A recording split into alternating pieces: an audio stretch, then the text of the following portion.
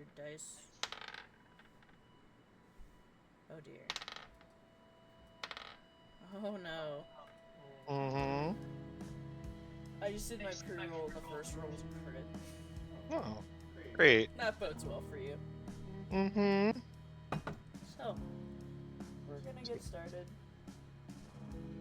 Okay. on a horse. Not. Hans. You, Arthur, Pridwen, Mm-hmm. are on a Hans.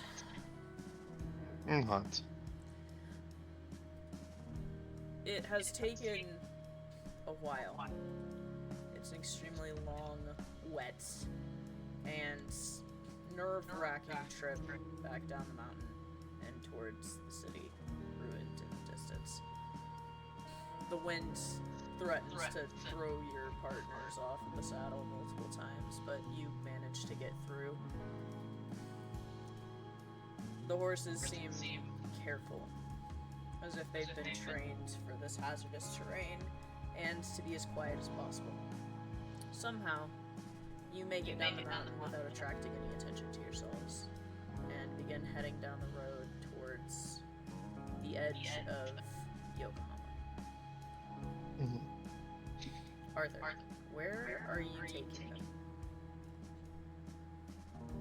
them? He's going to be heading... I'm trying to remember exactly where everything was. So, because if I'm remembering correctly, they literally crawled out of a hole, the hole that was created at the In the sewer. sewer. So he's probably going to be taking them back to that hole so that he can retrace his steps. As you move the horses into the city, they seem on edge and agitated, their eyes moving in many different directions at once. Nobody in the group has said anything, being as quiet as the city itself. Eventually, you are able to locate the massive hole, the yawning mouth above the sewers that has fallen inward a bit around the original hole.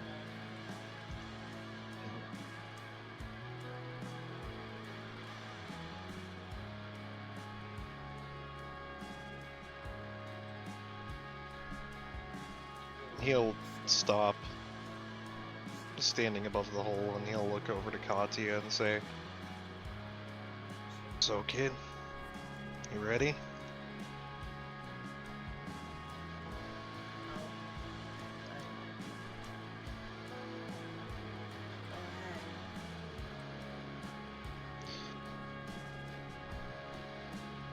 From what I remembered,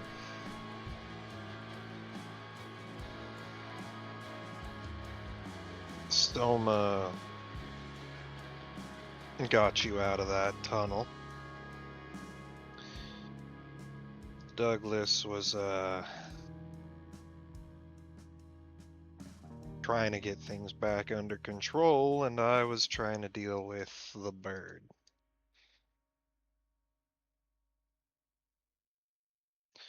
I get hit.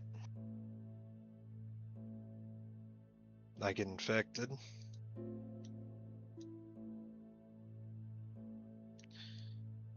And then the bird's right about to put me down when Rosada takes the hit for me.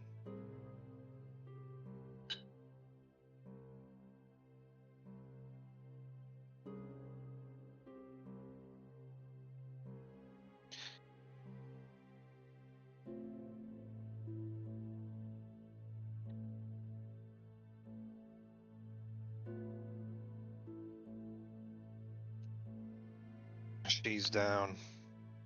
I'm down. I'm losing consciousness, and then, well, then Douglas gets back up. And Eliza goes bursting out of the top of the tunnel.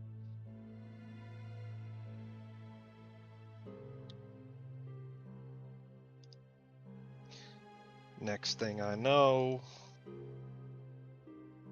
I'm getting dragged out of the pit, me and Rosada.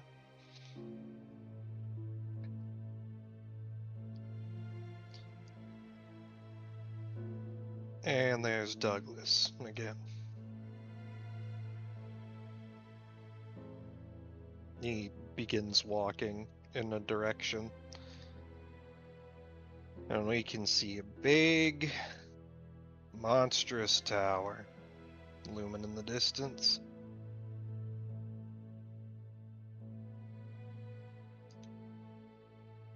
Like a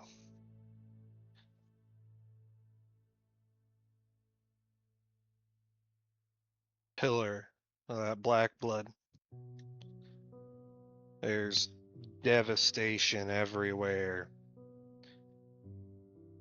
All the bastards who'd been lying in wait for something to happen are all fighting in the streets.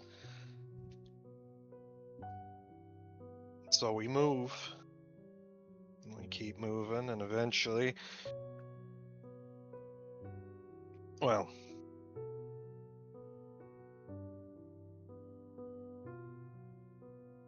eventually we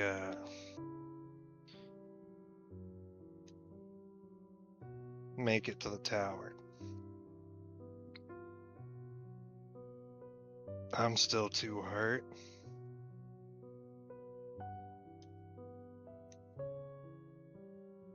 And Rosada isn't working.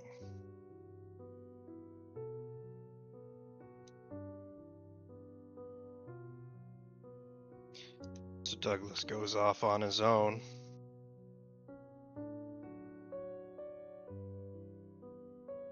And I don't really know what happens up there between then and when I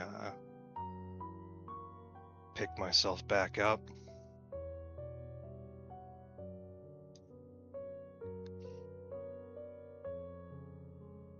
I wish I could tell you that I did it because I had good intentions, but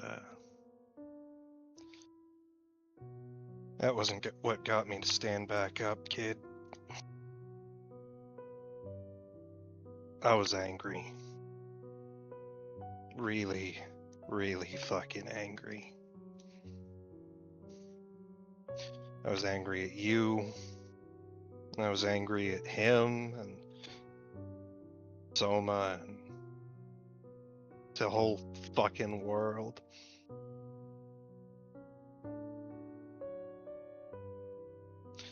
And I was done.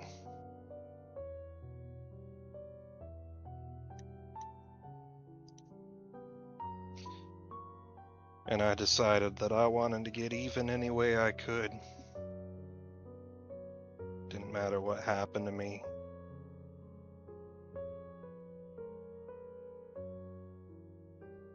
Didn't matter what I had to do. I just wanted to make everybody pay.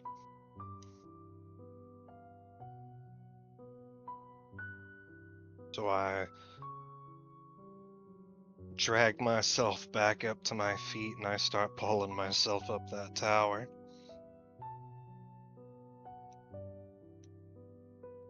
When I get there, Douglas is still trying to make things right.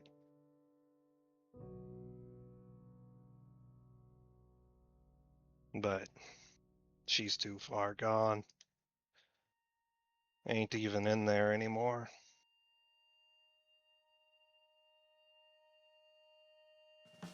At least, not anywhere he can reach.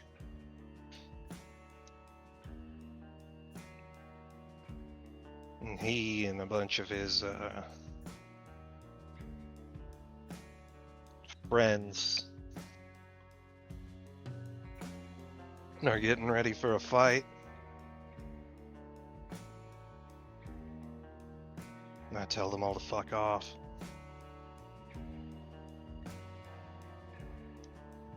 that I'm gonna deal with it because he can't.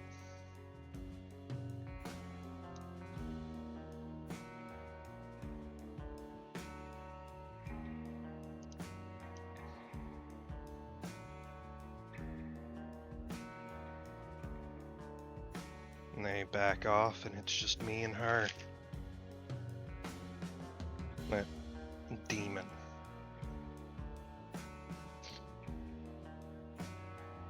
In that moment, I have something of a epiphany.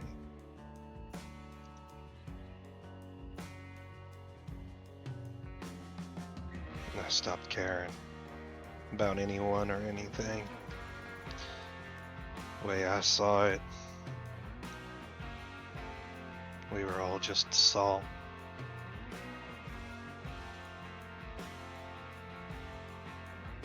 I guess that anger manifested.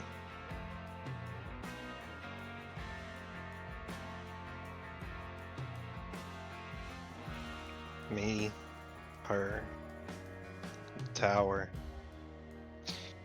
everybody in it.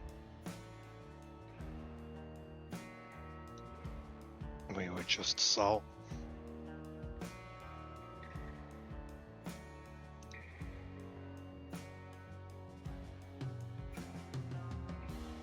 And I was glad.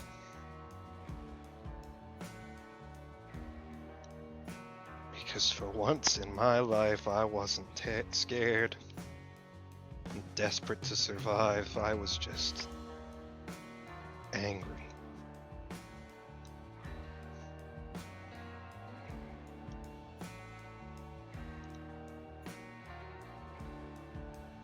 And tired. And done.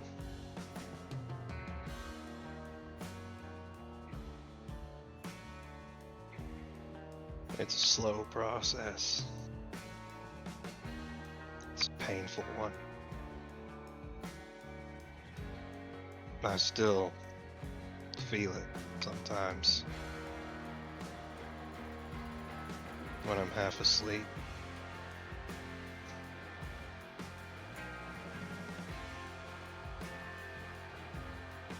She can't take it anymore, so she backs out. Fucking coward.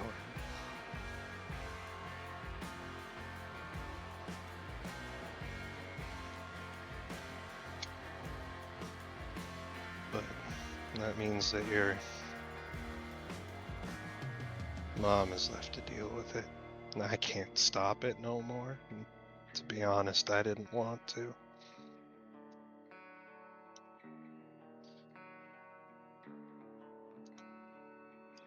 Douglas comes back.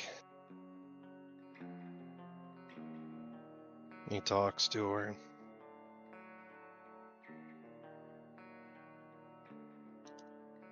He puts her out of her misery.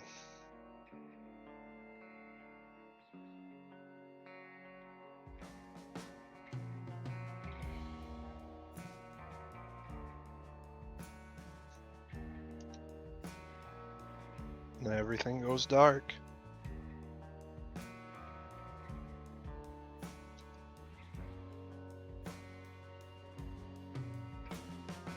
I can't for the life of me remember what happened between then and when I woke up. But when I did, I was in a cell.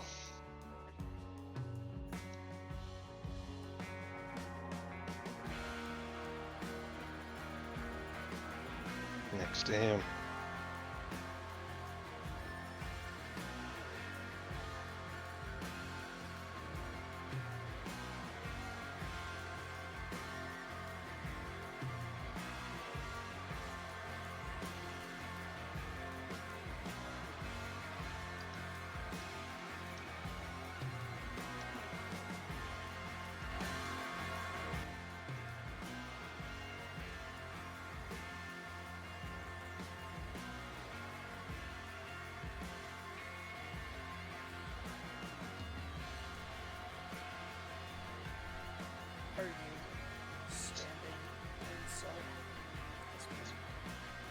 Yeah. Or have you avoided touching it? He steps through it.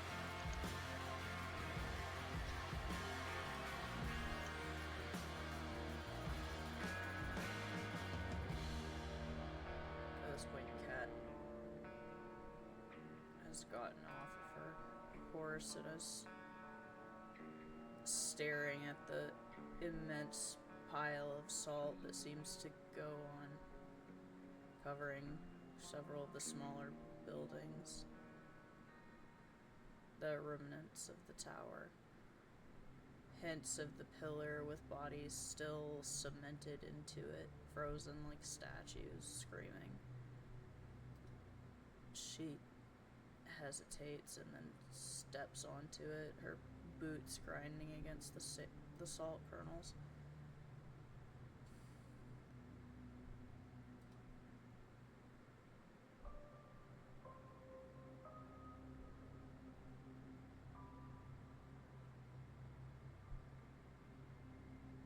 She walks and then runs through it until she finds the figure that she doesn't want to.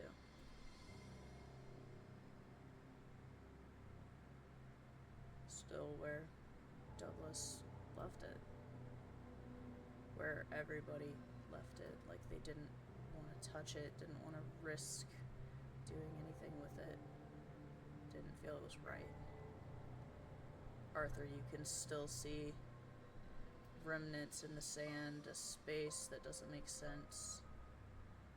An outline where you and your partner should still be.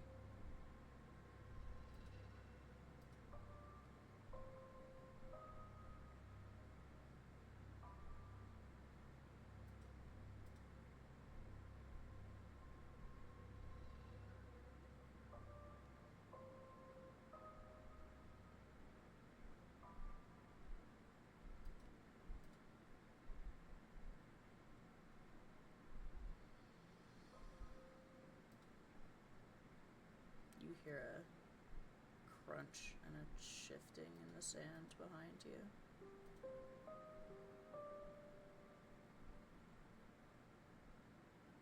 He looks. Kat's on her knees in the salt in front of Eliza. What's left of her.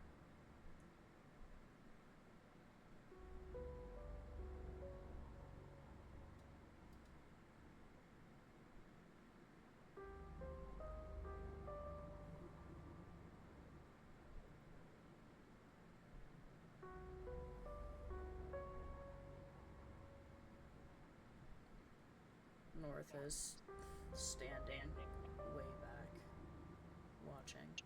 She doesn't want to approach. Pridwen, what are you doing? I'm sure this tower is very hard to look at for you. Yeah, I think he's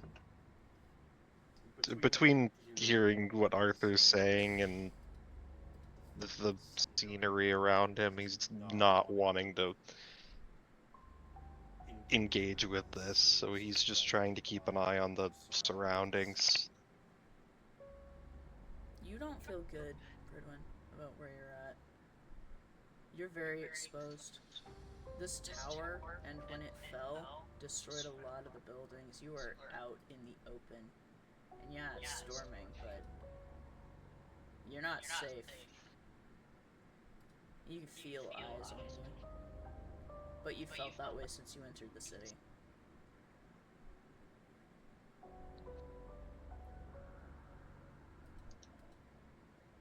He's just staying ready in case anyone makes a move.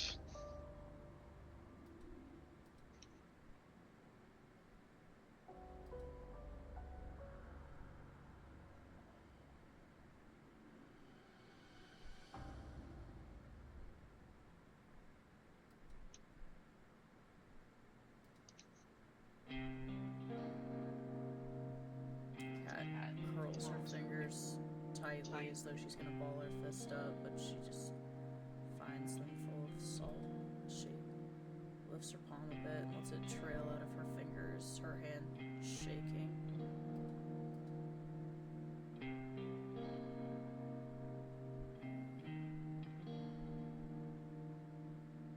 I really wish I could tell you I would have done anything different, kid.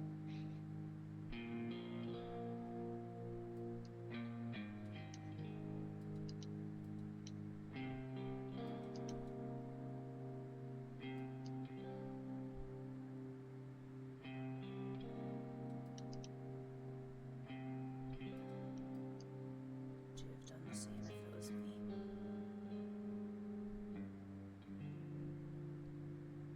It was supposed to be. Would you?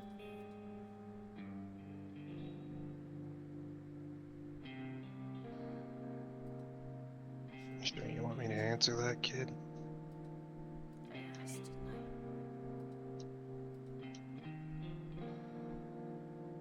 I? In that moment, I don't think it would have mattered who it was.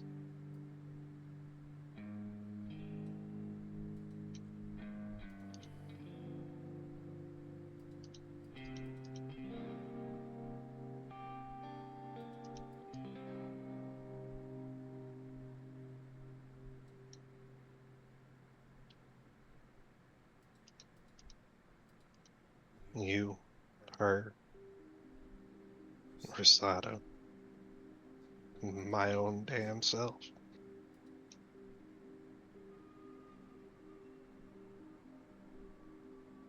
It wouldn't have mattered.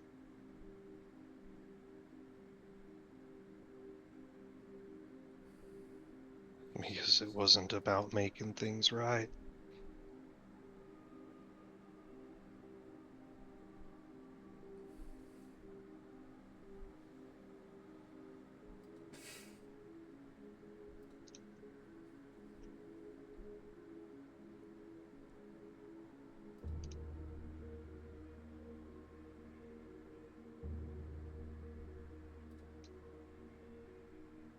Katya reaches out her fingers and hesitantly touches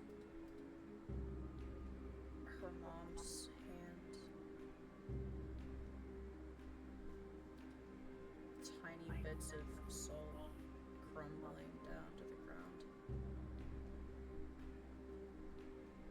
She closes her eyes against the tears. They sting, and the salt in the air makes it worse.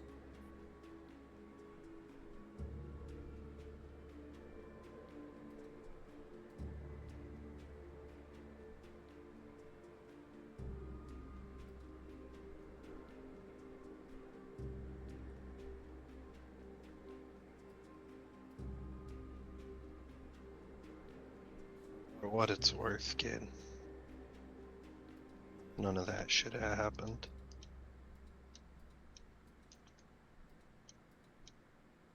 Not to you and not to her. If I had never entered that stupid fight, none of it might have.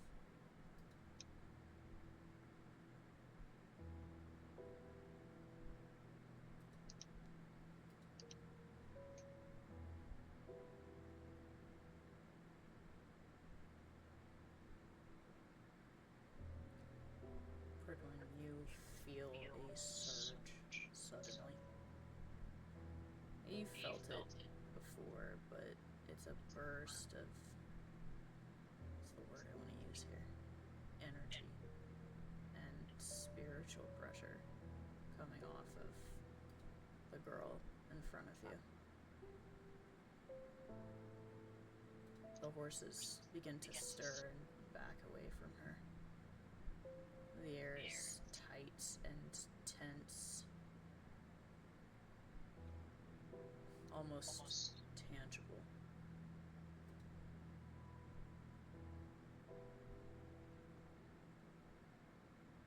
Katya, you couldn't have known what the consequences would be.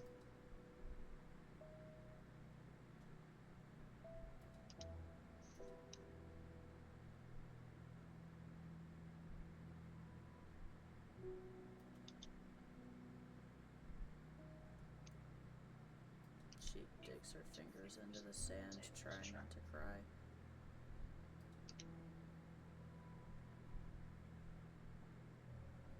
The pressure gets worse. The horses are shifting their hooves clacking on the stone, refusing to touch the salt. And then you hear almost like a bee, like a whizzing sound.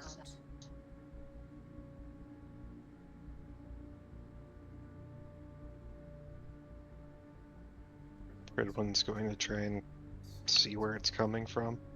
There's a grunt, and then the horse underneath Risada collapses. Katya's horse startles and takes off running without a rider. Your horse is trying to do the same. You've got to be kidding me. Can you figure out where that attack came from? It's hard to tell considering how the horse fell, but you think somewhere to the east.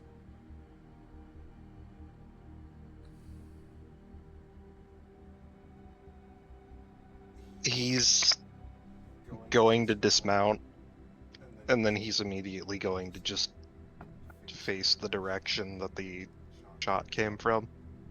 Arthur, you heard the shot. The cat doesn't even seem to sense anything going on around her. Kid. She's still trying not to cry. She doesn't even seem to notice you. You could feel it this close to her. The waves coming off of her. The immense power radiating from her that she's struggling to, or not bothering to control in this moment. He's just going to grip her shoulder firmly and say, "Kid, I know what you're going through, but we don't got time for this."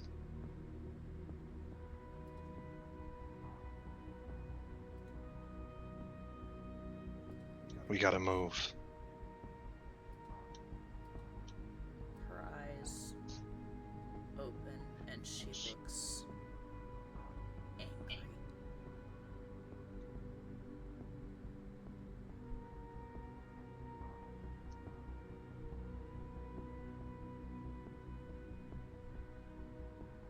Pridwen, you're looking in the direction it came from and you feel something hit your shoulder. Is it? A bullet. Your armor tanks it. But you just got shot. Just a normal bullet? You're not sure.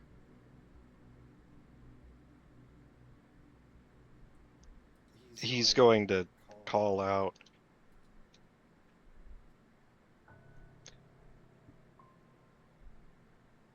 "Nothing you do here is going to save you. Leave, or you will die." You hear several more shots ring out in your direction. Lunala shrieks as the horse rears up underneath of her. She tries to control it, but it staggers and then drops. She spills out over the stone, trying to get her bearings. He's going to help her up, and he's going to flash into weapon form. She takes you immediately, pulling the shield up, and Risada gets next to her behind the shield. You feel another bullet impact your shield. Where are they coming from? Lunala says. She seems to be shifting. It's like the bullets are coming from multiple directions at once.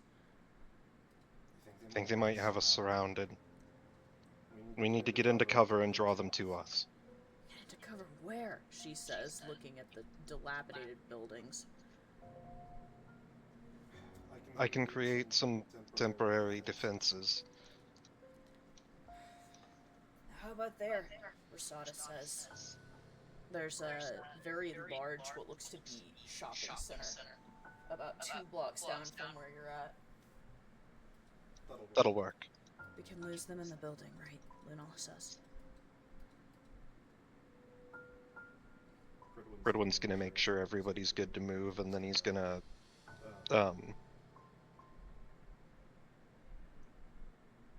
basically try and guard them as they move towards the building. Arthur!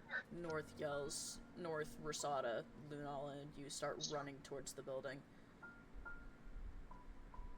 What? You see them running towards the building, and there are bullets pelting the stone behind them. He's going to take Rosada, and he's going to try and return fire. Not really trying to figure out where they are or aim at them, but suppressing fire.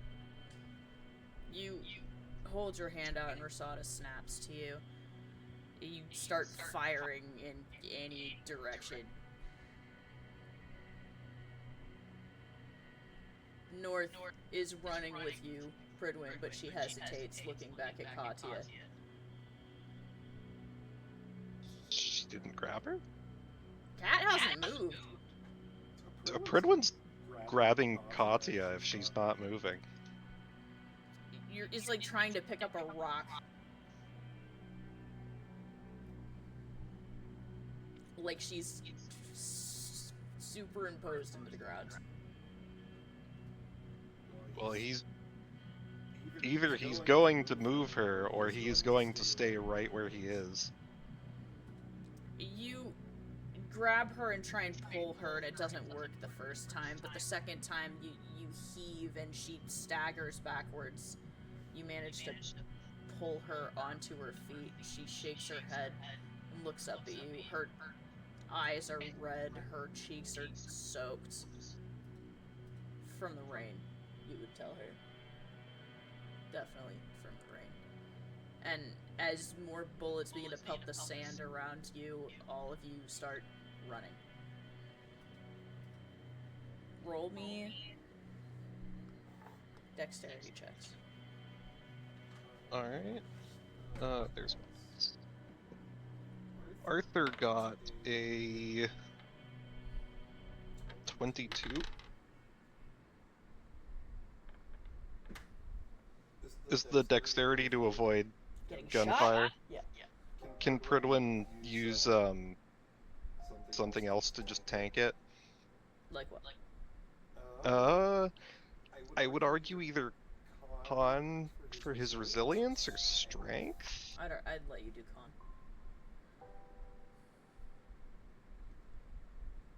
Let's see. Because he's focusing on stopping attacks rather than dodging them. That's going to be a 15. With a 15, you feel more bullets pelt the shield. North runs to Katya, and as she tries to reach out for her partner, you see something impact her, and she staggers, and she looks up at you and says, "Pridwen, Come on, we need to move. they're real bullets." She moves a hand to her armor, and you can see it has pierced her armor and her like a human bullet would not do. Damn it. This seems to shake Katya out of her haze. She sprints towards North, grabs her, scoops her up, and runs towards the doors of the shopping center. She doesn't even bother. She puts her boot straight through the glass of one of them and runs inside. Pridwen's immediately going to throw up a water wall in the way of the large windows to keep them from trying to shoot inward. Arthur, are you running with them? Yeah. You barely miss getting hit by these bullets, hearing what North says. Arthur, be careful, Rosada says. I know. It's not the first time I've been shot at. You have no idea where the third horse is at this point, but the other two aren't moving. Well, one of them's not moving. The other one is moving, it just can't get up. He's going to activate the thermal scope to try and get an idea of where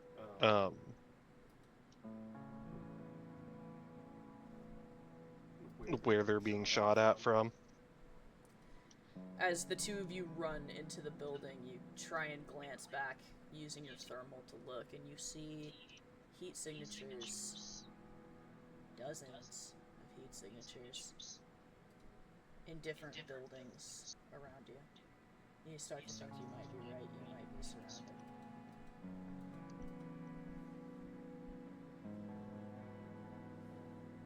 He looks around and he takes aim. Does it appear that there's like is he able to determine if there's like a specific location that's like where a commander could be? You can't really tell. I mean, the place is in ruins. All you can see are faint heat signatures of different people through the rain. He's gonna try and find a spot to fire from, and he's going to try and pick off some of the attackers. Roll me 3 d20s. Alright. 3 d10s? 20s. Oh, 20s. It's gonna be 14, a natural 20, and a 19. The last two. First shot you fire misses. The second and third hit. The two heat signatures shift and then drop flat. Surprisingly, you think with one single shot each you might have killed both of them. Which makes you wonder, are these Meister weapon pairs? Or is this something else? I think that these guys might be using some sort of special ammunition, not weapons. Pridwen, does this sound familiar to you? I think that his armor begins sparking. Prid! You hear caught from behind you. What? You look over. Katya is shifting Nord's armor, trying to get a better look at the shot. Prid, I have to get this out of her shoulder. Give me something. Give me a moment. He's gonna grab his bag and he's gonna get to work. You crouch down in front of North. Katya is trying to move things, hold them in place so you have a better access to get the bullet out. You dig around and fish in there until you can get it. Luckily for you, it doesn't look like the bullet split, stayed in one piece. You finally manage to get some tweezers around it and rip it out. North groans in pain. There we go. Give me a moment, I'll heal up the wound. Arthur, you hear Pridwen say this from behind you, but you don't have time, as you see more heat signatures are getting closer to you, and more bullets are rattling against Pridwen's wall of water. It's starting to get thinner and thinner. He's going to,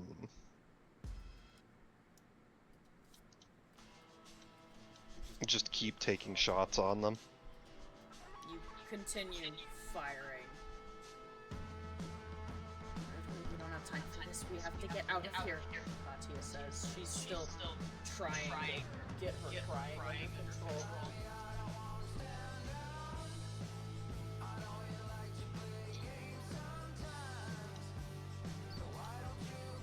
He looks over to Arthur. Can you get them out of here?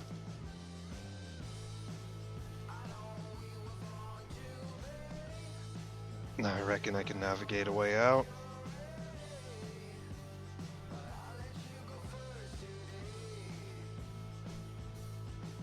Arthur, you notice something as you glance from Pridwen back out.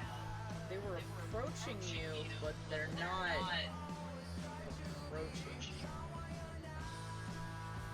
All of them have stopped.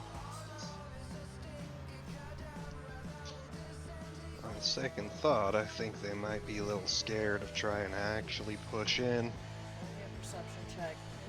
Yep. 19? The 19, you look down the scope, and you see one of several groups of heat signatures out on the street. And as you aim, lining up to take a shot, you get a look at this person. suit, heavy tattoos, slicked back hair. And as you're looking at him and feel Rasada begin to tremble in your fingers, the figure pulls something out of his coat, looks at you, winks, and presses it. Pridwen, you feel something beneath you tremble. And then there's an explosion as the floor goes out underneath all of you.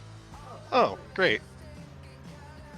Arthur, you realize it about a half second too late that this is definitely a trap. He's immediately going to grab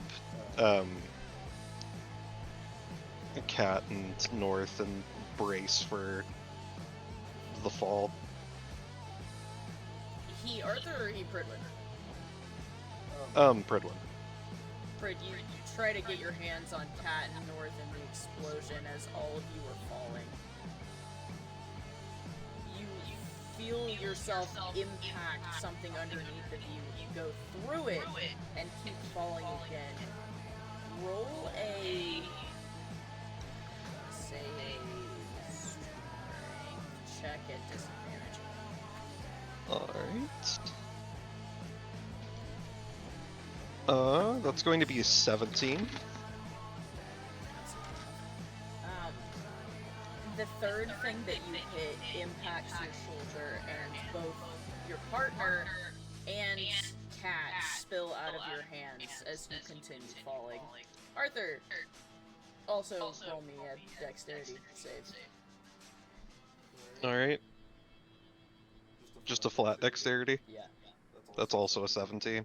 Arthur, you are immediately falling as an explosion blinds you, and the floor goes out from underneath of you, and you are crumbling downwards. You feel yourself hit something below, and Rasada goes spilling out of your hands with a shriek. It is pitch black down here. There's dust hanging heavy in the air, and you can't keep yourself from coughing. Pridwen, you're the same way. You're trying to get your bearings, but it's thick with debris and a must and a horrible smell down here. You try to look around and you're not sure what's going on. God damn it. Pridwen's immediately going to light his lantern. Pridwen, you light your lantern and look around. You see a lot of debris. Seems you're in maybe a storage area somewhere, several stories beneath the ground floor of the shopping center. And as you look around, trying to figure out what's going on, you can see in the distance that faint, almost astral dust floating above a body. You can only assume it's Lunala's, which is shifting and trying to push itself up. And then you see something behind the body. You see a figure. It walks towards her and crouches, reaches a hand towards her, almost as if it's trying to check her over, trying to grab her. You're not sure because you are kept from trying to figure it out by the realization of what you're looking at. The figure crouching over your wife is wearing a long, red robe with a white mask. Immediately, you recognize it. He's gonna try and grab him. You're not close. He's fucking bull rushing him. You start sprinting towards this figure. The figure takes one look at the glowing, monstrous armored form running towards him and turns and runs. Do you keep going, or are you going to try and pick Lunala up? He's gonna stop to pick Lunala up. You stop and grab Lunala by the shoulder. She's coughing roughly and grabs your arm to steady herself, trying to pull herself to her feet. What's going on? Where are we? We were lured into a trap. We're somewhere beneath the building. Who is that? She says, trying to look in the direction you're looking. The figure is standing at the end by a set of egress doors. Look like they lead into underground hallways. And it's watching you, looming, as if waiting.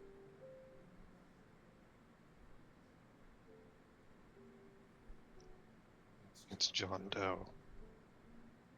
That's not possible, Lynell says. He's dead. Then perhaps it's one of his associates. It changes nothing. You feel the pull towards her hand. He's gonna transform. She, her eyes narrowing on the figure, braces and then starts sprinting. The darkness and the strange shapes in it move by in a blur as she barrels towards this person who runs out the door, slamming it into the wall. It starts to close and she also slams into the door, hurling it back with a crash, and then takes off sprinting down this hallway. Arthur. You feel around in the dark. You had light in the distance for just a second, and then it started running away from you. You hear a crash somewhere far away. Something slamming into something else, and maybe feet. God damn it. He's gonna try and pick himself up and prepare for whatever could be coming. The footsteps are Try getting and- further away from you. They, in fact, disappear when there's another thud and a click as if a door closing. You start feeling around in the dark. It's pitch black down here. You think you hear rain from somewhere far above you. You feel a hand in the darkness, connected to a body that's laying on the ground. Cat? Rosada? Whoever it is doesn't say anything. Do you try and pull them into your palm? Yeah. You reaching out with your resonance, trying to get a hold of your partner, and the hand transforms against your palm, and you feel the cool metal of a gun. Rosada? Whoever it is isn't responding to you.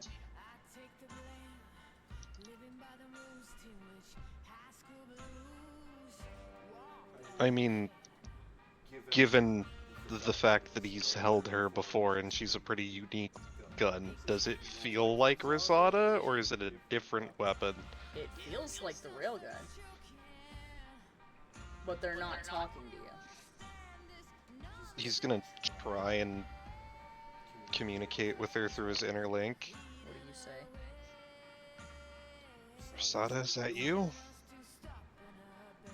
No response. It seems that the weapon in your hand is barely holding itself together. It seems hurt. It's still trembling against your palm. And as you try to get a better hold on it, you hear footsteps dropping down from above and landing. You see flashlights clicking on somewhere to the east of you. Damn it. He's going to try and get into a position so that he can try and ambush one of these people, because he needs light. You press your shoulder back against the wall closest to you, trying to keep it between you and the person. You hear several voices, male footsteps, crunching through debris.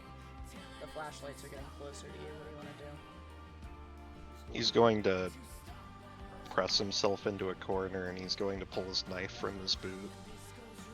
Pull your knife out of your boot. One of the flashlight diverges from the others and starts walking in your direction. The flashlight beam passes over the ground just inches from your boots. The footsteps get closer and then stop, looking at the debris as if seeing something on the ground. The figure crouches down to examine it.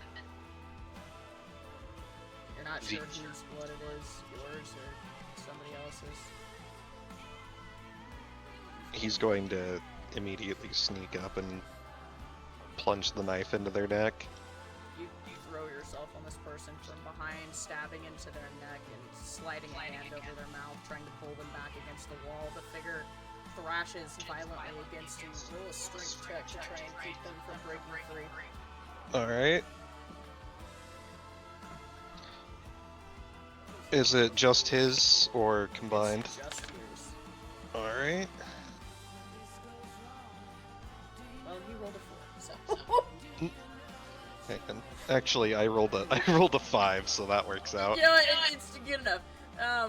The figure struggles and thrashes, but you manage to keep your hand over his mouth as you plunge the knife deeper into his throat. After what feels like forever, it stops moving finally. The flashlight clatters to the floor along with something else metallic.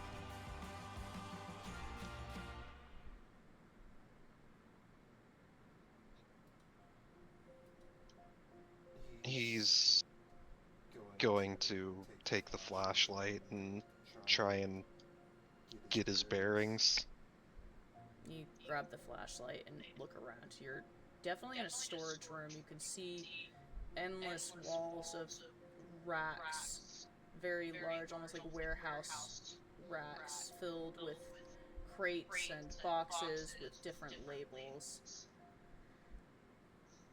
There's a body on the ground in front of your feet, and you can see flashlights moving a ways away from you in the distance.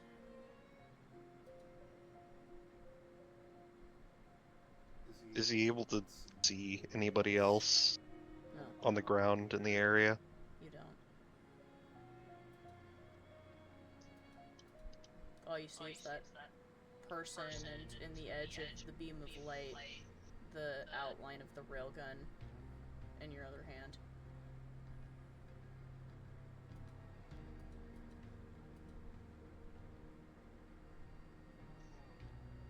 He's going to try and keep moving then.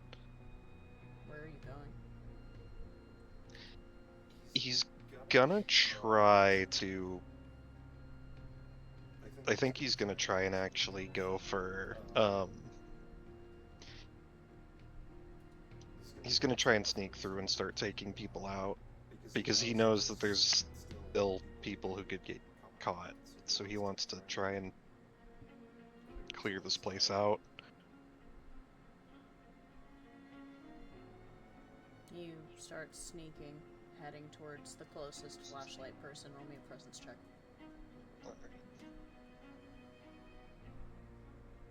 It is a soft 20. The soft 20.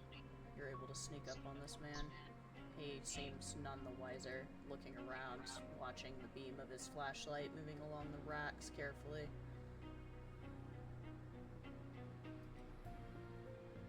And he's just going to do the same thing he did last time, go for a quick knife kill. Roll a strength check. Alright. Ooh, that's a natural 20. The natural 20, he doesn't stand a chance.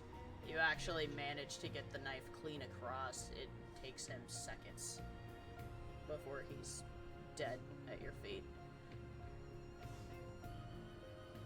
Somewhere in the distance, echoing against the racks and the stone walls, you hear a shout.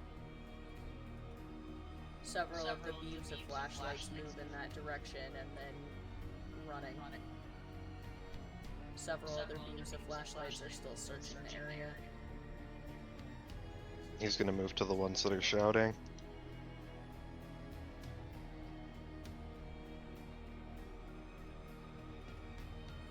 You hear more shouts and then gunfire.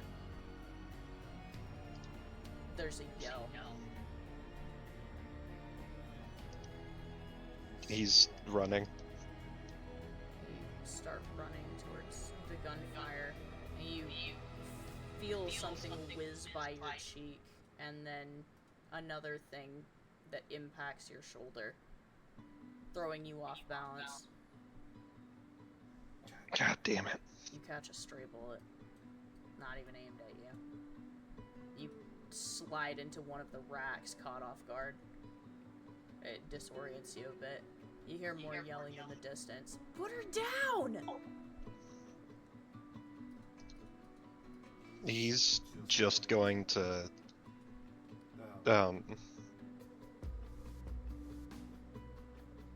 sweep around the corner, and he's gonna try and take shots at these guys.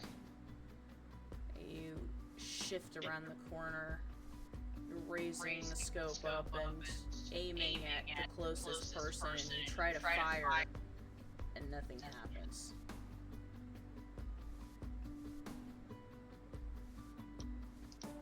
God damn it. The two people standing in front of you turn and look at you. They raise pistols in your direction, and you hear another shout in the distance amidst the gunfire. Rasada? Let her go! It's Kat's voice. Arthur's going to look at these two guys, and he's going to say, "Alright then, let's dance." He's going to pull the knife again, and he's going to rush at them. You rush at the two of them. Roll me a dex check, con save, and a strength check. Alright, dex check. That's going to be Roll it at disadvantage because there's two of them. fair enough. Not terrible. It is going to be a soft 20. And then you said a con check? Con save. Con save. 14 and a strength. That's going to be 18. For the dex check, the bullet that hits you managed to avoid anything vital. The con save is for you to keep going amidst the flurry of bullets flying towards you. And the strength check is for the guy that you slam into the wall and begin struggling against you. He just shoves him into the wall, and he just stabs him over and over and over again. Just gut shots. Repeatedly begin stabbing this man. You hear the racking of the slide of the pistol behind you again as the second man aims at you. The second that the guy drops, he's going to grab his pistol and he's going to take a shot.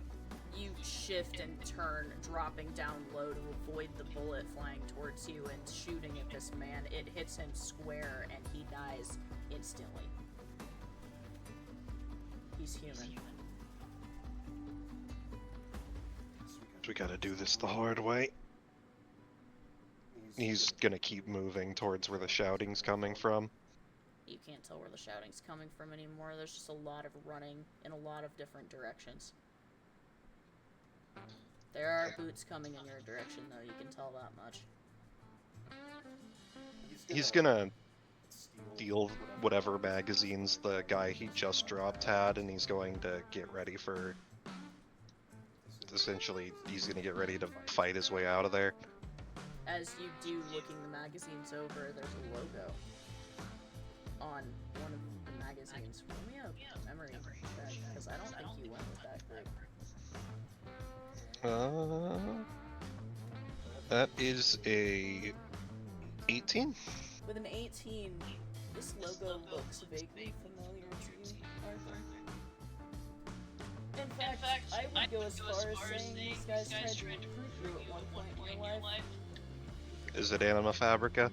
It is, but the odd thing is, the only thing that's Anima Fabrica on these people are the mags. They don't look like Anima Fabrica. They're not wearing armor. They're wearing Suits. Suits and boots.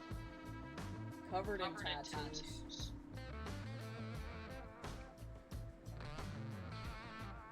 He's just going to, as soon as he finishes looting the bodies, he's going to get ready to ambush whatever group comes after him. More footsteps start running towards you, their flashlight beams moving in your direction. You try to duck down out of the way of something.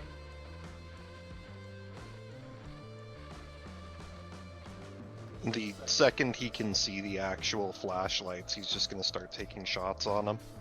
You start shooting. Roll me 3 attempts to hit. Alright. First one is an 8. Second one is a 17. Third one is a natural 20.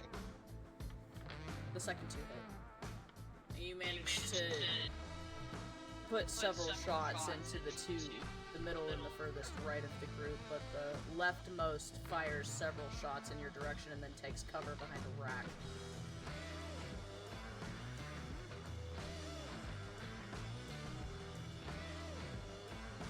He's staying quiet, and he's also not using a flashlight, staying in the dark to try and make it harder to hit him. Come on, kid. You can't do this all day.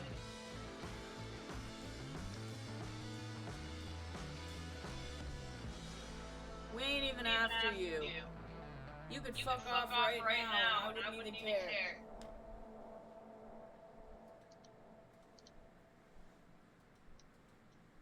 Now where'd the fun be in that?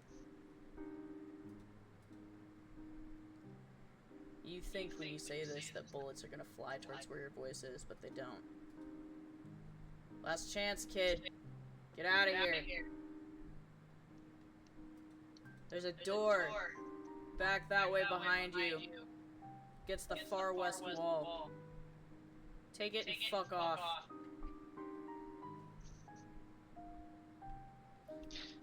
Maybe you should take your own advice. I'm trying to. You're in between me and it, though.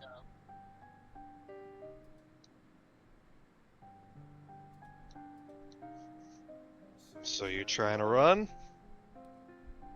Trying to get the hell out of Dodge. If that's good enough for you. I didn't sign up for this bullshit. Tell you what, you tell me where the hell the kid is. I'll let you cross. Which kid? The one that was doing all that shouting? The little redhead? Yeah. My guess, if they got their hands on her, they're gonna take her back to our hideout. It's a couple blocks away from here.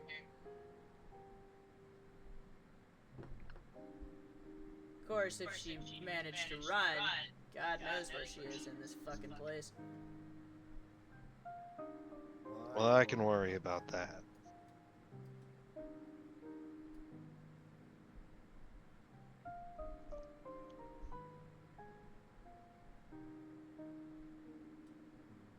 He's going to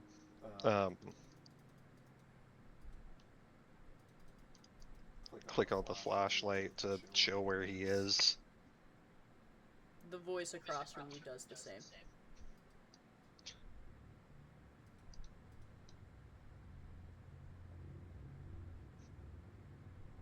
The figure steps out from behind the rack, flashlight in one hand, gun tilted upwards away from you in the other.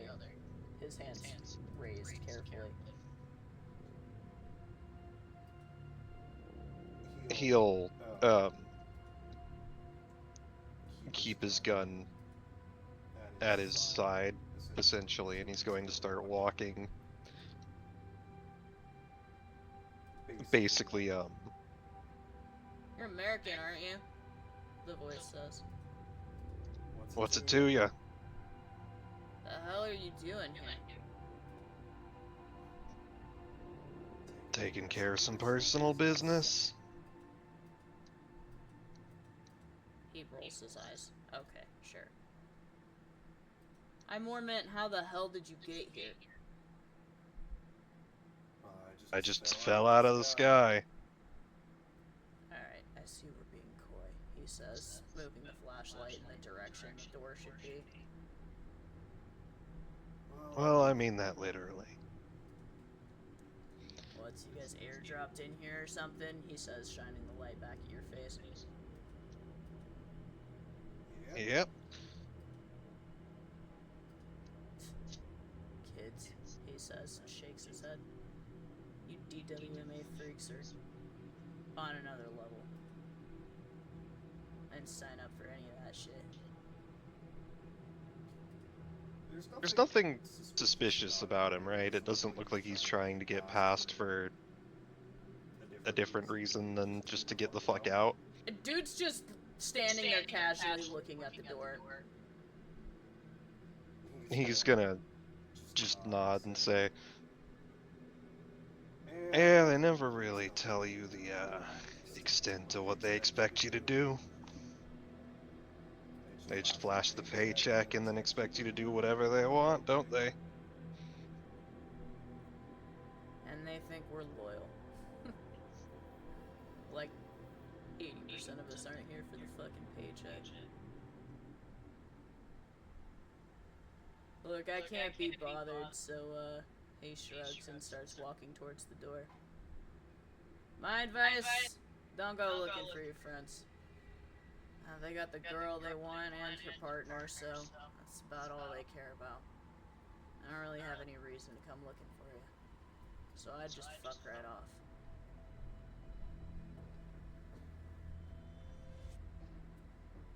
off. Think about it. He's gonna keep walking.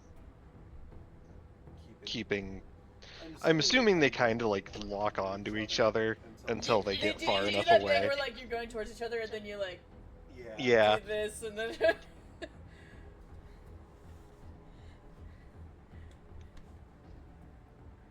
and then as they pass each other and then get out of line of sight, Arthur's gonna just keep moving. Keep moving where? He's gonna keep searching for any more of these guys, and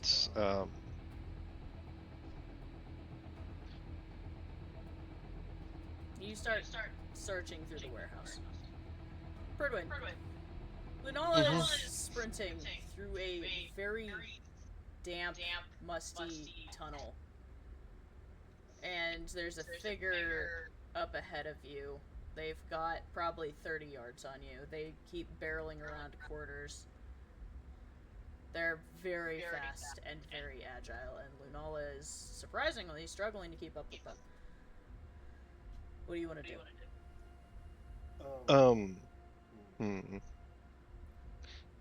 Does it look like there's anything Pridwen can do to kind of turn the environment against them? Try and slow them down?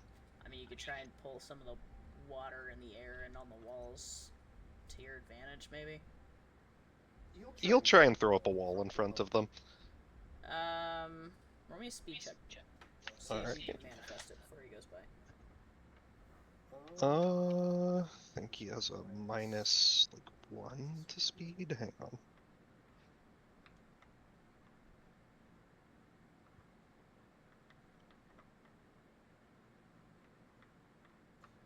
Okay, so that'll be a 14.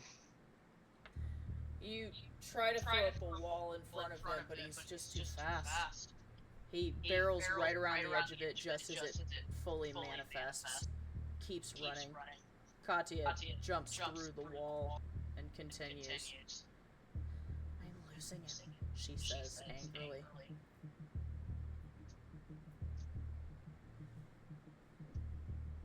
You know she has a faster form than this, but...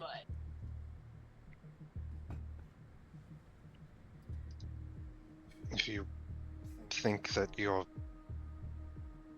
feline form would be able to catch up better, then... I can't wield you in that form, she says, barreling around another corner, bouncing off the wall and keeping running. But you could carry me. In my weapon form. I suppose, she says. And we can switch back when we catch up. Okay, she says, and you feel her body begin to shift. Her palm disappears from your shield. You feel yourself falling for a moment, and then you feel something piercing against either side of your shield.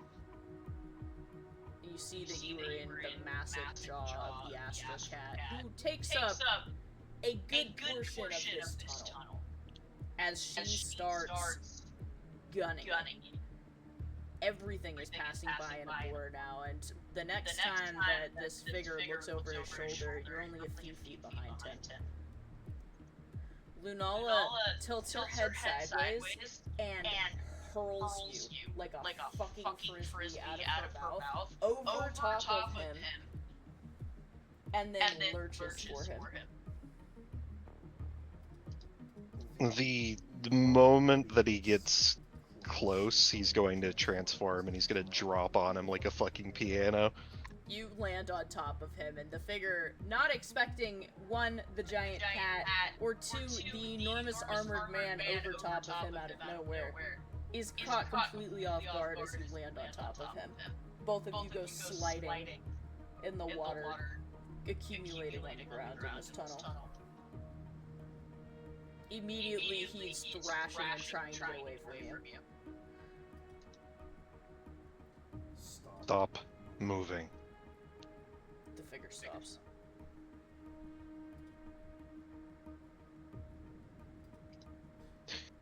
We're going to have a chat. You can't see anything behind the mask. The figure's just staring up at you. And past you at the enormous cat looming over your shoulder.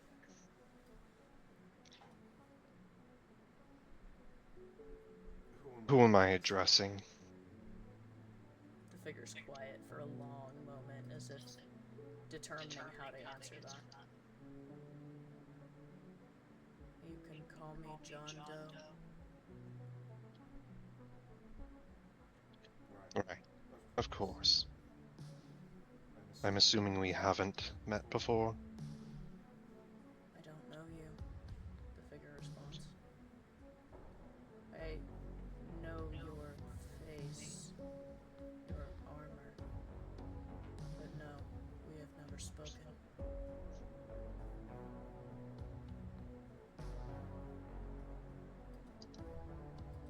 Well then.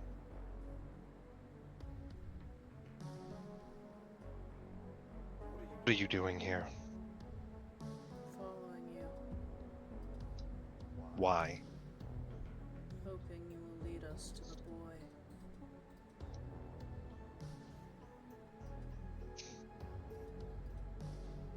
Roma. If that is the child that bears the fire and the ice weapon, yes.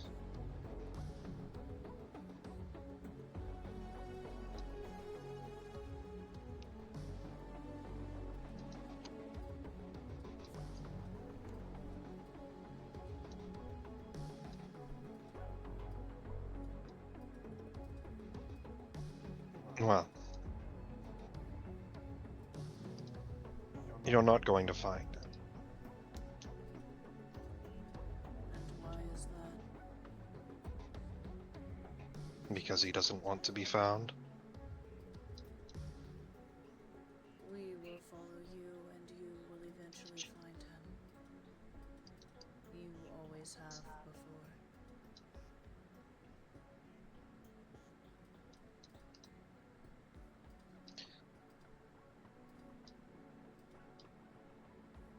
And what do you hope to accomplish when we lead you to him? We will kill him.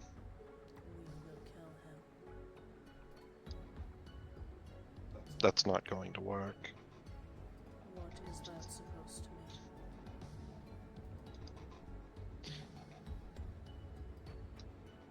I don't really think that I need to give you that information.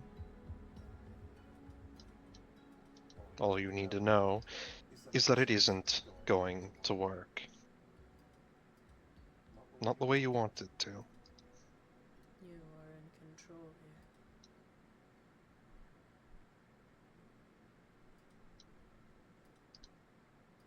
What did he say?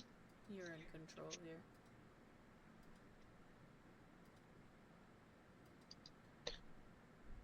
He's acknowledging that you said you don't have to give him anything. That's basically what he said. Mm-hmm.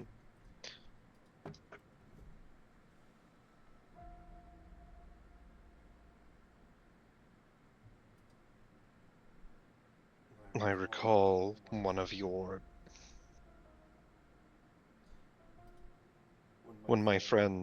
my friends was working with you.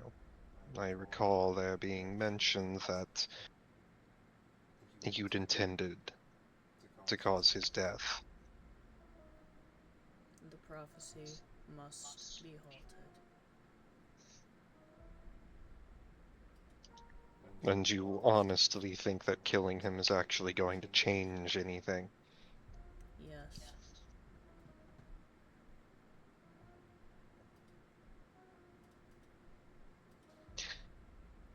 He wrote himself out of existence to try and avoid that prophecy. It did not work. And killing him will? Yes.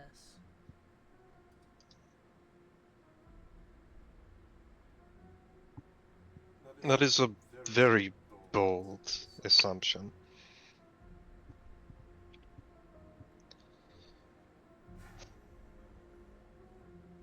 A delay is a delay.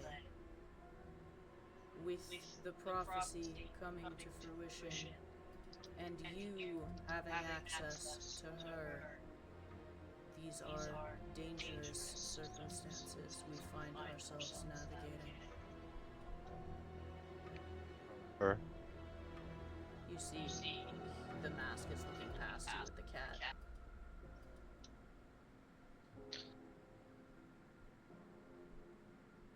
And you're only following us to get to him? Correct. My job is to find the boy. There are others who are keeping an eye on her.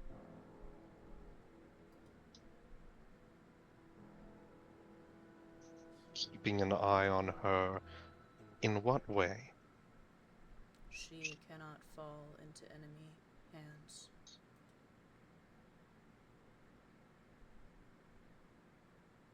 Should the Moon Witch fall, another reckoning will occur.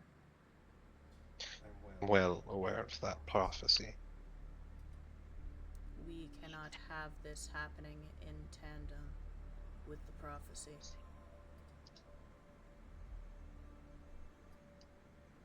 It would be catastrophic.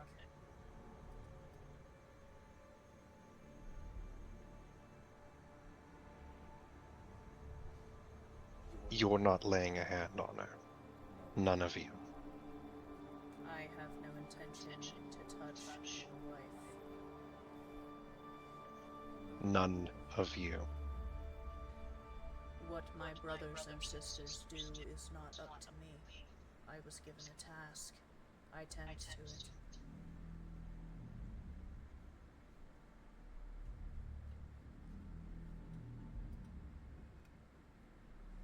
Right.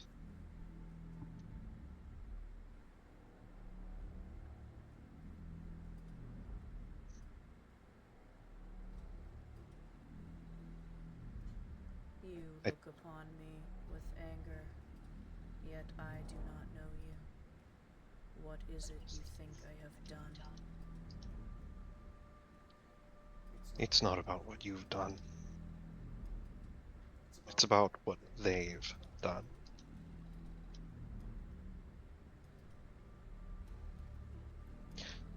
But I take it that you had no part in that, right? That you have no knowledge about any of that. You would have to be more specific. You said you know me. By my armor. So you know who I am? You are the guardian. You protect the Moon Witch. You are off limits.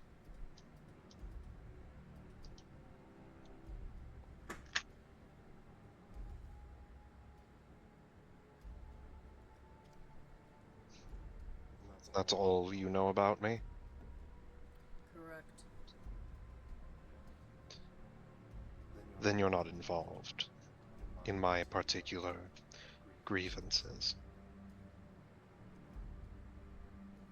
But the one you work for is. And anyone related to that particular set of decisions is. That crust you wear, it is familiar.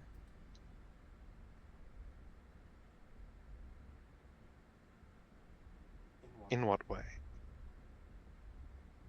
A brother was placed with that crest many years ago, before my time.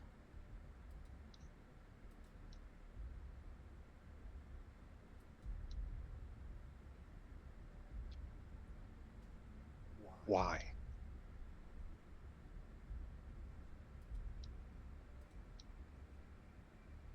For the same reason that I follow you, and that others follow you now.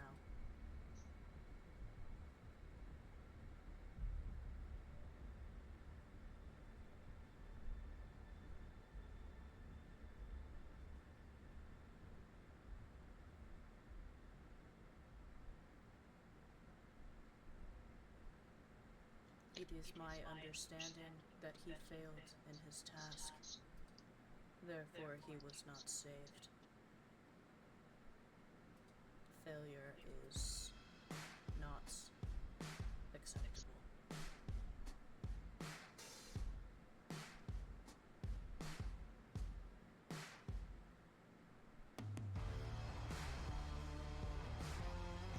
Is it because of her? Correct. Was that his mission? I do not know the parameters. All I know is that the Moon Witch now walks free. Therefore, he failed.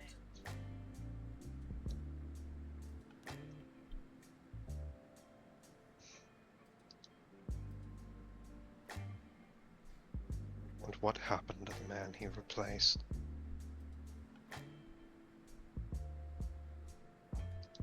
The mask slowly turns back to look at you.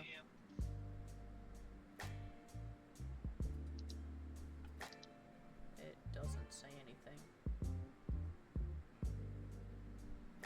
Answer me.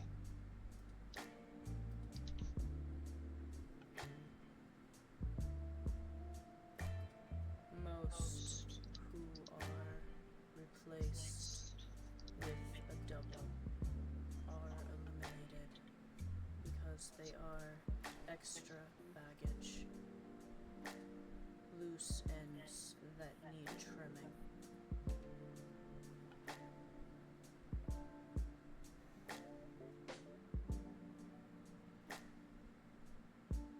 However, if an individual proves useful, they sometimes are spared.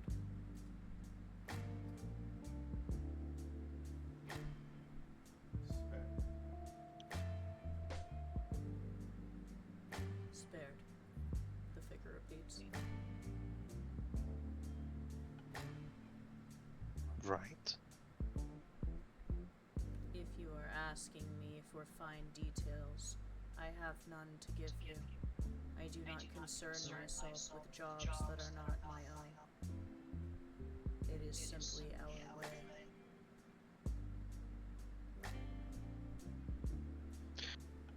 Well then.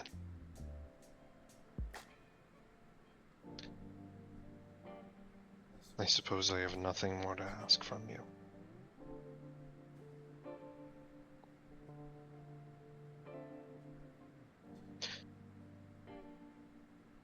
So, when you go running back to whoever the hell it is that you report to, and you give your reports about anything that you found out here, relay this information. I cannot report back. I was given a task, and I must see to it.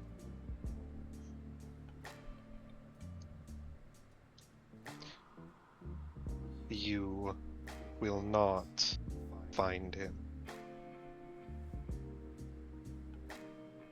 Not here. Not with us.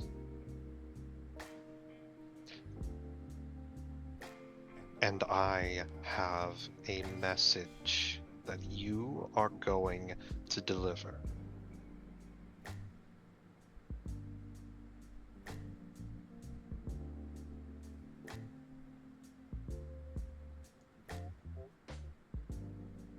You aren't going to find him. And even if you do, whatever you're planning isn't going to work. We're the only ones who can deal with this problem.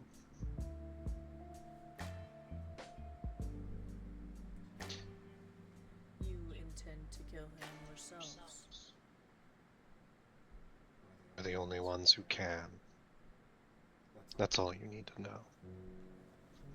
Then perhaps I can be of some assistance to you. No. No, you can't.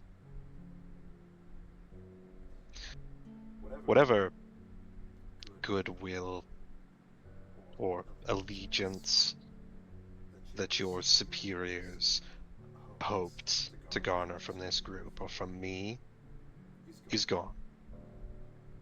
My superiors do not aim to make friends with you.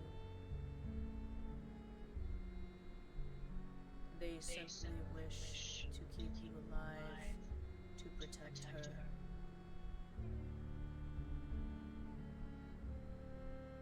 There's nothing personal.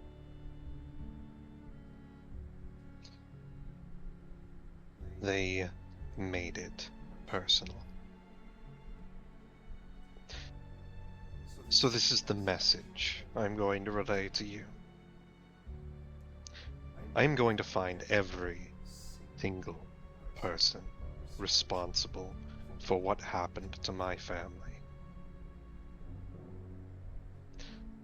And I am going to make them pay.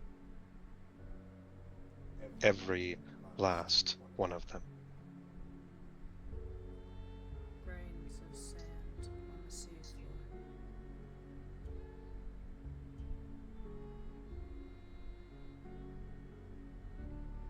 You will not be able to count them all.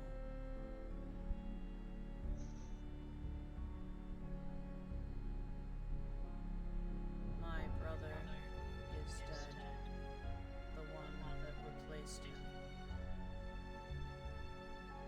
It was his job, and he failed.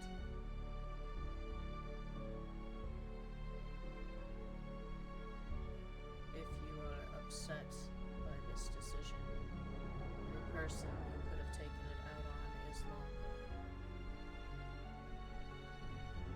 Wasn't his decision, was it?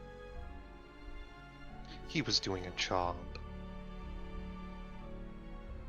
We all are just doing jobs to make sure that the world doesn't fall again.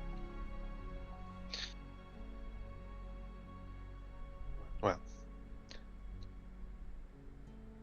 these actions that you take, they have consequences. And intended or not, those consequences will come.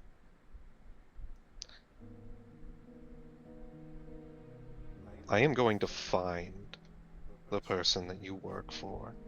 I am going to rip his throat out. I don't give a damn what his intentions are. He made the choice. And whatever common interest we could have had, whatever allegiances we could have formed, they are gone. Because he thought he knew better. He certainly does.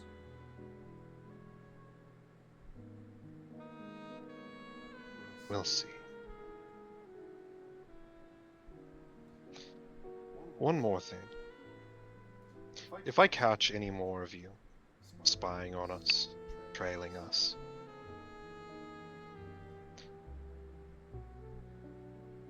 I don't care if they're just doing a job. They are going to pay.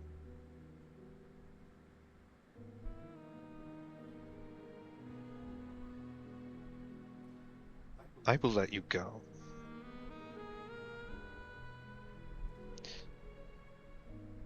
But your leader needs to consider how many of his resources he's willing to lose. You are asking a living creature not to breathe. We do not get to deny the work. It is not our way.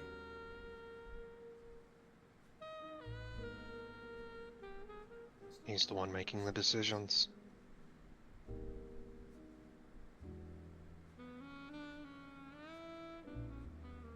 He's the one throwing those lives away. Their decisions have faltered and therefore failed.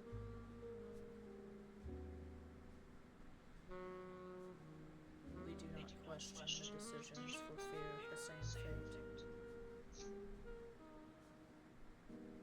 I'm not asking you to ask questions, I'm asking you to relay a message. What they decide to do with that message is on them. If he wants to keep assigning you to hurl yourselves at us, then by all means. But I am very much out of patience and out of mercy.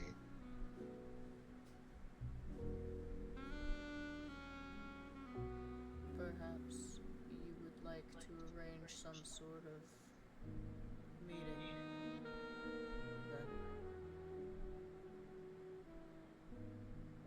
then. A meeting.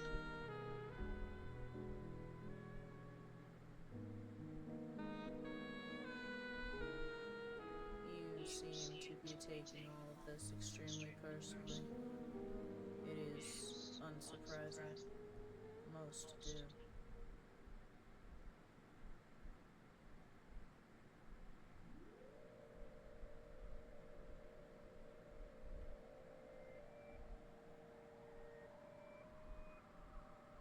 I don't know what you're hoping to accomplish, or what he's hoping to accomplish from the meeting, but he's not going to convince me to change my mind, and he's not going to stop me. My superiors do not wish for a meeting. I was offering to try and arrange one. As I have said, there is nothing personal here. We need nothing from you.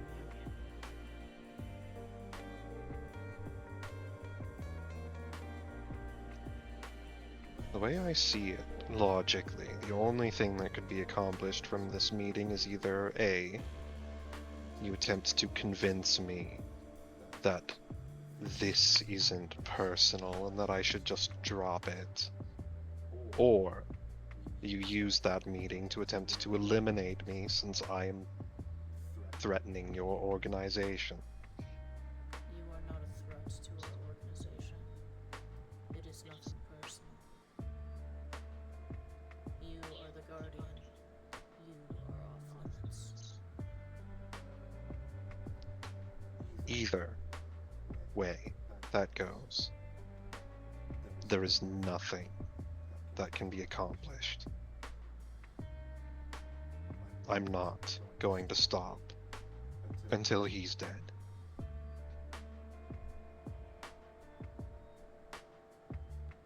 Whether you think I'm a threat or not, that is my vow, and I will not break that vow.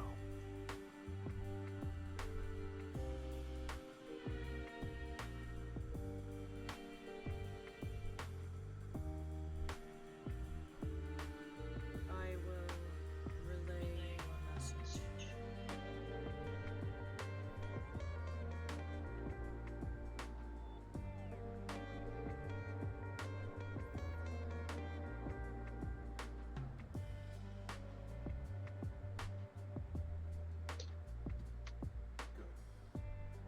Then leave. You are on top of me. gets up. The figure stands up and brushes itself off.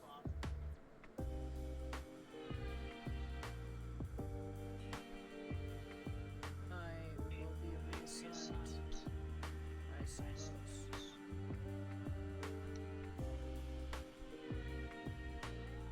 A death sentence, then, it is. He turns and starts walking away from you.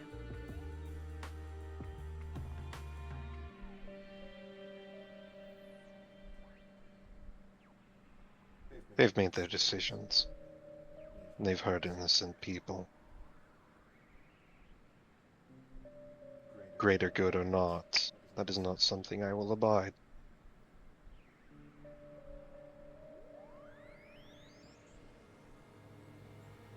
Your words are wasted on me.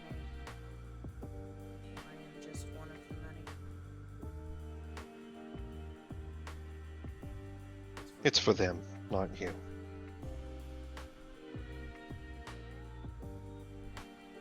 We will not meet again, he says. You have ensured that.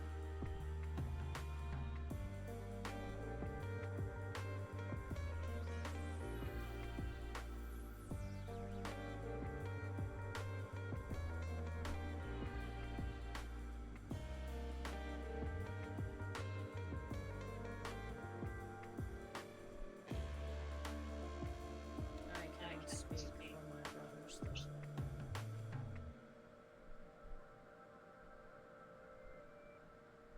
Like I said, because of the decisions that were made, I do not have any more sympathy.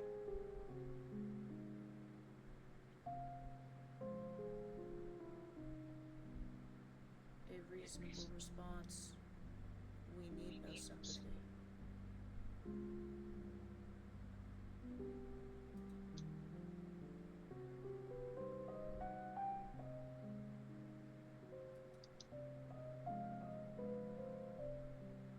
Just get the hell out of my sight. The figure pulls their hood tighter over their head and begins walking in the opposite direction of you. You feel a hand on your shoulder. He looks over to Lunala. She's watching you with grave concern.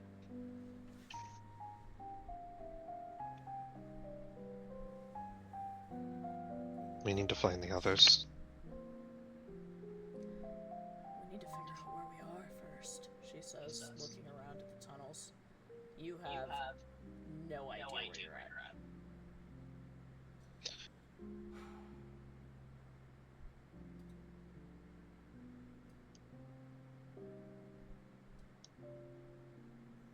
We're going to have to retrace our steps. Yeah, she says, and starts walking in the direction that you came from. We took a lot of turns. I hope I can remember where.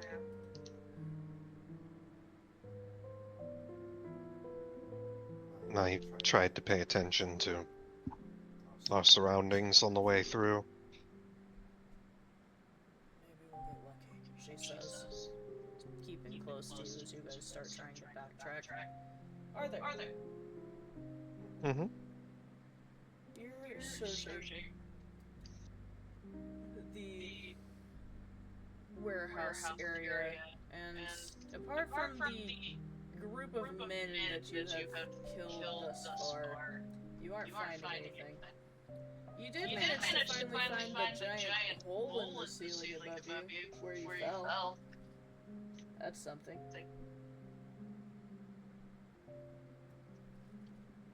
He's going to try and... I mean, he's been trying to get into contact with Katya through the inner link. You haven't heard anything from Kat or Rasada when you've tried to use your inner link. What are you saying?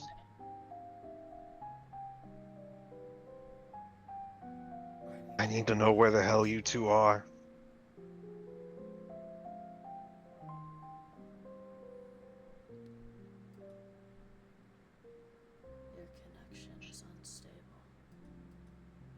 here, suddenly. Gun? Yep.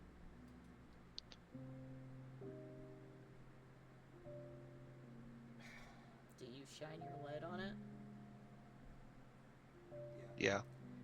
There is a blue eye looking up at you from the gun. And you can see that the metal is Damascus, and the embellishments are gold. Why the hell did you look like her? You pulled me into your hand. I was half conscious. My body obeyed. God damn it.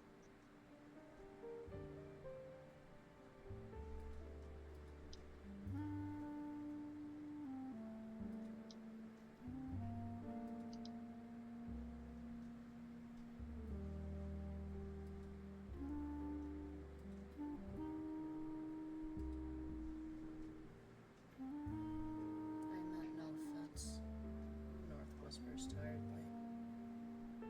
It's fine, Kid.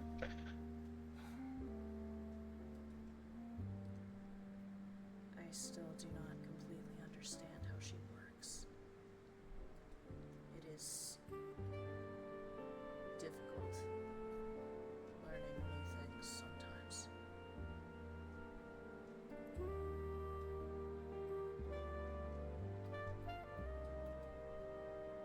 Well, you don't have to. You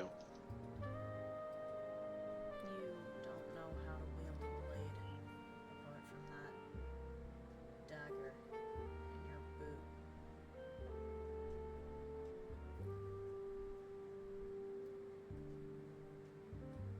You are weaponless without me. Not weaponless.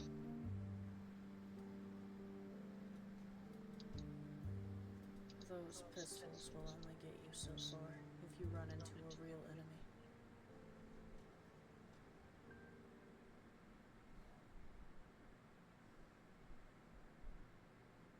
We need to get them back. I'm aware. Did you hear what the man said? That all they wanted was the two of them? That they think Katya is her partner.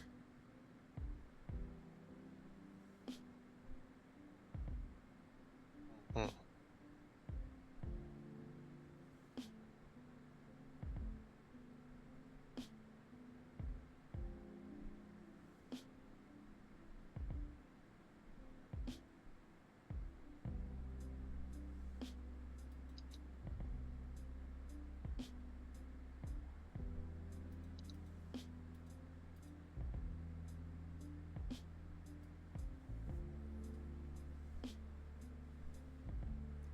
I haven't heard anybody in a while.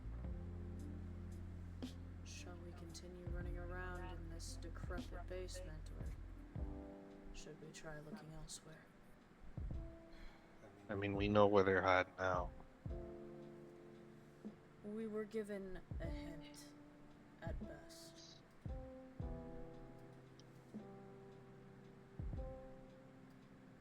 Would be nice if we could figure out where the hell a Tin Man was, though. We can continue looking on this level if you would prefer, but I think it might be wise if you told me a little bit about who these people are, and why they're after your partner. He didn't really tell me much. They're Yakuza gang that runs out here. She's in bad with them. What exactly does in bad define? Well, she owed him money, and then she killed, or thought she killed, one of their leaders. And then he came back.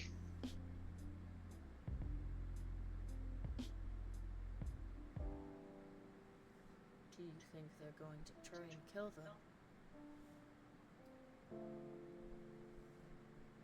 Considering that they dragged them back to wherever the hell they're hiding out, knowing that they're both or thinking that they're both partners, no, don't think so. Then what are they going to do with them? Not sure. Not sure why they wanted Kat specifically. I mean, obviously they wanted her because of her past, but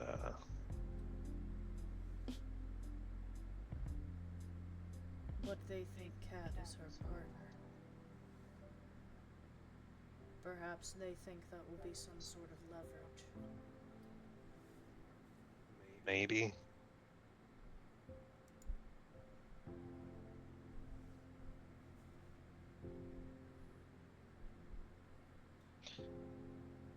These weapons that they're using are being supplied by a company. Anima Fabrica. Yeah, I think I remember that somebody mentioning that they got into some shit with the group. Liam, his father, was working with them. They caused a lot of problems. If I'm remembering what Katya told me, they attacked campus. She got badly hurt in the process. Yeah, tried to kidnap a couple people, used a bunch of tech to try and disrupt the weapons and all that. It's not exactly surprising that the Yakuza branch would be purchasing things from Anima Fabrica, trying to come out on top. After all, there's only so much humans can do against a mystic weapon of air. Yeah.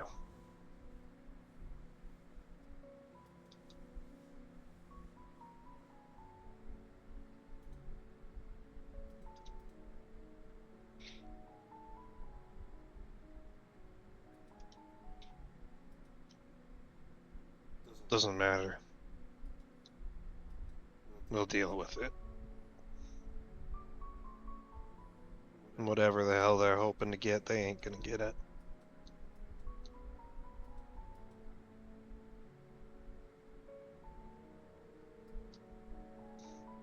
Arthur's gonna keep moving, trying to check further on. Pridwen, you and Lunala have been backtracking for some time. You finally think you see a set of double barred doors leading into a dark room. You think you see a flashlight moving around somewhere within it.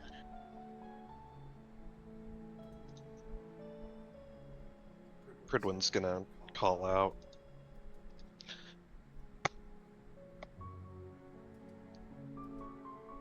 Are you...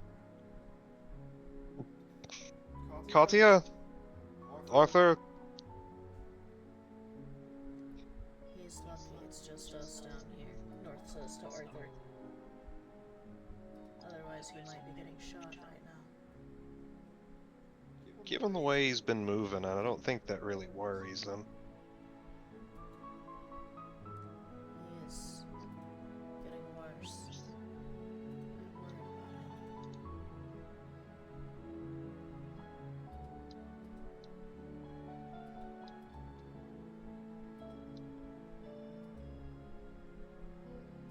Worse how?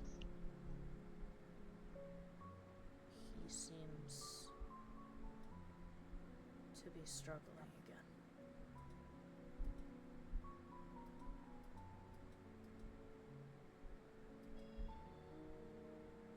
We can worry about that when we get everything else dealt with.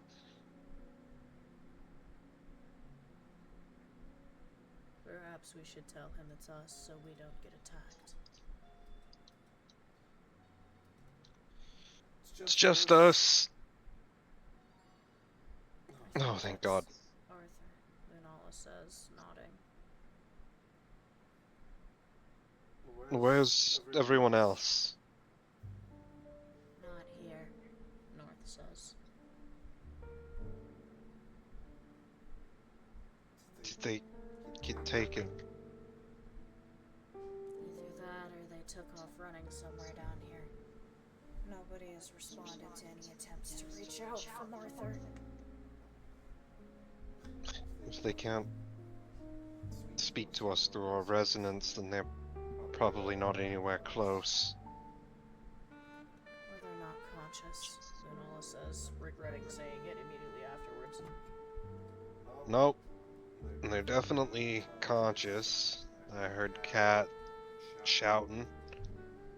Yes, but that was 20 minutes ago. North Rovers. Well, You know, if they before knocked you her on... stabbed all those people. Well, if they knocked her out, then she's not here. If she was conscious, I feel like she would have answered us by now. Unless Brooklyn's right and she's not within range.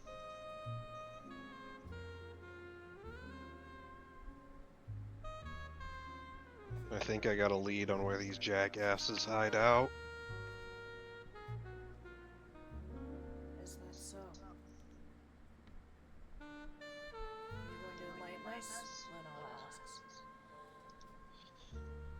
Linala asks. He recites the directions that were given by the guy he talked to. All the guy told you is that they were temporarily hiding out in a building several blocks from here. Some building, couple blocks from here. So they can't be far. And they're carrying two people who are either restrained or out cold. And that's gonna slow them down a bit. On top of the weather and the fact that there's a desert assault. They're gonna be moving slow. Roll me a perception check. Nope. 18? With an 18, as Arthur's talking, Pridwen, you hear something almost imperceptible, a rattle against one of the warehouse racks about 20 feet to your right. He's going to light up immediately and look at whatever's there. You light up and you see there's a figure that is trying to tiptoe away from you. However, they manage just to catch the edge of the rack and make the contents of it rattle. The second they see your light, they slowly look over their shoulder at you. Well, now we got a guide. And then they try to run. Pridwen's immediately going to run up and tackle him. Roll a speed check again. Uh, That'd be a 19. That is not going to be. Pridwen tries to catch him and misses. Arthur, you see this man taking off sprinting. Arthur got a soft 20. Match goes to defense. You are sprinting. You're rapidly catching up, but he's still ahead of you. If you don't stop where you are, I'm gonna shoot you in the back of the head. The man seems to hesitate for a moment, and that is just enough for the figure over your shoulder to launch up and get their claws into this man. An enormous cat takes the man to the ground, sliding. He yelps in fear.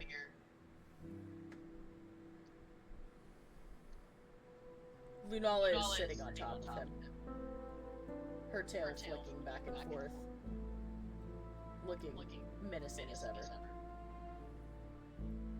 Alright, here's the deal. You like living, right? Considering you were trying to run? He nods vigorously. Great. So you're gonna show us where your friends are hiding out, and then we'll let you go. How's that He sound? shakes his head vigorously. Great.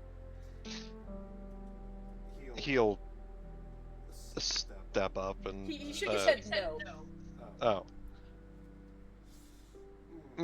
Yeah, you see, the problem about that is if you like being alive, you're gonna have to tell us where they are. If I tell you where they are, they're gonna kill me, so no. Okay, counterpoint, kid. They can't kill you if all of them are dead. You can't kill all of them. You can't kill all of them. You're not gonna be able to keep that from happening. They're just gonna kill me when they're done with you. Kid. Arthur gestures over to the pile of bodies he's left. He slowly looks at the Bible. He slowly looks back at you. There's terror in his eyes. I did that. He pulls the knife out of his boot and points it at him. With this regular knife.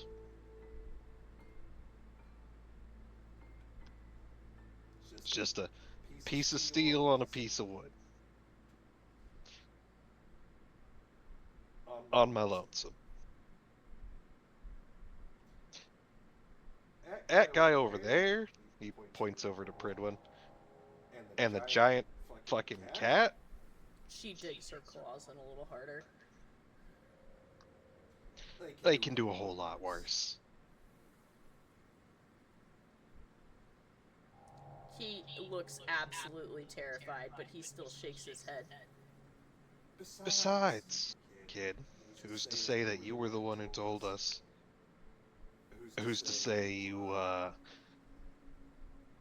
didn't just barely make it out while we were interrogating another guy? I'm not that good a liar, he whispers. Well, you could also just not show back up. And to what? Die in the city? Half the reason half of us joined up is because this place has gone to shit. Safety in numbers, man. Well, there ain't gonna be many numbers left for you to huddle with. But I'll tell you what. The, academy? Not too far of a walk from here. Obviously, not a good idea to go all the way up there on your own, but, you stick with us. Find a place to hide out while we deal with our business. Come with us back to there. I ain't gonna promise they won't throw you in a cell, but I mean, hey, prison food ain't that bad, right? Definitely beats getting killed. Definitely beats getting captured by those jackasses. You should take the offer. North's eyes appear in the gun. He doesn't often make them. The kid swallows hard. Okay, look, I guess I can tell you where they're taking them.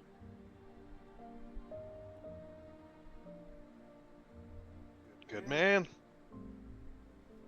So, where do we need to go? There's a warehouse a couple blocks away from here where they've been holding it. He's probably gonna send them there and try and use the small one. Holding it. The kid swallows harder, even more nervous now. The fact you don't know does not seem reassuring to him. It being... The key says. Does Arthur have any fucking clue what that means? Roll intelligence. Would Pridwen be able to roll too? Sure. I mean, Arthur has fuck all for intelligence, but Pridwen might be able to get this.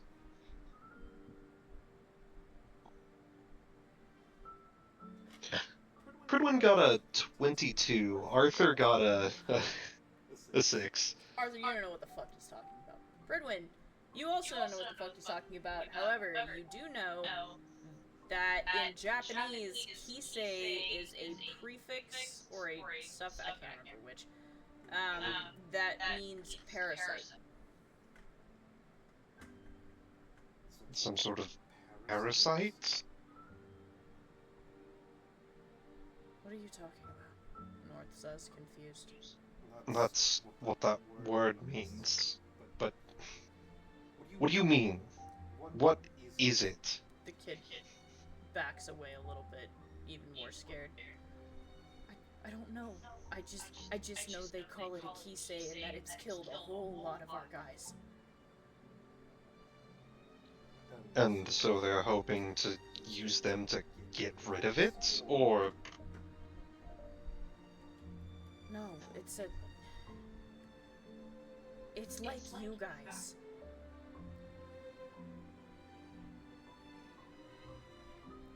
as in a weapon? He nods. As in a demon weapon, with a human form. He nods. Or, it used to be.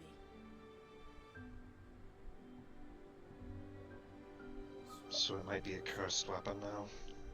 Great.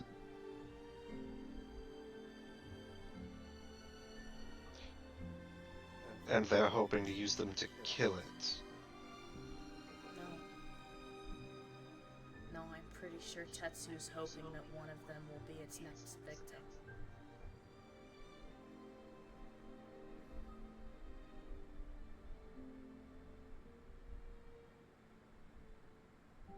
Are there any ways into this warehouse that they wouldn't be expecting the average person to know about?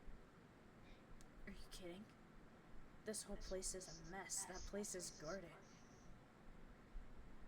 Half the time there are wolves trying to rip the doors down. I understand that, however, surely you have some back entrances which you keep less guarded. Or at the very least, the guards don't expect somebody to come bursting through. He shakes his head no. You know you're in like a war zone, right, man?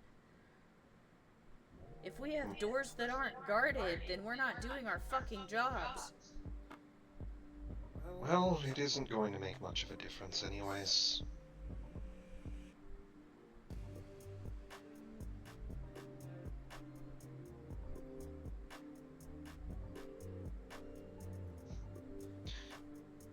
You can stay here, and we will come back for you.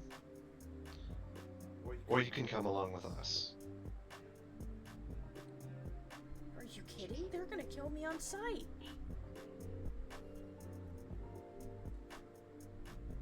It's your choice. I ain't going back there, he says. Like I said,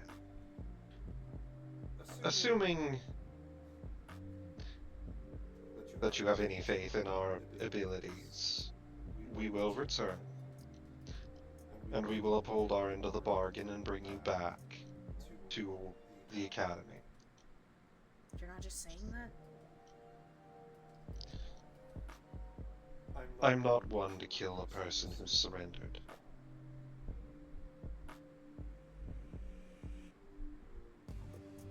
And not one to condemn a person who's surrendered to a likely death.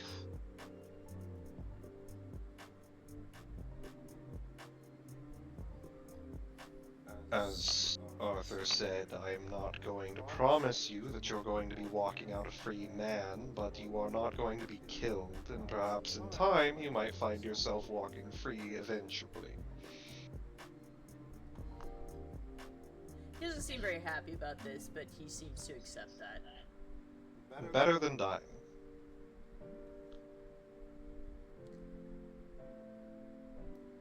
Okay, look, maybe I heard something the guys were talking about in reference to the kisei, he says under his breath. The information helps.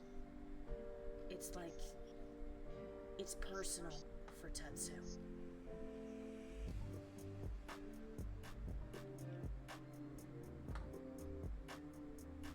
I mean, he's never thrown so many guys to their deaths at something like this before.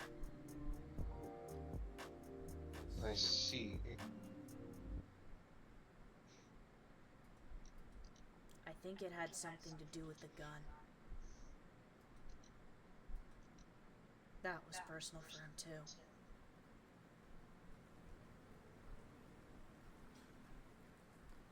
Said we had to get our hands on her no matter what.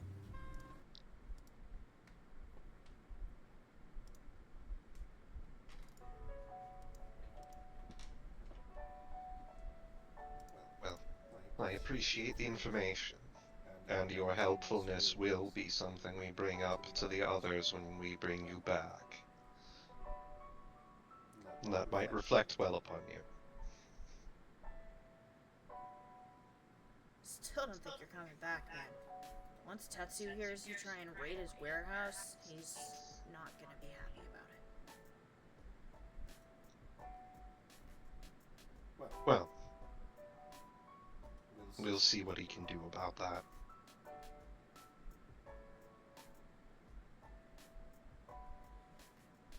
Whatever, man, he says, still sitting underneath your wife. I suppose we should get going. Lunala begrudgingly takes her paw off of him.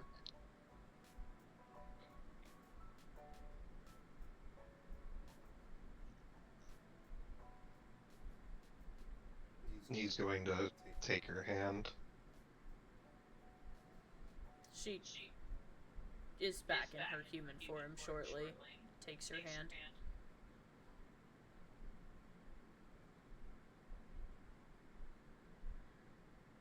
You'd better explain to me one more time how this thing works, North whispers to Arthur. At least let me be useful. So you build up a charge, right? Those coils, they build up energy. You understand what a electromagnet is, right? Vaguely? So, the magnet converts electrical energy into magnetic force. So what, am I supposed to replace the energy with my resonance? Yeah. Then you turn that magnetic force into a repelling force, and you repel the rail out the barrel.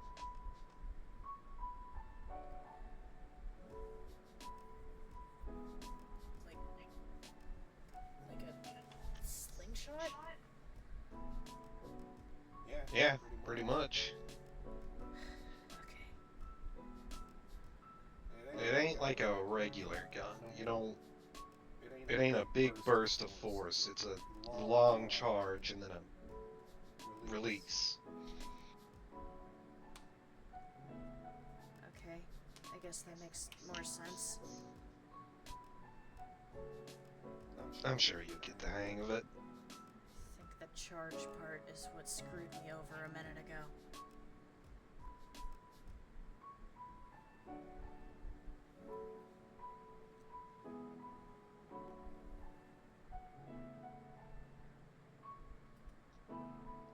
We'll figure it out, kid. Besides, we're gonna have to if we want to get him back.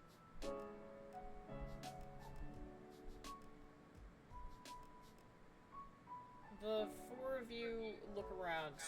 There is a very large hole in the ceiling above you. There is a kid sitting on the ground by the rack, and there are a lot of doors. What do you want to do? I know an exit over this way. Say less, Lunala says, following you. Arthur will start heading towards the exit. I'm gonna go check on the soup. Soup? Quick pause for soup, I'm starving.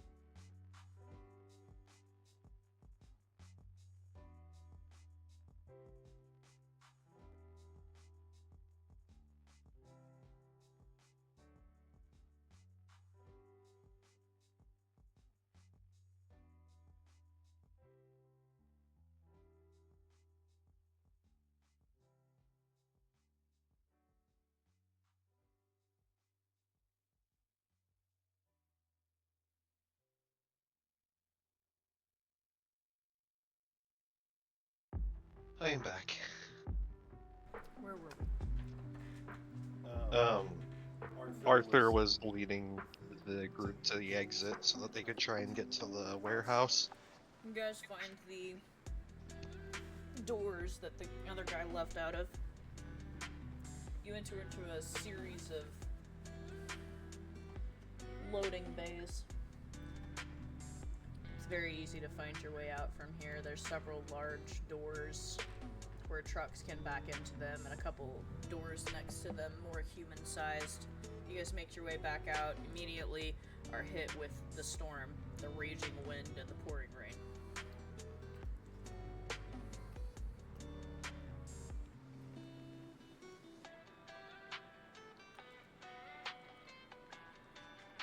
Arthur's gonna try and guide everybody through, like, weaving through buildings and stuff so that they can avoid being buffeted by the storm too much. You make it about a block before the wind gets even worse. You take shelter in an alley between two buildings where there's an overhang. This is getting rough, Lunala says. She pulls your shield tighter in her palm.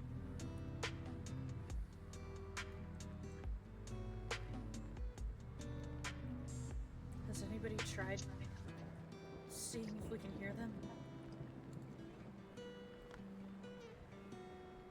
Arthur's gonna try and call out through the inner link. What do you say? Cat? Rasada? Where the hell are you two? You hear through your inner link crying.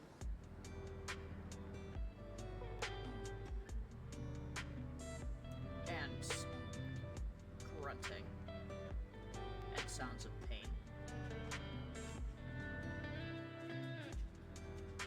Where the hell are you two? A voice behind them. Pick it up, the voice says. There's another grunt. The voice you're connected with lets out a pained gasp. Pick it up, the male voice says in the background. We need to move. They're in trouble. Lunala pulls the shield closer and gets behind you again.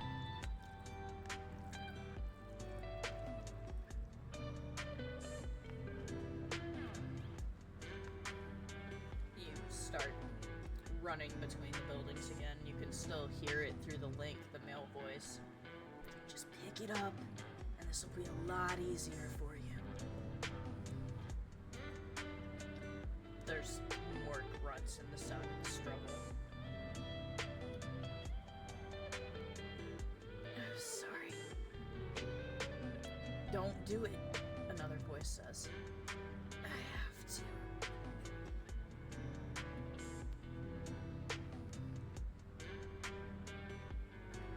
Hold out just a bit longer. Don't do it, kid. Pick up the fucking gun! You hear the male yell in the background, and there's a loud cracking sound. And a pained gasp. Can Pridwen hear any of this? If your dual arts resonating with Arthur, yes. Okay.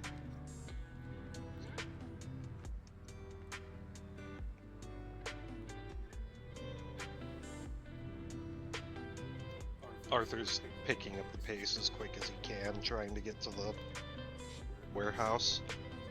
You get through the next block, dodging and weaving, and now you have to climb through a building that's completely fallen over. It's rough, and your footing is unstable. Roll me dexterity checks for both of you. Alright.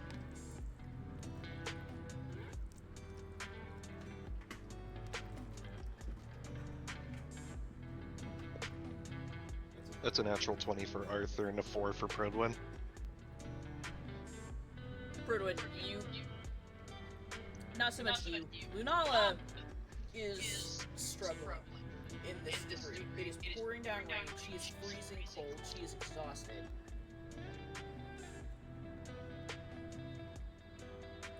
You guys are losing ground behind Arthur. Arthur is nimble and scrambling over things, trying his best to move quickly.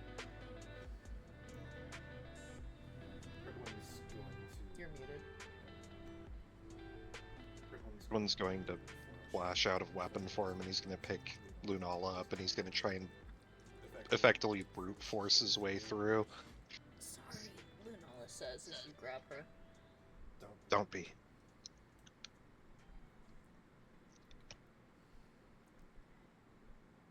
It's almost like whoever Arthur has managed to connect to is just keeping the resonance link up without actively trying to speak, allowing you to hear what's in the vicinity, and you can hear another voice. You can't tell if it's the one you're resonating with or the one next to them. Mom, don't hurt her. You don't have to do this. Pick up the gun. Last chance, the male says. You hear another crack. I'm sorry. I gotta do it.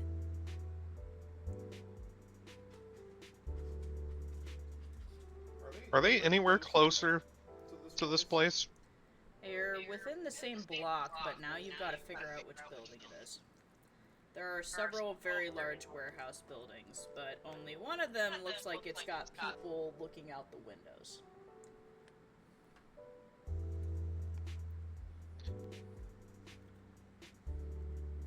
Arthur's going to point at the one that's got people in it. I reckon that's the place. Lunala looks over your shoulder where she clambered up onto your back. Well, there's certainly a lot of people guarding it. Doesn't exactly bode well for us, considering the bullets they're using. Deal with it. There's no way I'm going to be able to sneak in. Shouldn't we try, though? North asks. I mean, what if they just try and kill Rasada and Kat if they hear us coming? They need them to do something. I don't think they're going to back down that easily.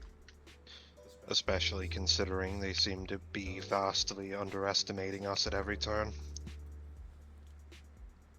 If they think that they'll be able to wipe us out easily, then they aren't going to think about it. Rasada mentioned that they weren't exactly smart, North whispers. We'll create a diversion. Arthur and North, you try and get in. Stop whatever's happening. Okay. Pridwen, what diversion are you creating? And Arthur, how are you going to try and get in? I'm assuming since this is a warehouse that there's a big, there's like big shutter doors. So Pridwen is going to immediately blast one of the shutter doors with a lightning bolt to try and blow it open. You hit the shutter door with a lightning bolt. Surprisingly, it does not blow it open. However, it does seem to make the electronics malfunction, and it definitely draws attention to you.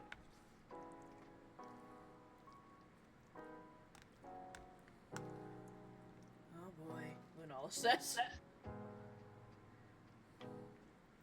Oh, now. Arthur, where's your plan here? He's gonna try and scramble up the building. He's gonna try and see if he can get up into like the skylight or something. Roll me X Sure thing. for building, I guess. 19.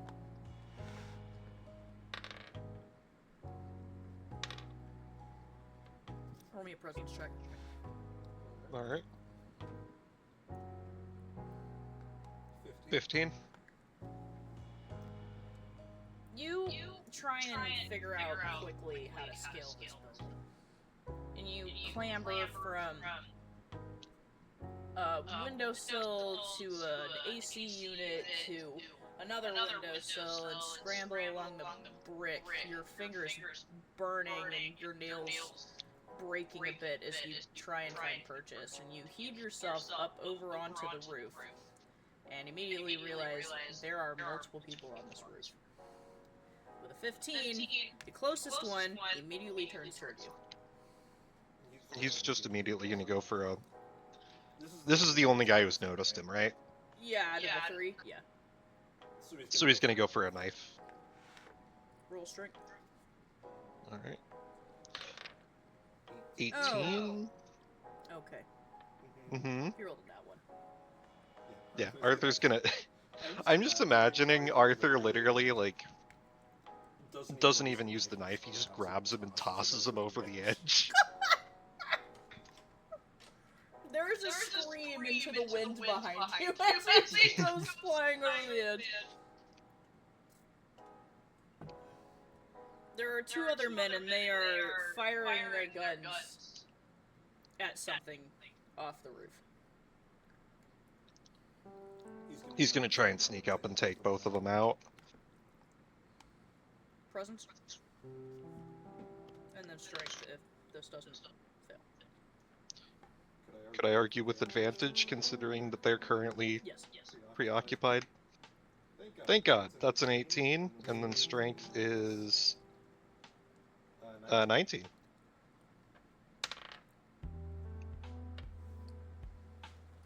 With that presence check, you manage to sneak up on him while he's distracted. However, with a 19, when you go up to stab him, he gets a scream out, and immediately the 3rd man on the roof turns and starts firing at you. Roll me a con save. Alright.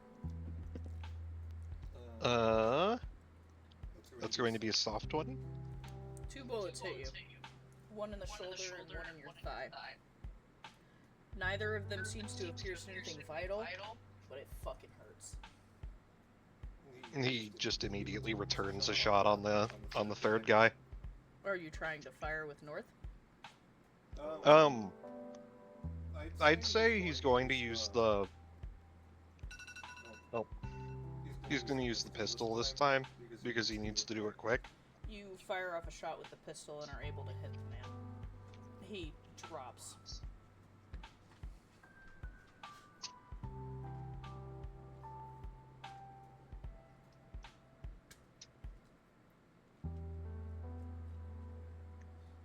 And he's going to try and get to work seeing if there's a skylight or something that he can peer into to figure out what's going on.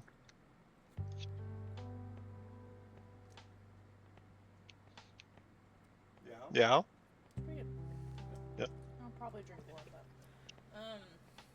There is, think like in Cyberpunk, the like, Mm-hmm. these ones are Yeah. heavy duty and have the sliding. So he's... It is locked, padlocked. And it's, like I said, it's a heavy duty one. It's like one of those bulletproof glass type. He's going to just... However, you can look inside and see. It appears this is definitely not, like the kid said, this is not like a main base. This is a temporary holding, but it is very fortified. And you can see there's a lot of men standing around on catwalks above a large open area, and that's the fortified. It has more of this, what looks like bulletproof glass over the top of it, and you can see a figure, a couple figures, down on the bottom level, and there are probably 24 bodies laying on the ground. And there is a man standing. There looks like there's a gun laying in the middle of the floor, a gun you don't recognize. It looks like a handgun, or a revolver maybe. Mm. And you see on the ground, beside the gun, Rasada and Katya are laying in pools of blood. Katya's hand is reaching towards the revolver. Arthur's going to speak through the interlink. Don't do it, kid. Things are about to get loud. Pat's hand hesitates over the revolver. You see the man standing on the other side of the gun from them immediately pulls out a gun and points it at Rosada. Arthur's going to press down the trigger on North, and he's going to say, "Start charging, kid." You hear that same electronic hum. Can Arthur use his mark ability, True Dark, to mark the guy? If you explain to North what it does and she can figure it out based on your explanation, maybe. Mm-hmm. Me and Rosada got a thing. We select a target, mark him with a bit of her energy. Makes it easier to lock onto him, easier to hit him, easier to track him.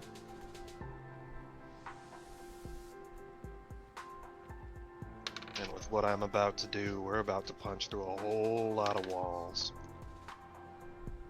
So we need to make this shot count. Okay. She says.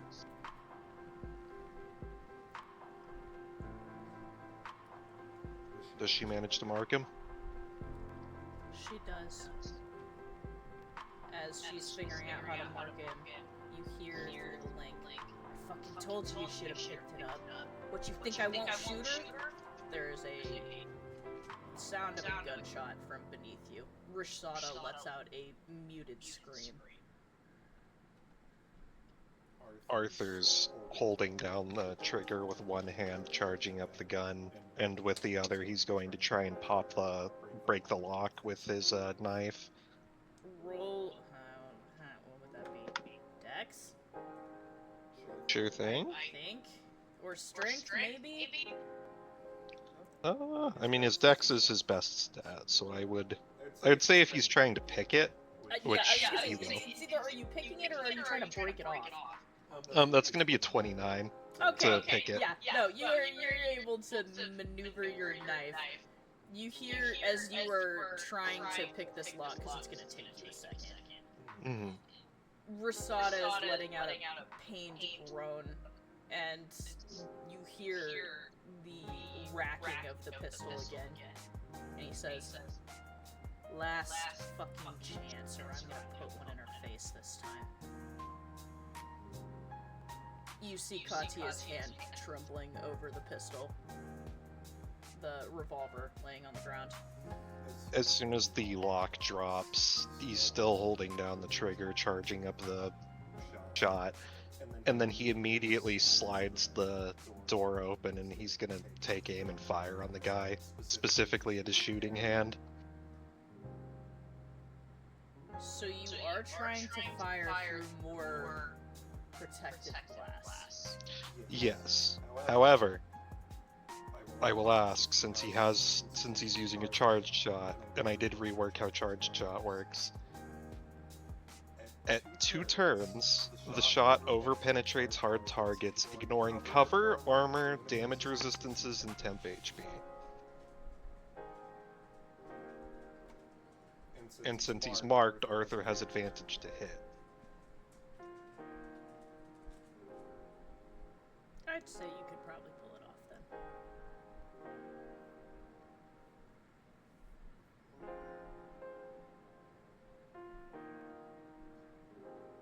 So immediately Arthur's gonna take that shot.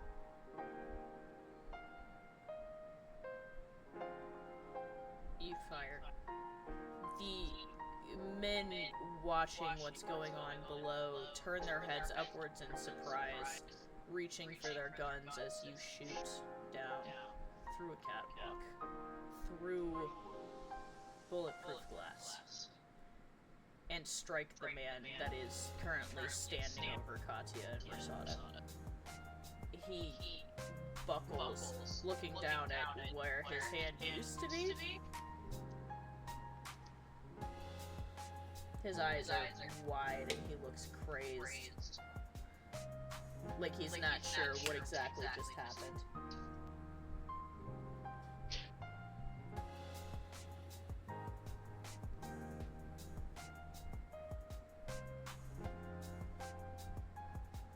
Now you're only gonna get one fucking chance. Any of you who want to live, drop your guns and get the fuck out. A couple of them glance at each other, the rest of them just start shooting at you. I need you to roll me a dodge at disadvantage. Alright. That is a 2. Oh my god. Arthur, you are hit with a hail of bullets. Or at least you should have been hit with a hail of bullets, but there is a figure suddenly in front of you. I swear to God, if North took the shots, he's gonna be pissed. She did, but only because she threw up her arm in the armor to block them.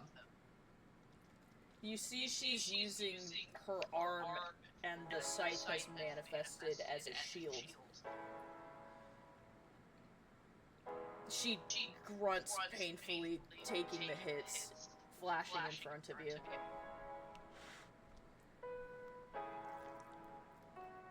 I just gotta hope the Tin Man gets in there soon. Pridwen, speaking of, Mm-hmm. there's a lot of people shooting at you right now.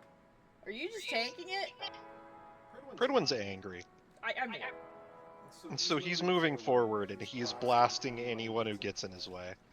more accurately, Lunala's moving forward and blasting it when he gets Yeah. in her way. These guys are scared of you. Most of them are terrified of you. And they're also very squishy. So it only takes about one hit apiece for you to take these guys out. Pridwen's gonna call out, "If you drop your weapon, I will not kill you." A couple of them actually do, because they're that fucking scared of you. The rest of them just keep shooting at you. Those ones you will, in fact, not vaporize. They are taking note that they are not being vaporized. And then he's going to just keep pushing towards the front. Again, vaporizing anyone who gets in his way. I'm imagining in very dramatic fashion the motion of you making your way up to this. Lunala shifting and firing off lightning bolts with your shield at anything that moves that doesn't immediately surrender. Eventually you make it to the doors that you were looking at. They're gonna immediately try and rip it open. You just reach up and grab the doors. Yeah. I'm just imagining like the shrieking of metal as she like digs the armored claw into the door and cleaves into it. She starts tearing this thing apart. You can see through the lines and scratches and bends in the metal. There appears to be some kind of makeshift room inside the arena that's surrounded completely with what you can only imagine as bulletproof glass. And from where you're standing, Pridwen is the shield, you can kind of get out. You think there's a whole lot of bodies inside of this room.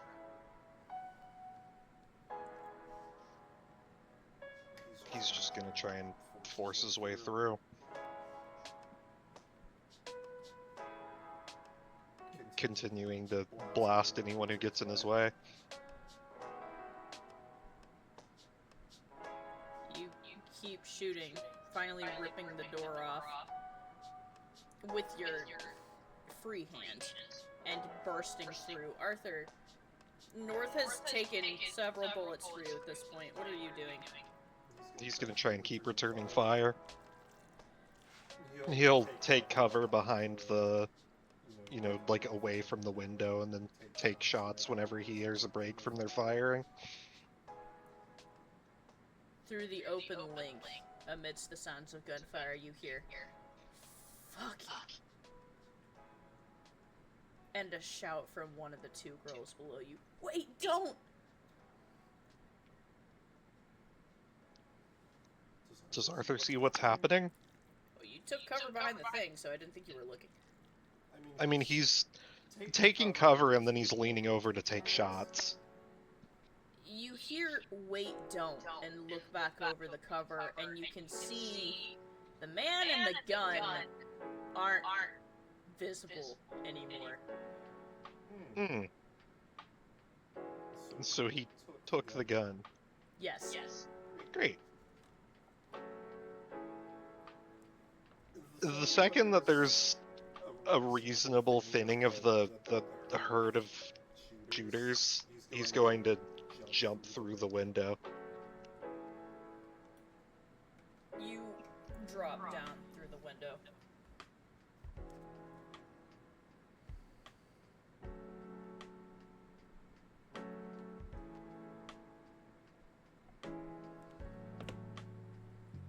As you land on the catwalk, you try to get a better look. You can still see Risada laying on the ground. She looks to be gripping her abdomen. Her hand is red where she's holding it. And you can see in front of her a body trying to block her from whatever the two of them are looking at. And on the opposite side of the room made of glass, you see the man, except he doesn't look like he used to. There are black tendrils that have emerged from the gun and spiraled up his arm, digging into his flesh. And you see he's not standing like he used to anymore. His stance looks feminine. And he's laughing. But he doesn't sound like him anymore. Oh, you gotta be kidding me.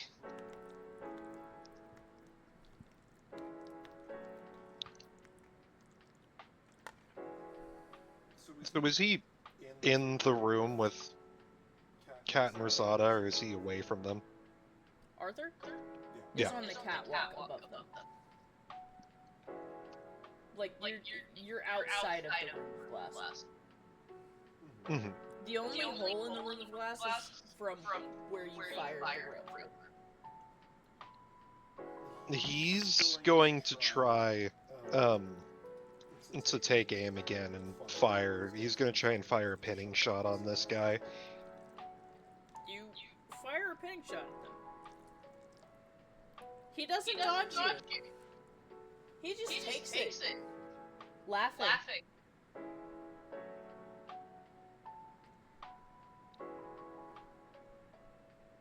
You two need to get the hell out of there. Neither of them answers you. You see Rosada's gripping at her abdomen, and she tries to pull herself a little bit closer to the wall to get away from that thing. Katya's still got herself in between Rosada and whatever it is, but she doesn't look like she can get up.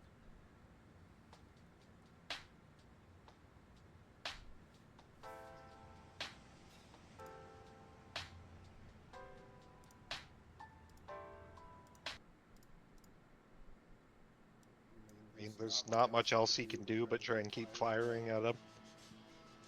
You fire another pinning shot, and then another one trying to keep that thing in place as you see more tendrils sprouting out, crawling over this man's body around his throat and his limbs. Pridwen, you have managed to either terrify into submission or shoot pretty much everybody on the bottom floor.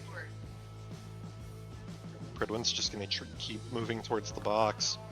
You've made it to the box. You can see below you through this extremely thick protective glass Rasada pressed up against the wall in a pool of blood, and Katya in front of her defensively, using her body to shield Rasada's. And you can see something really fucking not right going on across the way. Can Pridwen attempt to break through the glass? Let me strength check. Alright, hold on.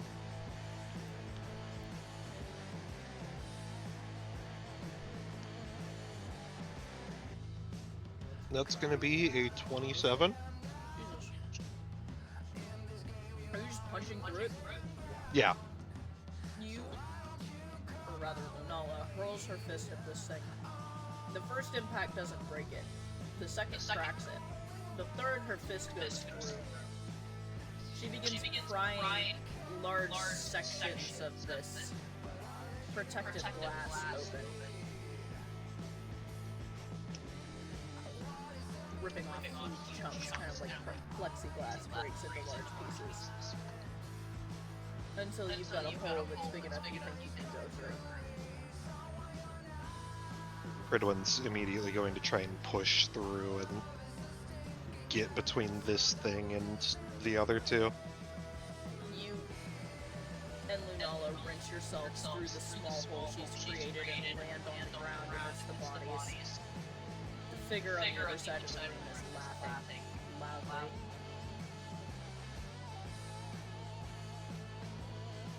You can see the tendrils appear to be breaking the man's bones forcibly. Katya, Rosada, can you move? You glance over your shoulder. Are you looking at them? Yeah. Rasada's been shot. Both of them have been beaten to hell. Kat doesn't look like she can get up. He's gonna use his healing ability to try and heal them both up. You activate your healing ability, and the second you do, you hear a gunshot. Lunala staggers. You feel through your shared link with the ring, searing pain shooting through Lunala's shoulder. Arthur, Mm-hmm.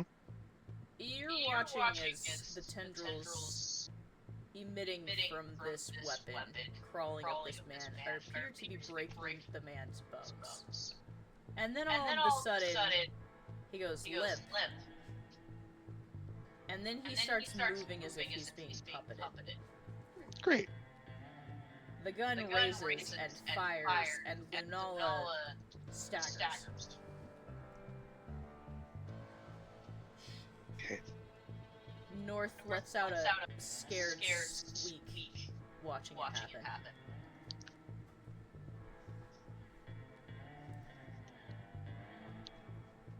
There's a moment of silence, and then everybody just hears Pridwen say, "Leave."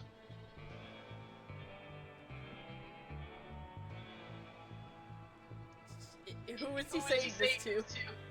Everyone. Kat and Rasada can't move. He healed them. Are they? He tried. You can't just fix broken bones. It's literally the whole point of the healing ability. You can't just instantly fix broken bones. With master level healing?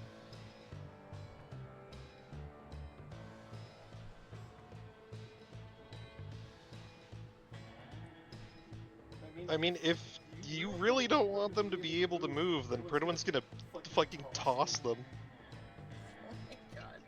You're just gonna pick him up and throw them? He's gonna move them out of the room. You...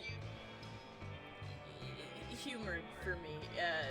Grab Kat and Rasada and hurl them back through the hole that you came in through.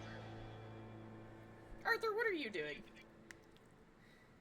He's gonna hop down and try and get to them.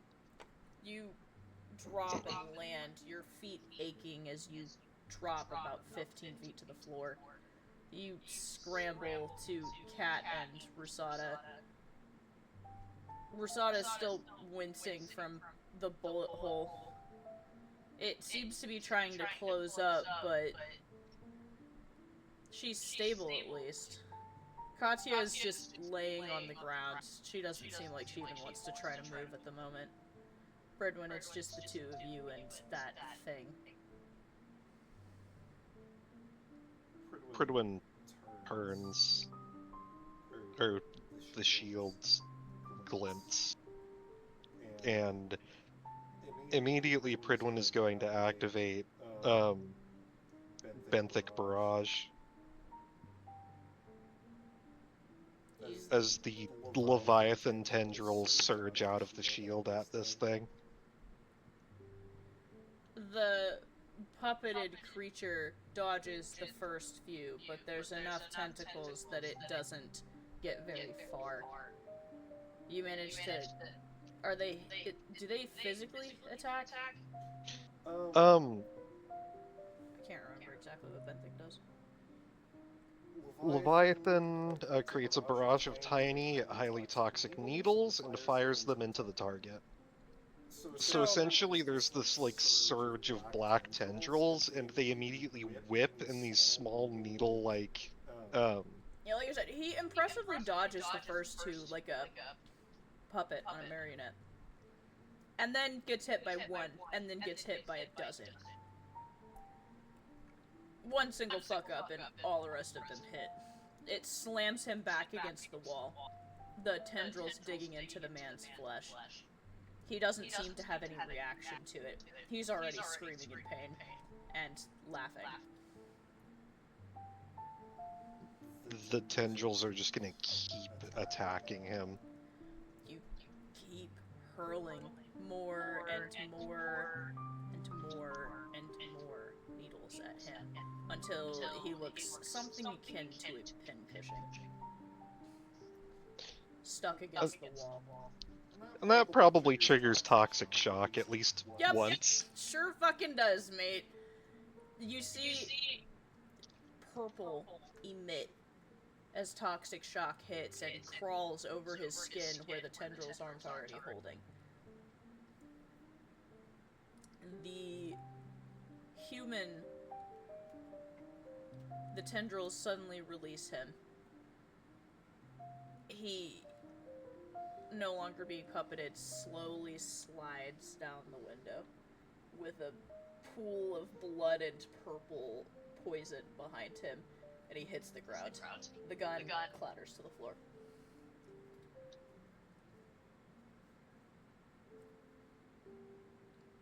The second that the gun hits the floor, Pridwen just starts blasting it with lightning. You start hitting the gun. Oh yeah. You hit the gun multiple times with lightning. It's just its weapon form. Nothing happens. Pridwen seems to have stopped caring. So it is just burst after burst of lightning. You keep hitting it. It doesn't move. Pridwen, Lunala finally says.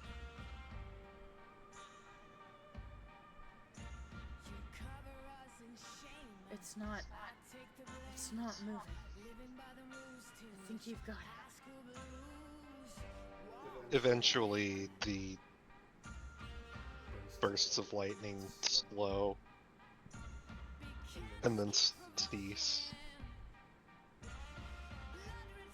And then Pridwen shifts out of his weapon form, exhausted. Lunala collapses beside you, trying to catch her breath.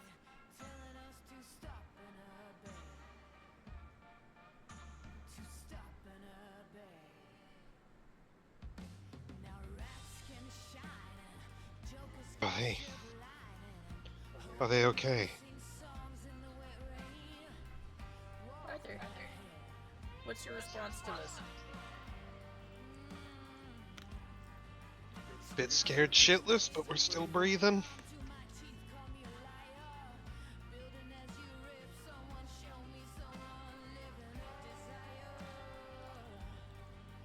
Pridwen will look over to Kat and Rosada. I think he'll move over to them and try and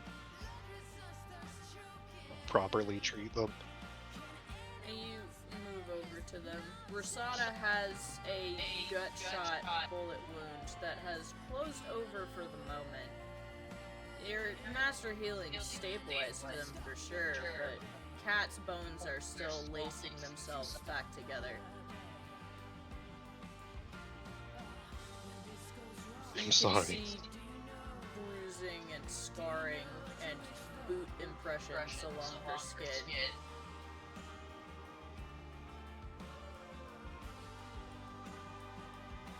Should have been there.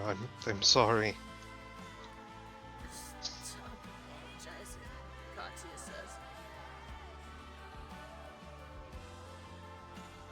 I learned a long time ago how to take a hit.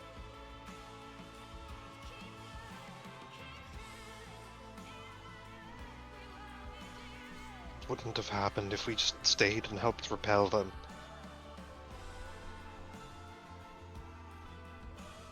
It's okay. We handled it. Right, Sada. Rasada is just... She's grabbed onto Arthur's wrist and is just holding on to him as if she's afraid he's gonna disappear again.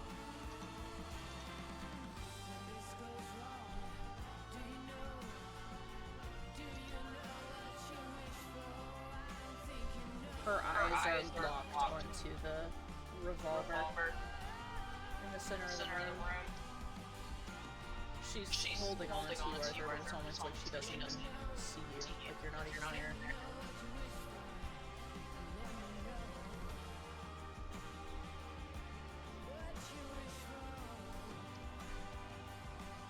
What the hell happened?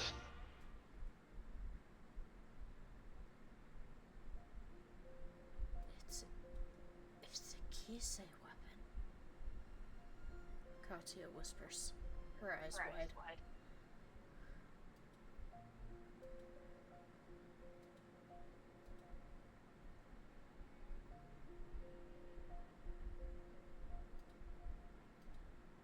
Rasada's still staring at it. I know that gun.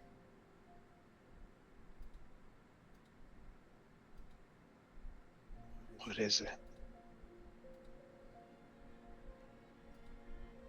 It's my mom, she whispers.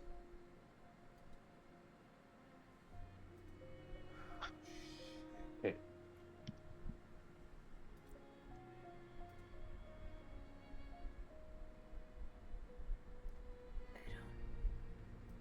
I don't understand, Rasada says, staring at the revolver. I thought Mom and Dad got killed. I thought that's why they were collecting the debt on us, because Mom and Dad got killed trying to take them out. How is she here?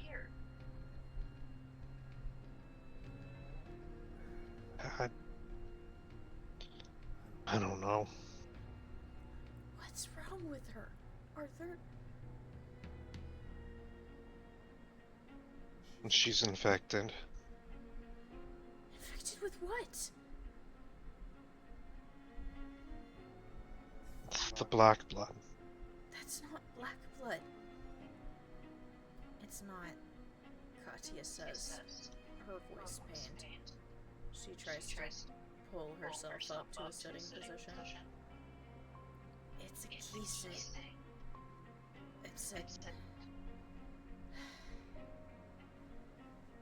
Angel called them puppet blades. It's when a weapon becomes so overwhelmed with emotion that it starts trying to take over its meister. It'll take anybody, lure it in, burn them out until they're a husk, and then look for another host. They're one of the many cryptids.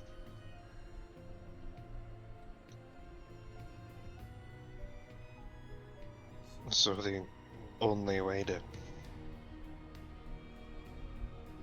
break her out of it would be to break through those emotions somehow. I'm not even sure if that's possible, Kat whispers. From my understanding, Kisame blades, they don't have their physical form anymore. They're just a weapon. And most of the time, they have to be shattered in order to make them stop.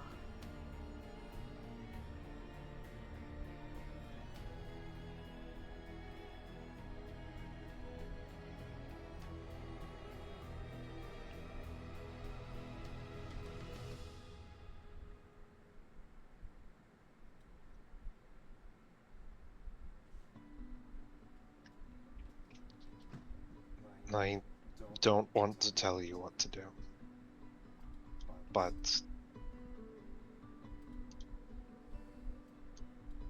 if she's trapped like this, then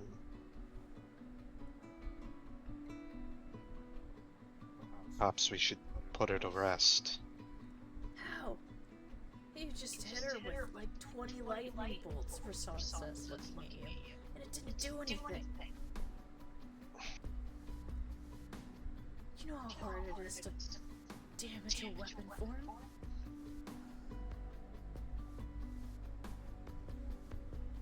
It's not easy, but it is possible.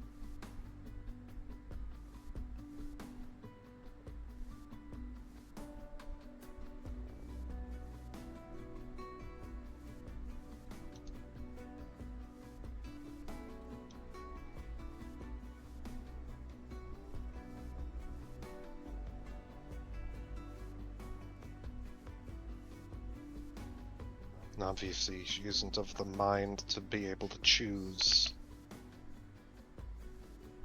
But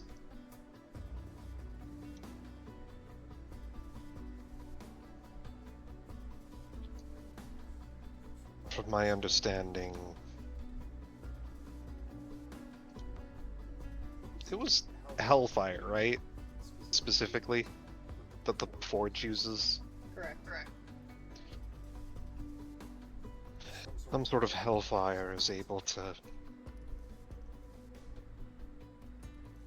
None of us know how to use Hellfire, North whispers.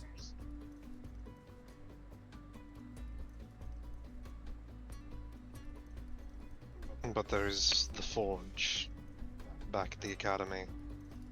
But if anybody touches that thing, you're free game, Katya says.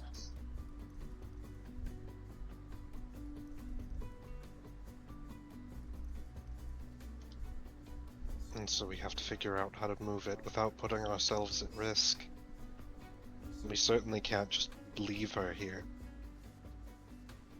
for some other poor soul to happen upon.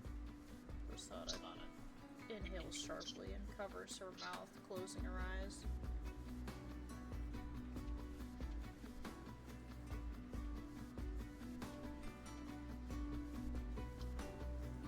Arthur puts a hand on her shoulder, trying to comfort her.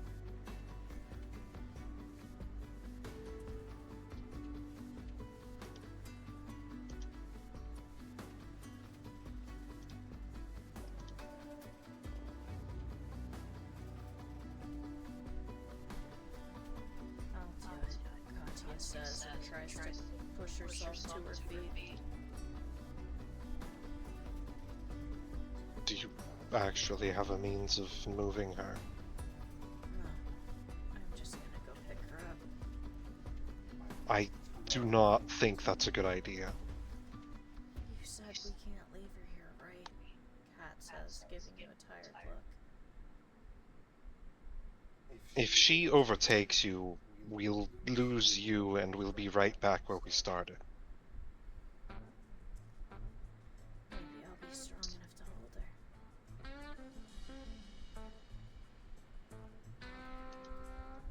That's not a risk worth taking.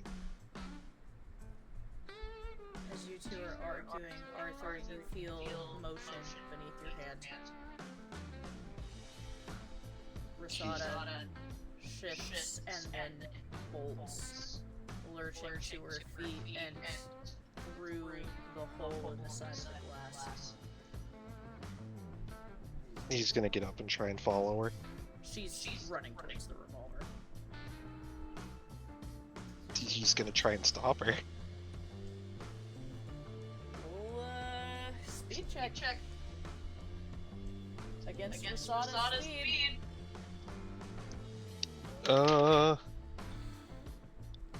Let's see. Sada's speed is... That's Pridwen's sheet. Hang on.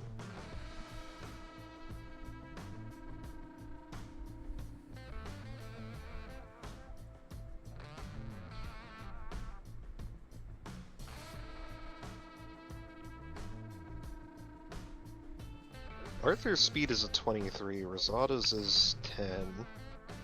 So Arthur's is a plus 4. So that's a 23. 23 plus 4. No. He rolled a 19 Oh, plus I 4. was like, wait a minute. Arthur, you are just a hair faster than her. What do you do? He's going to just grab her hand and he's gonna say, "Don't do this." She's reaching for the gun. You're holding her at bay.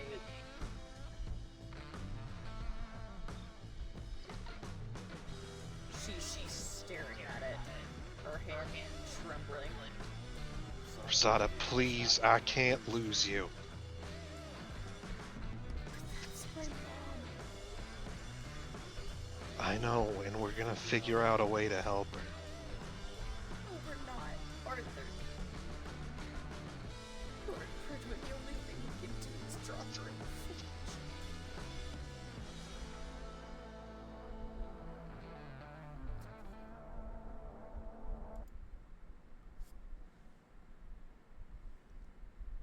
They're gonna kill her, Arthur.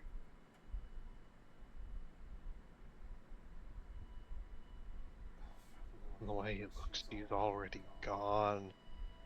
What if she's not? What if she's still in there? That's the only way to get her out.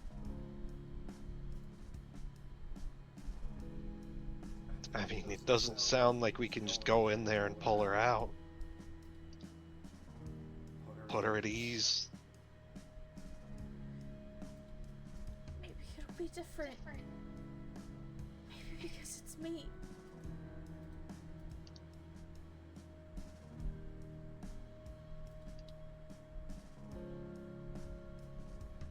Can't let you do it alone.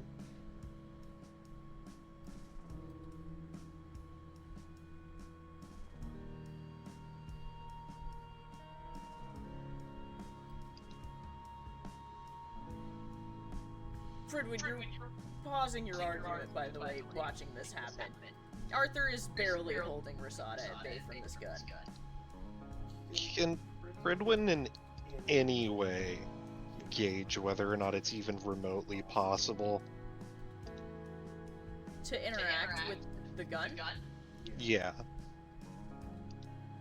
Without horrible consequences. Explain yourself. Explain your thought. I mean, considering...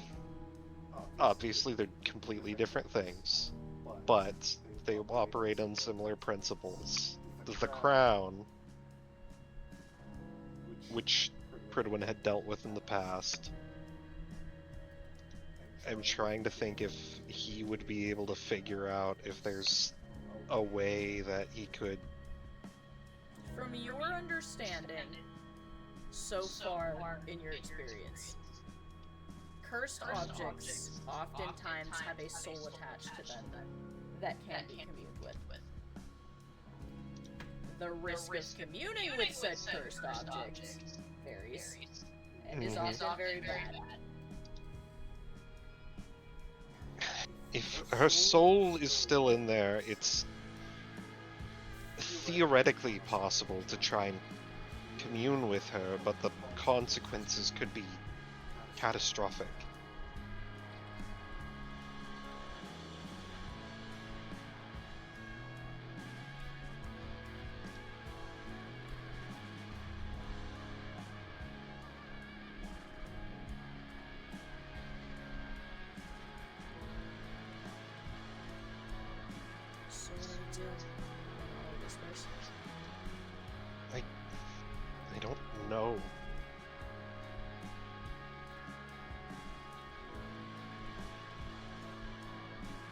Like I said, we can't leave her here, and it would be...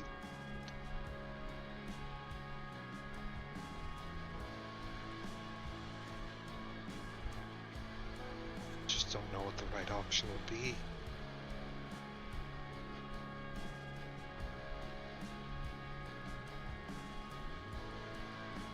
I mean, we could attempt to move her with something, but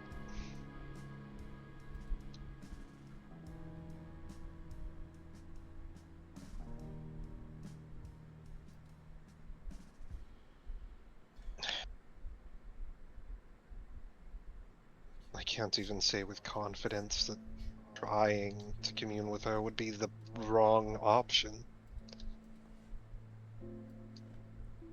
I don't know if I could make that decision or advise in that. It's okay, Pridwen. You can't know everything. Lunola says, putting a hand on her shoulder.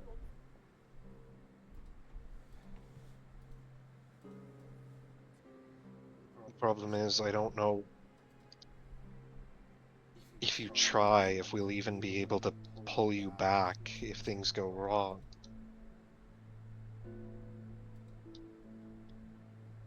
You could be risking death.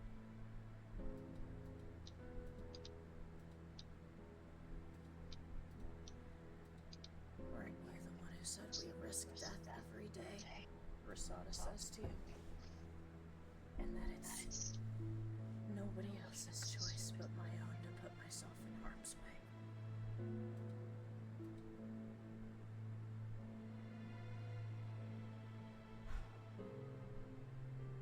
I will not stop you. I fucking will. Arthur says to the doctor. I cannot, in good conscience, tell you that that you should just leave this be. So,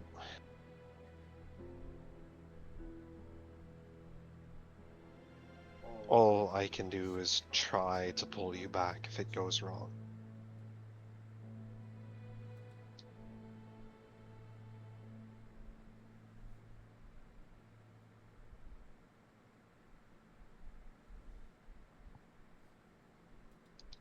She looks up at you, Arthur.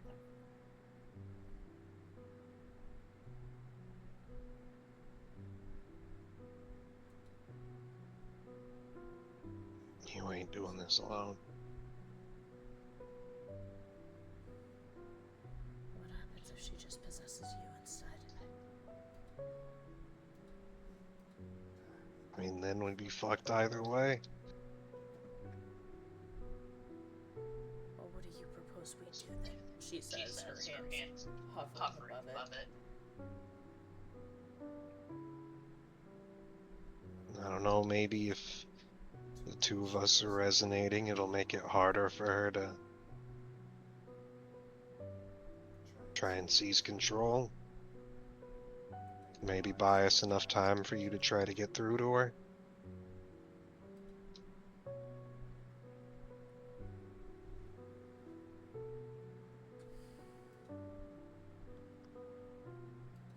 Okay, she says.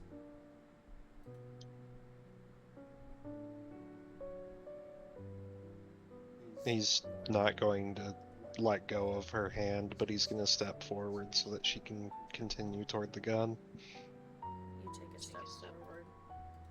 She doesn't even hesitate. She reaches down and picks it up. Fuck, Katya whispers behind you. Immediately you feel a violent pulling, Arthur, as the gun snaps into Rasada's hand and black tendrils begin emitting and crawling up her arm. You feel a spiraling inward sensation. He's going to just try and focus on maintaining his connection to Rasada. It feels like Rasad is being ripped out of your hands, but not physically.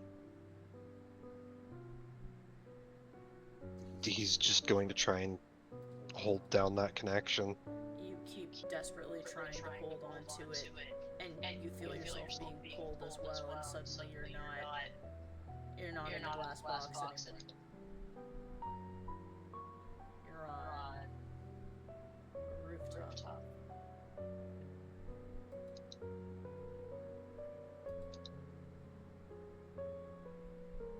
He looks around.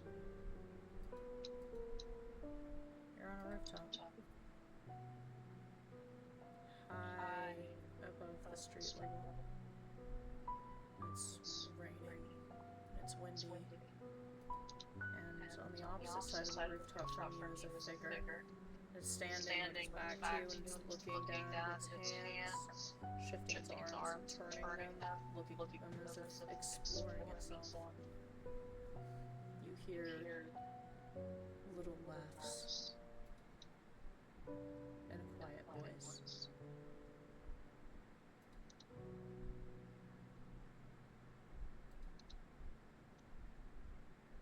Sada. Wrong. So very wrong. A female voice says to you. The figure turns. It's Rasada's body, but you can see there are black lines along her skin that seem to cover her entire body. And the eyes looking at you, they look different.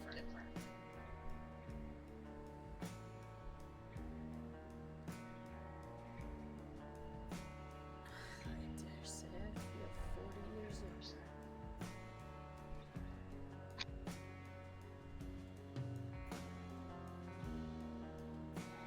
How do you think you're doing?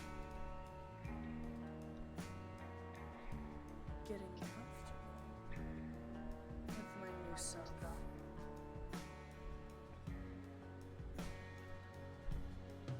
Pretty simple task. She looks just like I did back then. Guess it's a good thing she got my looks more than her dad's, huh?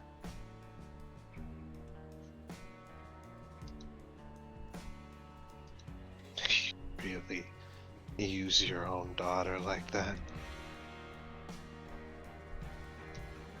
If it means getting what I have to do,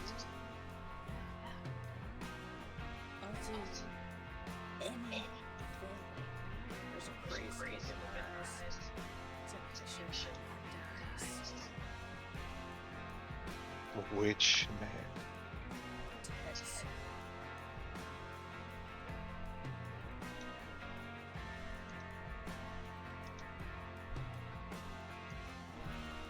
It was only one life's work to take that man and his posse down. So you want him dead? Dead. I want him to suffer. Like he made my husband suffer. Like he made her father suffer.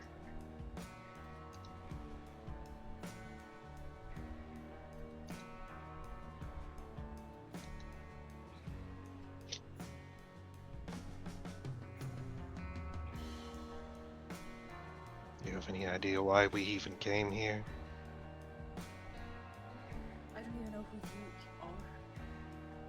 Her partner. Interesting. So she heard all that from me.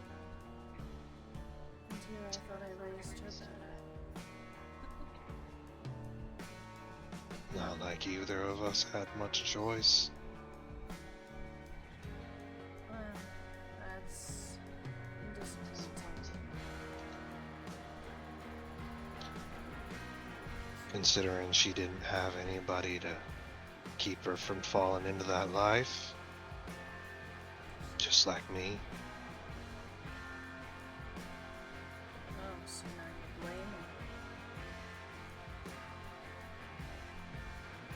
I don't know what you did. I ain't gonna pretend I know you. But you sure as hell remind me a whole lot of my folks. Good, then maybe you'll listen. No, you listen to me.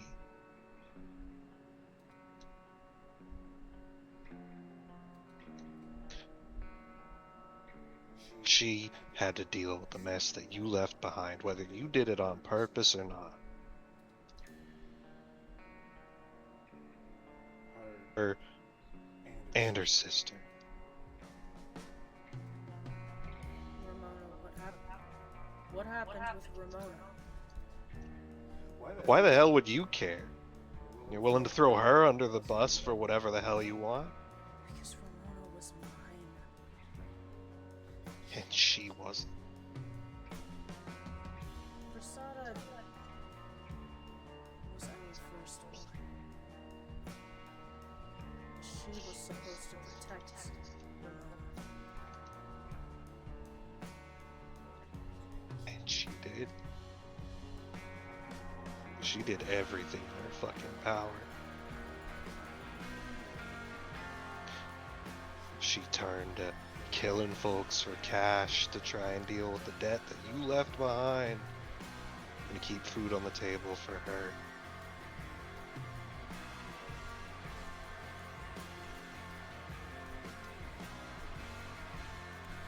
But those assholes, same ones that you want to kill, they didn't give a damn about her or how hard she was trying or any of that.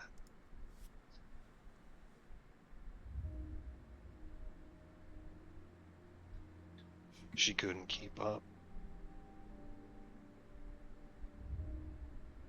What are you saying?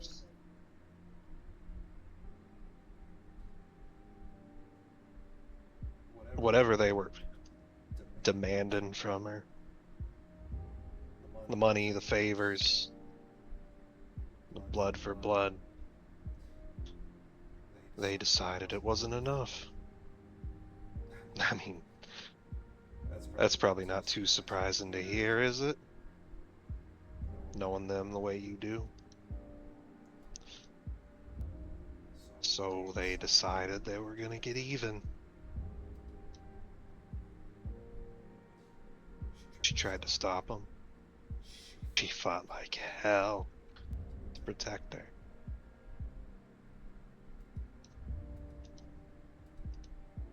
But that man, same one you want dead,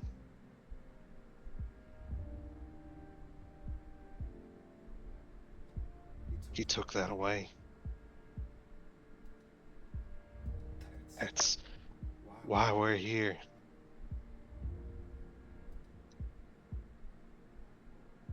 To make him pay. Make him suffer.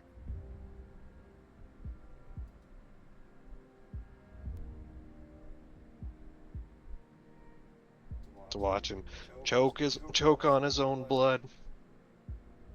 Make him feel half of the helplessness that they felt.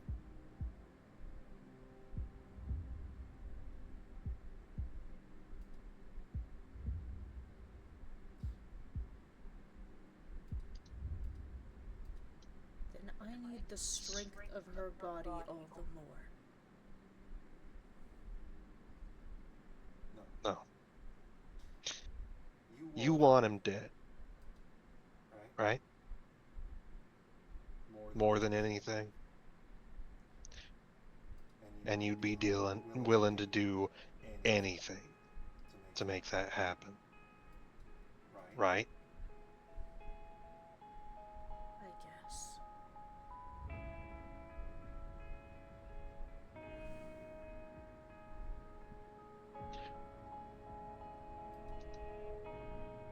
Then let's call this a contract.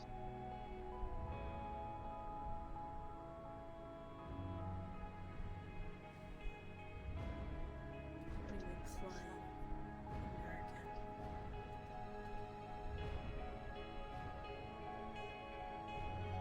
I'm sure you don't really care about her. You made that plenty obvious. But she's good at what she does. And she's motivated. The two of us make a hell of a team. I mean, we cleared out this whole place that they were holding you in.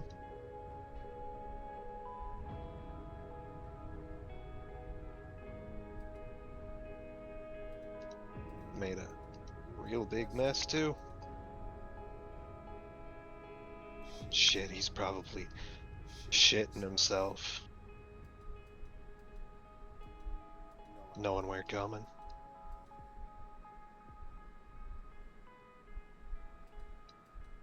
You truly think that, then you do not know the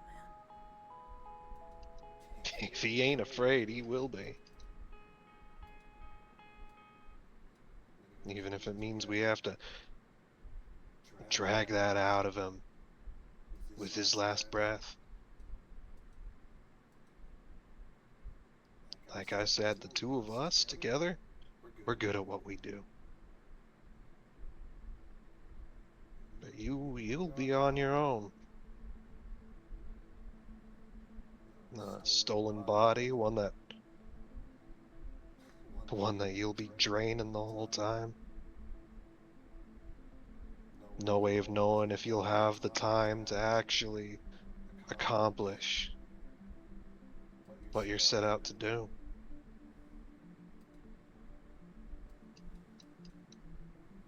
Burn out her body, maybe you find another. Ain't gonna be anywhere close to what she's capable of doing. So you're down both your daughters. And you can't even guarantee that you'll achieve what you set out to do. But the two of us,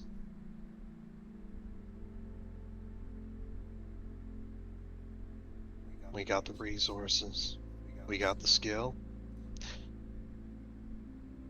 We never back down on a job.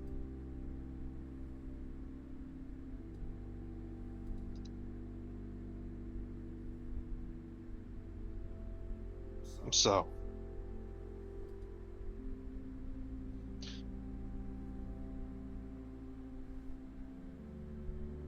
you let her walk. You hire us to do the job. We'll carry you around if we have to, so you can watch him die with your own eyes. Shit, if you really want, we can pull the trigger with you.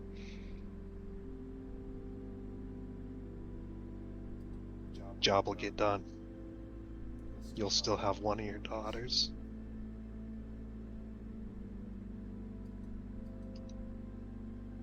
And we will make him pay in any way you want.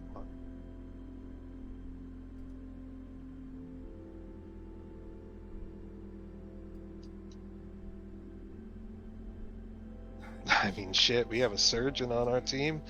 He can keep him alive for as long as you'd like.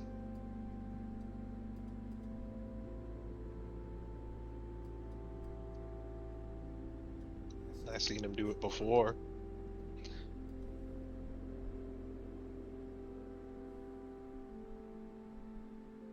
You actually care about her, don't you? He's literally the only thing in this world I care about.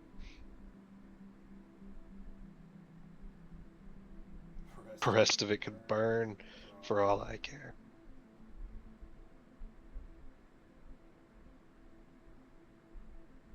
She's the only reason I'm still trying.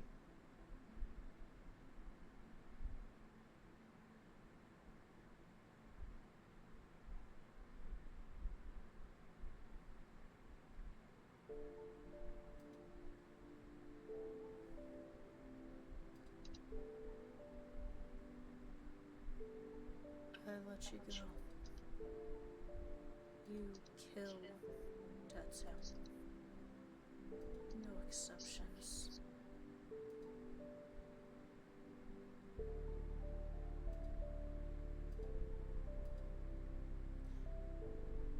He'll die. He will die and he will not come back. Whether I'm pulling the trigger or ripping his throat out with my own teeth, he will die.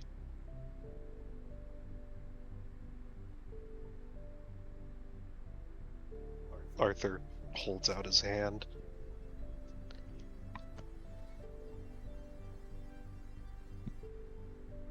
The woman in Rasada's body stares at your hand for a long moment and then grins and reaches for it.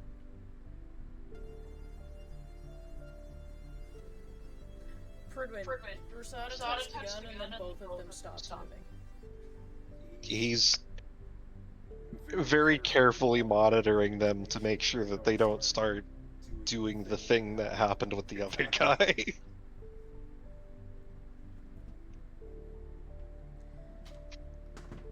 He looks extremely nervous. The tendrils suddenly start slipping from Rasada's form, retracting back into the gun.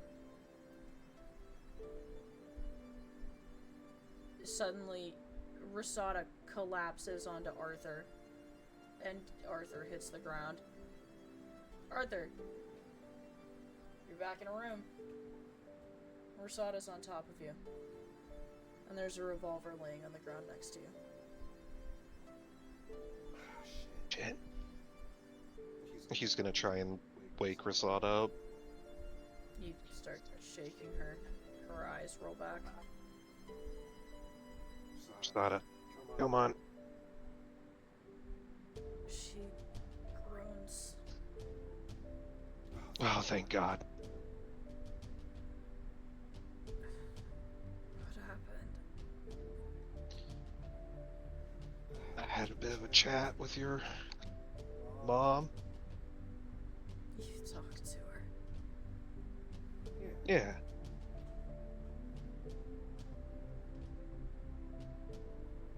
We're still alive, I think. Or we're both dead.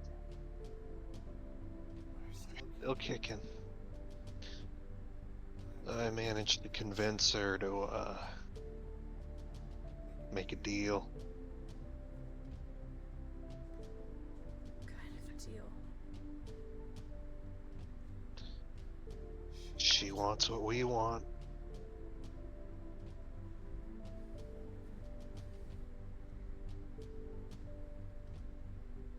And she wanted to do it herself. Take you. But, I convinced her to put a contract out on his head.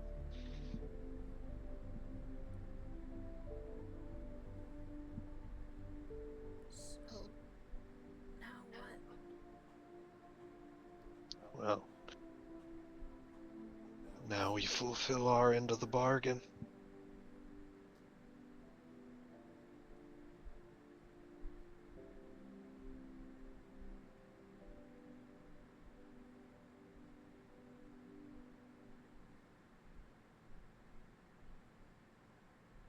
Now what? Hmm? Now what? Arthur will pick himself up and help Rasada up to her feet.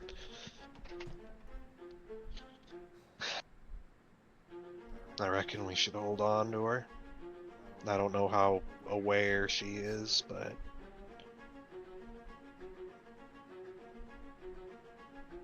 if she can see what's going on around her, then I'm sure she'd appreciate watching him die.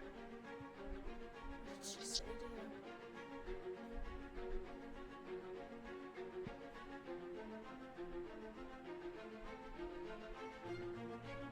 Not great things. She reminds me a lot of my old lady. Oh. She whispers.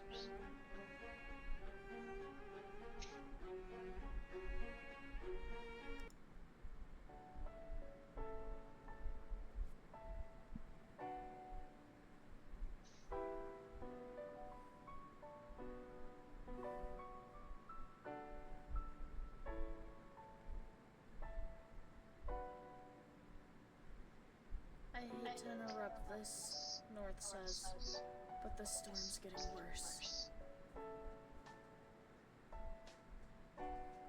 Should probably try and get ourselves back to the academy. On foot? We don't have any horses anymore, Lunala says. I think at least 2 of them are still kicking.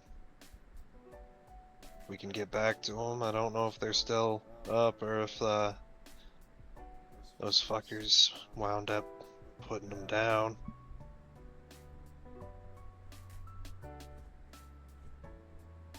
You pull yourself to your feet, regrouping by the door. There are a lot of bodies all over the place.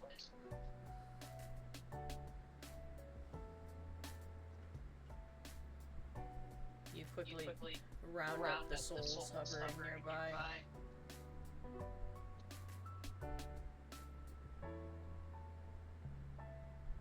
Cat divvies them up between you.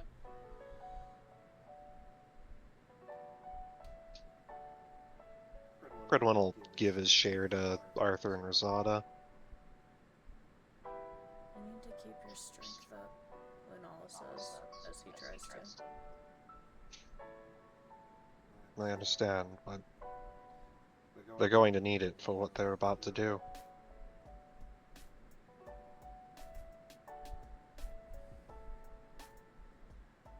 not going now, are you? Katya whispers. Arthur looks over to Rosada. I'm sure he knows we're coming. Every second we waste is more time for him to prepare, but at the same time, not going to be easy navigating this storm. And considering the 2 of us got fucked up.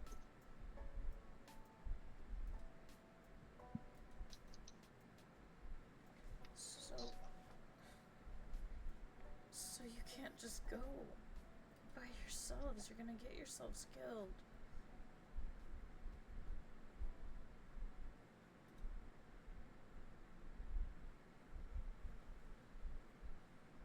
That wasn't the deal. You said you would bring me here and take me back, Kat says, looking up at you desperately. Yeah. So, I propose that we,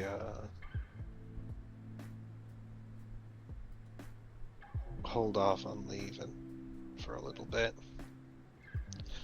We get back to the academy, we take some time to rest and prepare. I know you don't want to be there, and I know some of them probably don't want you there neither, but the way I see it, we don't really got a choice. But every second we wait, Arthur, Rosada whispers.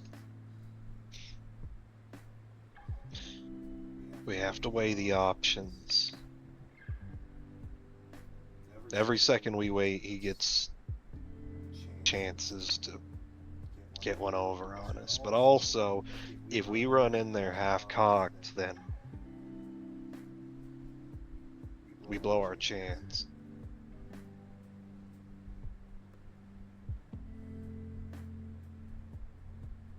Fine.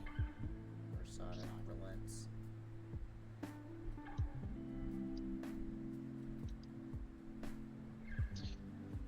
I know it's not what you want, but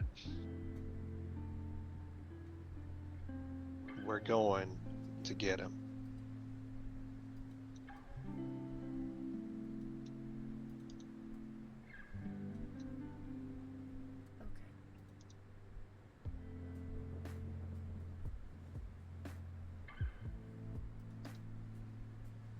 Okay. Let's get the hell out of here.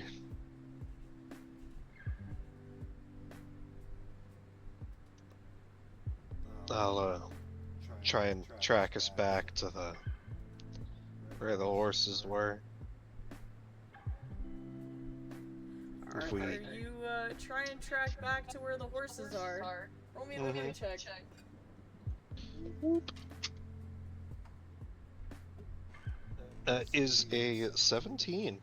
With a 17, you are able to, based on the trajectory of the moon and the sun, He's mostly relying on trying to use the tracks and the salt. I mean, mostly you can figure out that the big fuck off shopping mall building, Mm-hmm. from there it was kind of from the front out. So you can get back there and then you walk back.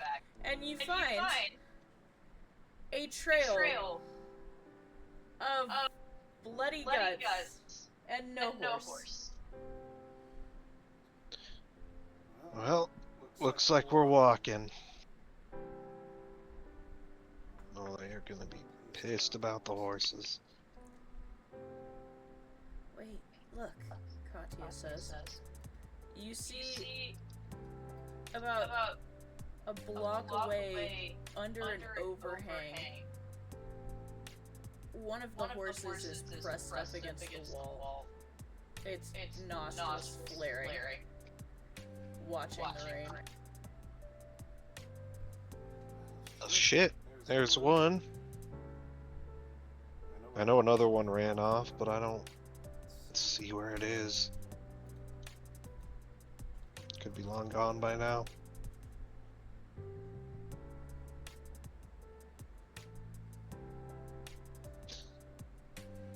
I don't think even if we have y'all go into your weapon forms, we're gonna be able to carry 3 people on its back. There should be one more, right? I mean, this is from one horse, and there's another horse. Where's the third one? Can Arthur try and look for tracks from Yes. the 4th horse? Yes, you can. That's another 19. Arthur, it is your horse that you were riding. And you can follow the tracks to a point in the sand where the horse has collapsed. Its nostrils are also flaring. It's completely drenched. There's salt digging into its skin. It appears to have a bullet hole in its flank. Pridwen's going to step up and try and heal him. You step up and try and put your hand on the wound to heal it. Immediately it tries to kick you. He's going to just persist. Just catches the hoof in his hand. He's dealt with Katya being in a very bad mood while he's trying to heal her, so he's prepared for this. You ever try to put a diaper on an octopus? Live. You dodge the hoof and manage to get the bullet hole healed up for the most part. The horse is watching you, and Arthur warily, its eyes wide. Don't worry. We're going to get you home. Somewhere not in the not-so-distance, you hear a howl on the wind. Arthur's gonna immediately try and wrangle up the second horse. You try and pull the horse to its feet. It does so, but it seems extremely agitated.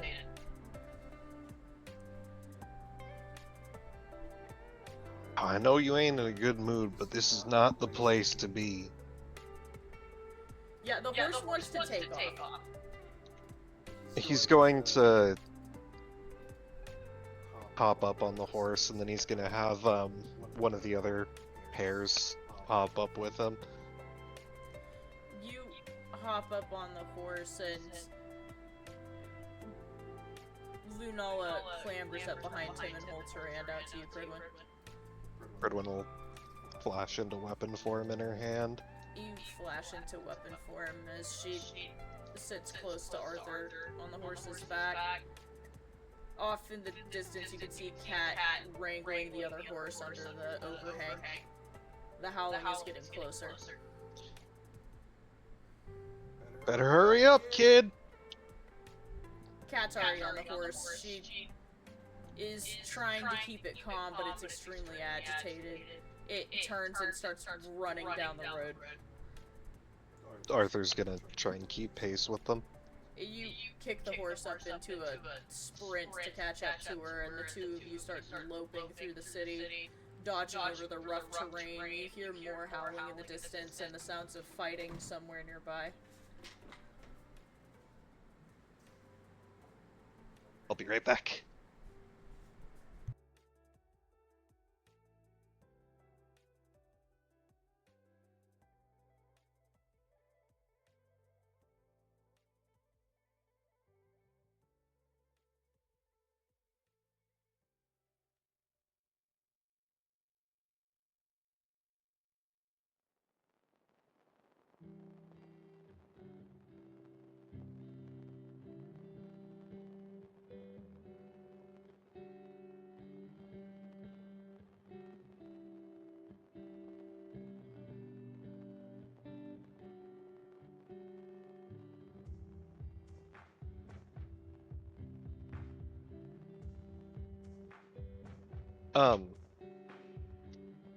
Pridwen and Arthur are just gonna try and keep an eye on their surroundings to make sure that they don't get jumped. Oh,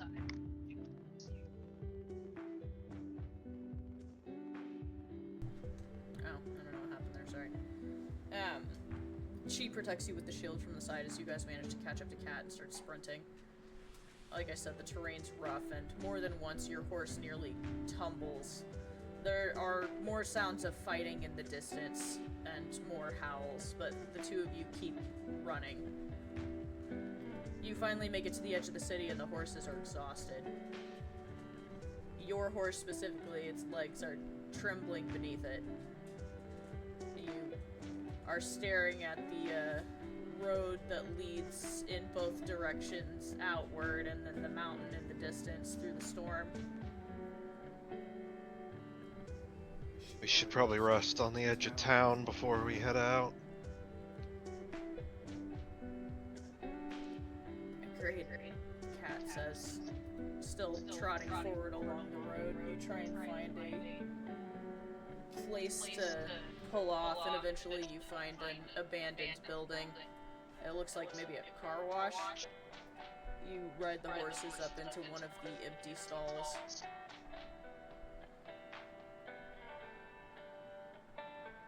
Arthur will work on tethering them up so that they don't wander off. You tie the horses up.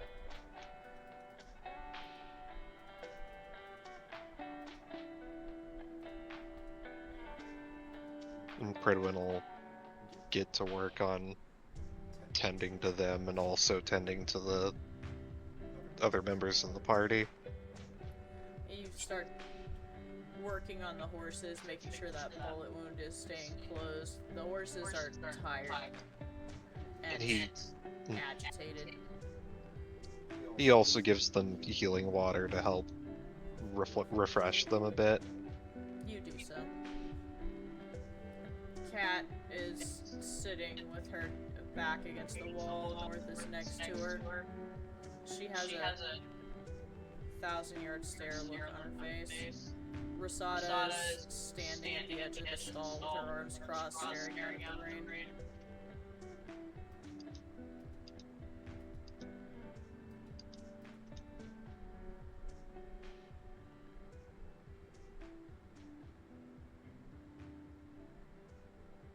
Are you alright, Katya? She just gives you an almost dreamy nod.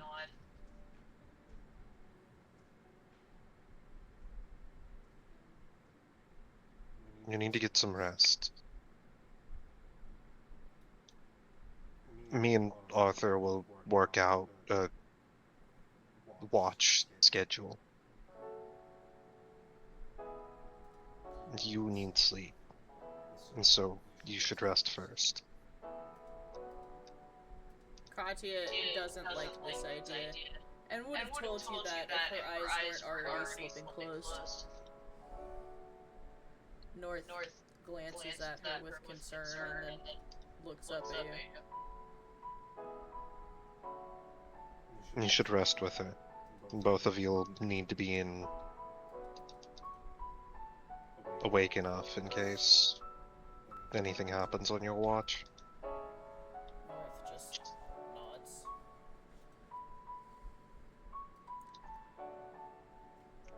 Lunal is sitting against the other side of the stall, with her back to the wall, shivering.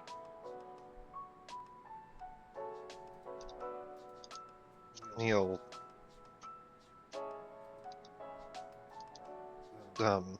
settle in next to her, try to help warm her up.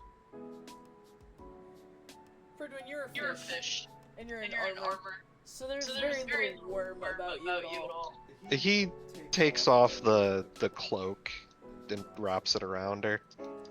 You borrow your cloak from your armor and curl it around her shoulders over top of hers. She pulls it around her and curls into a ball, shivering.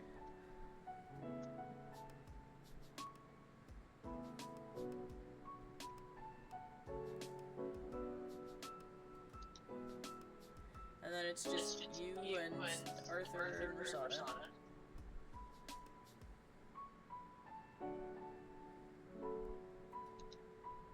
Do you want to take first watch?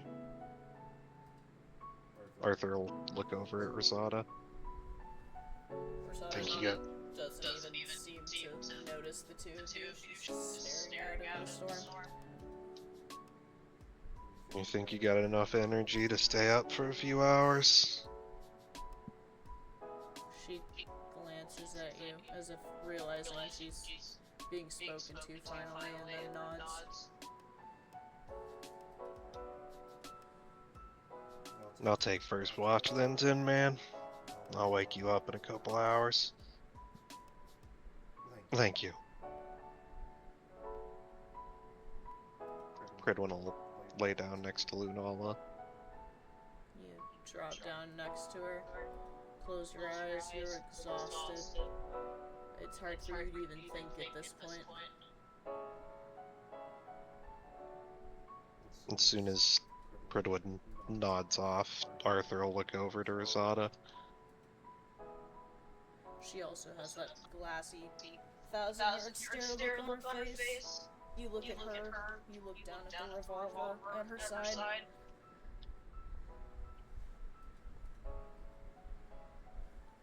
You wanna talk?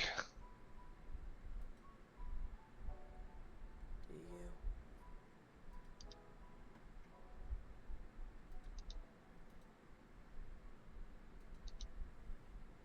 I mean, I can't imagine you're doing alright. All this.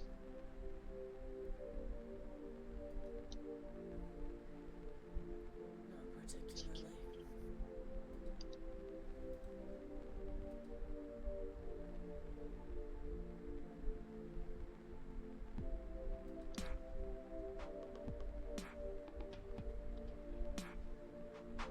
I don't feel right keeping it from you, what she said. But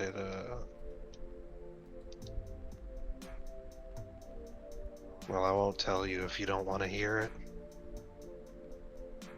She glances over at you, waiting.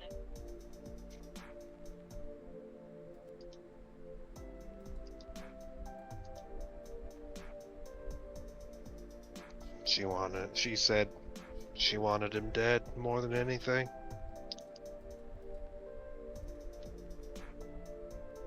For, what he did to your old man, and, well, even more so for what he did to your sister.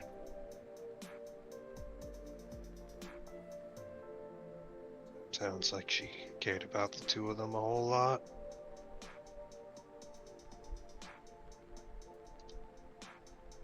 Rosada nods numbly.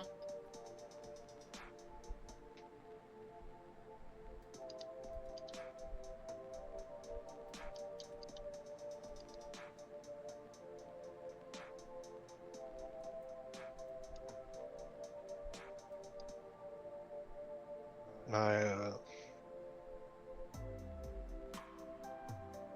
I understand how it feels, you know. And someone you care a whole lot about not really feeling the same way about you.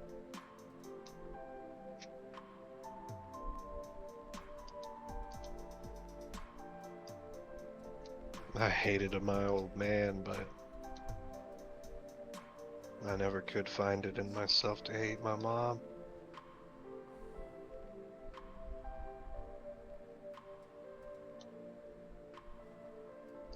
Even if, looking back on it, she did a whole lot more wrong by me than he ever did.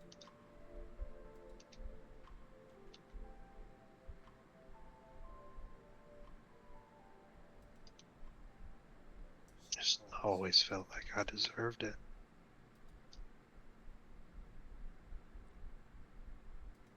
I tried so hard to be everything that she expected of me.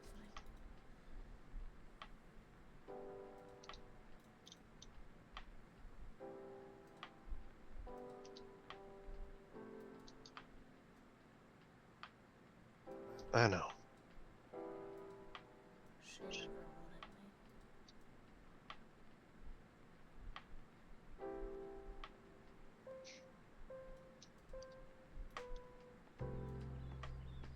I know.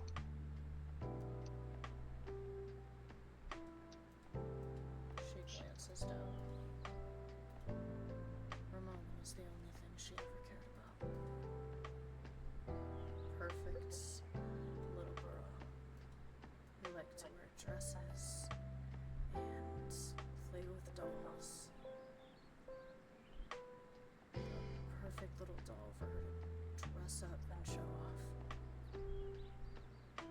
That did everything right.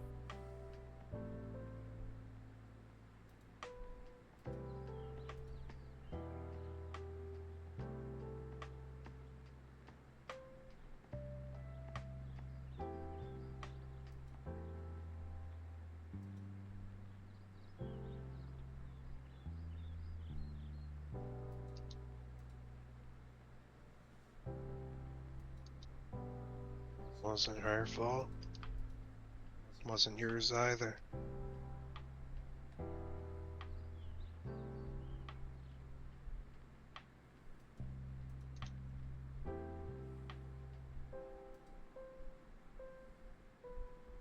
I used to think that was just the way that parents were.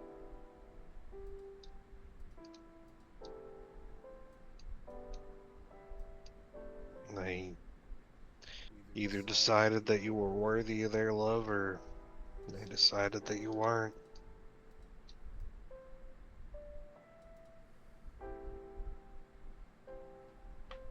That is until I saw how the Tin Man was.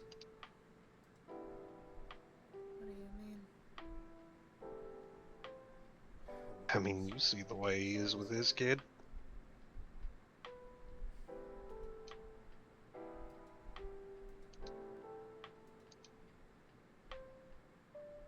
It's like,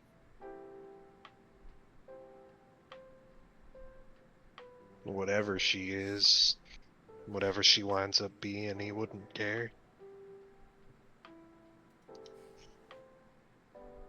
Love her all the same. That's Pridwen for you. She says there's a pained tinge to her words. We can't Maybe all that's be the so way. lucky. Well, maybe that's the way it ought to be. It ain't what we got, but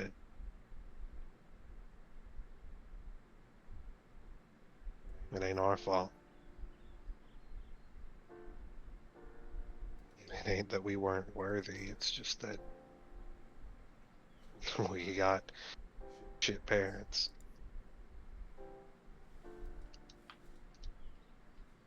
Guess you're right.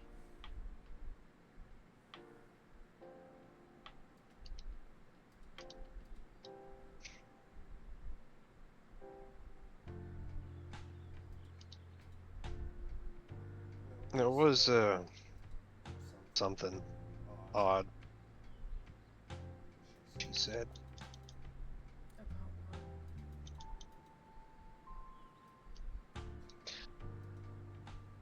what? After after I said my piece, laid out the deal,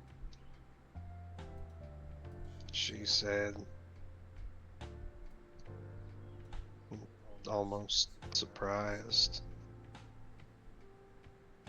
that I cared an awful lot for you. I don't know if it's because she couldn't understand why, or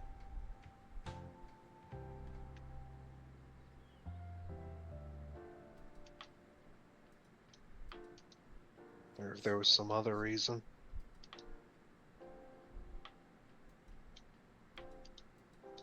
She and Dad had a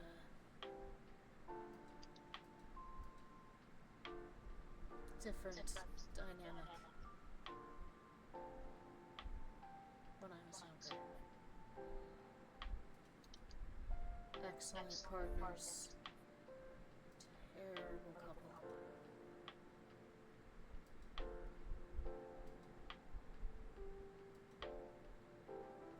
We got along.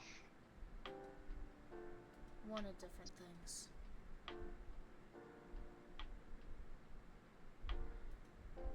My mother was the Nighthawk. She was busy all the time.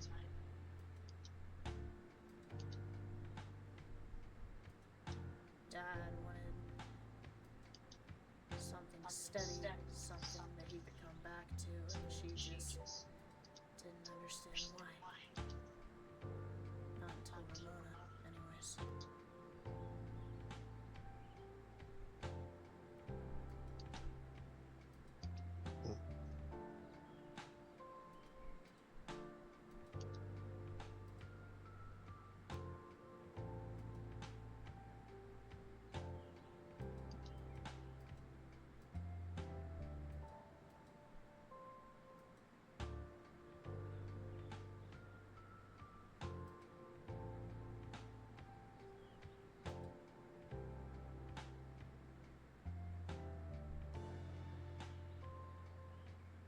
Well, I guess that's something that we managed to do better than them.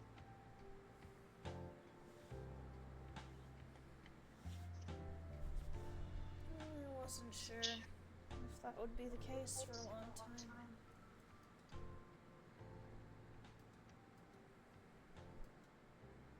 After all, we kind of were their dynamic for the first 5 years of our partnership.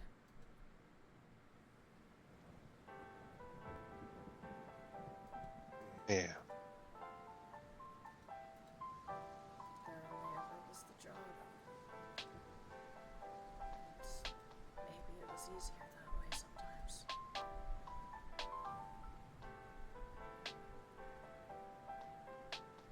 Lately, though, I start to understand what my father must have been feeling every time he'd walk out that door and glance back like he didn't want to leave.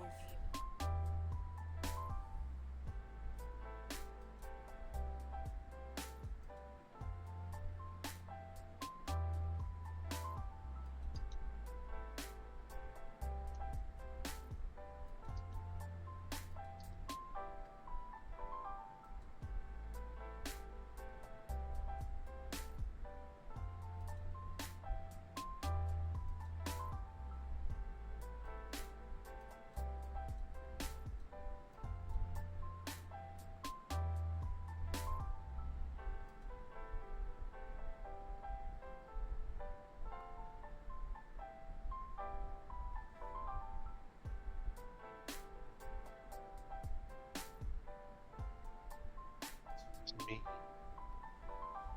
this partnership of ours is the only thing that I think is worth fighting for anymore. Katya hear you say that, Versada says carefully. I think she probably gets that.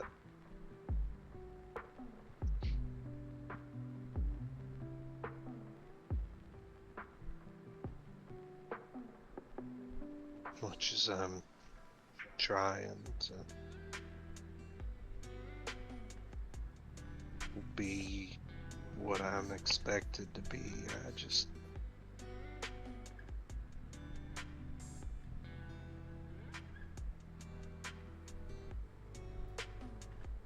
feel like I don't have it in me most of the time. Why is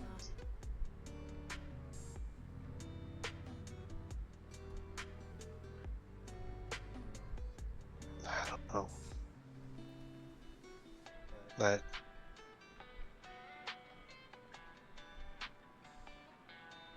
That moment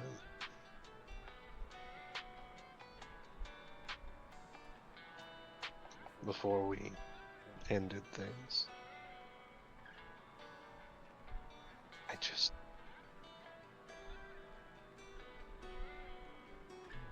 I hated everything so damn much.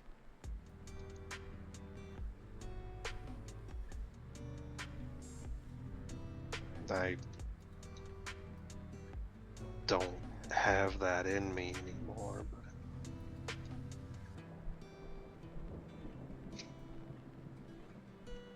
it's not like it changed, like I found it in me to want or see some sort of value in all of it. It's just that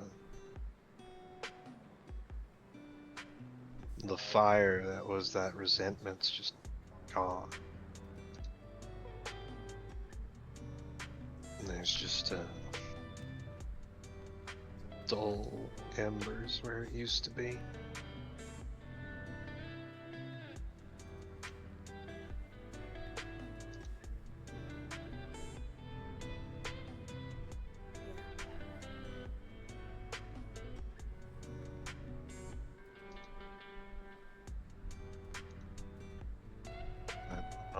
That's just the consequence of dying and coming back, or if it's the consequence of getting to that point in the first place.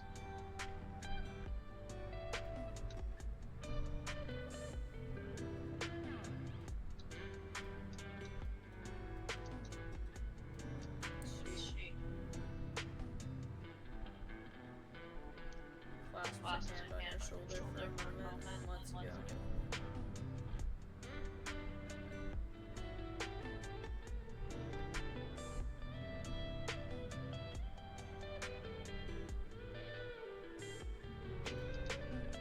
I don't know.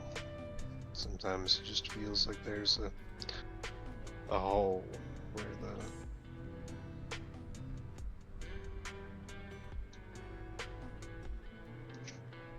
where all of that's supposed to be. You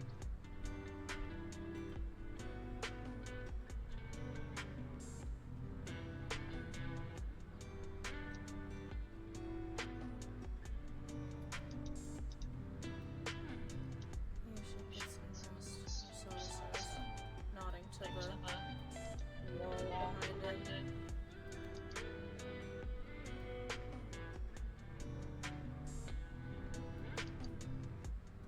I gotta keep watch. Bring the blueprint to me, she says. Need a partner.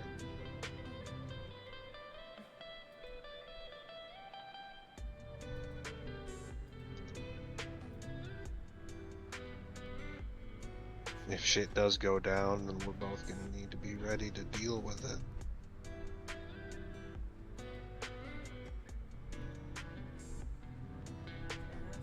She says. Roll me a perception check. Sure thing. While I go deep. 19. Mm-hmm.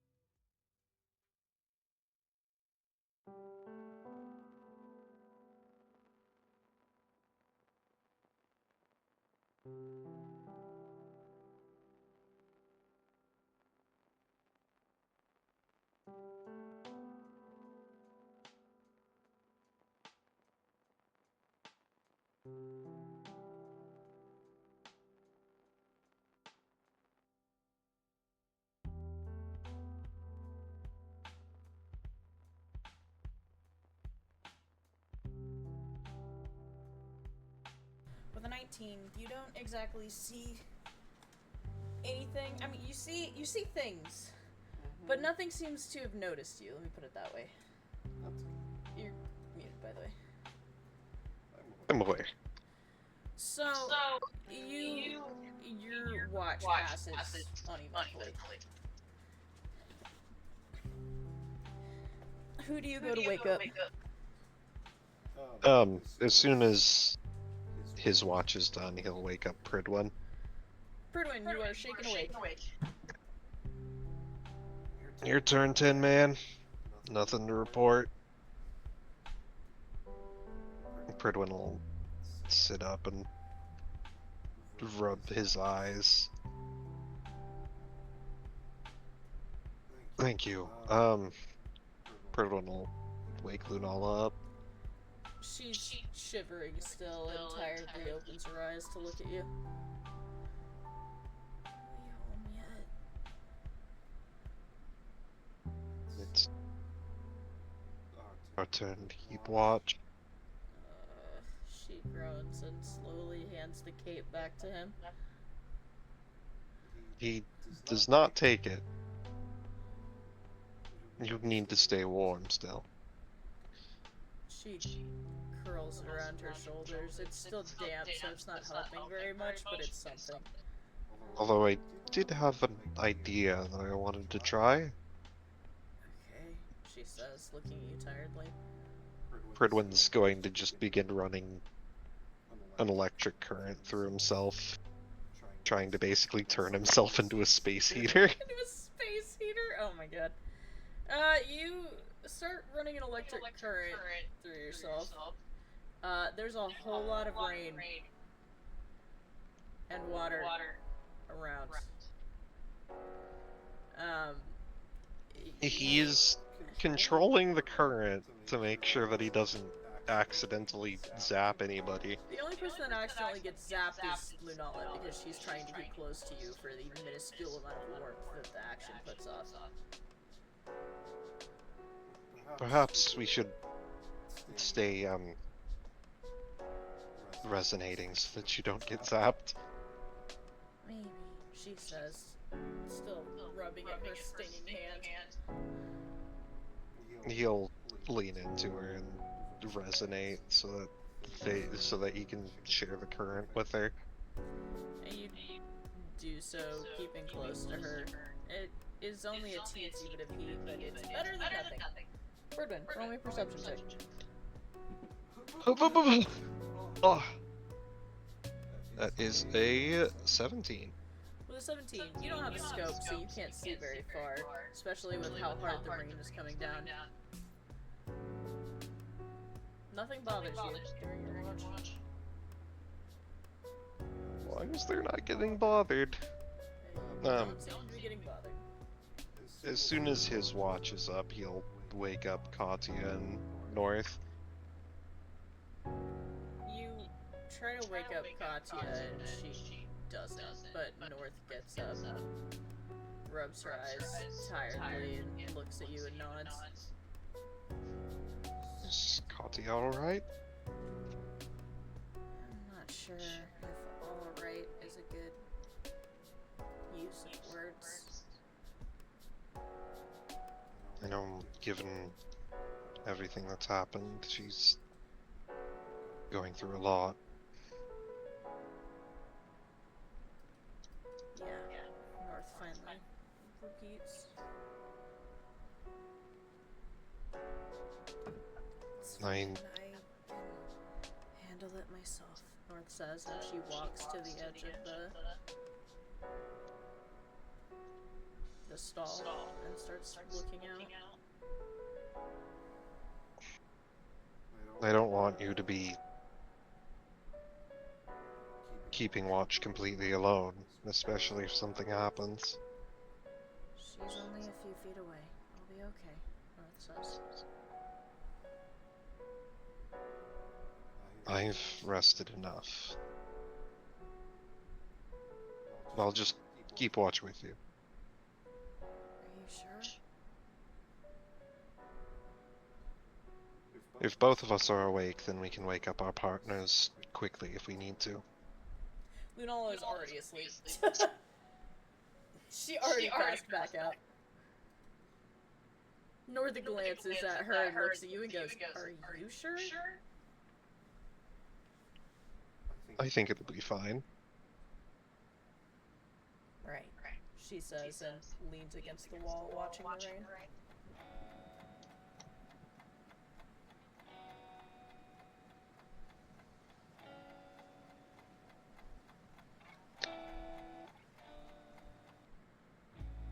Are you alright?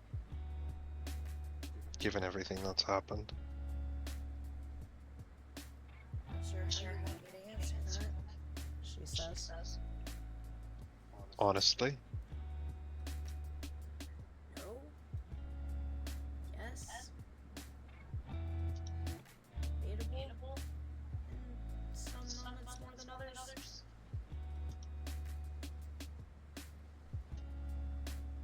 Do you want to talk about it?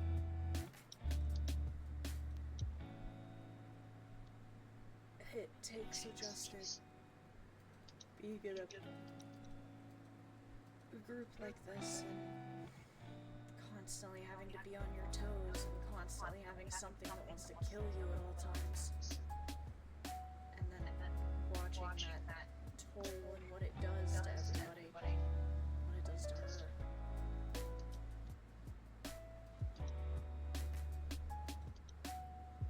I really wish I could say that it gets easier with time, but It doesn't. She says. I know it doesn't. never.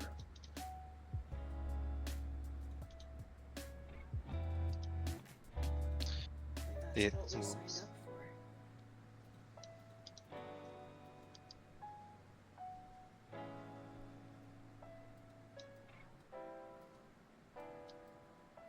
for. I suppose so.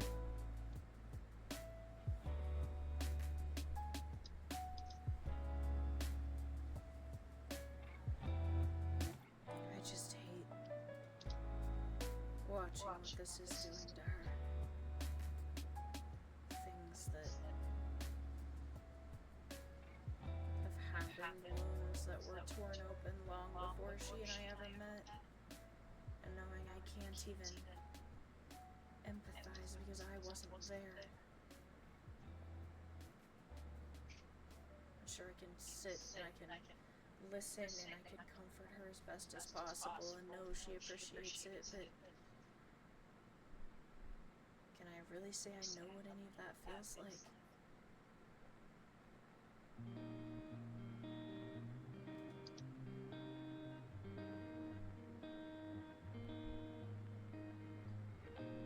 It's terrifying.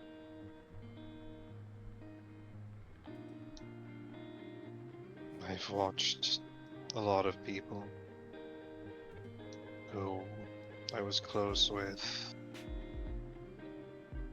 struggle. And despite my best efforts to try and help them, I've seen them lose that struggle.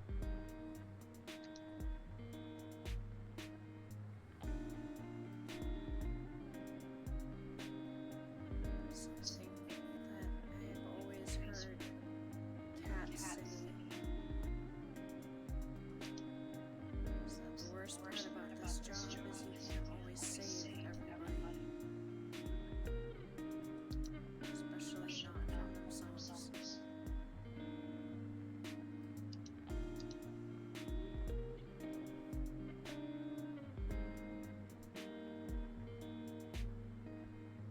There's a big difference between failing to save someone and spurring on the choices that they make.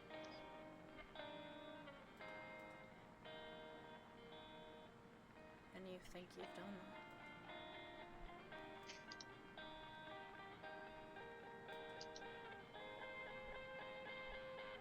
that? At least a handful of times.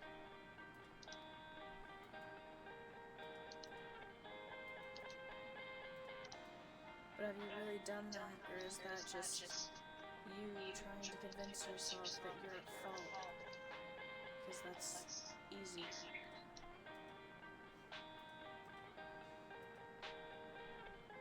I've been trying to figure that out for a long time. Pridwen looks down at his journal. You look at your journal. I've tried to convince myself that the things that happened simply couldn't have been avoided. That everyone makes their own choices and the consequences are what they are. But I look back at so many different things that have happened, and I find that the only consistent variable in each of them is that I was there, and that I did something, or said something that contributed to what happened.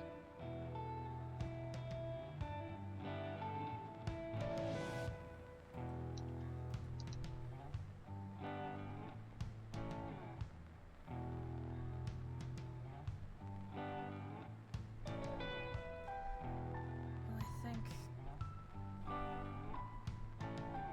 what Anna was talking about earlier, Apollyon rambling to himself would apply here, right?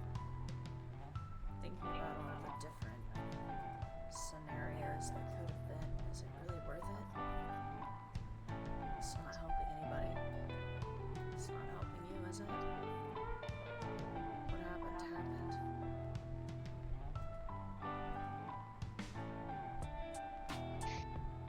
I know. I know that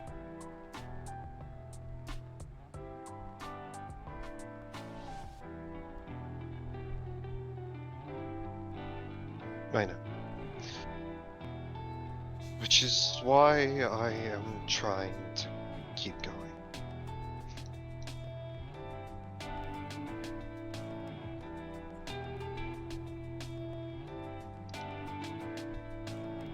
After all, I don't really get the luxury of not being okay. Who does?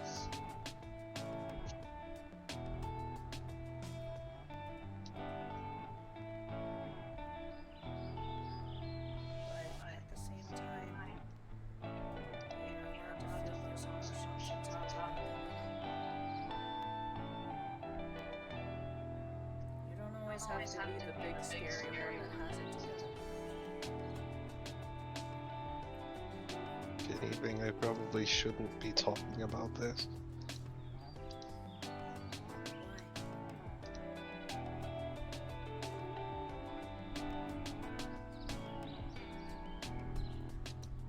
It shouldn't be.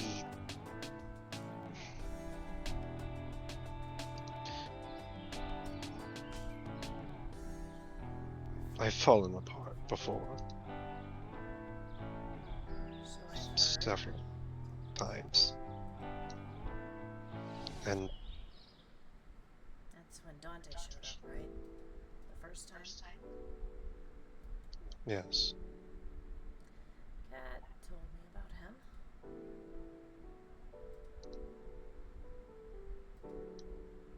I'm sure she had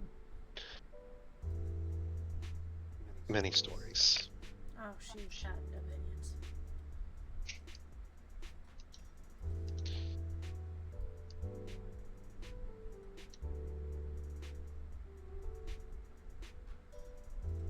Everyone was falling apart, but it was me failing to keep it together that led to things going the way they did. You can't shoulder all of that blame on yourself. It was a series of unfortunate situations grouped together to make everything worse. Of course, you were gonna break under that strain. You can't hold it all up by yourself, and that's what you were trying to do.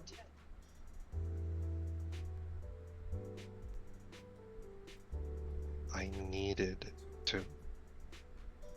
No, what you needed was the group to stand up on either side of you and help support it with you. But that's not what happened.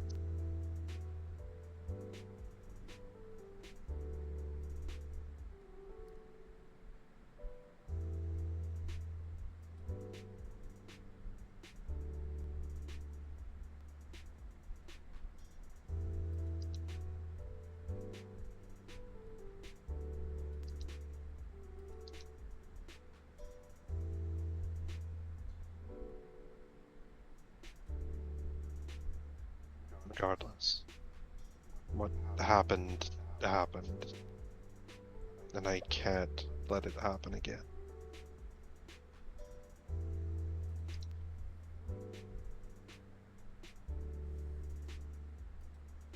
She just nods a little to herself.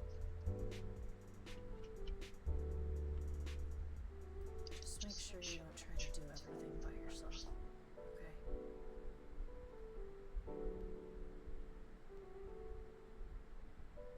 I know.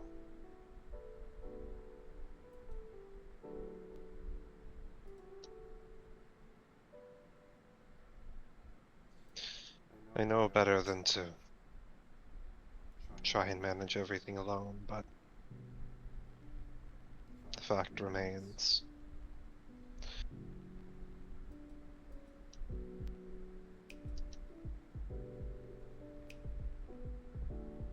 I need to be strong.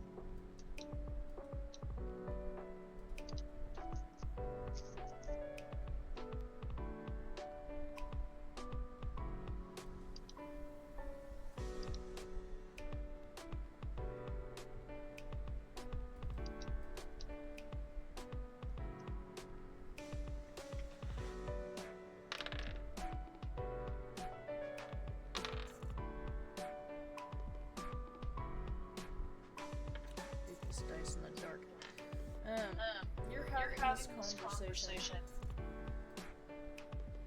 and you see something in the distance of the corner of your eye.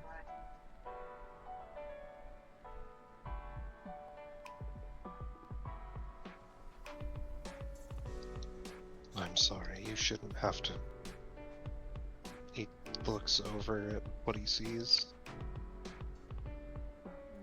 You see out of the corner of your eye a figure a ways off on the other side of the road.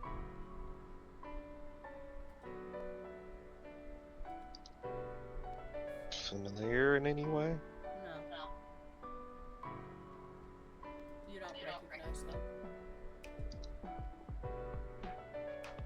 Do you think they see us? I don't think so, Mark says, keeping quiet. The figure is walking. Slowly, quietly. They cross the road and keep going. They look like they're heading towards the academy.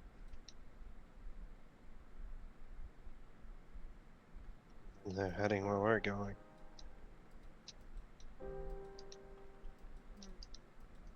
She responds.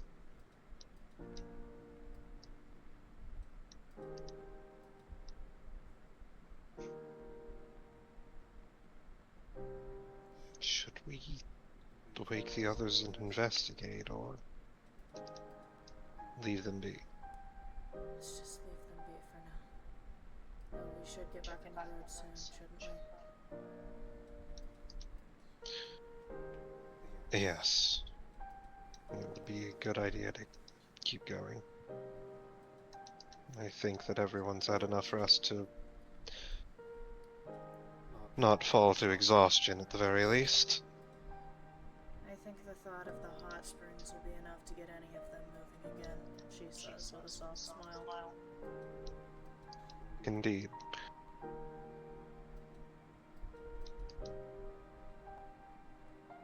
She nudges Katya and helps her up. Katya doesn't say anything. She's still got that 1,000-yard stare look on her face. She clambers up onto the horse and takes North in her hand and puts her back into her holster. Pridwen will wake Lunala up. Lunala, Arthur, and Rasada much more begrudgingly arising. He'll work on, he'll help Lunala up and help her up onto the horse. You pull Lunala up onto the horse and wait until everybody's seated before flashing into Lunala's hand into your shield form, and Arthur and Kat direct the horses out into the rain again, and you guys bunker down in the wind, the horses struggling their way up the mountain. It takes you hours, even on horseback against this wind. But finally, you begin to see the massive gates in the distance. You haven't seen the stranger you saw across the road.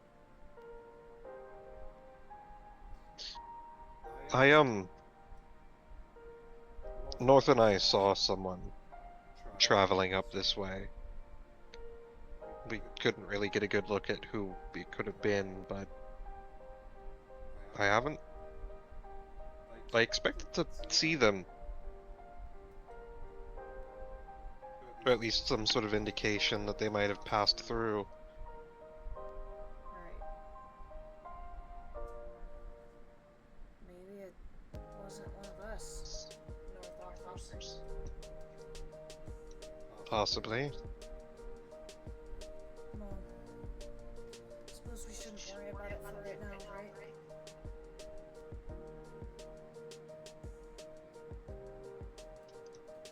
Agreed. You guys trot up to the gates, and after a moment, they open. The horses eagerly trot in and head to the stables. When you get inside, you don't see anybody in the stables. Katya hops down and begins untacking the horse. She's not here. Well, it is late, Katya says. Pridwen has been so rainy, it's hard for her to tell day from night at this point. You look at your PDA, it is 11 p.m. Like, at night. I suppose that's true.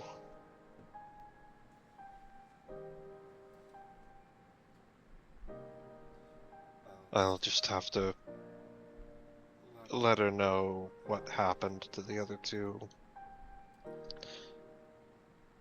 in the morning. The other one? There are 2 horses.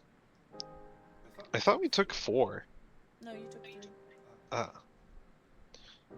There were 3 horses. One for Arthur and Rosada, one for you and Lunala, and one for Katya. Okay, I know. I forgot. Ugh. Don't worry about that. I'll take the fall. Not like we're gonna be sticking around for very long anyways. Oh, great. Another reason for them to hate you, Rosada says. He shrugs. Arthur, you finish untacking the other horse and leading them into open stalls, and then the group of you starts heading up the stairs and inward. You see a lot less students out and about right now, considering it's so late, but a few people roaming the halls and guards that are on duty wave at you as you pass by. Pridwen will return the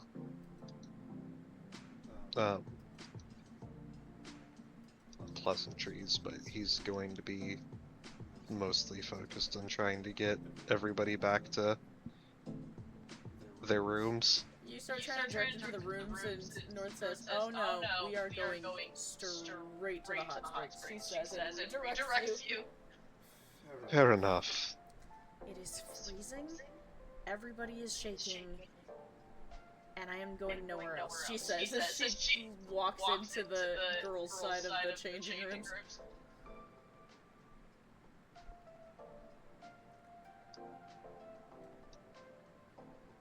Pridwen will go to the men's side and prepare to go into the hot springs. You emerge and see North is completely almost submerged in the hot springs comfortably. As is Rosada, who is examining the healing gunshot wound in her midsection. You can see Kat is off in the corner. She's brooding. She hasn't gotten into the hot springs.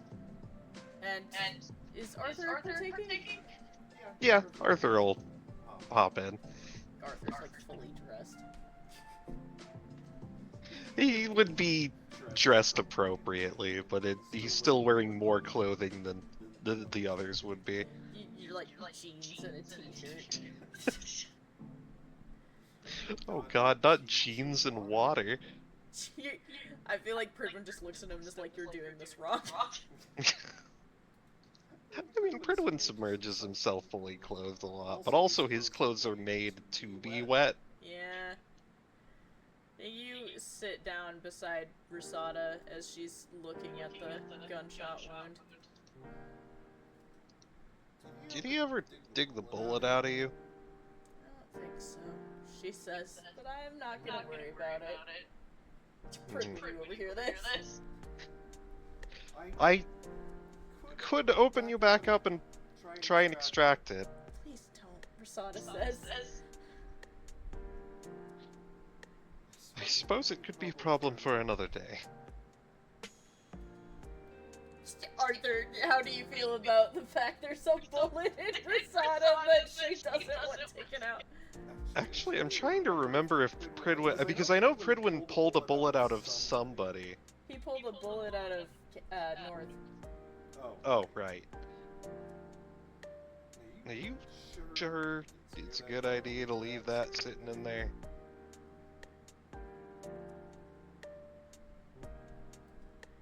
Are you? Lunala says, looking at Pridwen curiously. I mean, I would prefer to have it extracted, but if she's really adamant... Rosada whimpers. If she's really adamant that she does not want me to operate, then I will not operate. Nope, I'm fine. She starts trying to clamber away in the water. You'll never catch me! I... Very well. Pridwen will, Instead of getting into the water, he's gonna look over at Katya, since she's brooding. She's He'll- sitting.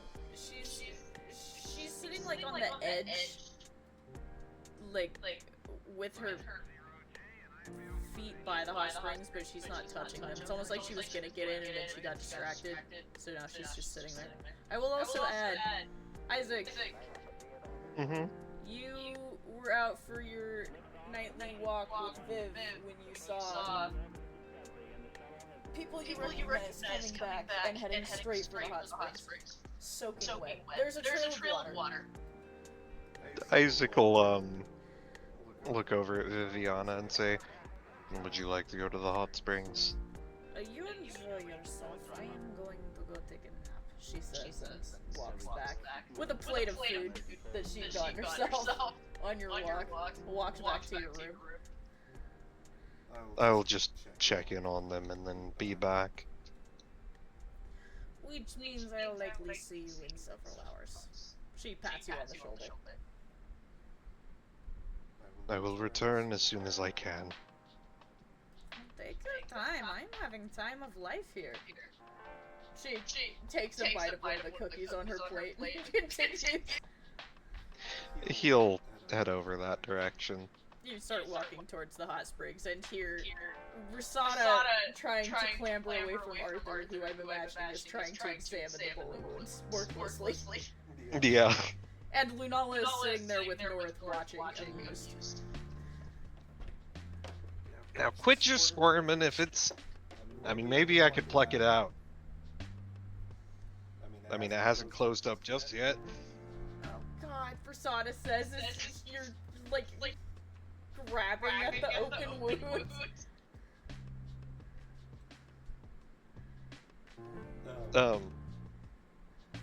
He will stop if she's adamant, though. Since it's you fussing over her, she lets you for the moment, but she doesn't seem very happy about it.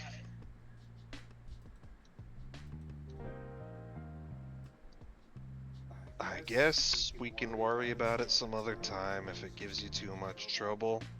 But if it closes up, Lunala says. I mean, I've known plenty of people with bullets stuck in them. She groans. Fine, just take it out. Just take it out, she says, sitting on the edge of the hot spring that you guys are in. Isaac, you walk in. Do you keep the mask on when you're in the hot spring? Yes, he always keeps the mask on for a number of reasons. 10 out of 10. 10 out of 10.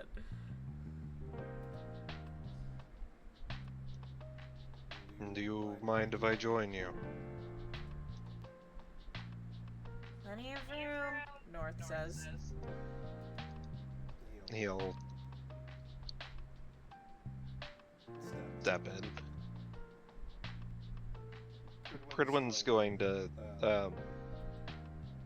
go up to Katya and say, "Would you be alright with talking?"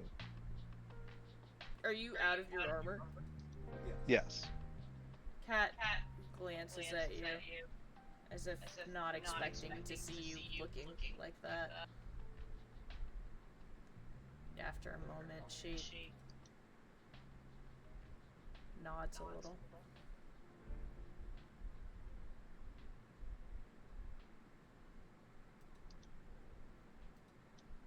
If you want, we can stay in the hot spring for some time, but I think a chat would be nice.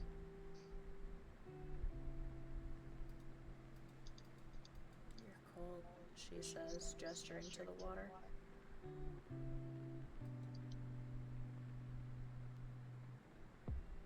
I don't get cold as much as most people. Your wife is shivering, almost completely submerged in the water. The ocean is actually very cold, so I'm accustomed. Must be nice not having to worry about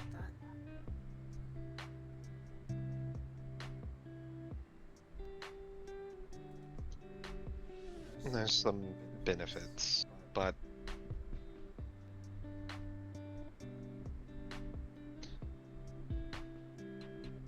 I do still have to worry about extreme cold.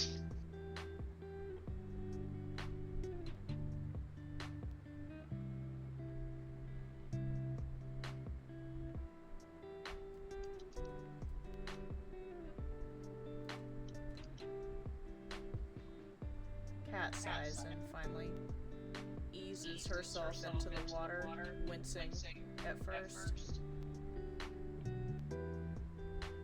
You hear the horrible, awful sound of her bones still trying to mend themselves together from your healing.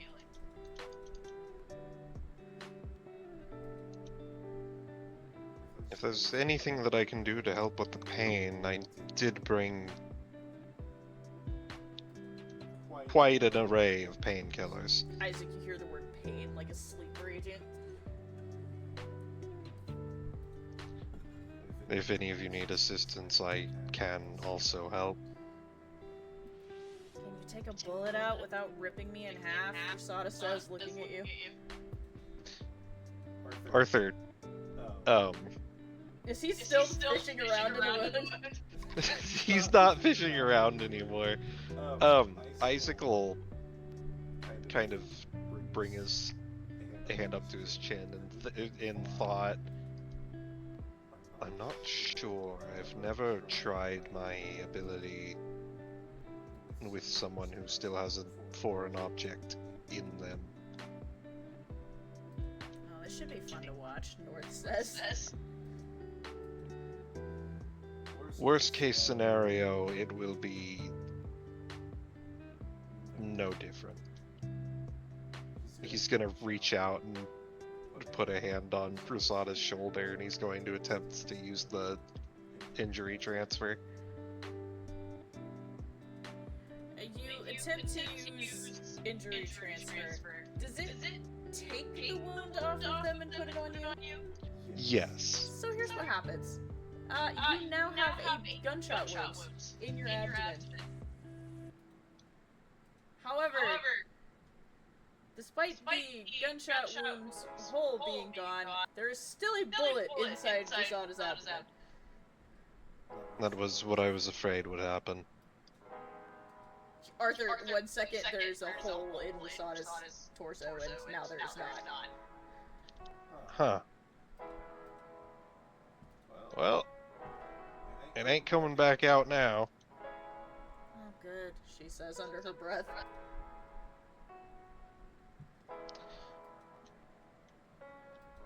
I mean, I can remove it surgically at some future point, unless it causes you too many issues. In which case I can worry about dealing with it sooner rather than later. Well, let's hope we don't have to worry about it for now, she says, looking down at the lack of hole. It should be fine. It's easy for you to say you didn't get shot, she says, looking at you. I mean, I got shot a couple times. I did, North says. I'm pretty sure all of us got shot. Lunala adds. Guys, you're just hearing this from where you're sitting. Unfortunate.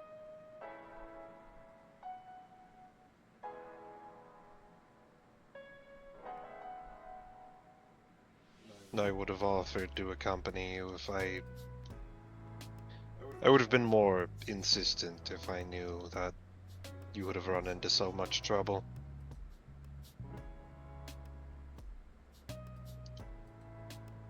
We handled it as much as we could. And I don't think that having more people would have changed much. If anything, it might have made it worse, unfortunately, North adds. Probably would have drawn a whole lot more attention than we already did. Unfortunate about the horse, though, Lunala says.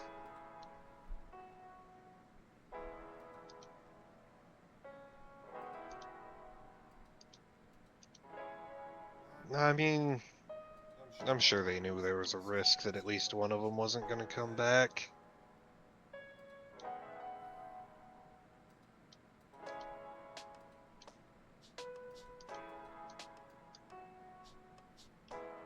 Hopefully they won't be too mad.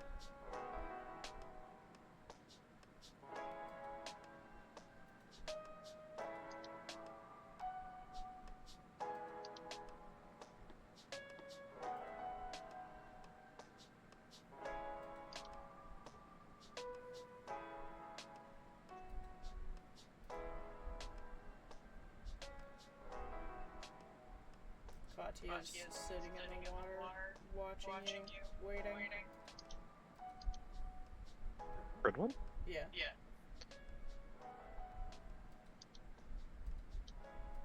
Like I said, if you wish to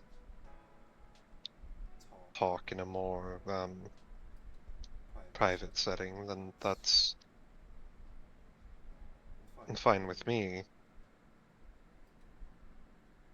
I just wanted to offer for you to talk about all of this. Is there somewhere more private? She says. It's not like we know this place very well. Well, I know at the very least that the rooms are fairly private. If you want, she says, and pulls herself out of the water. She Pridwen still will, has that glassy look to her eyes. Pridwen will also step out.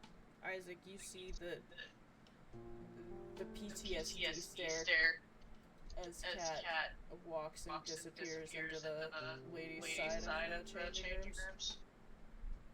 As she's walking over that way, Isaac will speak up too and say, if you would like, I could speak with you as well.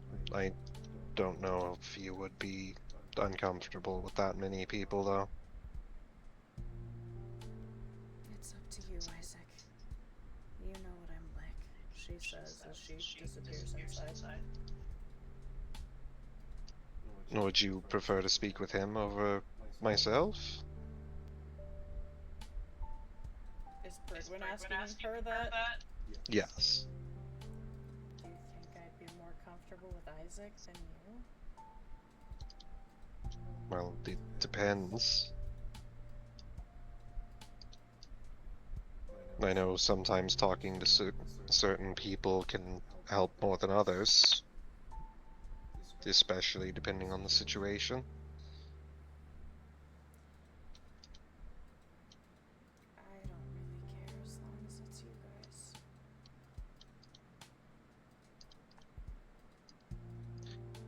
I will give the If two. I trust the person, She shrugs. I will give you the two of you the privacy for that conversation. If you wish to seek me out later, then you're always welcome. I know, she says, nodding.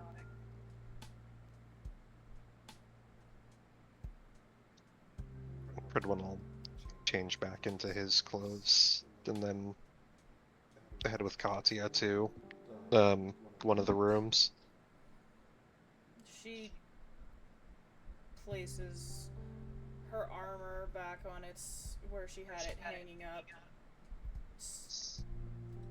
Looks back to her usual self in a pair of sweats and her hoodie. She wrings her hair out.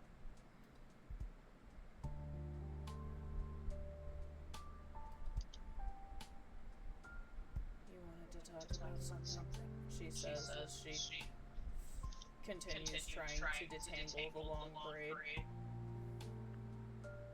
I suppose more I wanted to see if you wanted to talk.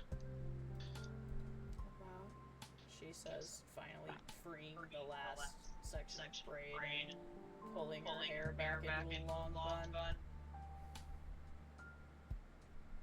All of this, not just what happened today, but the past, well, since we came back to Japan, all of this has been difficult. More difficult than I can imagine.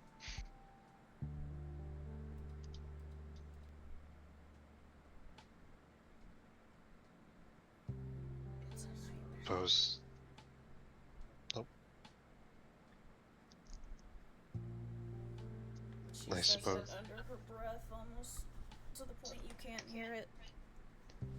What did she say? It's been a nightmare. I know.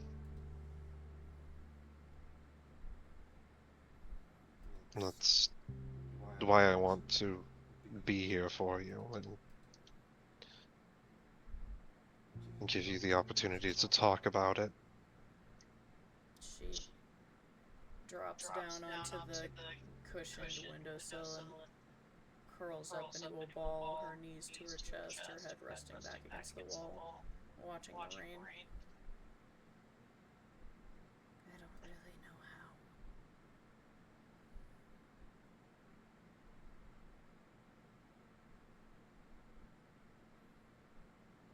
how. Know how, what? How to talk about it? She watches the rain for a long moment and then nods again.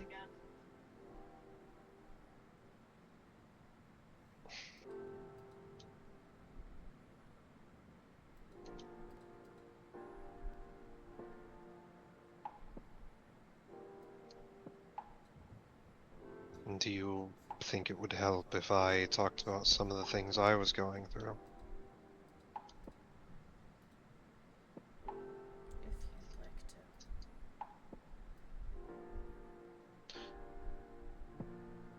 I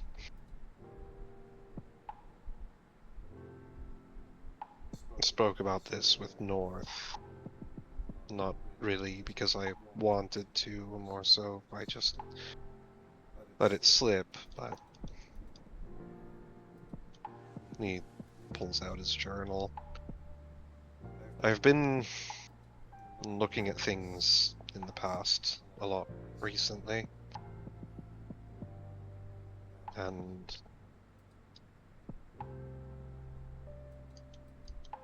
well, I've been dealing with a lot of difficult emotions.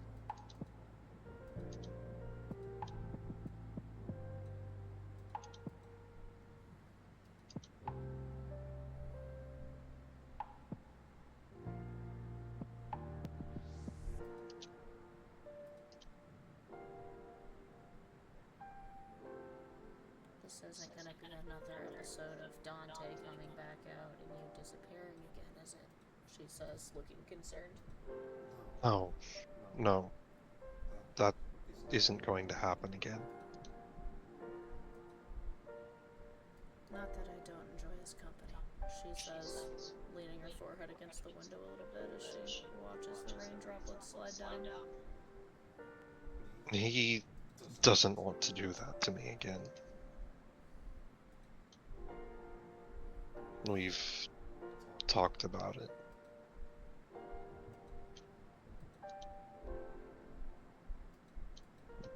That being said, looking back at everything that happened then, the fact that that happened in the first place was my fault.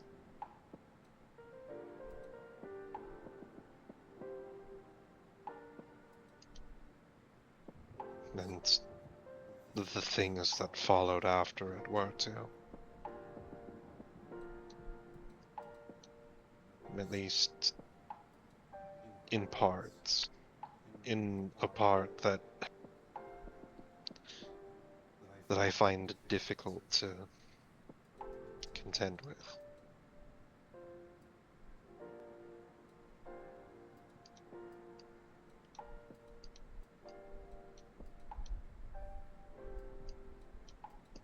I failed.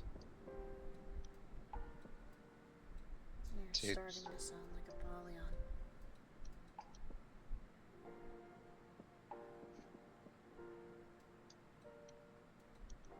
I suppose we both share a lot of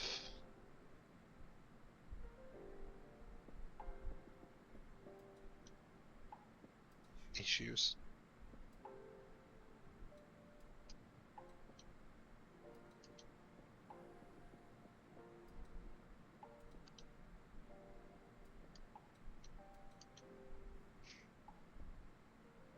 Is there something that I can do to help? I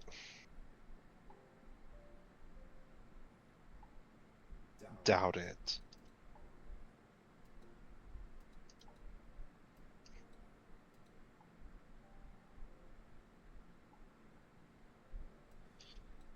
The fact is,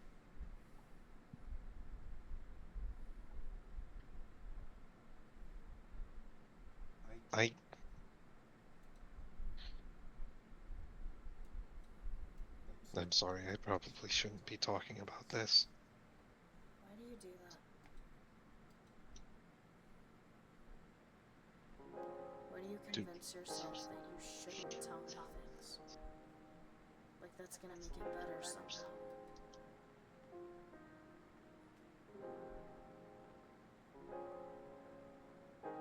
None of these problems don't feel like they should be something that I struggle with. It's certainly not something that I should offload on somebody else.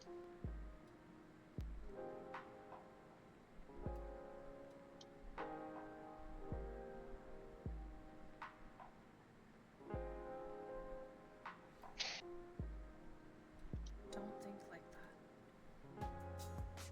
You know all of my dirty laundry. All the things you tell me I shouldn't be struggling with. I am. You don't get to sit here and tell me that you're not gonna tell me things you're struggling with just because you shouldn't be.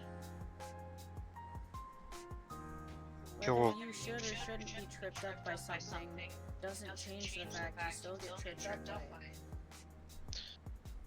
You're right.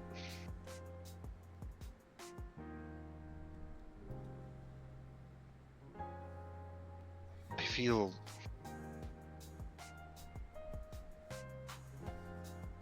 haunted by a lot of guilt.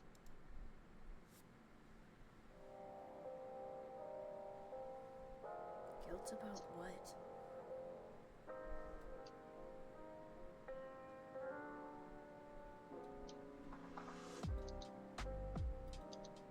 I've been here for a while. You have much longer than I, but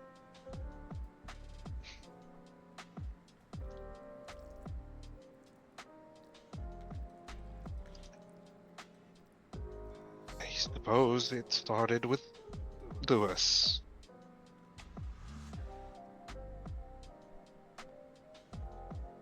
And then Pidge and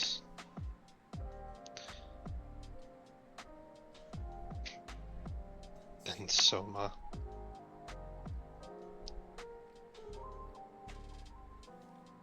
Several other people.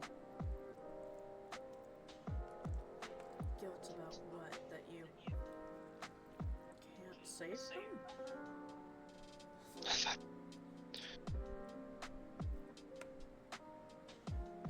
All of these people,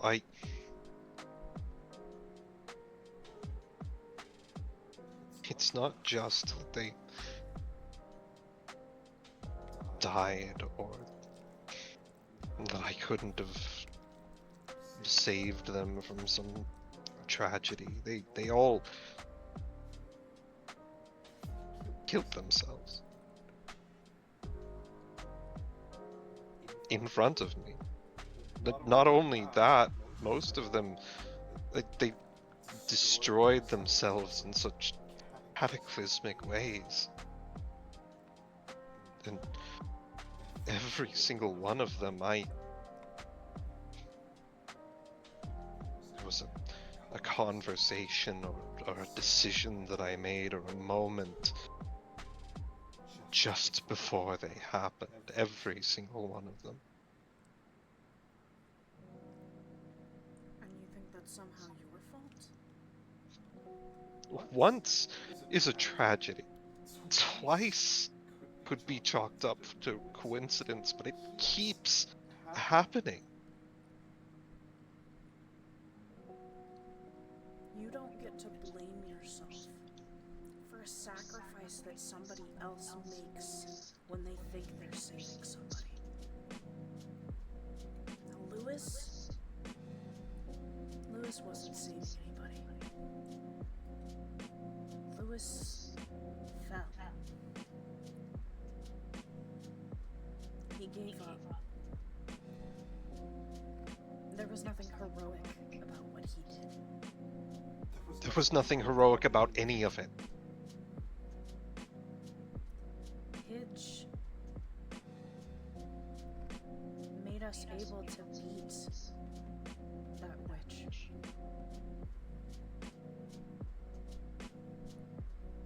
When we were all running on empty.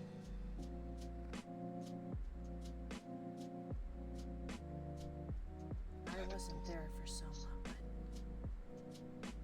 based on what he said in the sewer the other night, it sounds like he thought in some twisted way that trying to erase himself was going to keep us safe.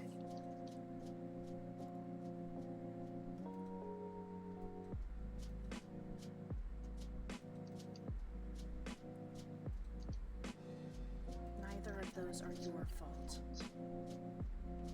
None of them are.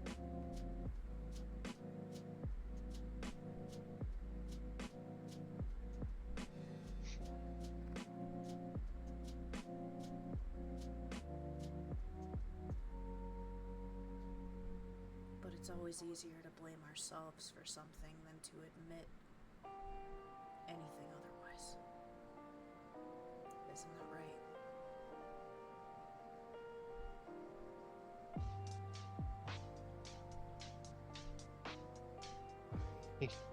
No.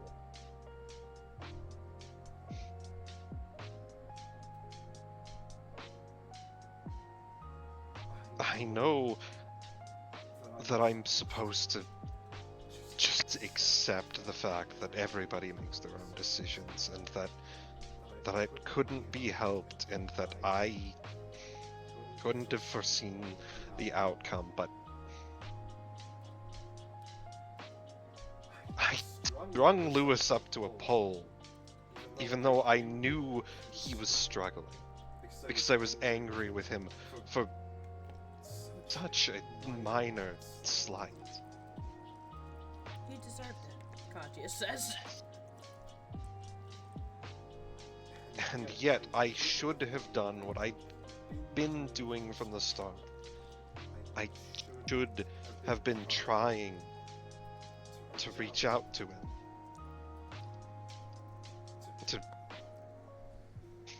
You're doing it again. You're blaming yourself for something that you didn't even know you needed to do. If he needed or wanted help, he would have reached out. I did know better. And then Pidge, I broke down. I failed to keep the group together, and Dante decided that I couldn't handle it, and so he took over. And then because of that, and so many other things, Pidge ran off, and then she did what she did. Not just the... I don't even want to call it a sacrifice.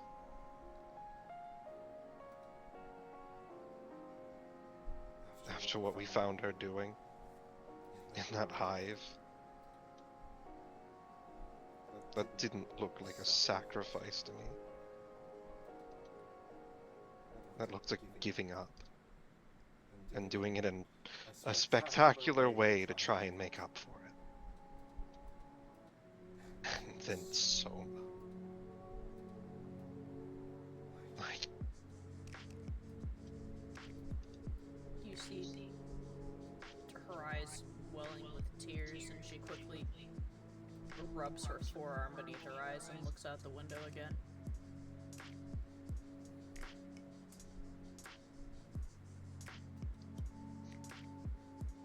I'm supposed to be better.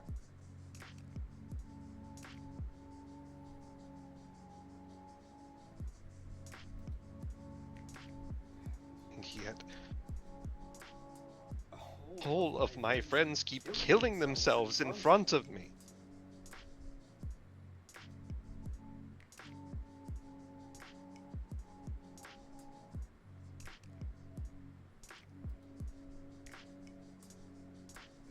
And I don't know why.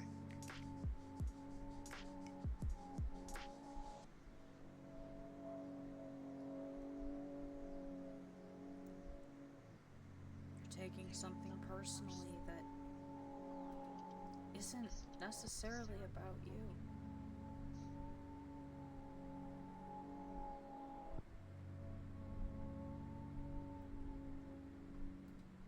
Katya, it keeps happening. Yeah, it does. She looks at you. You know what else keeps happening? All of my family keeps dying.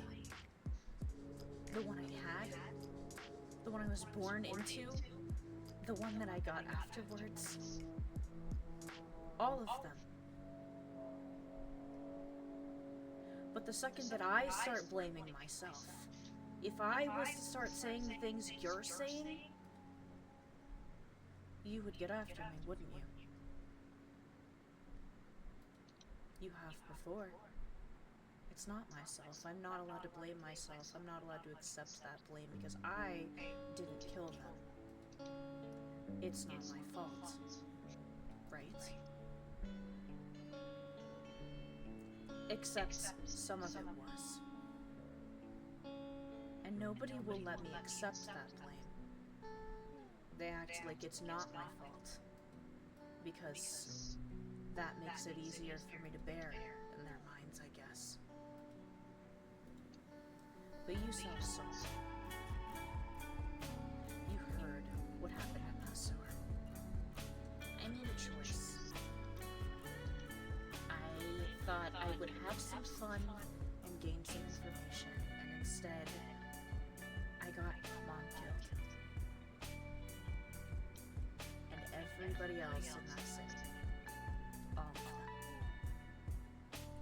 That was on me. If I had never joined that fight, I wouldn't have lost control. Mom wouldn't have had to intervene. She wouldn't have had to kill herself in front of me. Just like you said. And if I hadn't lost control in Brazil, Dad wouldn't have had to do the exact same thing. Now, yeah, other people's bad decisions led us there. Soma, making a deal with Rika to kill Dad, and Dad fighting me in the ring like that and saying the things he said that I will never be able to unhear ever again. There were other people that led up to the poor decisions. One bad mistake leading to another, rolling into another. But if you get to blame yourself for all of the things that keep happening in front of you, then so do I.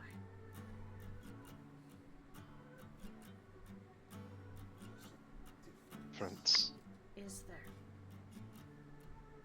you didn't know better. I did.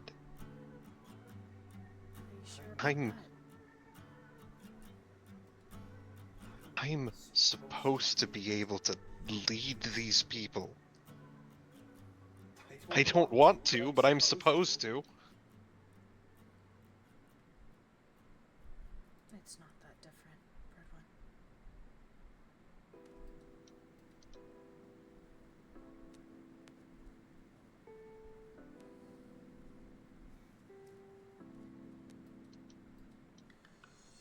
I'm just tired, Katya. I know you are. And I wish there was something I could do or I could say to make it better. But the truth is, so am I.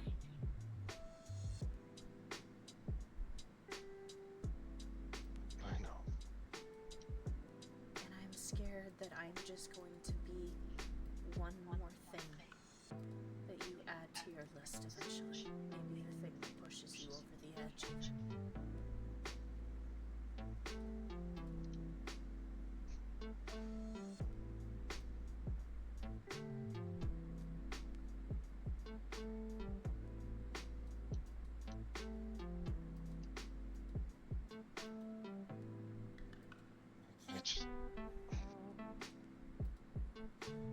I cannot understand why Anna envies my position.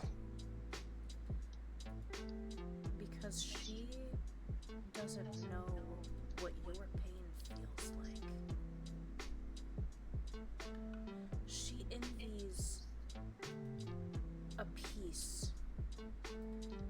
She envies that feeling of having people look up to you for answers, of having people trust and rely on you. She doesn't know what comes with the job. How could she?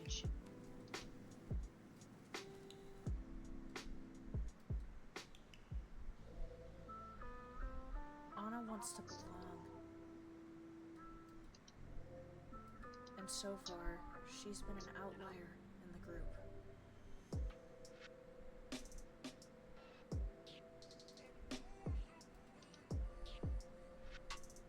She's struggling, from what I can tell. Same as any of us.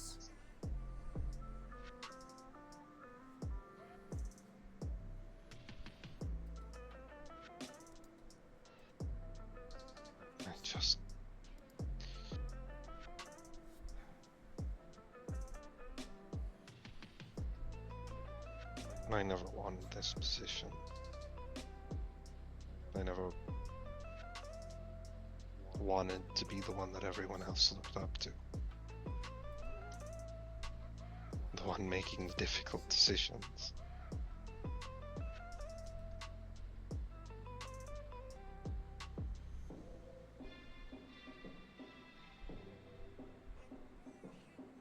Then don't.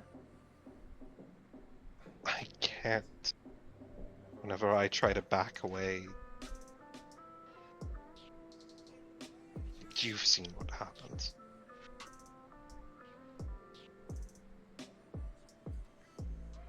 I have to be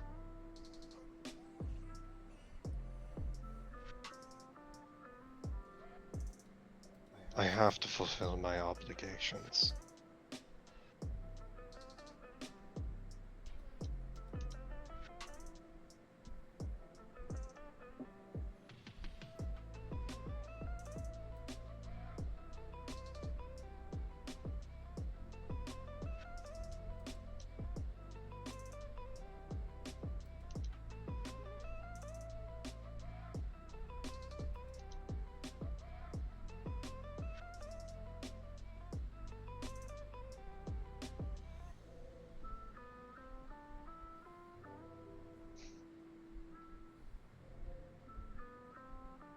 You are right. I know that I'm torturing myself about things that are beyond my control, but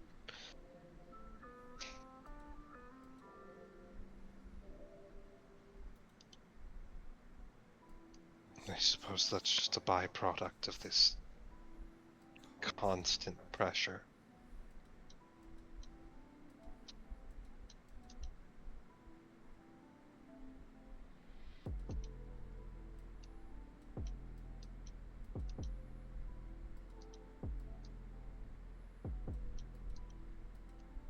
Must be hard. Being a dad. Being a big brother. And being in charge.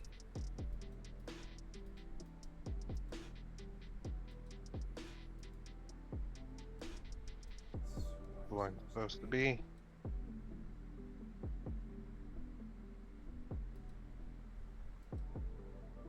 Just don't forget that who you're also supposed to be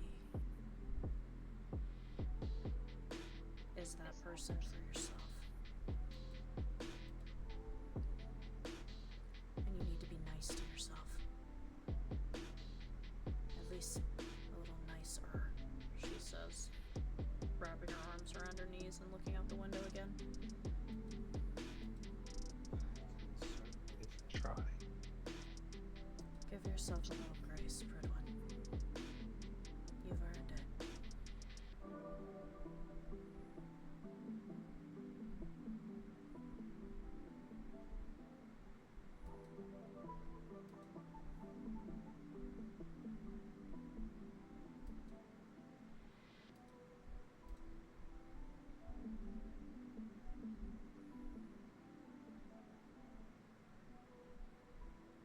I shouldn't have left the rest of you to fend for yourselves earlier today. Did you at least learn something useful? I heard Lunala running. I assumed it was important. Not anything I wanted to learn. About your dad, huh?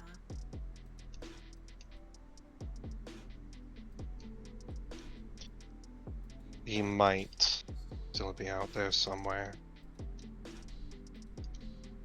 Apparently they kill most of the people they replace, unless they are useful, in which case it sounds like they enslave them. I am not sure which is worse.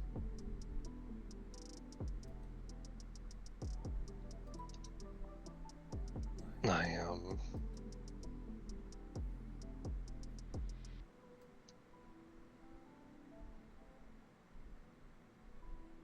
made sure that the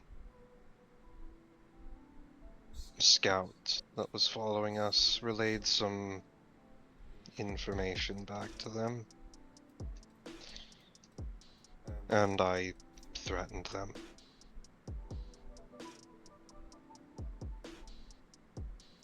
But I doubt that they will take those threats seriously. They don't seem to take me seriously at all.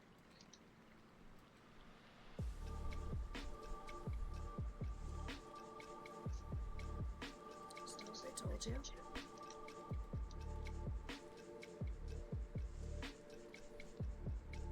That they don't take you seriously?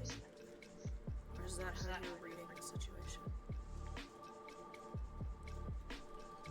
They don't recognize me as a threat. Perhaps to them you're not.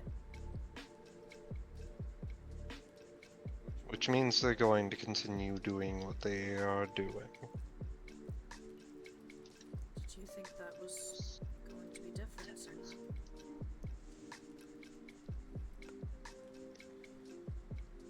This game master views the people underneath him as tokens to be expended. And by the themes of it, it seems that he believes everything is a token to be expended, exchanged, or otherwise gambled away. So I attempted to word my threats in a way that would appeal to that. They're watching us constantly. Someone is always watching us, Pridwen. I know. And I'm getting very tired of that.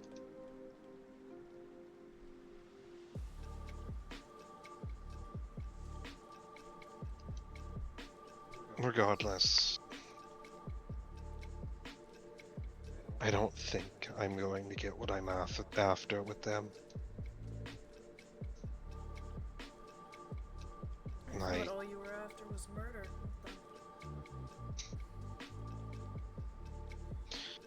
Only those who are responsible. But I already gave up the only possible piece of closure and answers that I had.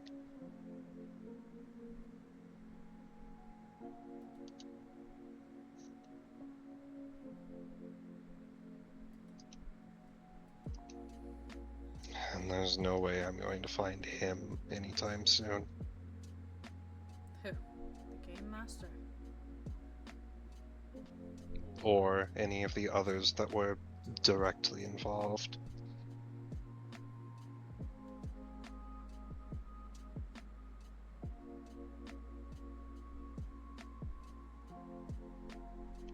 He only gives his pawns any information that's necessary strictly for doing their job. That's why they're pawns, she says.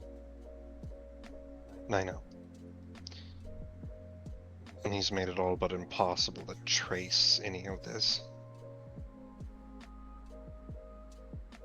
Like I said, the only means I had is gone. The pawn offered for me to establish some sort of meeting with them, but I have no interest in trying to treat with them.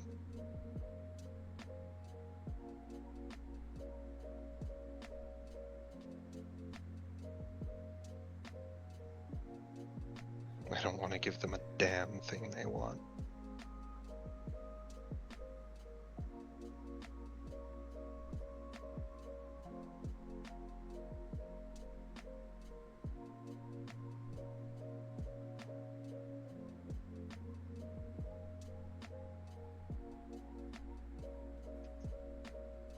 So nothing's really changed in that regard.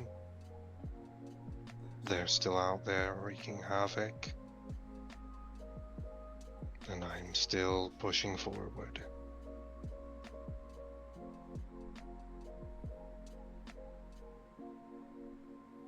And my father's still either dead in a ditch somewhere, unburied, or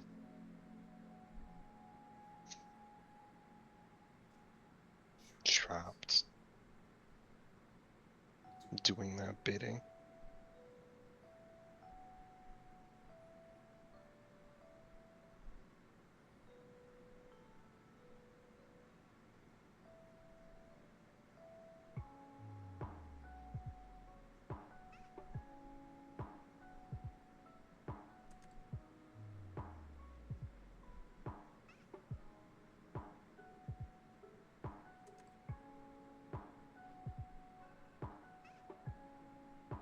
It's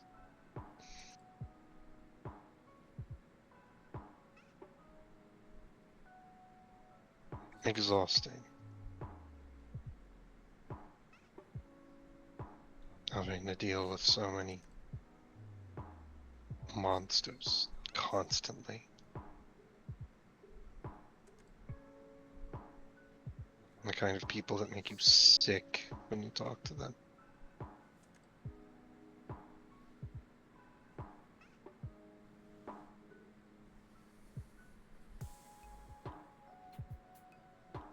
And I've tried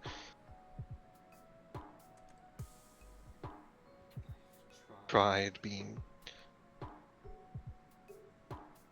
fair and just. I've tried striking fear into them. I've tried everything, and it just seems like nothing changes.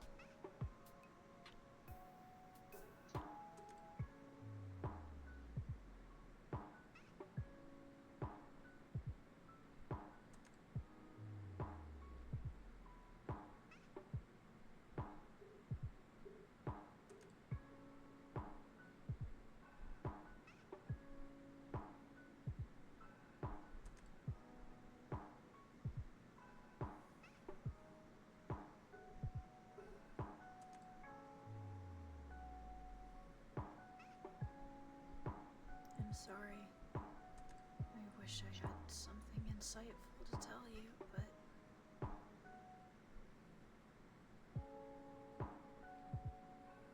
but there isn't anything you can do. There isn't anything anyone can do. but you're going to be okay, right?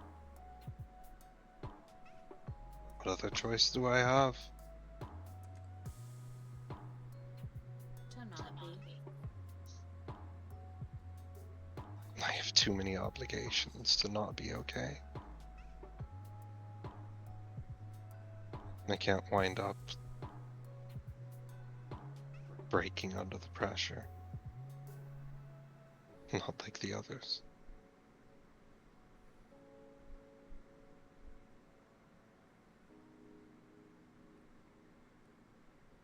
I don't get the luxury of some cathartic breakdown.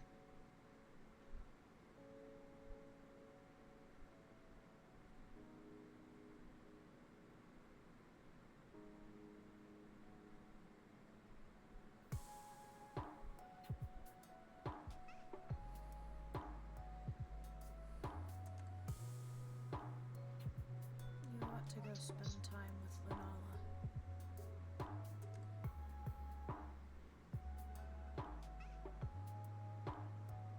I know. But first, I've poured out all of my dirty laundry.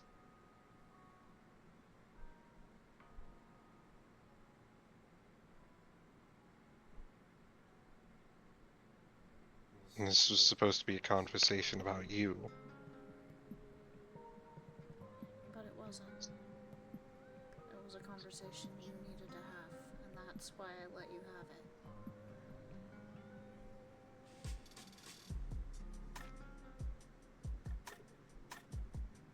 Still.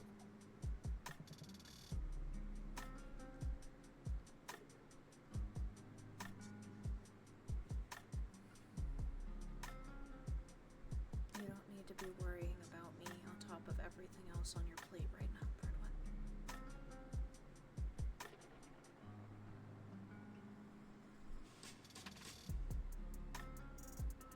You have the right to worry about one of my best friends.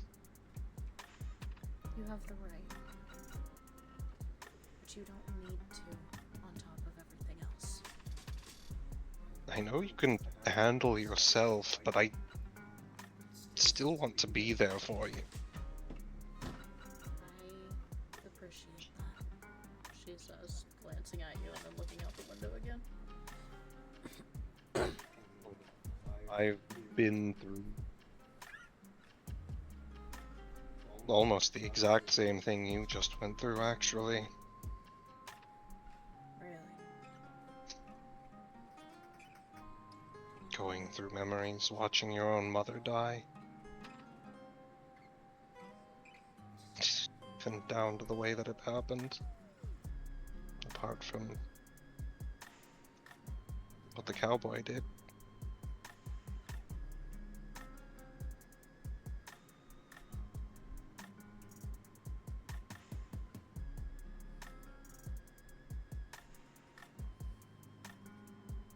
I think they would have gotten along.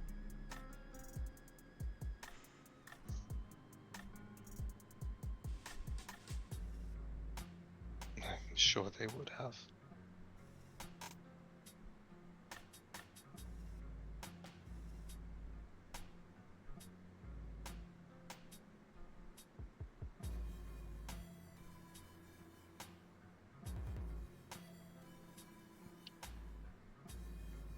I did my best to give you and him space through all of that, but I overheard some of the things that he said.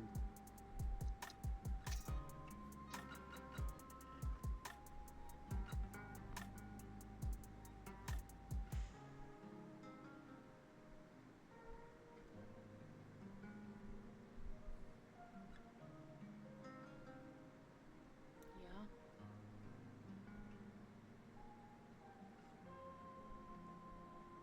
I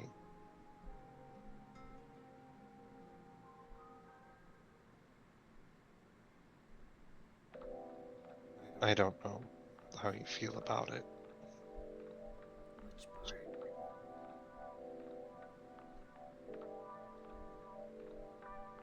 I suppose it sounds like he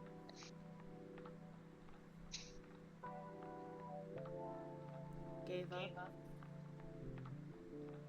in a very similar way to Lewis.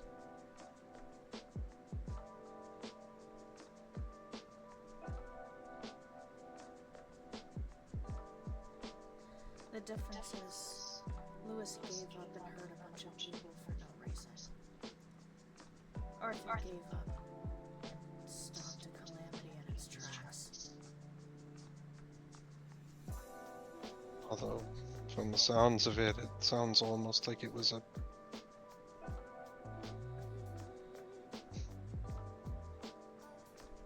a side effect rather than what he was trying to do. Maybe it was. But does admitting it was a side effect make it any easier to bear for the rest of us? No. Then why worry about that semantic?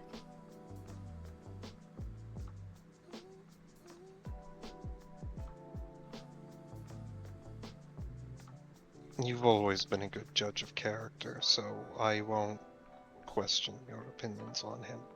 Oh, he's a terrible person. She says.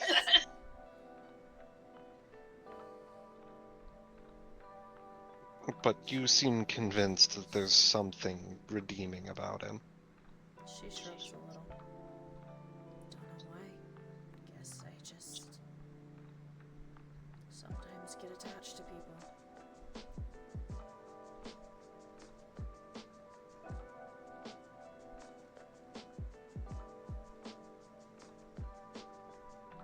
And for what it's worth, he doesn't seem all bad. I think if he hadn't been dropped out of the aether into the situation he was, he probably would have been just like any of us.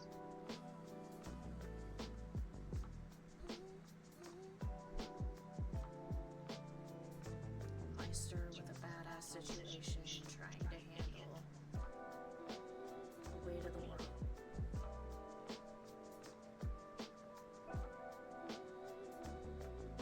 Except we get classes and training on it, and he just had to figure it out himself and try not to die in the process.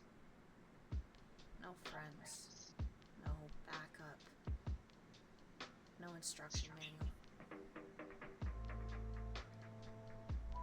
No. Moments like this.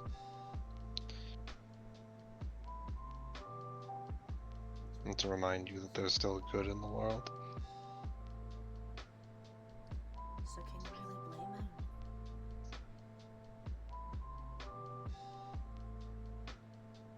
him? I suppose not.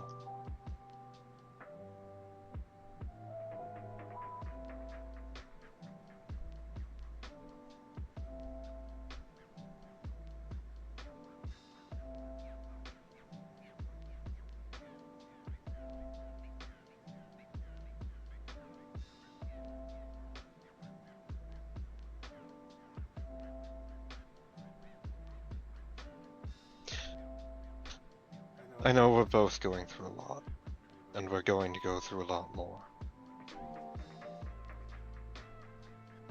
But I don't want you to believe that I can't make time to try and help you when you need it. But have conversations like these.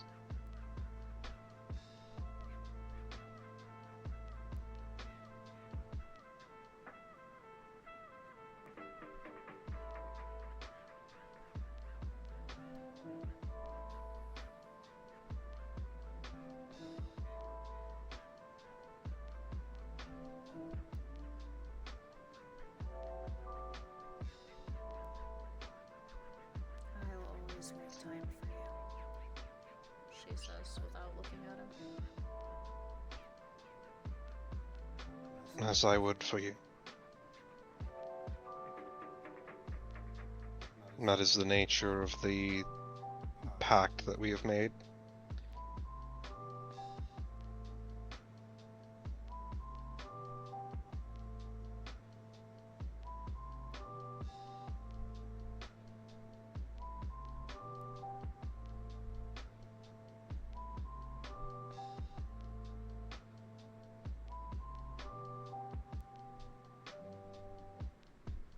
Never think that you're a burden. Certainly not to me. Ditto, she says, looking at you.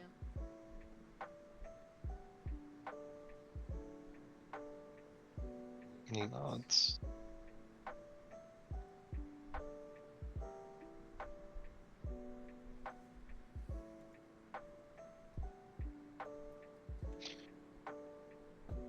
I should spend some time with Lunala, and you should spend some time with North.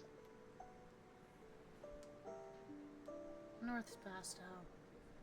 Guaranteed. Katya gives him a sad smile.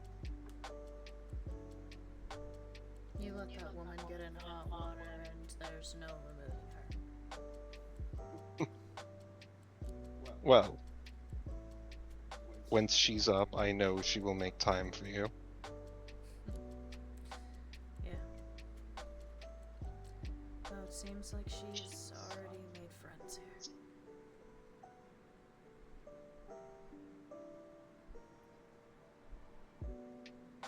Everybody seems to be fitting in quite well. Away from home. Better than we've had in our last couple of cataclysmic events. It's gonna be a real shame if this place falls too. We're not going to let that happen. We can't afford to think so optimistically. We have to think optimistically. Right, she says. And besides, how are we supposed to shape the world the way that we want if we can't believe it's possible?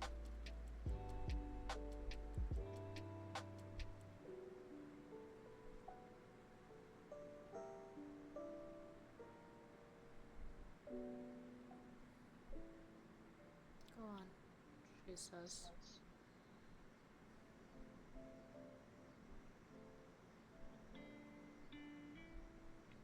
You hear voices in the corridor outside.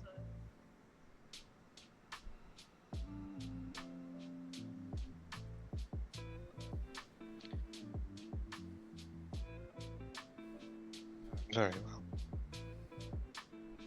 You see Isaac walking your wife to her room.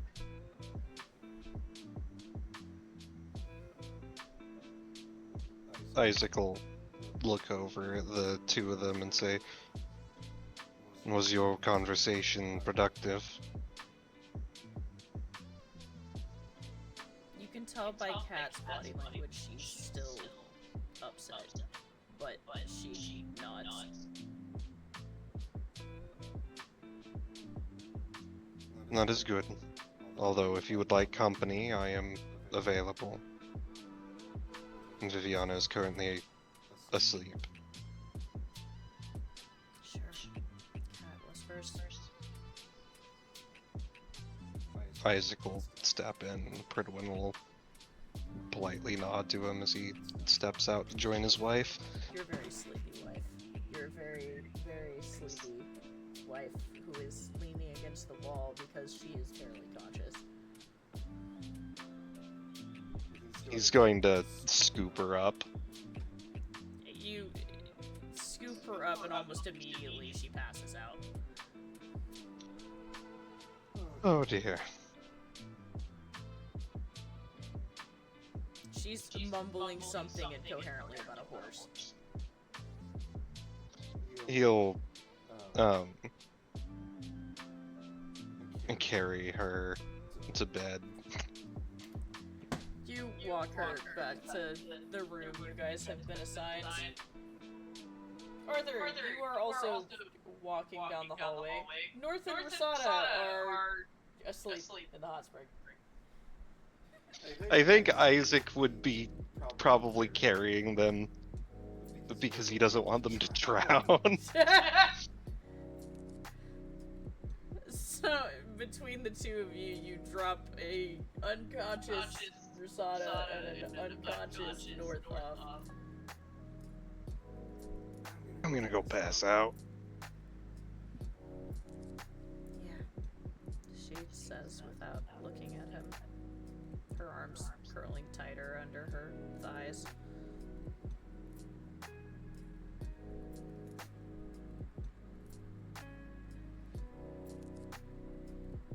Arthur pauses for a moment, noting how she's acting, but he just nods and says, "Take it easy, kid."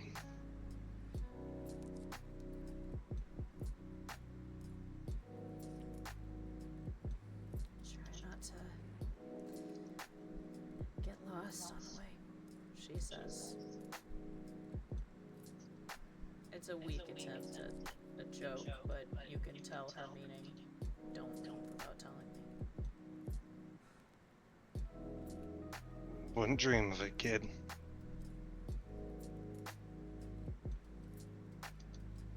She looks back out the window.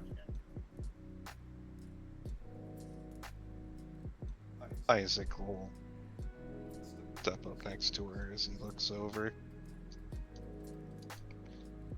And he'll actually hold out his hand.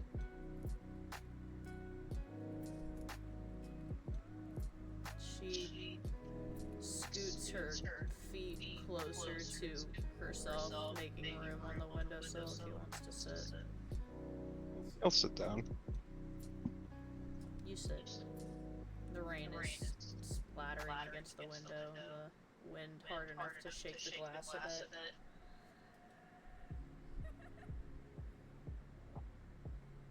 You're wanting to know what happened.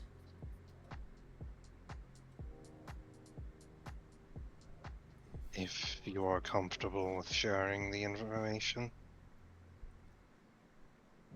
She takes a breath and then puts her hand into his. Isaac, you are slingshotted through the last 48 hours. The sewers, the remembering, the things that she heard, the things that she felt, getting stabbed by Rika, the hand crawling its way into her intestines, being in the salt, the feeling of the salt grains passing through your fingers, and looking up and seeing the person you considered your mother, or what's left of her. Getting attacked, getting blown up in an explosion, falling 4 stories, getting captured, trying to protect Rasada, getting the shit beaten out of you, being told to pick up a cursed object, or have the person beside you get shot, refusing, getting the shit beat out of you more. Your bones breaking. Rasada getting shot in front of you anyways. Watching Pridwen snap. You've been through much today.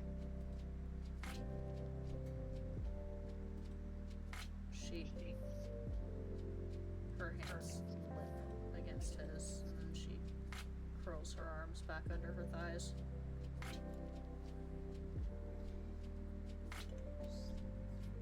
No, your mic's not transmitting. Hello? There you go. Weird.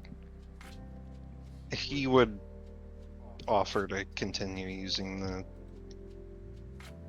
pain sharing to alleviate some of the suffering.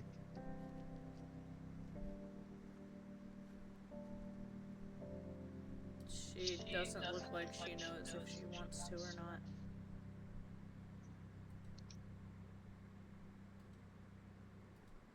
She hesitates.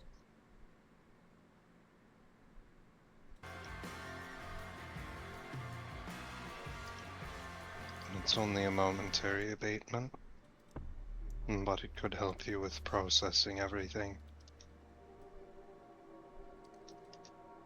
I'm scared if I don't feel it, that I'll just feel nothing. You'll still feel it. It's just that we'll face it together. But if you feel that you need to face it alone, at least in this capacity, then I will simply remain here.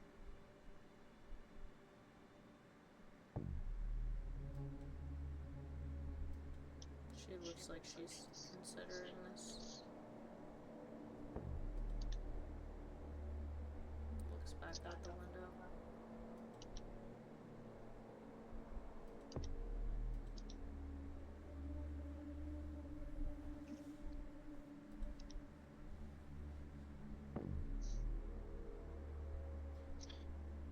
You've told me about your mother.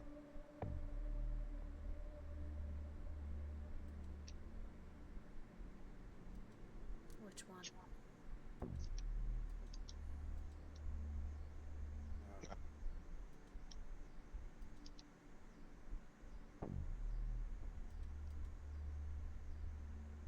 The one that you faced today.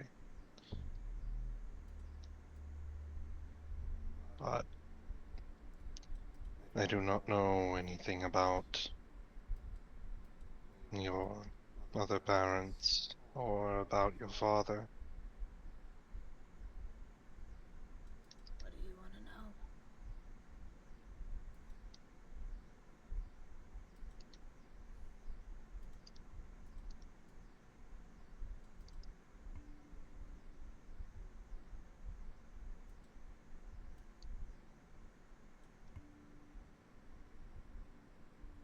Who was he before? Douglas? The feelings that I experienced, they are not like the ones that I feel for my own father.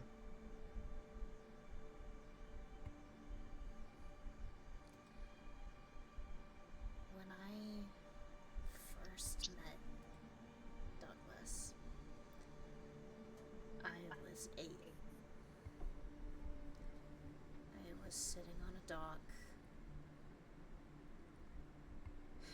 at my house, coloring. And while the rest of the group went inside to do their jobs and investigate, trying to figure out what was going on, trying to learn about my missing little brother, he sat with me and talked to me like I was the coolest person he had ever met. And when I was scared, he got in front of me.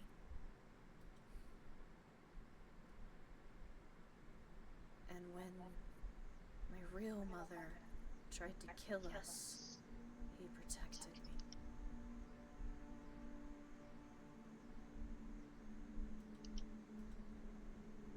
And when they got ready to leave, he refused to leave me alone. And he didn't. He was protecting me ever since. Until he couldn't anymore.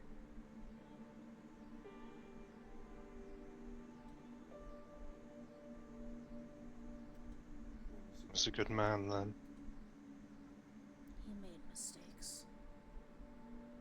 And some stupid decisions.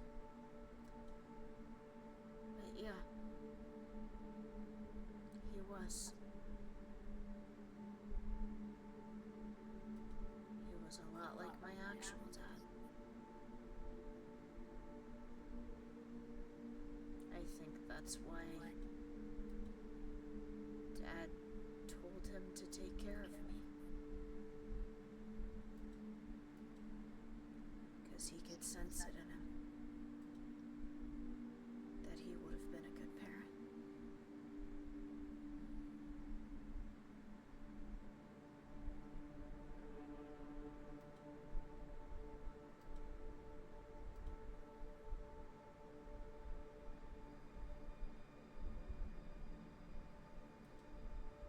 What were they like?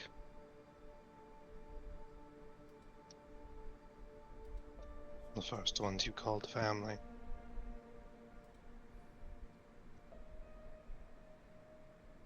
The first ones. Before everything went to shit.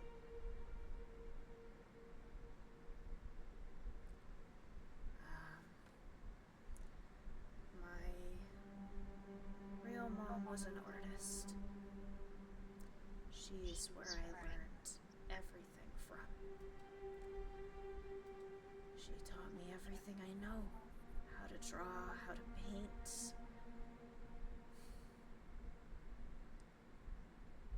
She could see souls like I could. Because I think for a while, Narcissa was with her and not with me. She was special. And she knew I was too. My dad was always working, but never so much that he couldn't make time for me and Ben.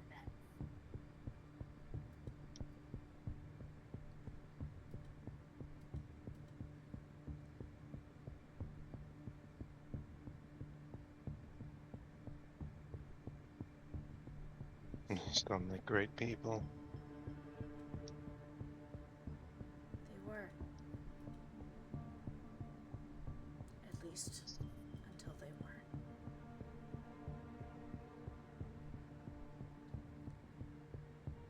Something happened to them. You said that your mother attacked you.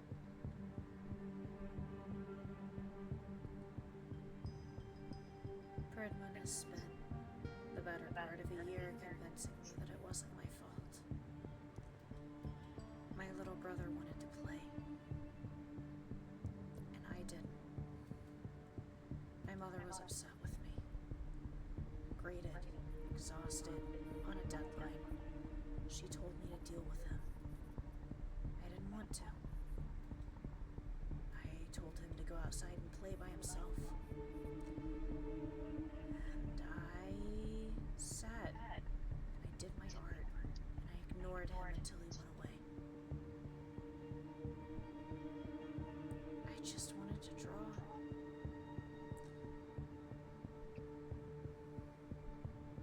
And then he didn't come back. He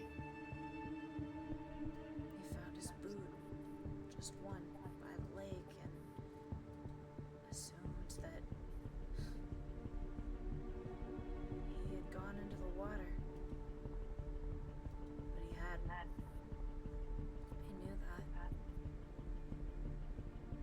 I knew that thing had taken him. And when it did, it ate away at Mom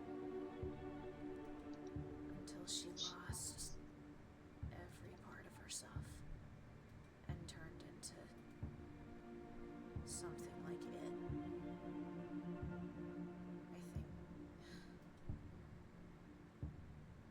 I think Dad called it a Wendigo.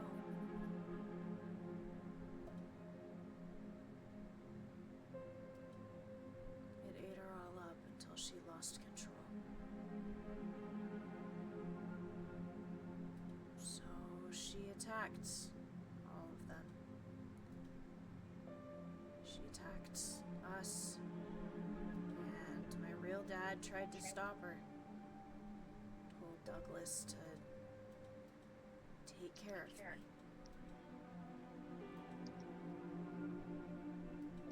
that?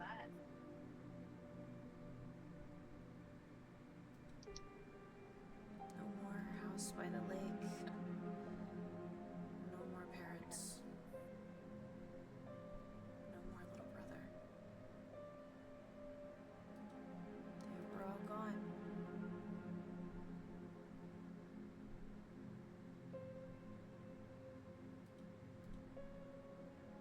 And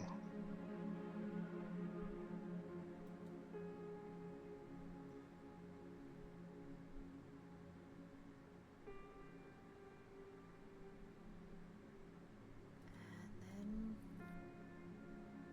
Douglas adopted me with Eliza. They signed my name on the paperwork and made me sign mine. So I became an Ashford.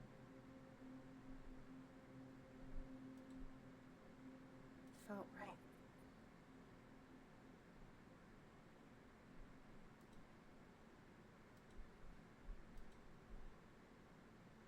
People thought it was weird, but I get attached easily to things.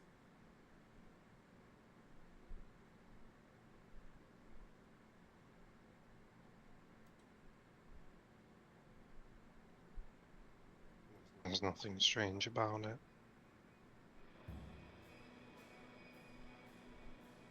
He became your family. And so you've reflected that.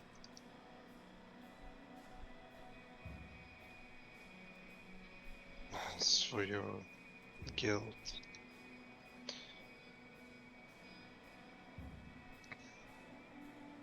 every mistake I made was catastrophic.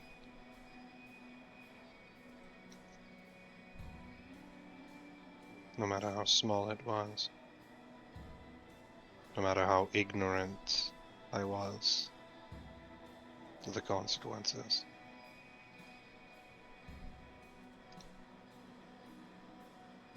My father believed I was deserving of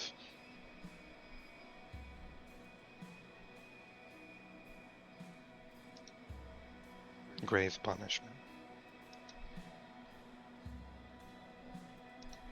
But the fact was that I was a child who did not know better. As were you.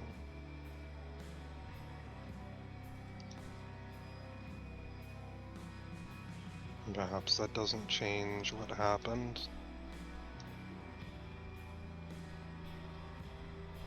And perhaps it doesn't make it easier.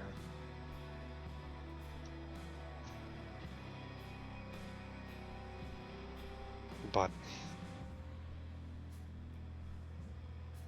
I certainly couldn't find it in myself to blame you.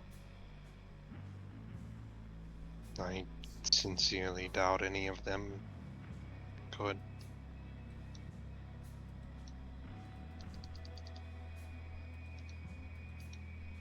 How could you have known that simply refusing to play with your sibling would lead to all of that?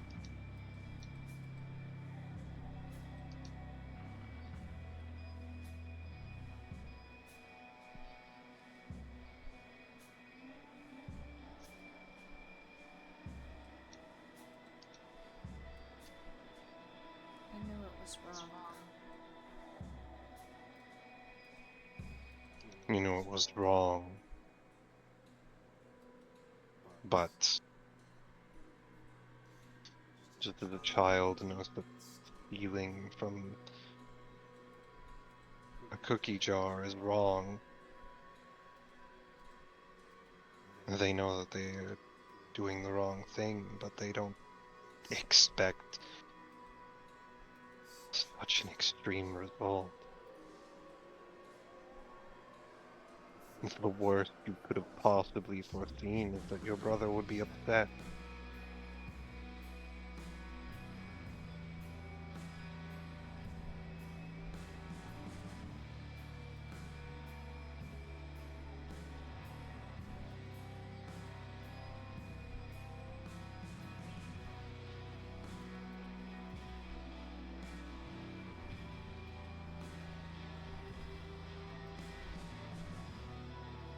You did not foresee the monsters lurking in the dark.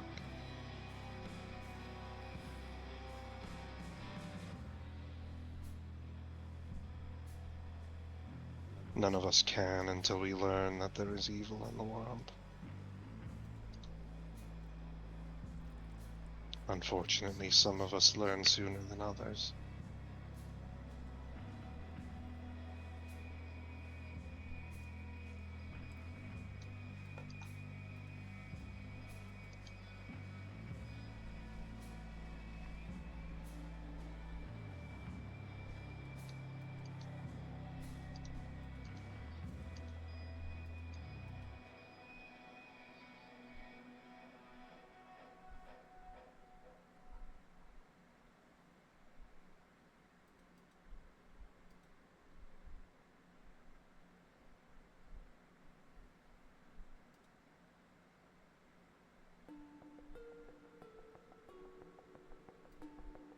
Was your mom nice?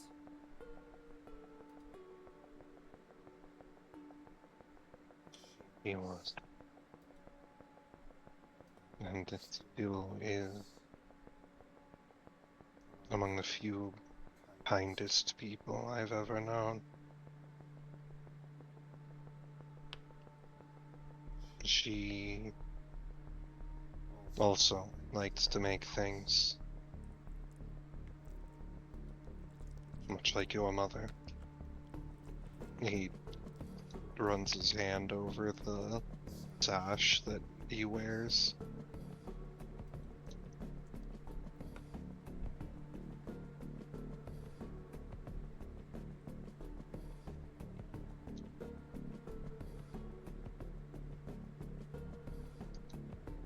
She was.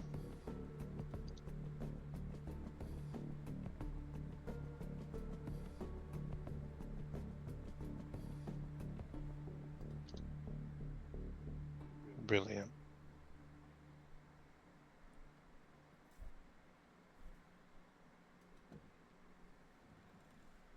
Why was she with him then?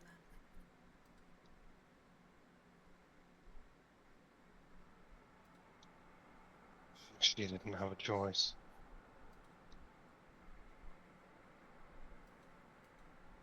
Back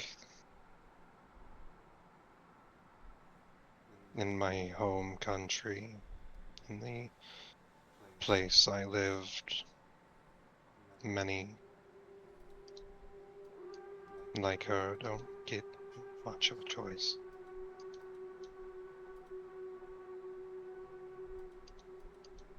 My father wanted a wife, and so he had one. No matter how undeserving he was.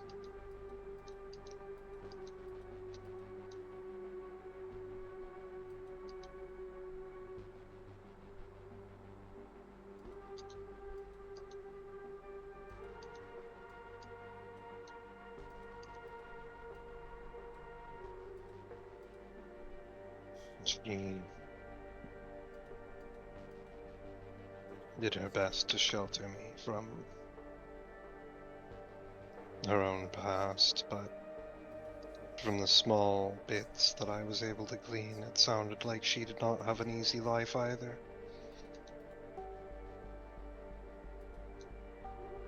Although she grew beyond it much better than I ever could.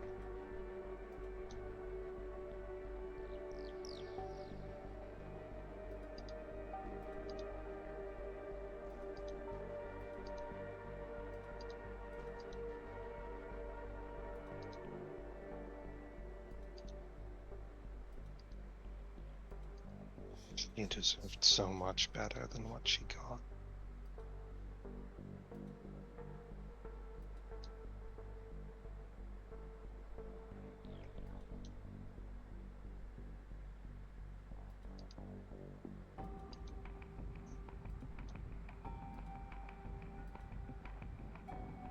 So many people deserve so much better than what they have.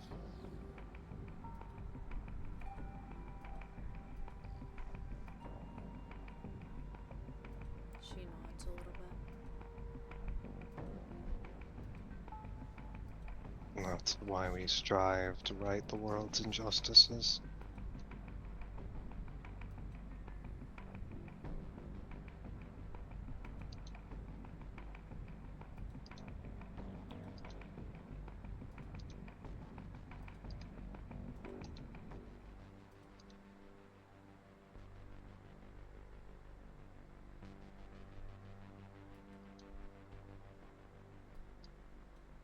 I think she would have loved you. You're just saying that, Kat says, looking at him. No.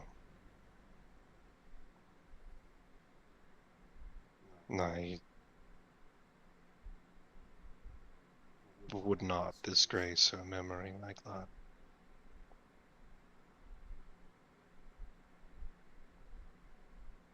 And she always saw the best in people.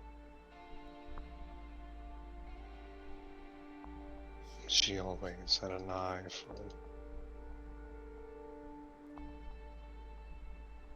for that small glimmer of goodness in the world. That's why she was so resilient.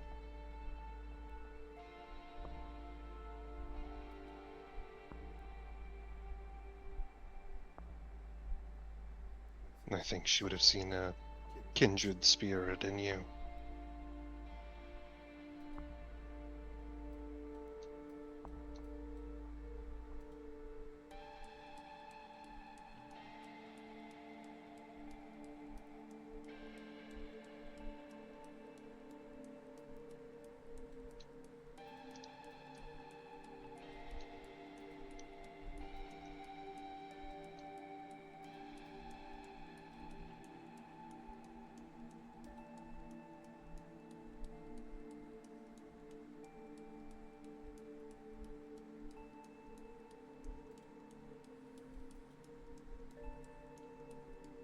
All we can do is honor their memories.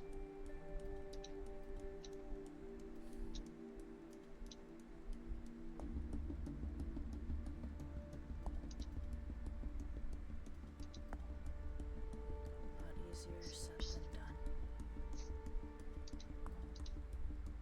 done. Of course. But she knows I'm trying. That's all she'd ever ask of me.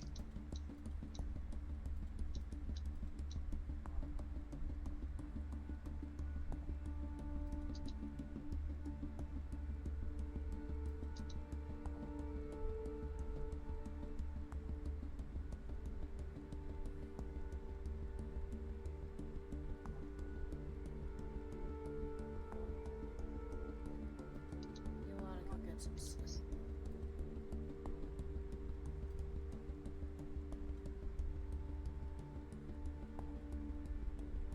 You'll not struggle too much with getting your own rest.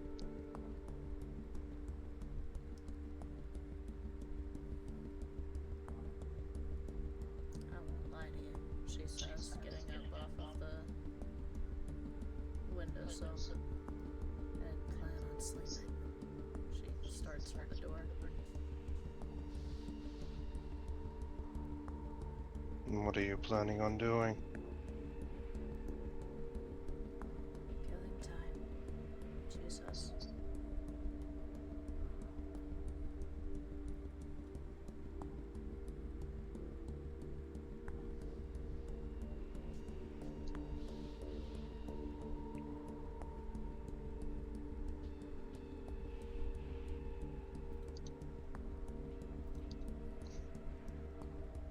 And do not forget to take care of yourself. Difficult as it is sometimes.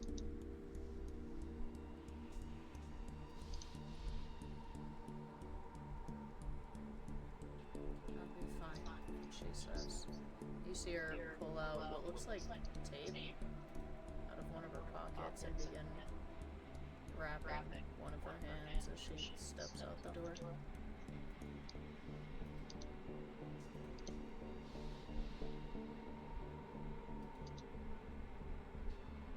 And these rituals we use to center ourselves are important. But they should help us with retaining our concern over our own well-being.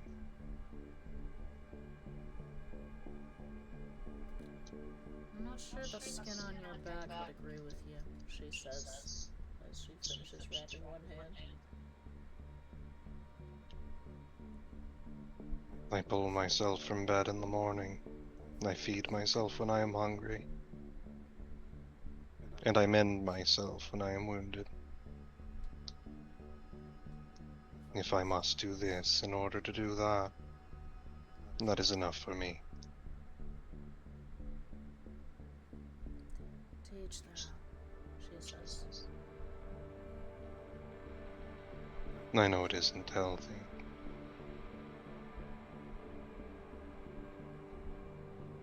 But it's the only thing that's worked. There's this, she says, wrapping her other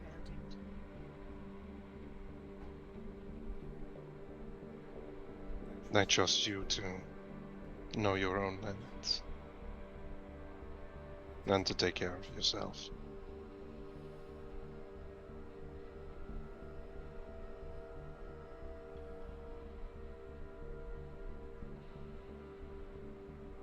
I'm trying to get some rest. And I will try to do the same.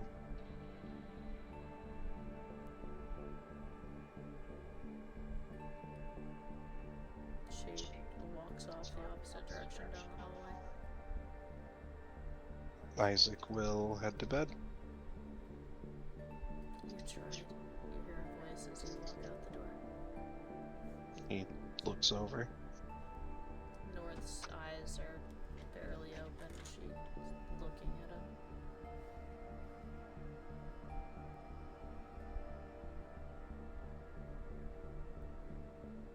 We are broken, beaten people. And yet hope resides still within us. And she will be okay.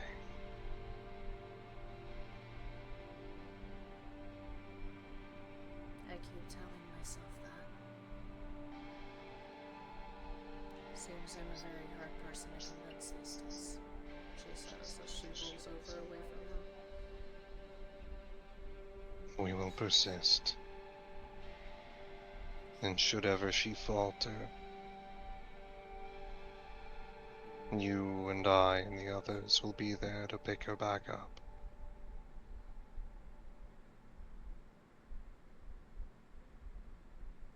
He steps out. You walk off to bed. You sleep for a while.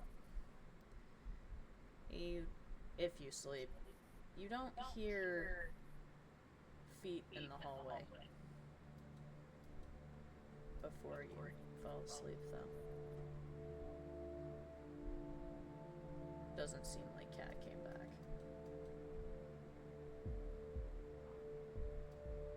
He'll get up and go looking for her. This is after you've slept.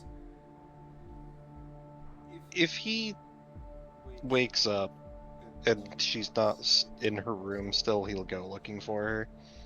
Are you roll? I'm curious to see who gets up first. Mm-hmm. Okay. Do you want me to roll for the others? Sure, yeah. Between the three of you. That's a 3 for Arthur. That is a 19 for Isaac. And that is a 16 for Pridwen. Yeah, so Isaac, you're the first one up. You see that the door to the Katya and North's room is cracked, just like you left it. He peers in, and I'm assuming he doesn't see Katya there. Nope, North is just asleep. He's going to head out looking for her. You walk down the hallway and out into one of the main areas in the housing section. Where do you try to go? This branch is big. I mean, he knows.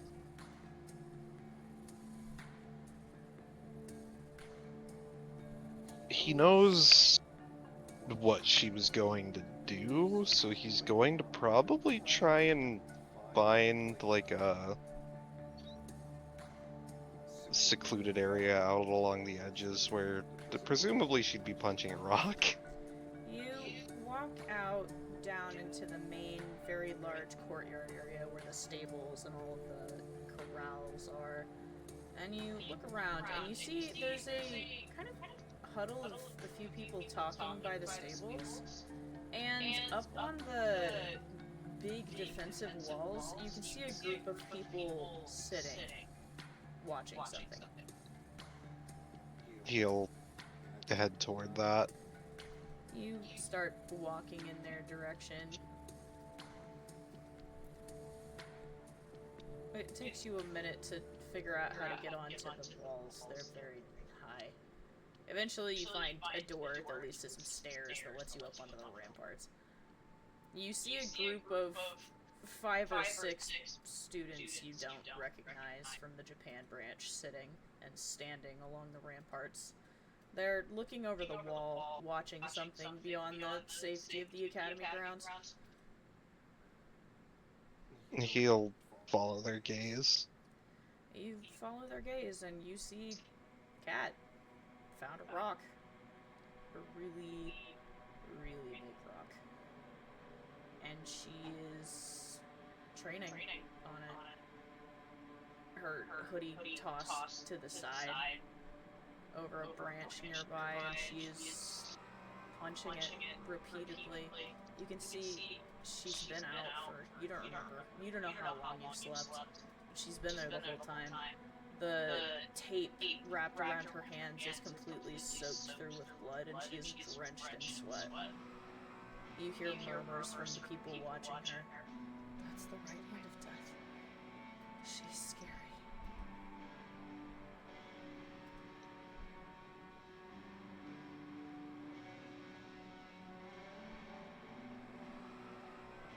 Isaac's going to head down toward her. You go back to the stairs, trek down, go outside the wall, walk around. By the time you get to her, Kat is bent over, her hands on her knees, panting. You did not heed me. She looks up through her haze, startled. What? I told you to try to get some rest. I told you, I don't make promises I can't keep, She says.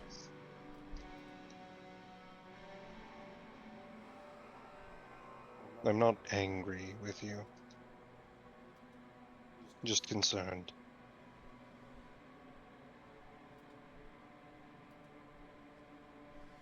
You see her exhausted, look at you for a moment, and then go back at the rock.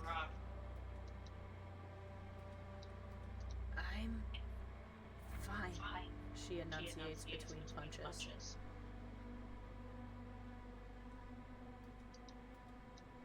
No. You are not.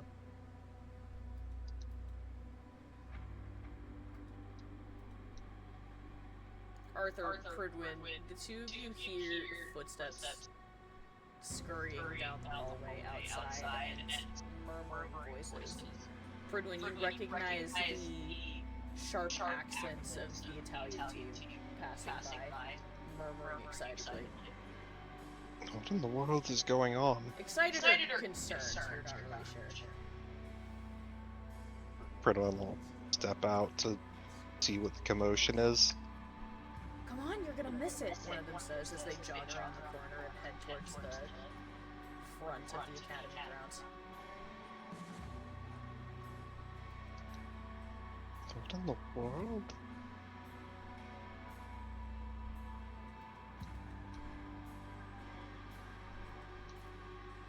Pridwen's going to keep following that direction. You glance down the hallway in the opposite direction and see Arthur poking his head out. Rasada grumbles as light spills into the room. It is too early for this, Arthur.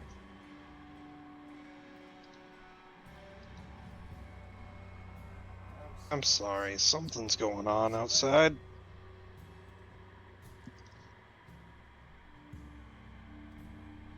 Well, you can deal with that yourself, she says, and rolls over and pulls the blanket over her head.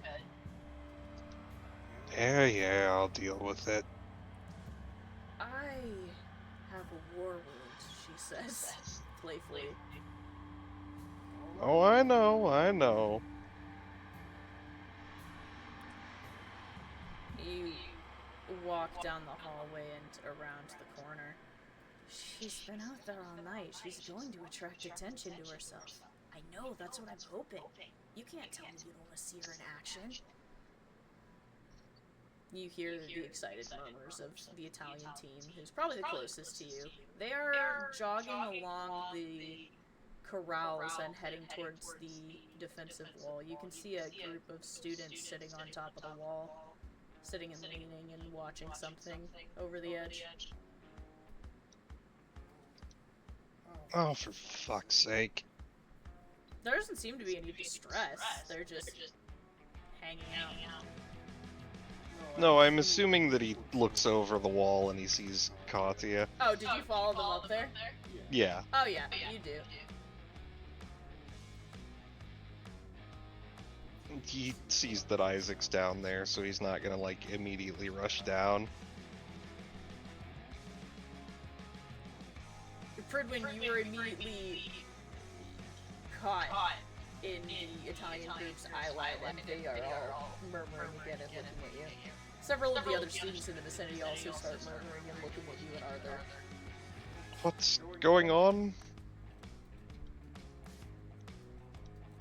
The kid's down there, punching a rock.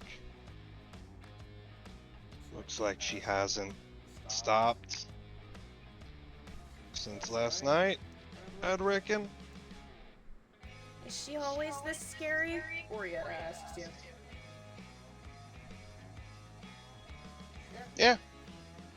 Yeah, pretty much.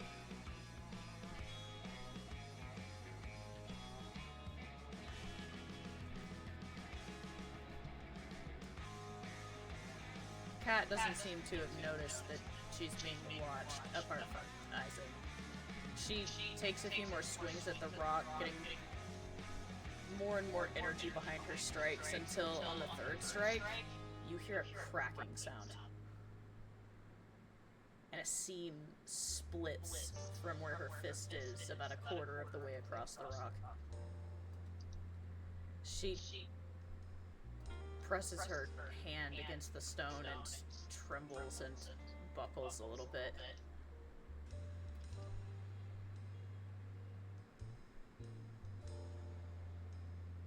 Pridwen winces seeing this. She broke it, one of them whispers.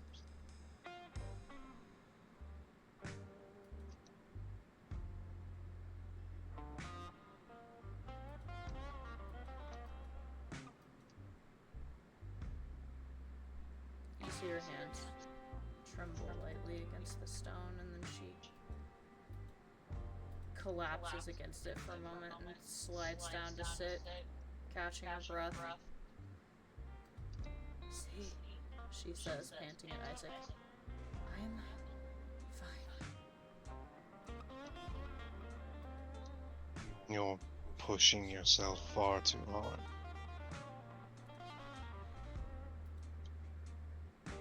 Better than thinking.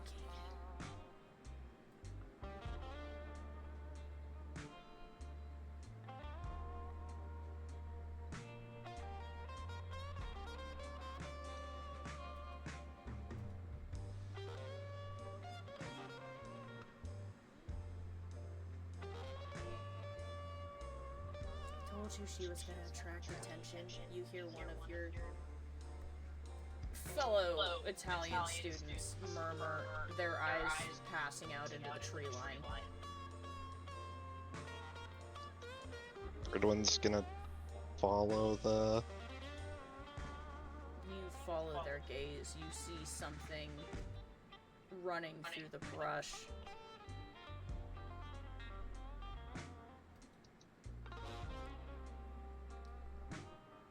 You've got to be kidding me. She's fine though. She can handle it, right? You saw what she did to the rock.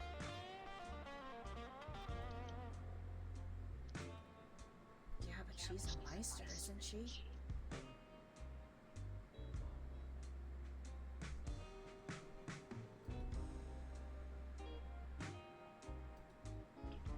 Katya? Isaac? You shouting this from way up high on the wall. Yeah. Kat looks up, squints, puts a hand up so she can try and see against the morning light. Realizes she's being watched. What the hell, she says, getting to her feet. Pridwen points. Did you know Toward about the this? tree. She says to Isaac, pointing at the huddle. They've seemed very interested in what you're doing. You didn't tell me? She hisses at him. You Thought have I would eyes. some privacy out here. Isaac, you hear footsteps getting closer to you.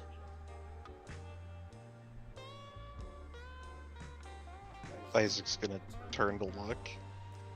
You see something very large thundering through the foliage. A large tail swaying behind it.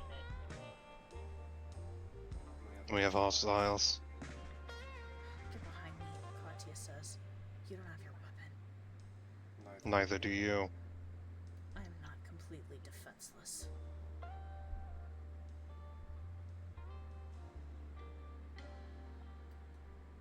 Bold of you to assume that I am.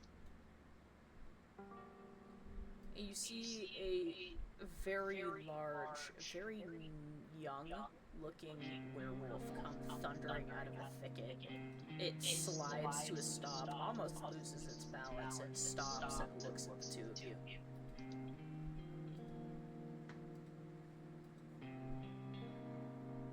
Isaac's just going to take a defensive stance. Katya growls. The beast snarls back. Pridwen, you hear gasps and murmured worries from the group on top of the wall. Should we do something?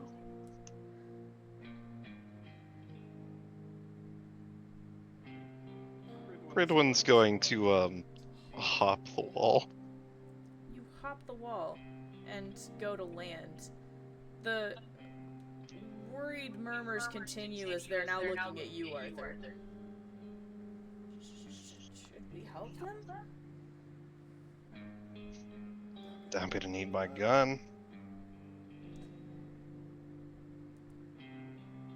They'll be fine, Luca, the older of the Italian group, says, crossing her arms. Just watch. Pridwen, you hop the wall and land like a freaking crater. He's immediately going to start making his way to them. And you start moving up behind them. Kat can hear your footsteps. Without looking at you, she holds a hand out to her side. He's gonna take it. You hear, even from the distance, excited murmurs as they seem transformed into the shield. Orietta almost squeals. Almost. You can feel the blood from Kat's hands filling your gauntlet as she curls her fingers against the knuckles of the plating.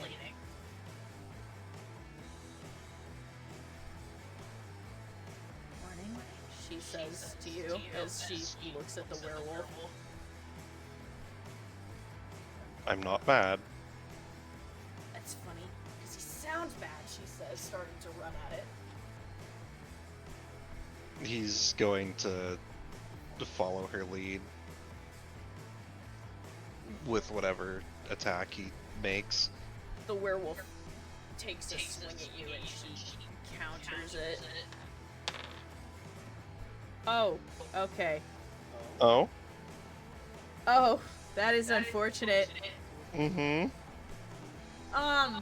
Yeah, this thing takes a swing, and she slides past the hand, and immediately just goes in for a punch and catches the sharp ends of your gauntlet knuckles directly on its jaw, and you hear it shatter.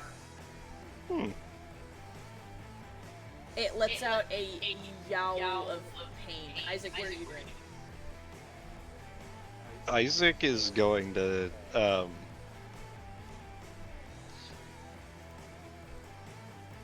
he's going to go in for a punch. To try and kind of... Oh yeah, he's gonna punch it. You follow up Katya's punch with your own punch. Roll to hit. The natural 20. Oh my god. What are you aiming for?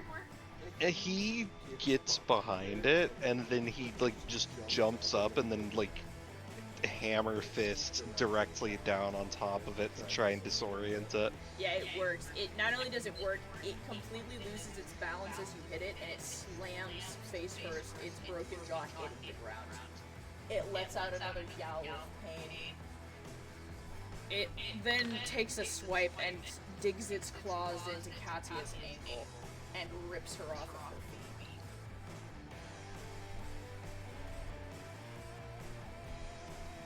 I'm imagining Pridwen retaliates by activating his full cloak. You do so and shock the damn thing.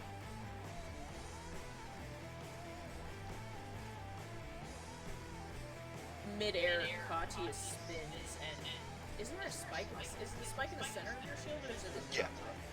There's a spike in the center, and then there's the wrist blade, too. As she gets thrown up into the air, she spins and comes down on top of it with your spike blade. Oh my god, this thing is rolling like I haven't rolled above a 10! And just drives it straight down into this thing's shoulder. It barely missing its neck, it snaps its head and bites into her arm that the gauntlet isn't protecting. She lets out a grunt. Isaac. Immediately it's gonna get zapped again from the cloak. It does. Isaac's going to once again go for a... Actually, he's gonna just try and gouge one of its eyes. 17?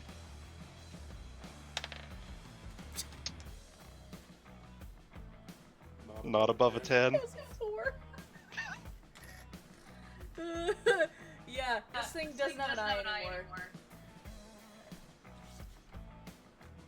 It immediately lunges forward and snaps your hand into its mouth, trying to bite through your wrist. Roll me a con save.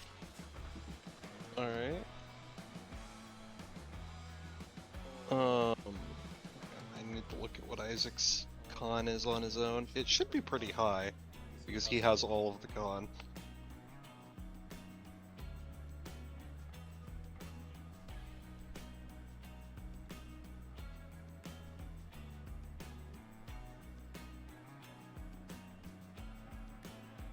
Yeah, it checks out. That's gonna be an 18? With an 18, the creature's mouth closes around your hand. You feel teeth scrape against bone as tendons and muscles rip and your skin flays open. You do not lose the hand. So here's what happens. Instead of recoiling in pain, he just grabs onto the teeth, and then he just pulls. Ah.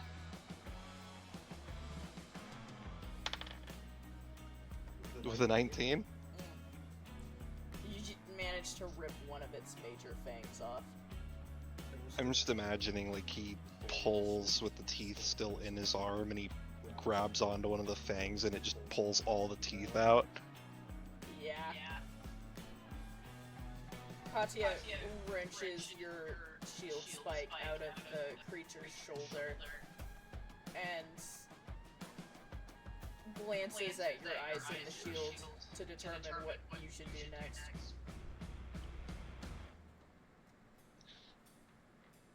He's probably going to actually use the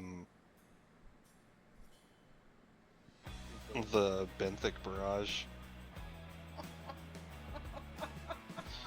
Because I think that Leviathan is angry. So immediately, tentacles sprout up from all around and begin waylaying this thing with needles. Katya gets the fuck out of the way. It is staggering, trying to get to its feet desperately. One of its joints is completely shattered. It's covered in needles, and then toxic goes off. It lets out a yelp, and then collapses, trying to drag itself away from the two of you. Sorry about that. He's been temperamental lately. I thought that was a girl, Katya says, stamping down on the wolf's tail. I'm not actually sure what it is. I've heard Aurelia refer to them multiple ways. The werewolf yowls as she stomps the tail to hold it in place. Isaac, do you go for another hit? Yeah, I think he's going to try and make this quick and just go for like a crushing blow on its spine. Bro. Whoop. Oh! That's a natural 20. Match! Oh, 19. that's a double that 20. Oh my god! Here's what happens. It turns, sensing you coming down to strike it, and you miss the first swing. It digs its claws into your ribcage and rakes all the way down your side, and that's when you manage to turn and get the decisive blow on it. How do you do it? He just, once again, completely unresponsive to the pain.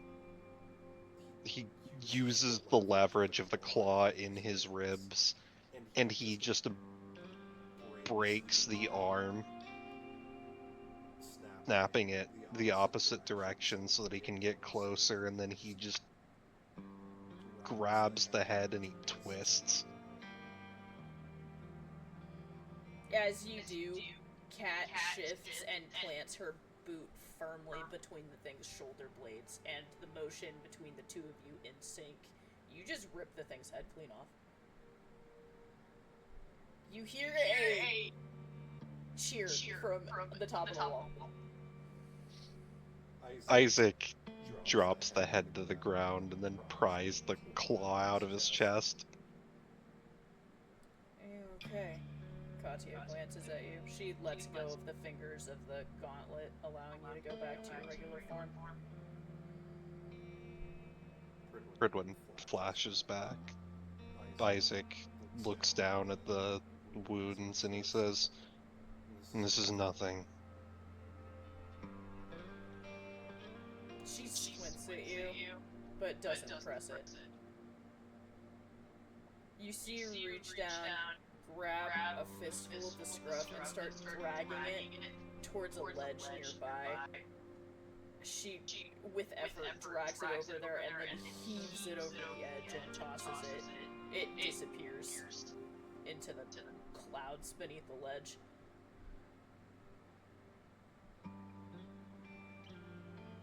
She takes a breath and walks back and looks this time to make sure Isaac actually is okay. He seems unbothered by his injuries. Isaac, I can see your bone, she says. Pridwen. I'll work on it. Pridwen's gonna get to work healing him. You've seen me go through worse. That does not mean I have to like it, she says.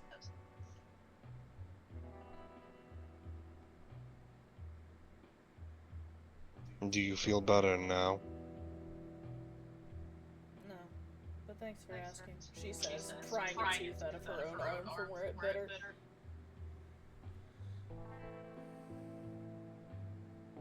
We had a charge admission, she says, glancing over Pridwen's shoulder at the wall.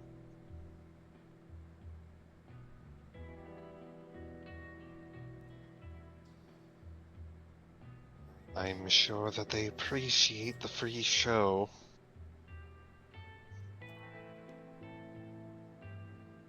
Appreciate the help, she says, patting Pridwen on the shoulder before taking some of the tape and wrapping it around her arm to try and slow the blood flow as she starts walking back towards the wall. He'll hit her with a burst of healing, and he'll start heading back too. You and Isaac start walking back to the wall. Katya just keeps walking, despite the fact that you can hear a clamor of students on top of the wall trying to come down the wall. Orietta runs up to you, Pridwen. Are you okay? Yes, we're fine. He doesn't look very fine, she says, looking at Isaac. The wounds are sealing. Oh, so they are, she says with surprise. I have some abilities that help with this sort of thing. Her face lights up.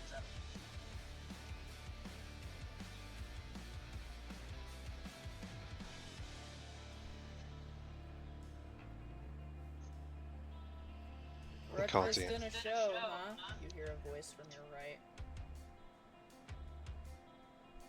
Pridwen will look over. It's Gabriel. He's standing there with his arms crossed, looking concerned.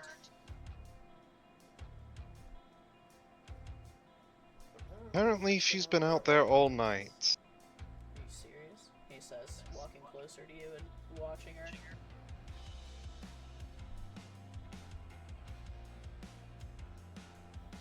She's not handling things very well. On the contrary, I think she's handling things better than most would in her position. I'm still concerned. Oh, you tried talking to her? We had a conversation last night.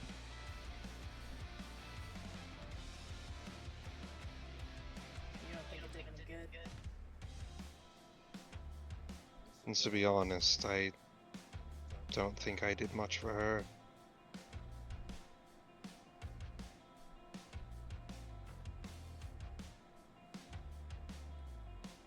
Well, you better figure something out.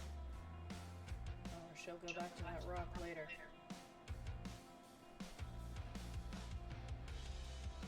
Not that I'm, worried about her or anything, Gabriel says, trying to give you a playful smile.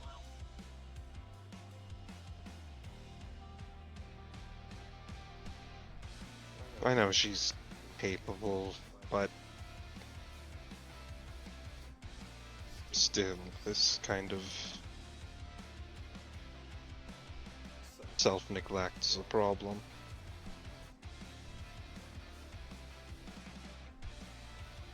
So, this isn't Orietta says.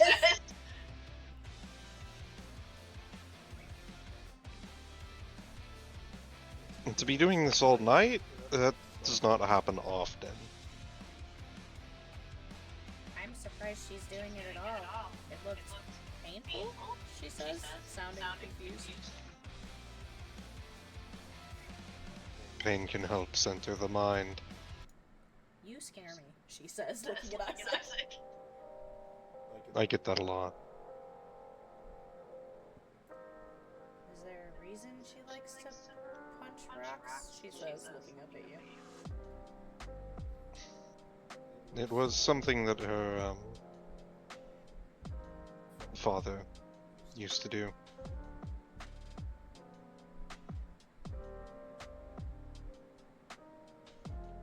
She squints at you like this doesn't give her any more information than she had before.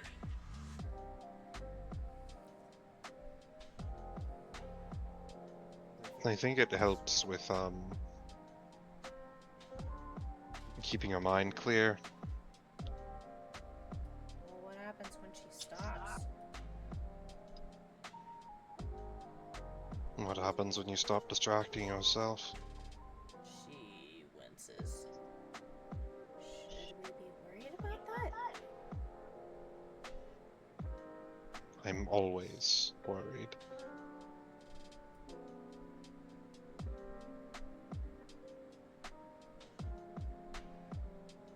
Arthur, you catch up with the group standing down at the bottom of the stairs. The rest of the students are going back about their business, some of them glancing in the direction she disappeared to, others giving you guys passing looks.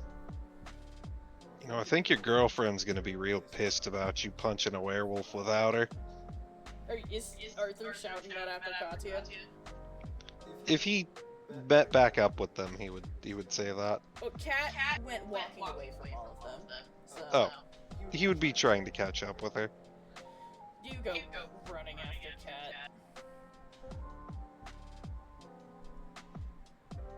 She's walking with seeming intent as she walks through a hallway you haven't been through before. You see a big sign hanging over a door in Japanese, and beneath it in parentheses it says infirmary. She walks in the door.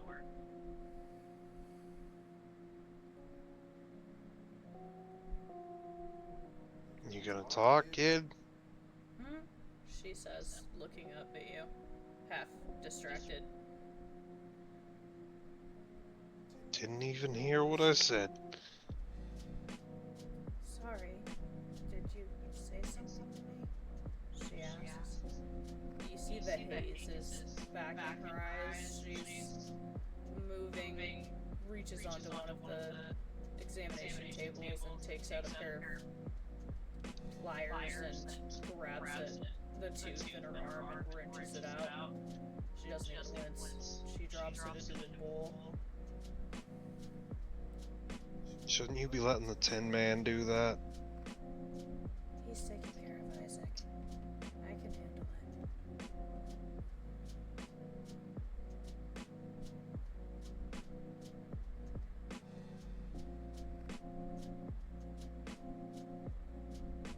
Kid, you're really starting to worry me. What? She says, reaching over and grabbing some alcohol. She splashes it on the wound and it sizzles as she grabs a bandage and begins wrapping her arm. Do you want me to give you the list? Sure, she says, continuing to wrap her arm and fastening the seal.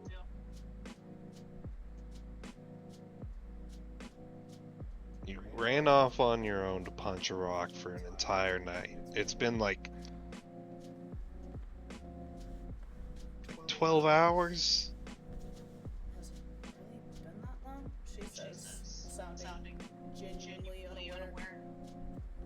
Yeah, kid. It's been that long. God, you sound like me when I was drinking. Haven't had a drop, she says, looking up at you.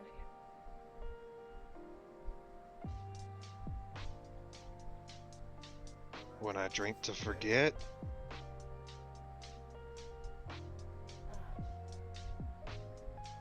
I suppose in that regard, maybe we are similar a little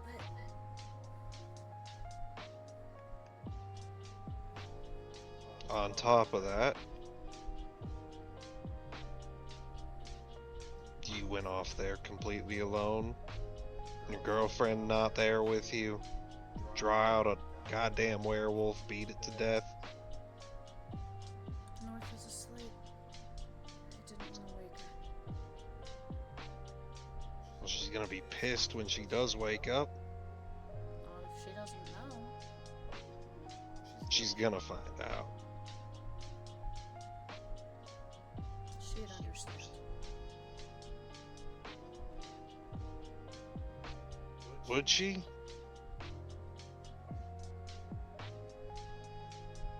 Katya walks out of the infirmary, keeping a pace to allow him to keep up, continuing the conversation. I mean, yeah, she's always understanding.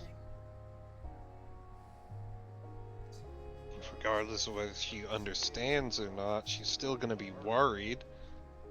This is pushing it, kid. Cat stops and looks down at the ground. You see the tremor start to come back to her fingers.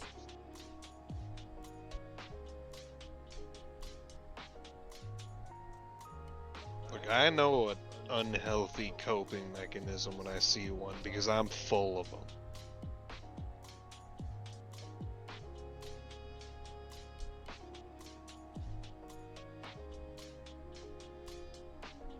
She doesn't make eye contact with him.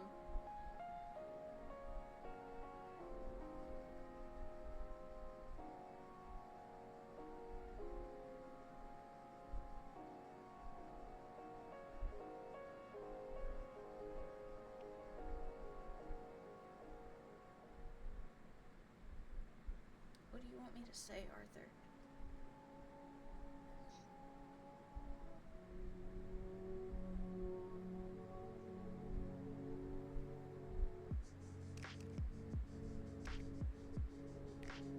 I told you I was scared to remember.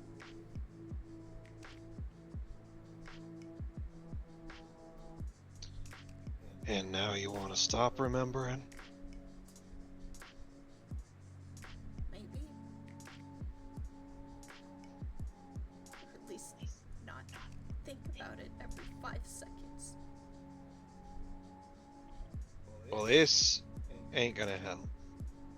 It did. You- For a while. Kid. You keep chasing these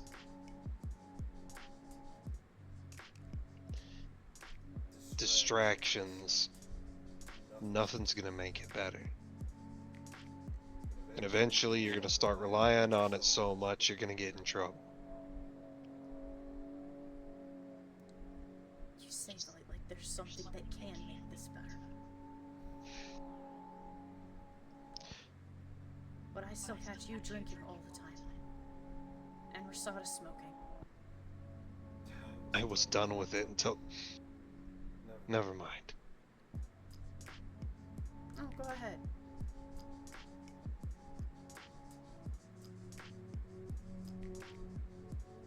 Done with it until what? Until you gave me that drink.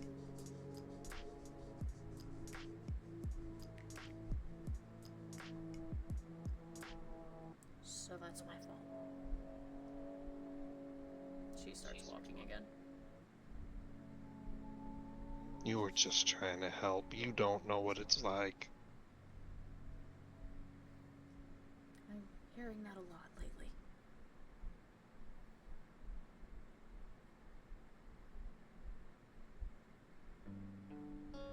Look, kid. I get it. You need a distraction. Unfortunately, you can't stay distracted forever, but if you need a break, there's better ways to go about it than this. Like what? Drinking? Because nothing else I've tried works.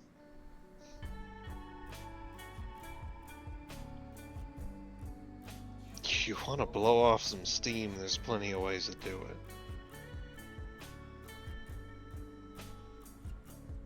I mean, if you're gonna punch a rock for 12 hours straight, at least don't do it alone. I was fine.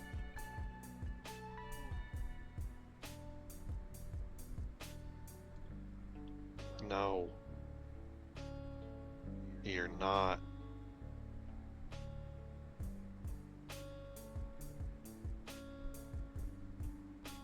Chasing quick fixes isn't being fine, kid. Then what do you want me to do, Arthur?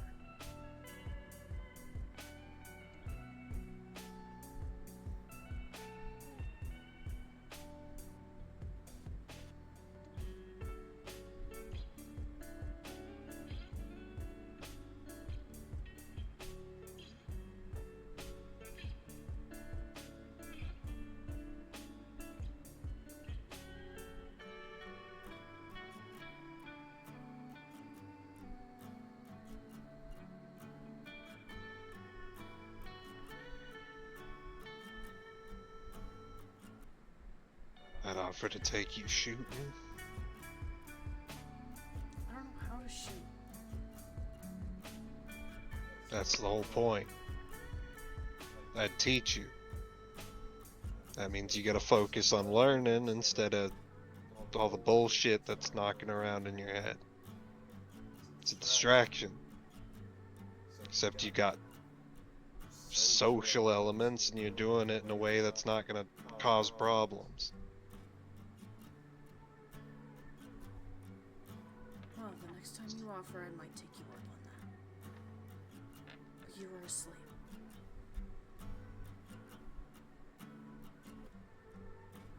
Do you realize that if you're in the middle of this, that you can, you know, get help?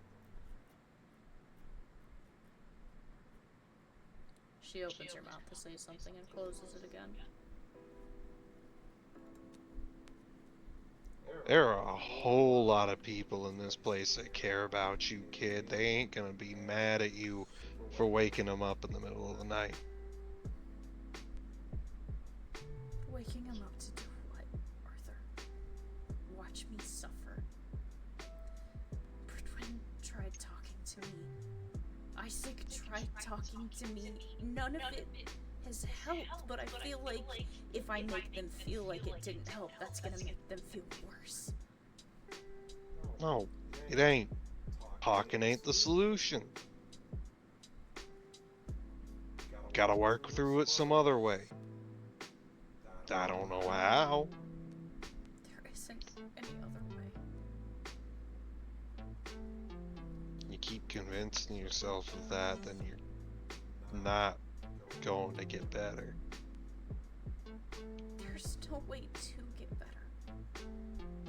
It's just a series of longer and better distractions until I inevitably have to do what I have to do.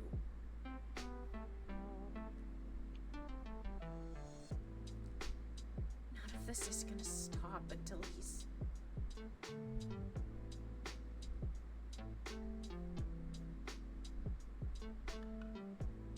I get it, kid. You can't get closure on it.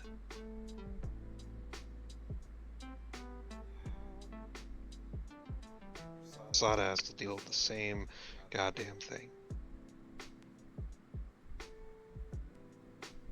Thing is, we have each other. And I'm doing the best I can to help her work through it until we can get to it.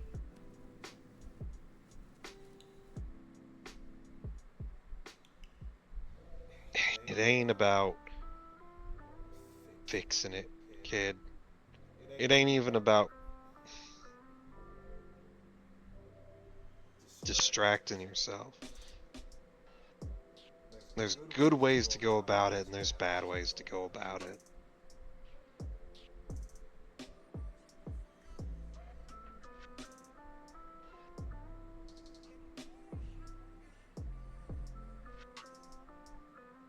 You need a distraction?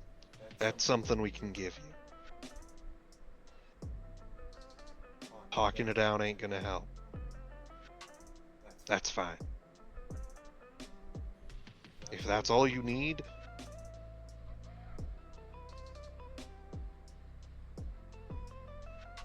just go about it the right way.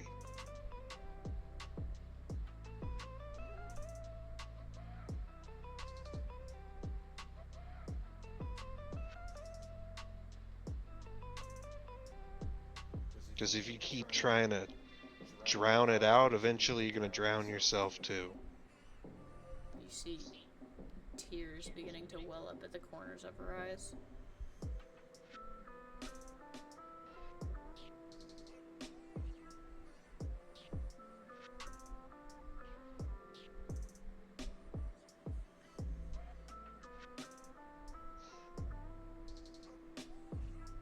Do you need a distraction right now?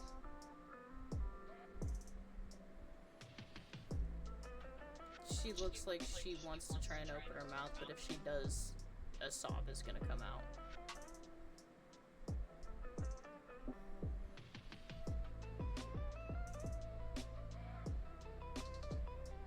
You're can let it out, kid. I ain't gonna judge. She shakes her head no. And turns away from you and tries to keep it in.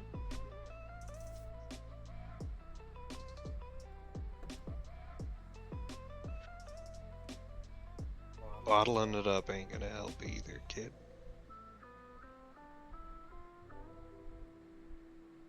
What's wrong with her? You hear a voice from down the hallway. Isn't that the scary girl?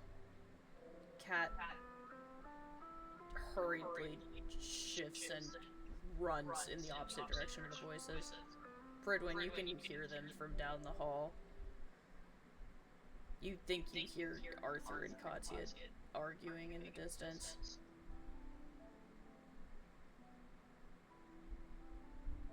Pridwen's gonna try to catch up. Arthur's gonna try and keep pace with her.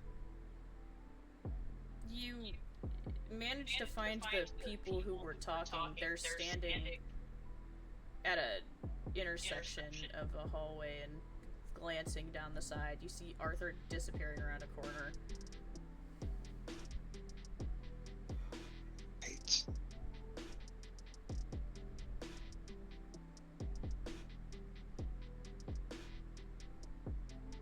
Katya, out of line of sight of the others, looks around, but she doesn't know this academy, so she has no idea where to go, so she just sinks down onto a bench against one of the walls.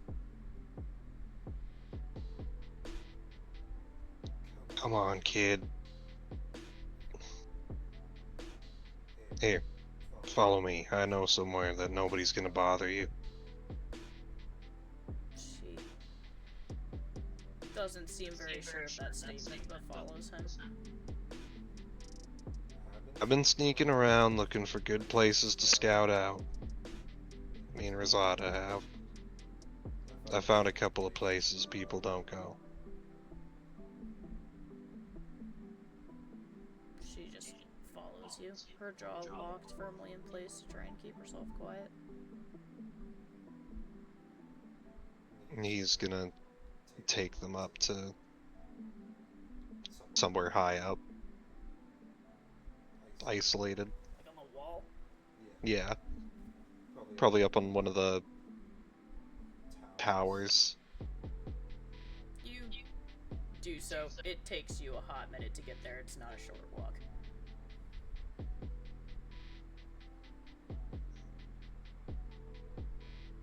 You need a place to break down while nobody's looking, this would be the place. You look around the tower. What do you see? Somewhere central along the tower, somewhere that's good to overlook everything.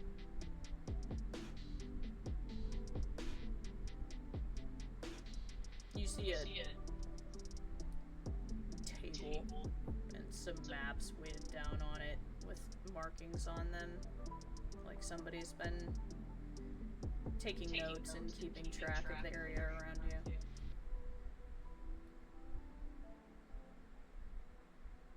Kat just sinks down onto the ground and puts her back against the defensive wall.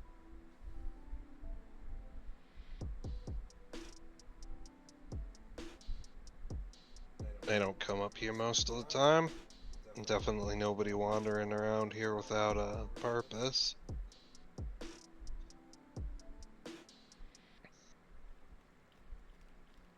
So you got plenty of time to enjoy the peace and quiet. She rubs at her eyes again and looks away.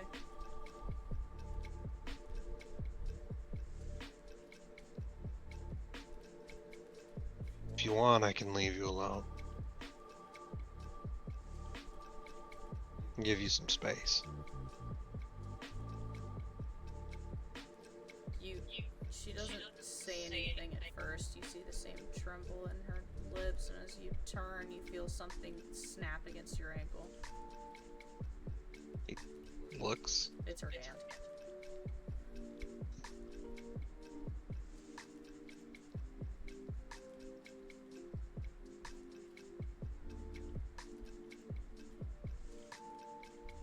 We can sit in silence, or I can keep talking to you.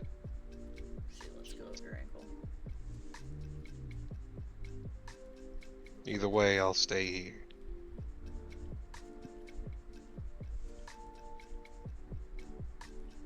She rubs at her eyes again and waits.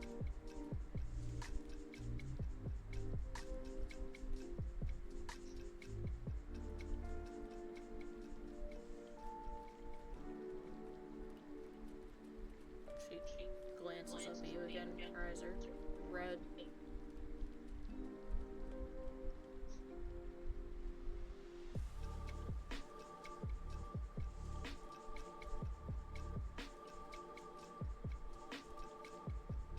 I'm, not exactly good at finding healthy ways to distract myself.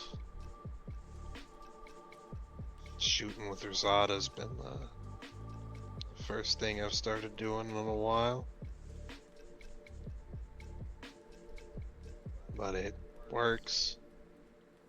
I don't have a hangover afterwards.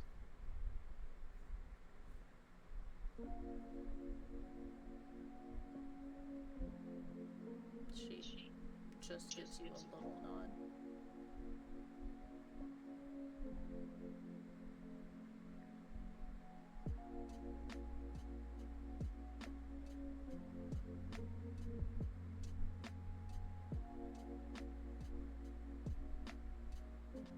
By my estimations, I'd imagine that the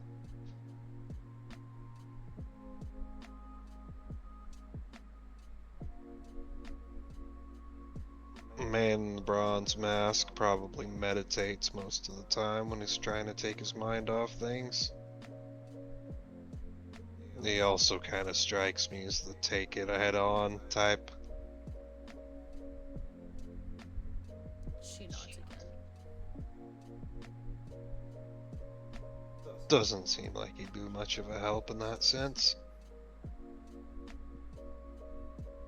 Unless you think that that would help. She doesn't say anything. Tin Man, on the other hand, that is a man that has a lot of demons.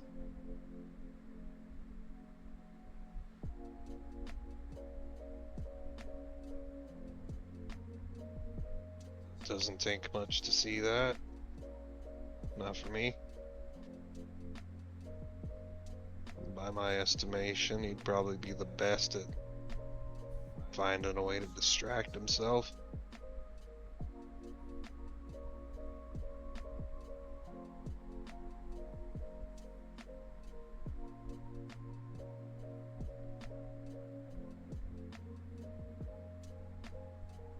Arthur, you hear something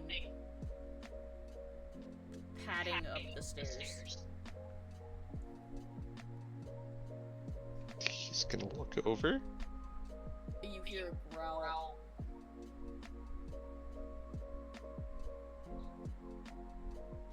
Familiar? Oh? Yeah. Oh no.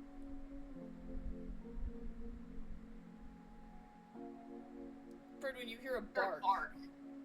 Not far ahead of you. Pridwen's gonna head towards it. Pridwen, Scudo found Arthur. Arthur? Katya? Katya quickly wipes at her eyes again and looks away. Arthur, Scudo jumps on you. God damn it! How the hell does this thing keep finding me?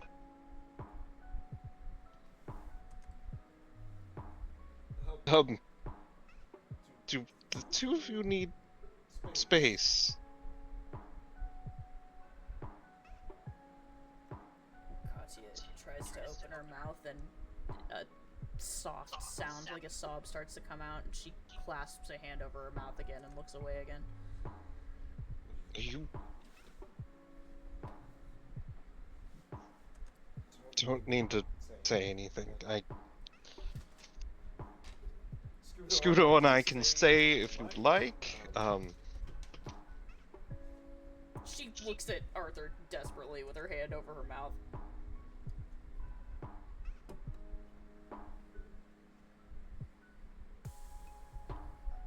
can nod or shake your head if you want.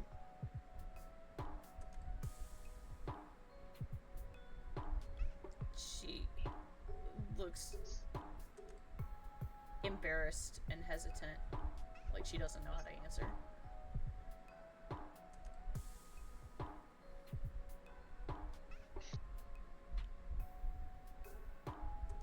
If it would be more help for you to be alone with him, then I will get Scudo out of your hair, but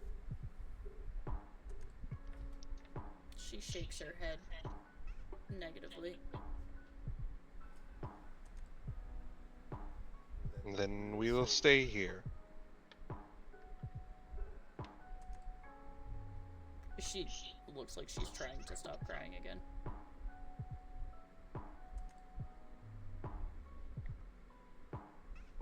She glances at you again, Arthur, and then looks away. You know I'm not going to judge you for crying, right? She doesn't say anything. She looks even more embarrassed. I mean, you've watched me sob before. It's not the same thing. You hear her. Isn't it? She shakes her head no. I mean, I've told you before. We all need people who we can not be okay around.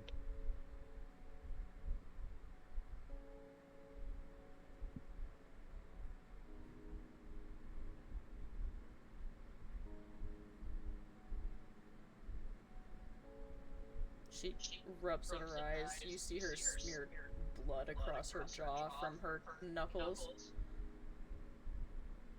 Do you need help with that? No, I handled it, she says as she tries to wrap the bandage tighter.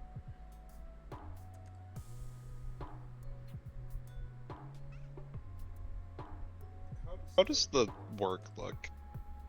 Not good. Hasty. Distracted. And she only wrapped her arm. She didn't wrap her knuckles. She still has the tape on her knuckles. If you don't mind, I could clean it up a bit for you. She glances away, sighs, and holds her arm out. He'll step over and work on patching her up properly.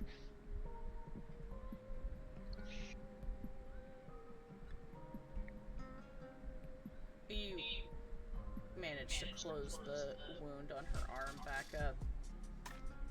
Her knuckles finally stop bleeding.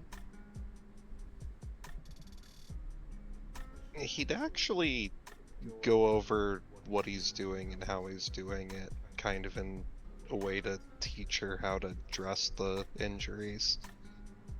Her eyes follow the movements.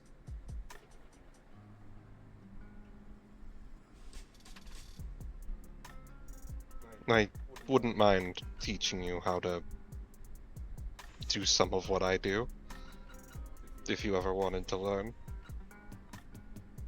She nods a little. Besides, I'm sure there's going to be plenty of situations where it would come in handy.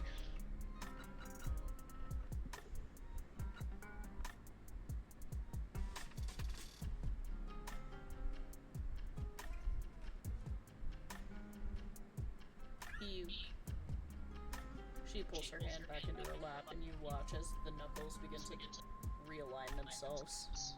All the breaks beginning to reseal before your eyes.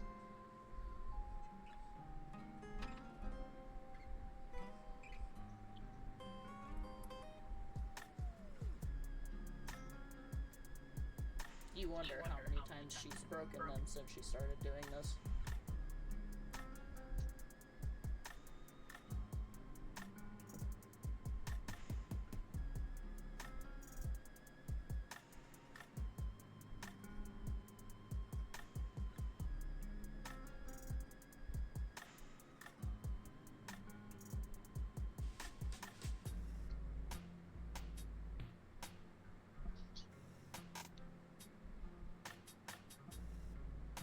there anything that I could do to help take your mind off things?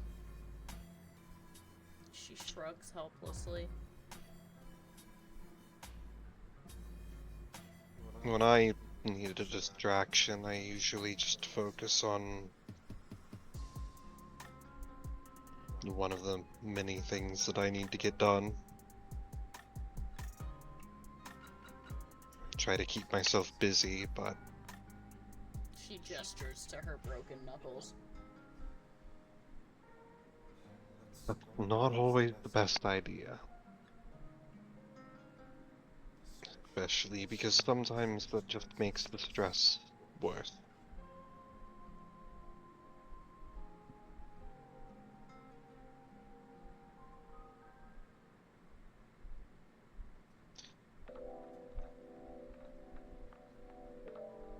However, I find that it's easier when I'm with Lunola.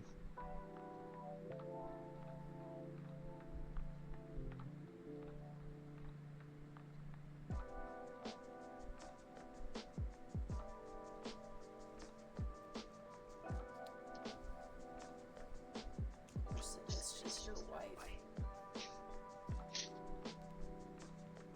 She's good at keeping me centered.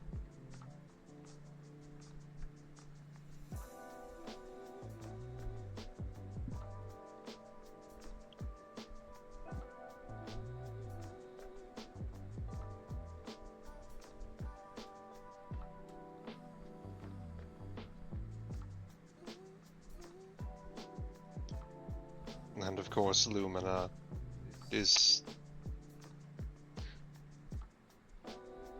always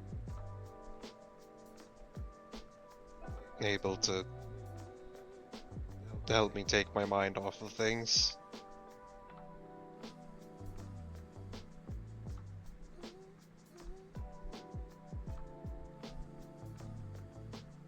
As a matter of fact, I don't think that you visited her since we got here. She glances down.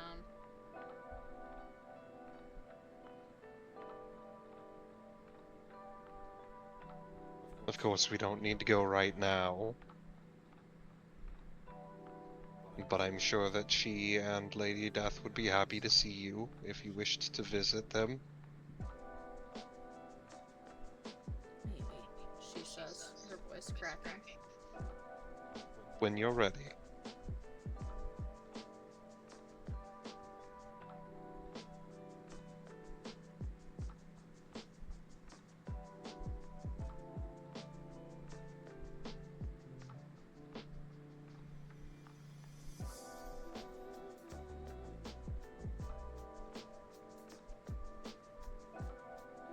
Pridwen,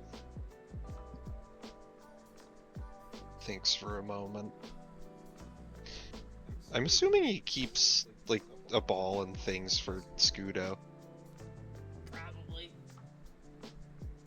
I mean, Scudo seems more entertained by Arthur's flask than anything. Or his hat. Which Scudo is sitting and staring at. Hmm.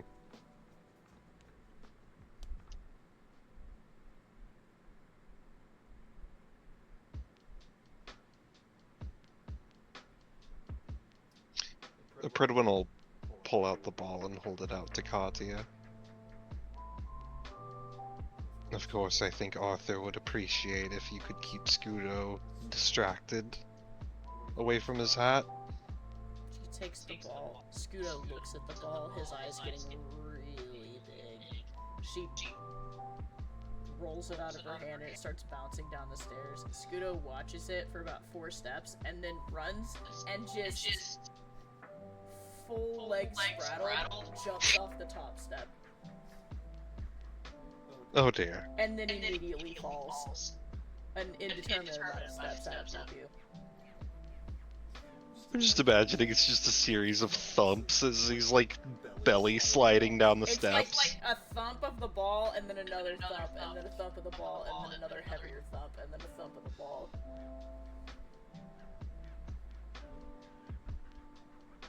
Pridwen chuckles, watching Scudo fly down the stairs.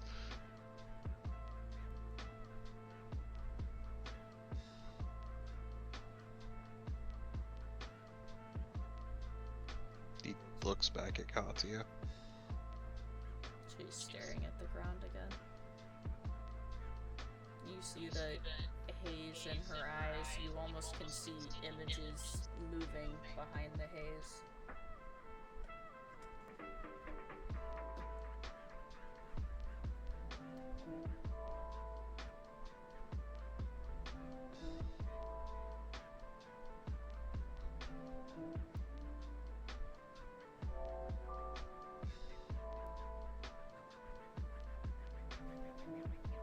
I'm sorry that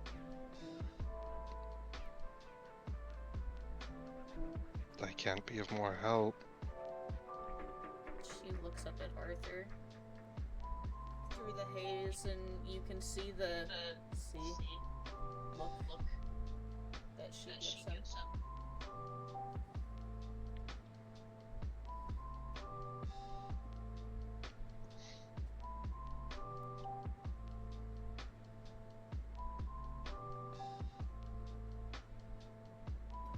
Help to be somewhere more tranquil. She gestures to the tower and looks at you confused.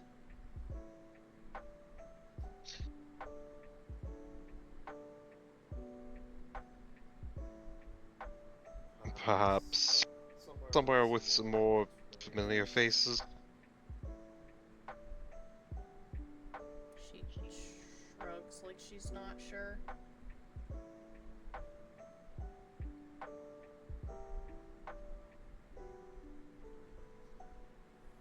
What I'm saying is I think that the family could find a way to keep you distracted. If you wanted to visit them, of course. She shrugs again unsurely, but doesn't say no.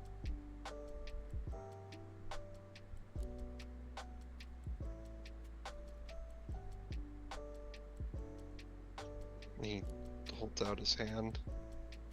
She looks at it and then looks up at Arthur. You want me to go in there? Again. She just keeps looking at him. You hear Scudo starting to run back up the stairs, Arthur. Oh, would you look at that? He's coming back. I should probably keep him occupied while you two... Oh, fuck it, alright. He immediately makes it up the top of the stairs. The ball drops out of his mouth as he lurches into you and takes you to the ground. Ah! He begins licking your face violently.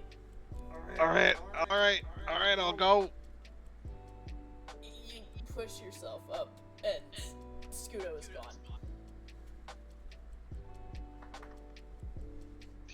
Looks around. And so is the hat. Oh, you gotta be kidding me.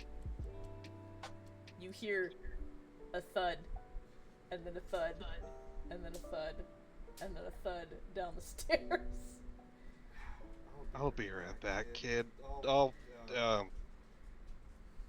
try and find my own way in once I get my hat back. Katya grabs Pridwen's hand. That's the thudding on the stairs. Realistic ass hitting something sounds. Dense. Dense and Dense. meaty. Yeah. That's it. That's you. You're Scudo. Big dumb. No thoughts headed. Big dumb idiot. She takes Pridwen's hand. When I'll pull her into the inner room. You do so. Pridwen, you in your inner room. You actually land somewhere in the garden this time.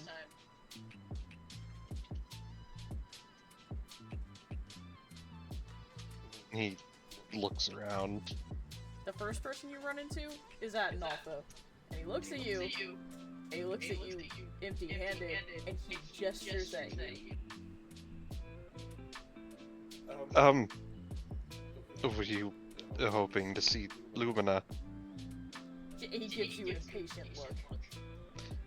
I'm sorry, but she's with Lady Death at the moment. This does not seem to reassure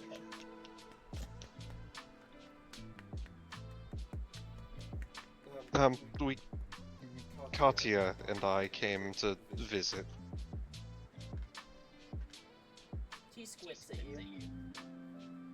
She needs a bit of a distraction. You look around. You don't see Katya anywhere. However, you do see Aurelia standing nearby watching you, and she looks even more disappointed. I'm sorry, I could... Adinolfo claps a hand on your shoulder and gives you a look of pity.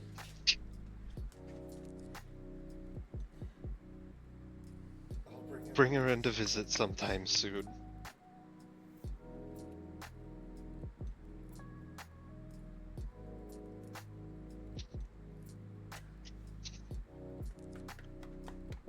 Why are you like Be with them big ol' eyes. colossal ass? Dante, Mm-hmm. where are you usually wandering? That's a good question. I could have sworn there was a place you said he usually is hanging out. Oh, his inner room is not the place he'd want to be. That is the place that he usually winds up in. Interesting. Which is the battlefield, isn't it? Mm-hmm. The Interesting. So where is ruins he of the now? castle. I think, honestly, I think he might be walking the shore. You're walking the shoreline and you feel something strange. Almost like a invading presence for a moment. He turns to look in the direction of the presence. You don't see anything. You do hear Pridwen's voice, though, talking to Adinolfo, you think? From somewhere in the garden. And he's gonna head that direction. You head that direction.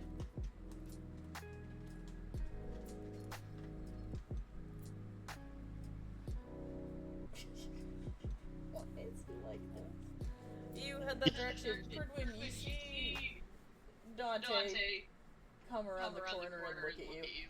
Dante, you see Pridwen does not have the child. And the people nearby do not seem happy about this. I see you made one of the classic blunders. Never start a land war in Asia? Never come into the inner room without bringing one of your children.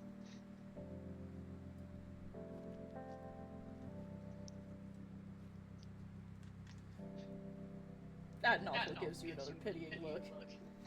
Aurelia, annoyed, walks away. I was coming in with Katya to visit, although I don't know where she is. Would that have been the feeling that I got earlier?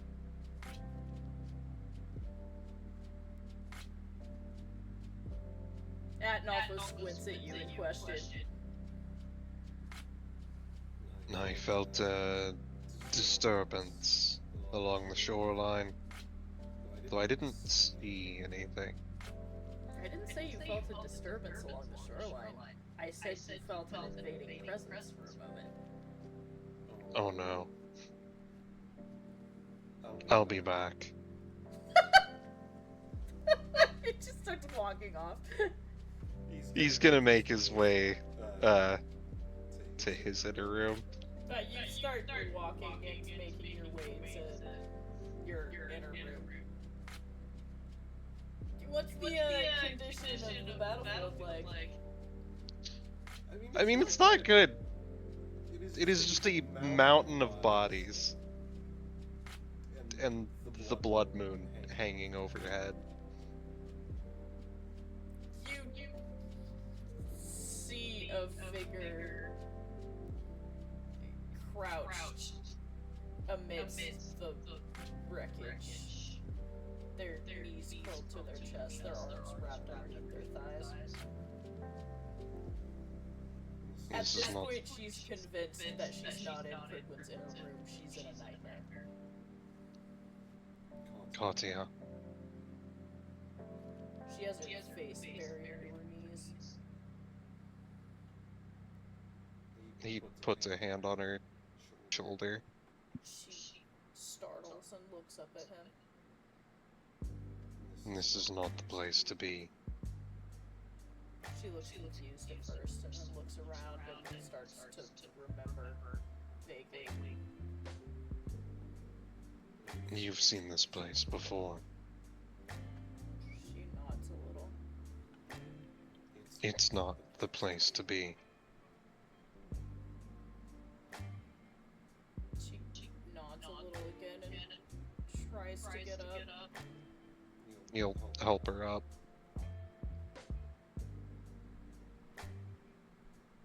Pridwen is looking for you. She presses her lips into a fine line.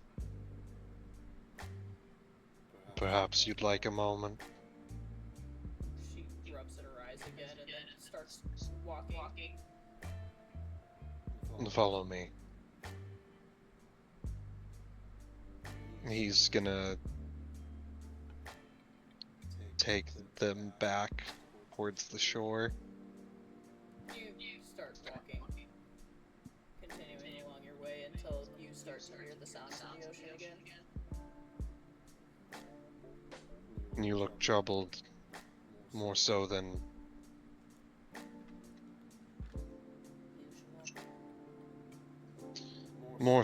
what usually comes from that memory.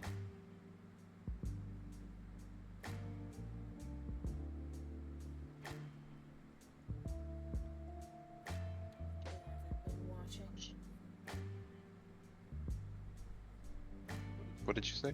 You haven't been watching. As I've said before, I try to give him privacy. But I've seen things. I know what you're going through, and I know talking about it isn't what you need right now.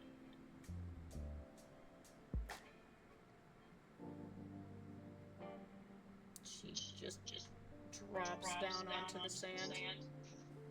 Except when she traces her fingers on the sand, you see her get rigid. As if something runs through her, she scrambles backwards off the sand until she's on a different surface.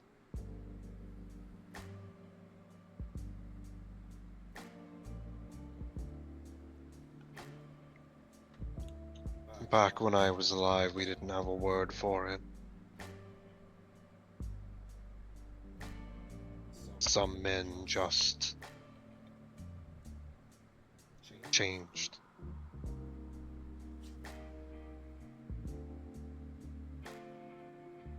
Racked with nightmares, haunted.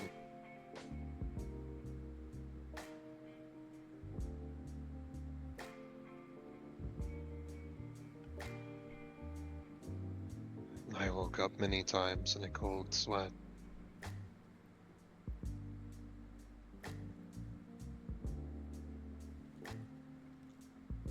Eventually, it started being called many things.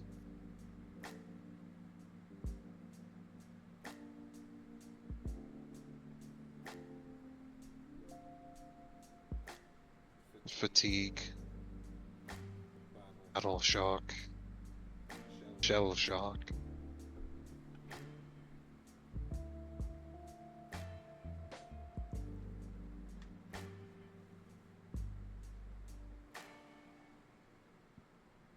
It's not an easy thing to contend with.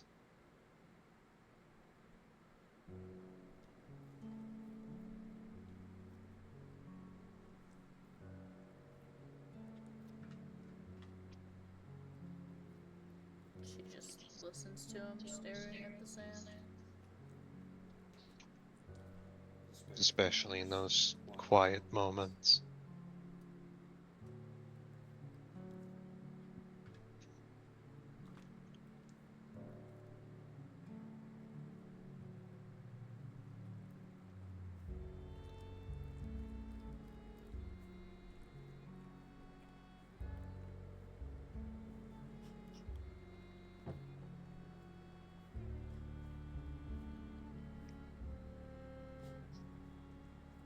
It's easy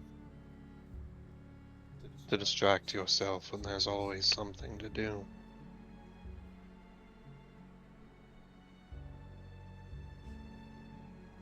When we were on the battlefield,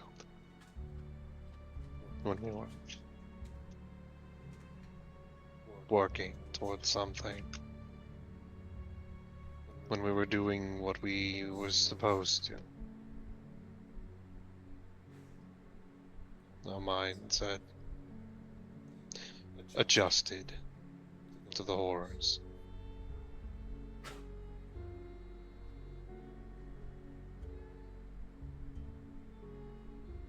During those moments of peace, of silence,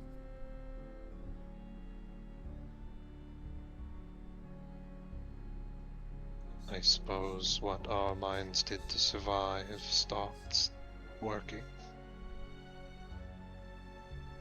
Couldn't adjust to the way things are supposed to be.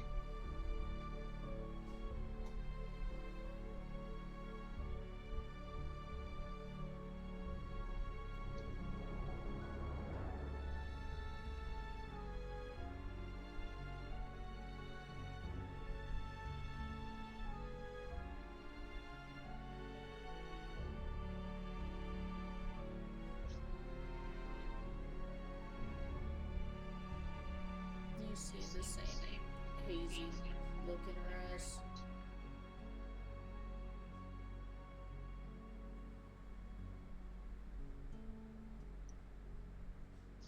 I've seen that look before. In the eyes of so many men and women. In my own reflection.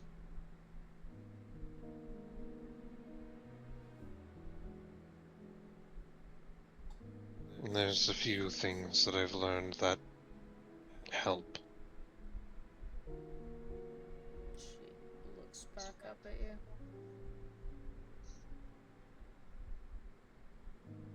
It's not something that you can fix.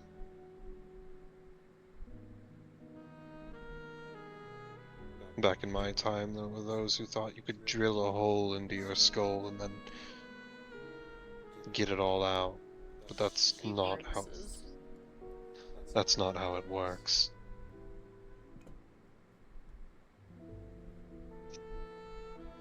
Something that I found helped me, helped some of my men, staying present.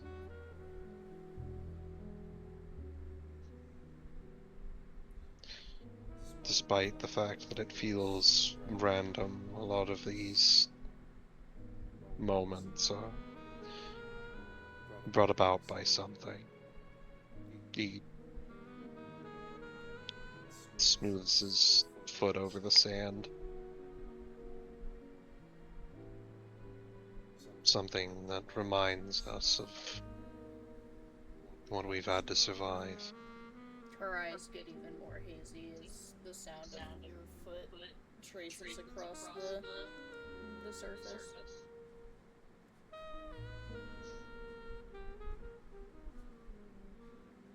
Some men started counting things around them. Birds, trees, the sounds around them. Some simply focused on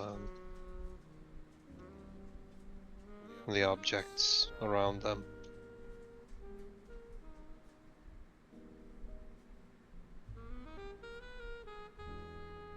You have to stay connected to what's real.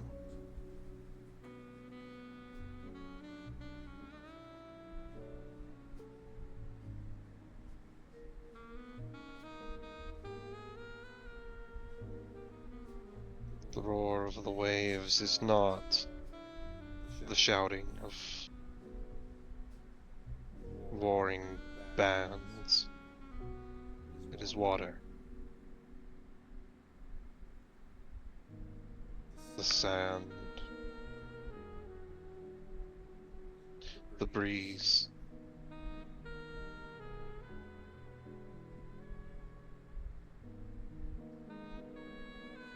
You must ground yourself to what you are. Where you are.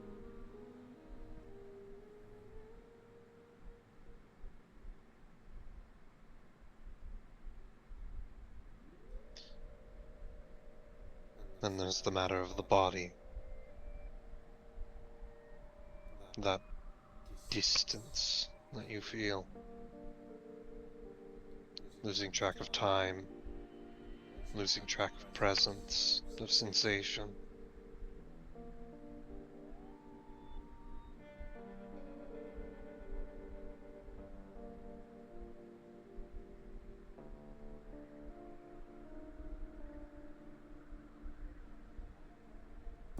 He clutches the sword in his hands, the one that never leaves his side.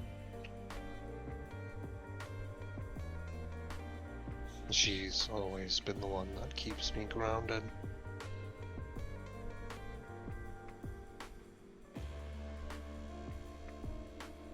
The texture of her grip, of her hilt.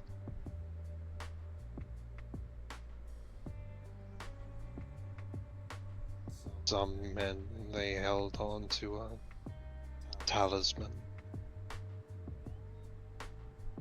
Some simply, their fingers or paste or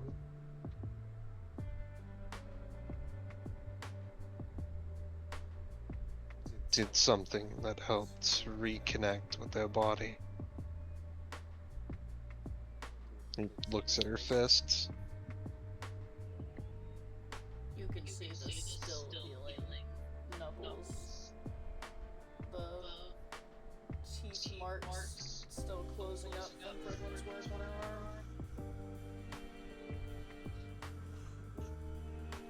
arm. Of course,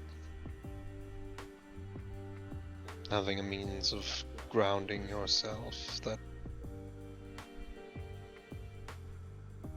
does not cause you harm is important. Sometimes that physical trauma can actually cause worse dissociation.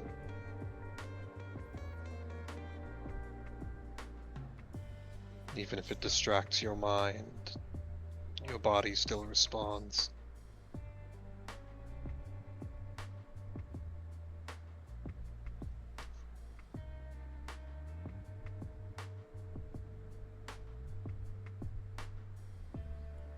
She frowns.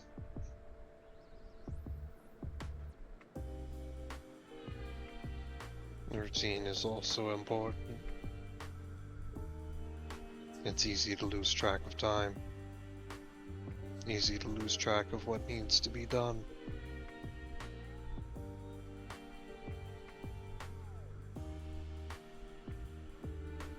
Sometimes I'd go days without eating.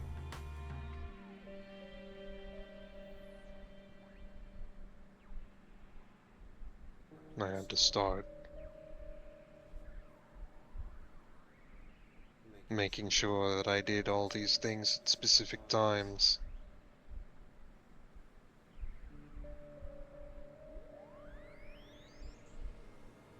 The times when I would eat, the times when I would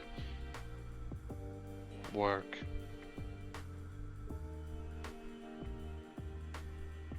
Even now, I try to keep myself breathing, even though I don't need to do it anymore.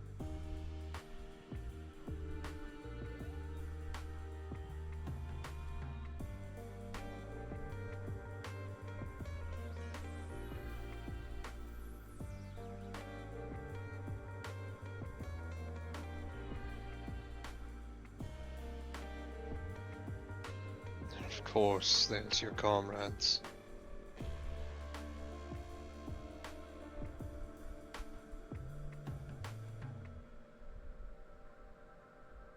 They don't need to fix it.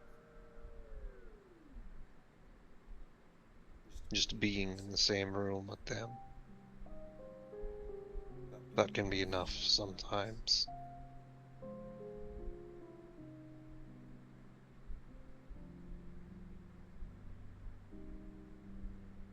As tempting as it is to push them away.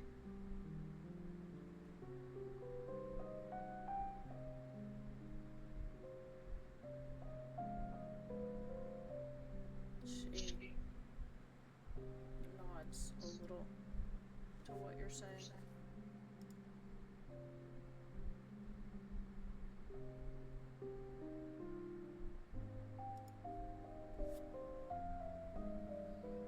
He looks down at the sand again, looks up, and he says, "If it would be easier, we can go elsewhere. Sometimes removing yourself from the situation can help." She pulls herself to her feet, but her eyes are still hazy and she's still looking at the sand.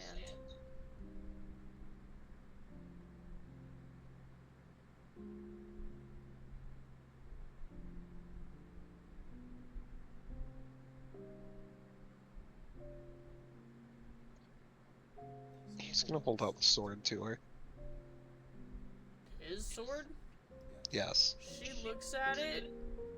The haze clears a little bit, and she gives him a confused look and pushes it back at him.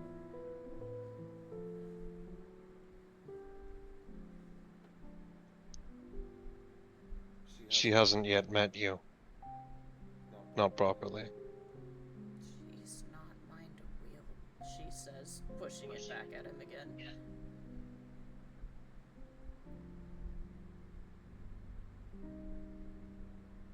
Very well.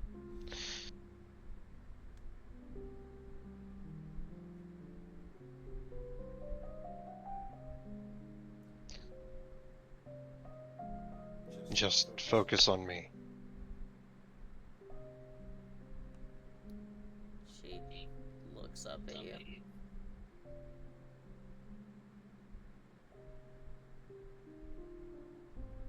One foot in front of the other. Marching tempo. She squints at you.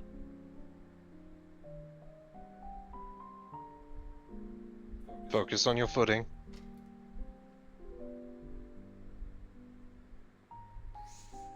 She shifts. He turns around and he is going to begin marching. And he's also going to begin humming a marching tune. She squints at him and watches him for a moment and then starts to follow him. Less so marching and more like keeping beat, but she's definitely not like marching. He doesn't correct her. He allows her to follow how she wants. And he's going to keep walking until they get away from the sand.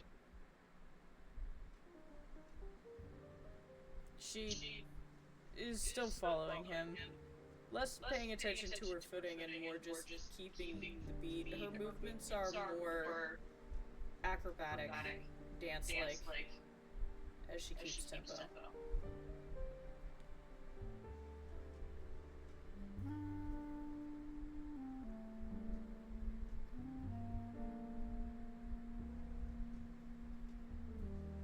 Sometimes all you need is a simple focus. Keep your mind centered.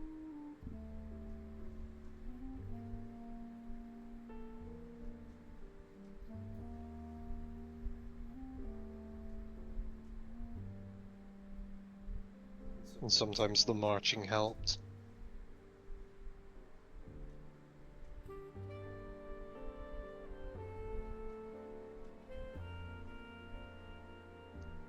She looks around and then sits again, wherever he took her. I think since they still, I'm assuming that she probably still wants some isolation, he would have gone up around the castle wall, up towards the actual forested portion. She sits against the wall on the edge.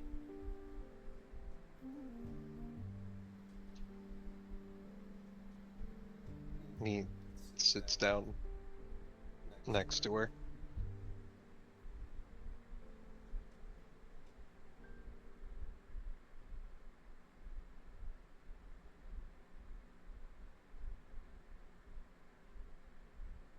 You see her fingers moving against her thigh, as if... But you're not sure what the motion is, actually. I don't think you've ever seen somebody play one of those. What is that you're doing? Huh? She says and looks up at him, confused. The motion that you're doing with your fingers. Oh, sorry. She stops. No, I'm not judging you. I'm curious. I've never seen... She closes her eyes for a moment, holds her hands out, and a face manifests. It's an odd-looking lute. It's not a lute, she says. That's why. I've never seen such an instrument before. She moves her fingers along it. You see there's a name carved into the back of it. It says Lynn. And underneath of that, carved, and Soma. You see underneath his name, there's another and, but no third name. Like the person hasn't been able to convince themselves to do it. Her fingers are moving along the neck of the bass, and you can hear a melody thrumming in the deep notes as she absent-mindedly picks at it.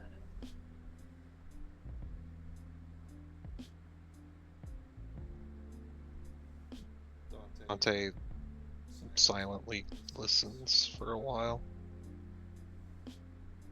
You hear her humming, and it's the first time you've ever heard it, and you didn't realize that Katya had such a pretty voice. I mean, how could you? She's never sang in front of anybody before.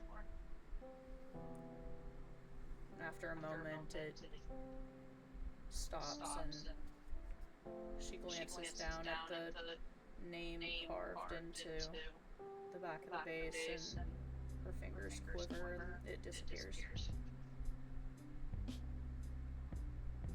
You play well. Didn't you just say you'd never seen one before? I still have an ear to appreciate music. I suppose. And I can say with certainty that you play well. I think you would have been a great bard in my time. She cringes.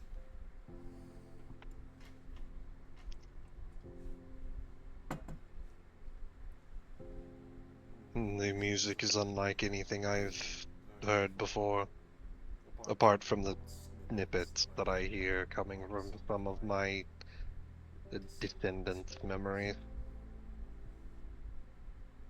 You guys didn't use music to resonate back then? We did. And some of us, those who were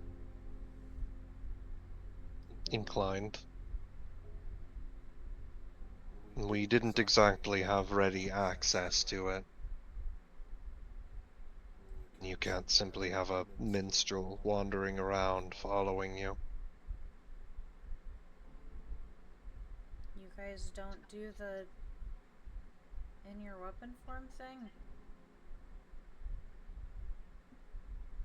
I don't believe I understand what you're meaning. It's something that Judah taught me. When a weapon is in their weapon form, they're in their inner room, sort of, so to speak. And that means they can play.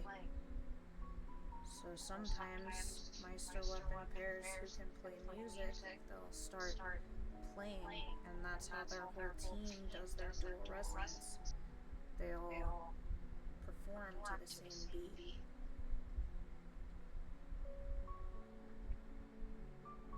I see. That's very clever. Very clever. Unfortunately, neither my wife or I are particularly musically inclined. You actually hear her, like, laughing through your inner link at the very idea of it. We had other ways of keeping tempo. Your marching orders, she says, looking at you. And that was more for the men than anything. No,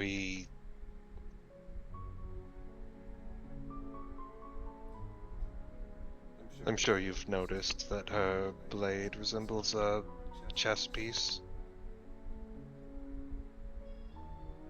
She nods.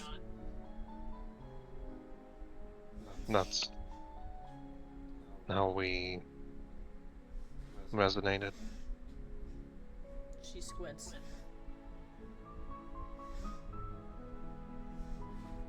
Like pieces on a board.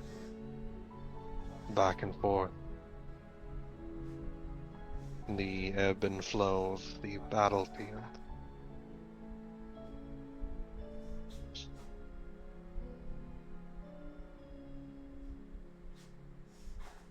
Katya seems confused by this concept.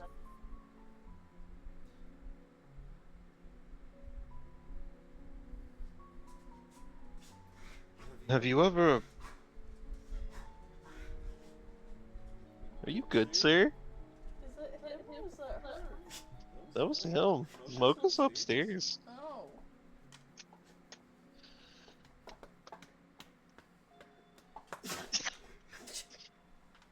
Have you ever met someone who could play in their head? No. It's a skill that you can acquire. Similar to memorizing the strings on your instrument. The notes on a piece of sheet music. You memorize the board, the pieces, where they sit.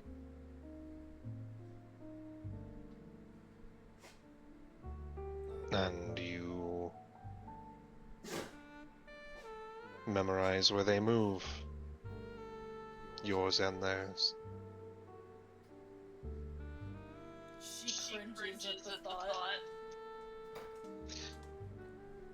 It's not a simple in any way orthodox way of going about it, but it worked for us. Better than any other way. She shrugs. In the whatever works kind of way. Although, at the same time, it was never about actually playing. It was about the movements, the responses.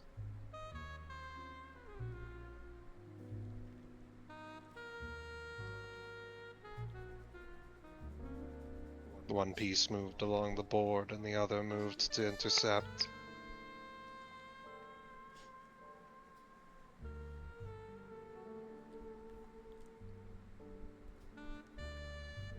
Like the pieces were dancing instead of playing a game for a victory.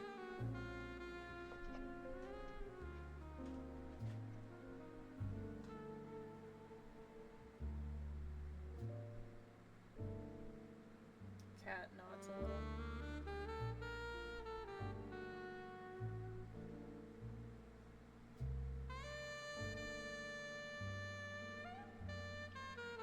I think you found your means of grounding yourself.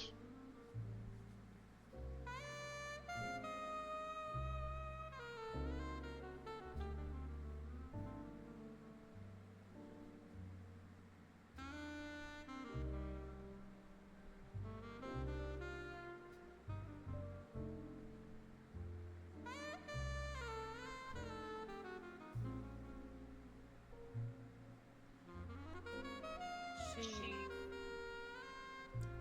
glances down, nods a little, accepting that he's probably right.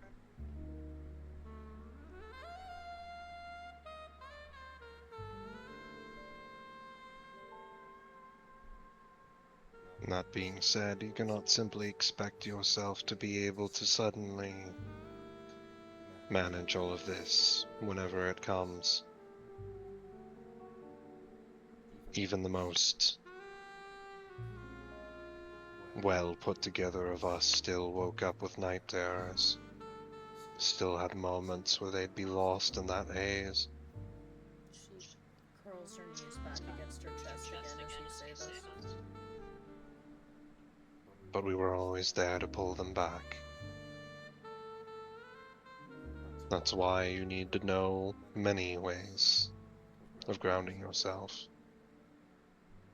Plant yourself in the present, in your surroundings. Remember where you are and what you're doing. Remember to keep yourself functional. And remember to ground yourself. And when all else fails, those around you will help.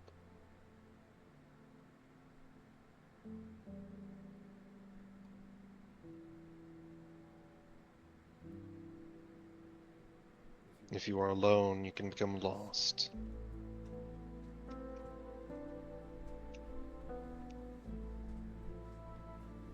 But you are not alone.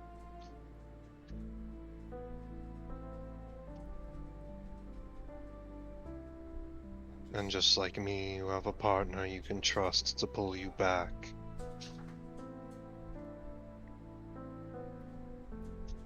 She listens to you. She's watching you, and then all of a sudden, her image in front of you flickers. She winces and puts a hand to her chest for a moment. Are you alright? She looks up at you and opens her mouth to speak, and the flicker comes back, and she collapses. She flickers again and becomes completely intangible. And then she disappears. What in the world? He's gonna run back to where Pridwen was. You run back. Pridwen, you're still getting berated by Adnalfo. Or less so Adnalfo and more so Aurelia. You don't know how long it's been. I'm sorry, I'm sorry, I promise Now I... she's berating you about your condition and how it looks like you haven't been eating. I have been eating. She gestures to you. I haven't had breakfast yet, She gestures to you even more. but I will as soon as I get out of here. She But I crosses need, her arms. I need to find Katya first. You hear heavy plate clunking sounds, I guess. Dante? You need to wake up. What? Katya was here, but something happened and she snapped out. And she seemed to be in pain. Oh no, Pridwen's gonna try and wake up. When you try and wake up, you close your eyes and wait for the spinning. You don't feel anything. What the hell? Aurelia and Alpha look at you confused. They look at each other. They look back at you. I can't.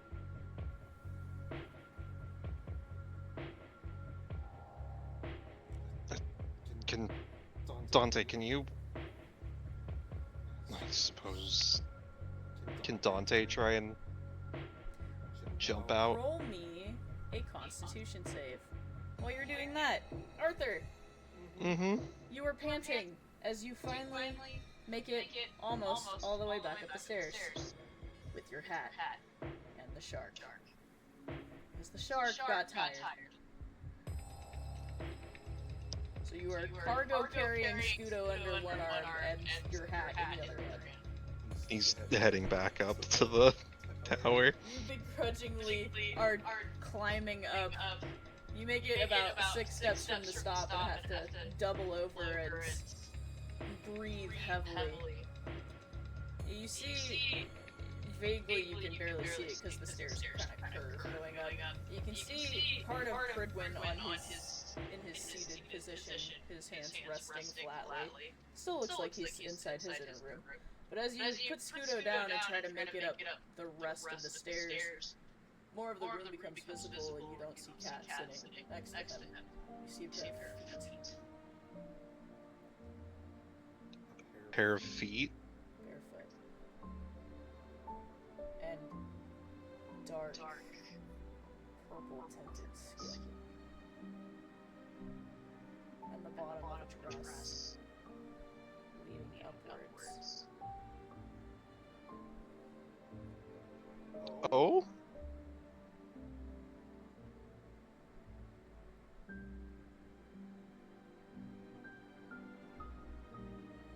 Who the hell are you? You take another step up and then another. You see the tail end of long white hair that stretches down towards her knees. And you feel an immense amount of power emanating off of her.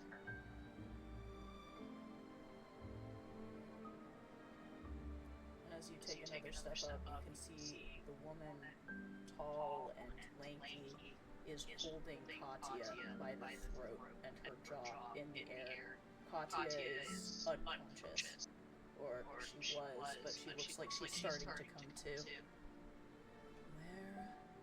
Where is he? You hear her speaking to Katya, but not to Katya, almost through Katya as though she's searching for something. Looking for the boy? Her eyes snap in your direction. You can see her other hand, her free hand, is holding Pridwen's face mask. As you watch, you see a couple spiders skitter down her arm. You think you see a snake slither beneath the edges of her cloak.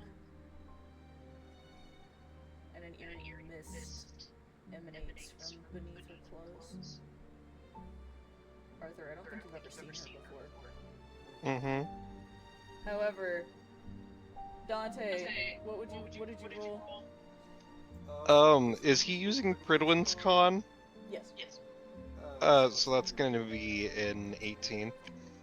With an 18 con, Dante, you open your eyes and you see a hand is gripping your face mask. Very strong fingers are holding you in place. And they look familiar.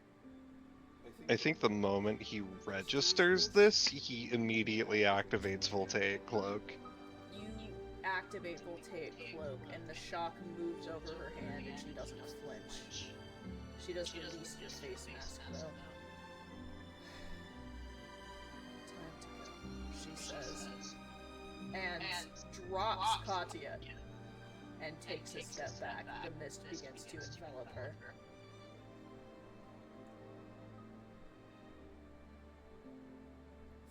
Record, nobody knows where he is, so don't try again.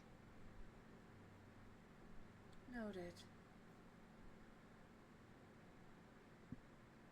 Dante, you, as she steps back away from you, you get a good look at her and you recognize the Nightmare Witch. He doesn't attempt to pursue her. He just makes sure Katya is okay. She disappears into the mist and it still hangs thick in the area. You see a couple spiders skitter here and there occasionally. Katya coughs violently in the mist as you crouch down beside her. She grips at her head, her nose is bleeding. Katya.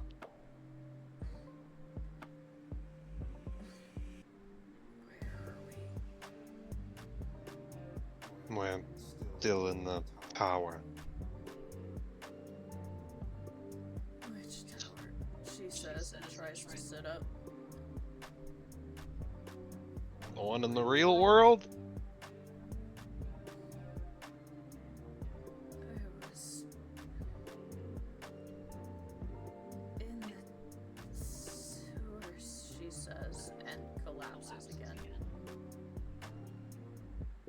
Man must have pulled you into your inner room. She doesn't get back up the second time she collapses. He's gonna try and pick her up.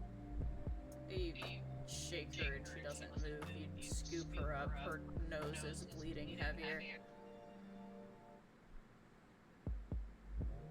He's gonna switch with Pridwen so Pridwen can try and help her.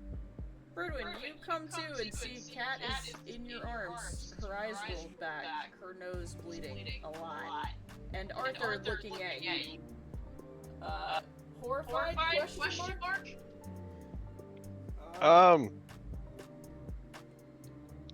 Nightmare Witch. Oh, you've got to be kidding me.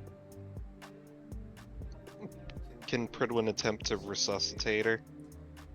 You... In what manner?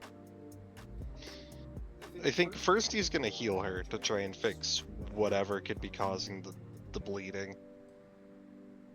And then he's going to attempt to...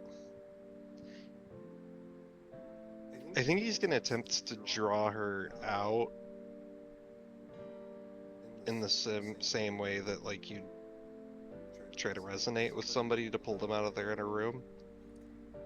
You try to resonate and you feel like you're being pulled in. Arthur, please keep an eye on us.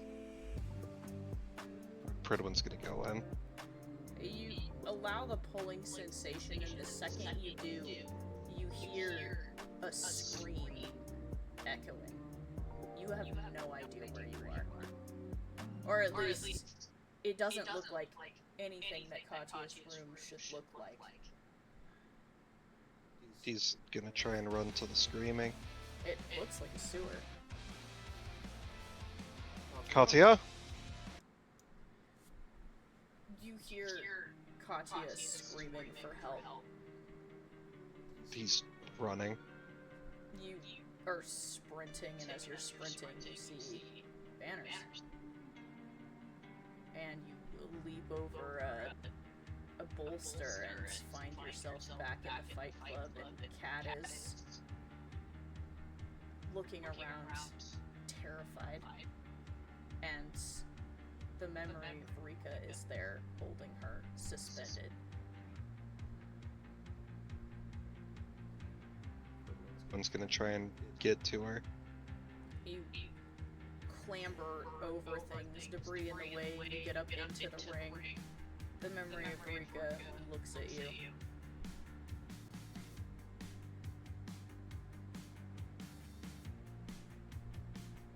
He's gonna try and reach out to Katya. You reach out and grab Katya. The memory doesn't stop you. You hear another voice yelling from somewhere, almost like it's trying to yell through a wall, muffled. It also sounds vaguely familiar. It sounds like a kid.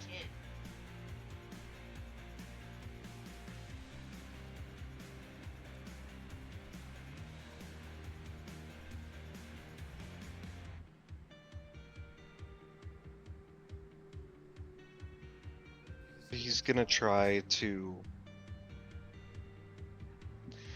He's gonna transform into Katya's hand. You transform into your shield in Katya's hand. Katya strikes the image of Rika in the face and it drops her.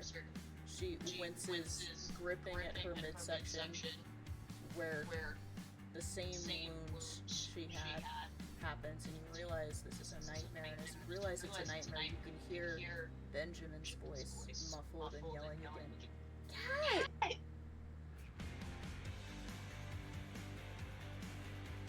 He's yelling for his big sister.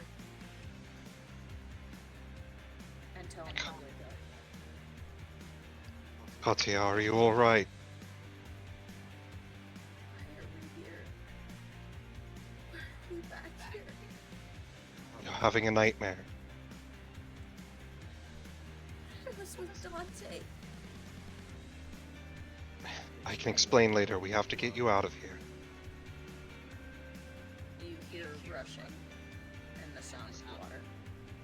No, no, no, she says as she turns and an entire massive tidal wave of water comes barreling through the sewers. Katya, ground yourself. She looks up at the water rushing towards her, her eyes big and terrified.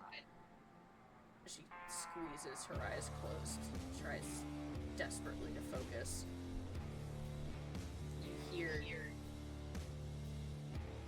a voice, her voice, singing almost imperceptibly under her breath.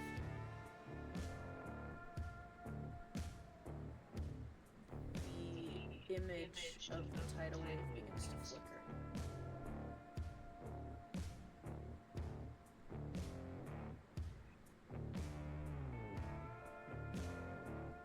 And then the image of the fight club begins to flicker.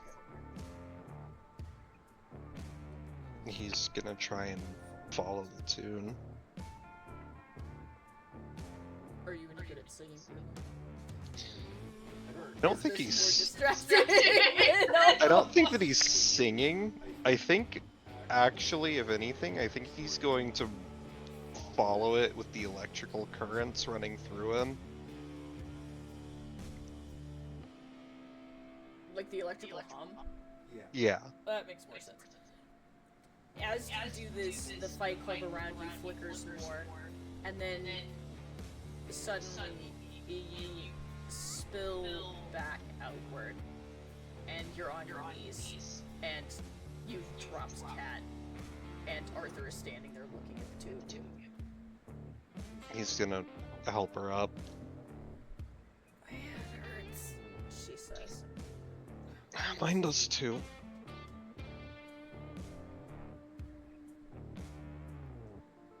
Are you going to be alright? Sure, she says. Yeah, some healing water might help with the headache. Give yourself some healing water, she says, and sits down. I will. What happened? Dante said he said that he found you in the memory, and then you suddenly got ripped out. She looks at Arthur for an explanation. What did you do? I didn't do shit. I was coming back with the shark, and when I got here, I saw fucking Tin Man said it was the Nightmare Witch. Katya's face goes pale. She was trying to figure out where Soma was. Trying to, I assume, root around both of your heads for the answer.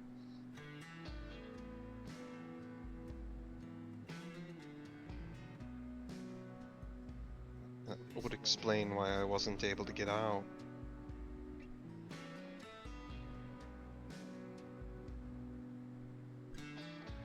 I don't know how the hell she got in here. She can move around a lot more easily than we can. Katya says angrily. Right. So no more dream walking without adult supervision? She frowns at him. You think I wanted to see that again? I was talking about the other thing, but I don't think she'll be back.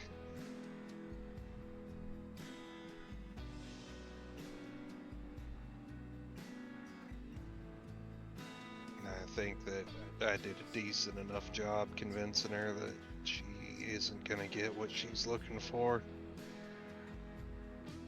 Not from us. Why does she want to find him? She says, looking at Pridwen. I'm not sure. Apollyon said that she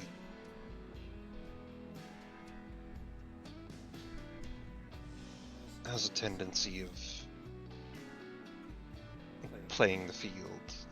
It's possible that she could be working with somebody who's after him. It's also possible that she has her own personal reasons, but it's hard to say. She grimaces.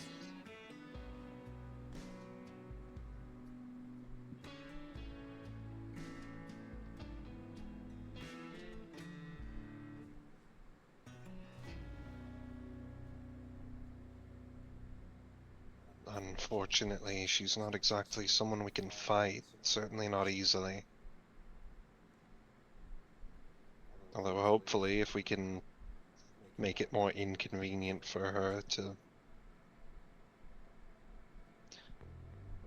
If it's more inconvenient for her to be here, then to keep doing what she's doing, then we might be able to get her to back off.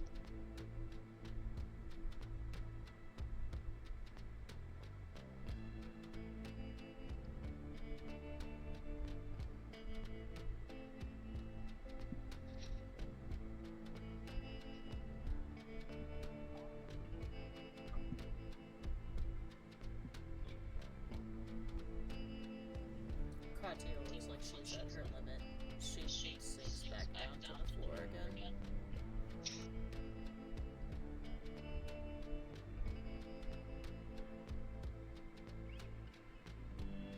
I think maybe we should get something to eat.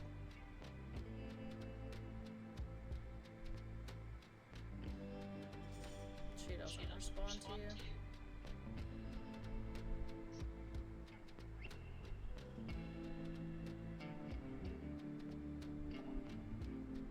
You hear running up the stairs. What is it this time? You see Gabriel and 3 of the other professors bursting up into the tower, their weapons ready. They look around, confused. Sorry, preacher man, you're about 5 minutes late. What do you mean? Where is she? We felt a massive burst of spiritual pressure.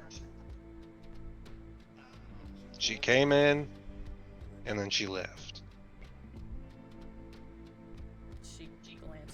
He glances over at you, Pridwen. She was trying to get the location of Soma. Obviously, none of us know it. Arthur came in, spotted her, and she fled. She does that. Gabriel says, lowering his weapon. The arm that he has shoved into his weapon. Alright guys, false alarm, he says, and waves them back down the stairs. He glances at Katya, who's crying, and looks at the two of you.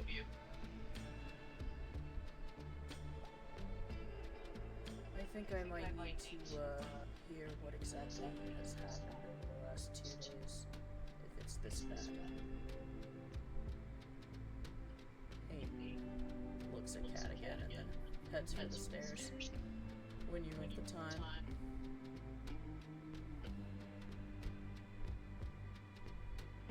That's gonna be up to her.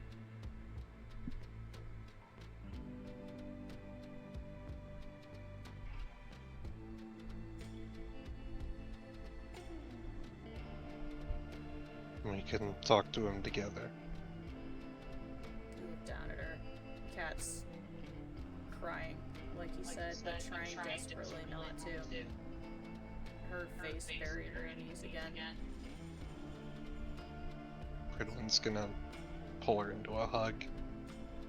You pull her into a hug and it breaks and she begins to sob. He doesn't say anything, he just lets her cry.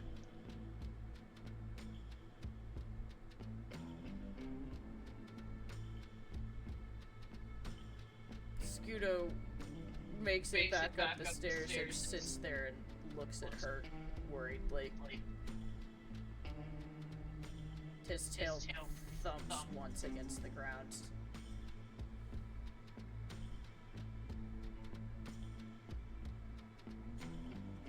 Pridwen's just trying to be there for her, letting her cry. Arthur is very much trying to figure out what he's supposed to do. Yo, Pridwen, you see Arthur standing there looking like a fish out of water. Pridwen just looks at him.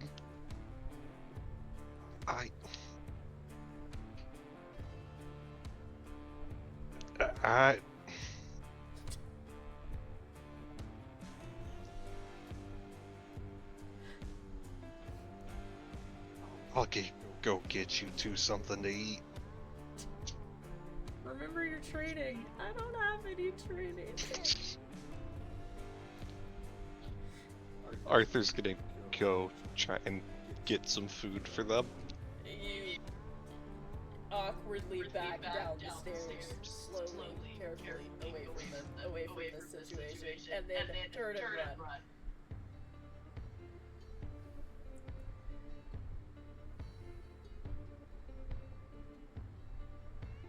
It's okay. Take all the time that you need.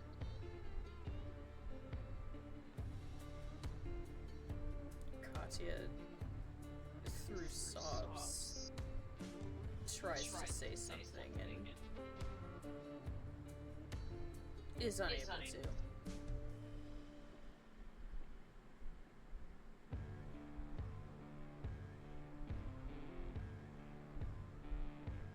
It's alright.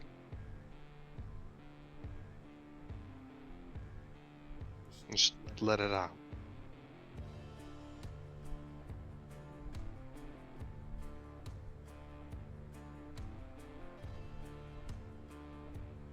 You hear through your inner link amidst the sobbing, I don't want to.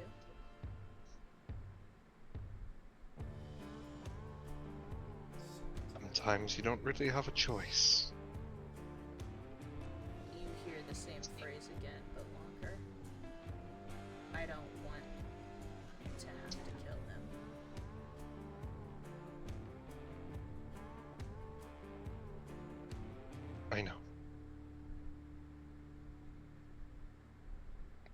I know.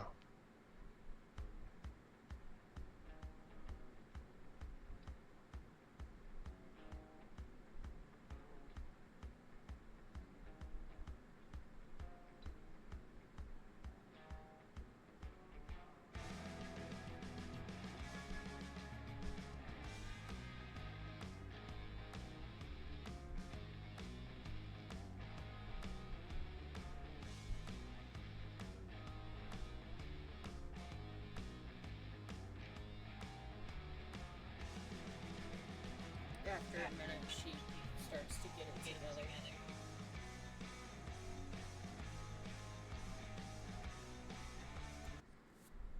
Her sobs quiet, and she quickly wipes her eyes and looks away from you.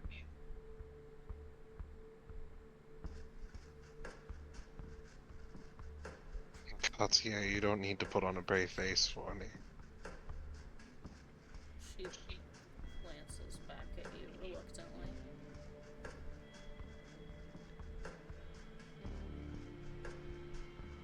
He looks at her in the eyes. No look of judgment or anything in his eyes.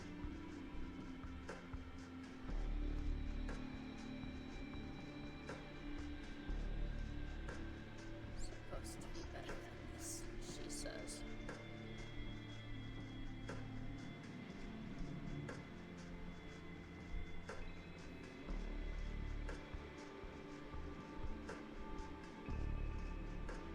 Katya, everybody has a limit.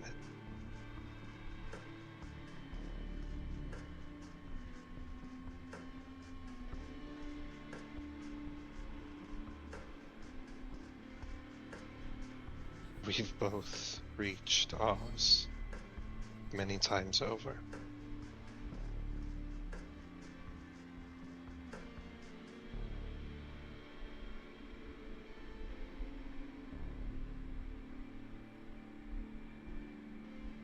This... He gestures the ears. This is going to happen. She wipes at them more, trying to get rid of them. He'll give her his handkerchief. She uses it.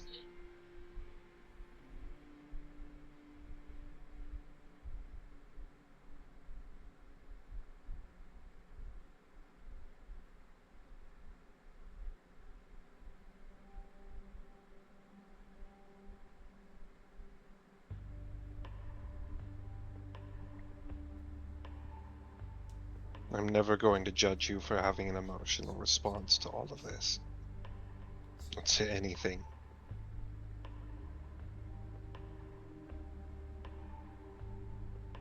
We are human, after all.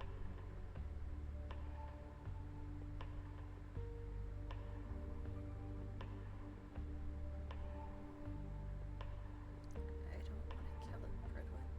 She whispers, looking up at you. I know.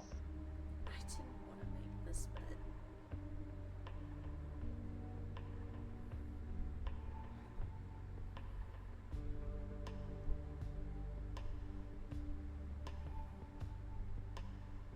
Now I'm lying in it and I can't get out of it.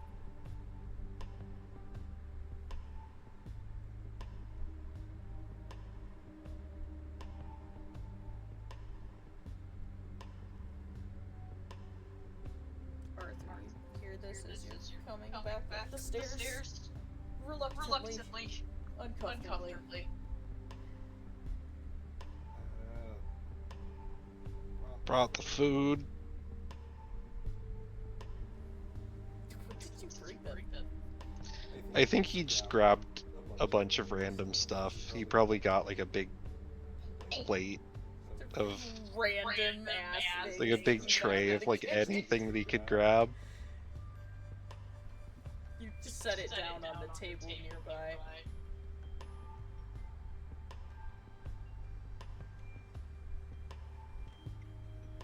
Pridwen, your stomach gurgles loudly at the smell coming from the plate. He's gonna offer for Katya to sit down. She lets you get up and go to the plate. She remains curled in a ball.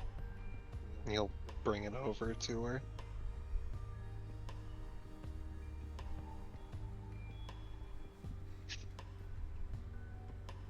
This isn't a fair situation. And you shouldn't have to do this. I do, she whispers. You do.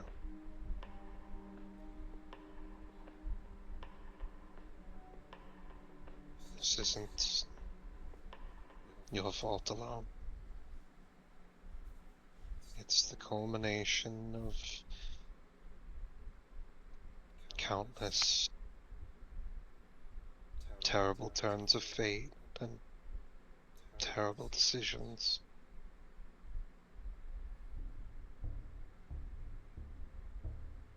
And it isn't fair, but this is where we are.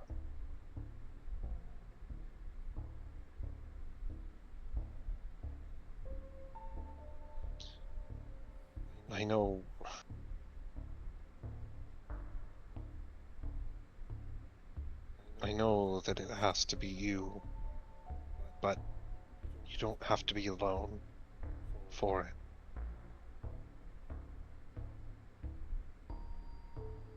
I'm going to be there every step of the way. I'm going to do everything I can to help you through it. From the beginning to the end, and everything that comes after. She glances up at Arthur. Arthur, you've never known her to have trouble with killing something before.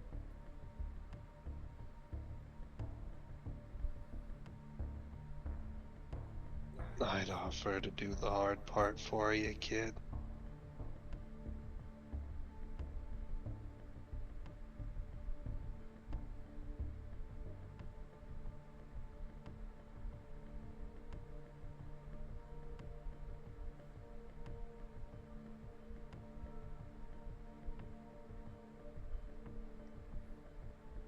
I really don't envy your position.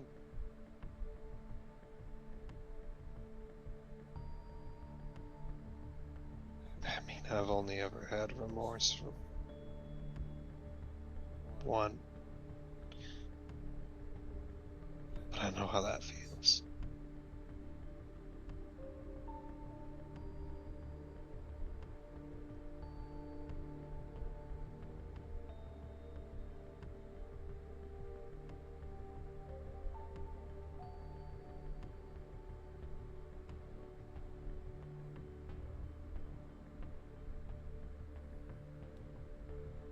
We're gonna come back for you, kid.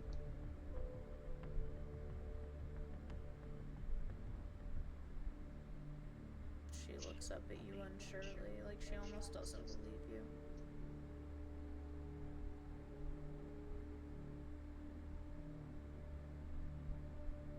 We do our damnedest.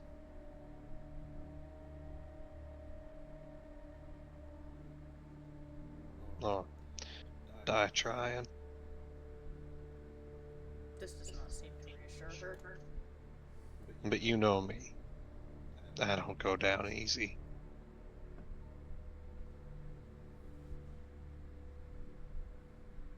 As long as I'm kicking, ain't nothing gonna happen to my partner.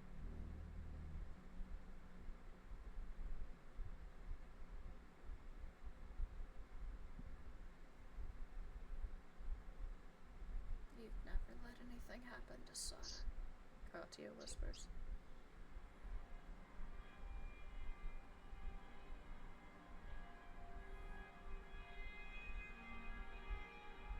I'll be damned if I let anything happen to her now.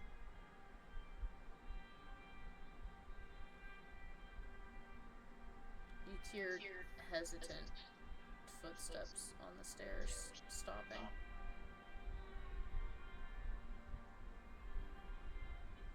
Arthur will look over. You see two figures hovering just out of sight, listening.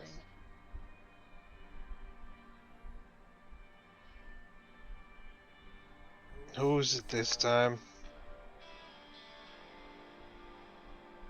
Is Pridwen alright? You hear Lenala ask. You felt distress. I'm alright. Just, had a bit of a scare. She comes up further.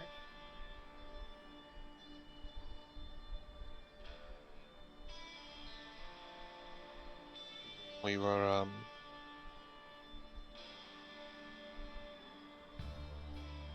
going over some things, and I suppose that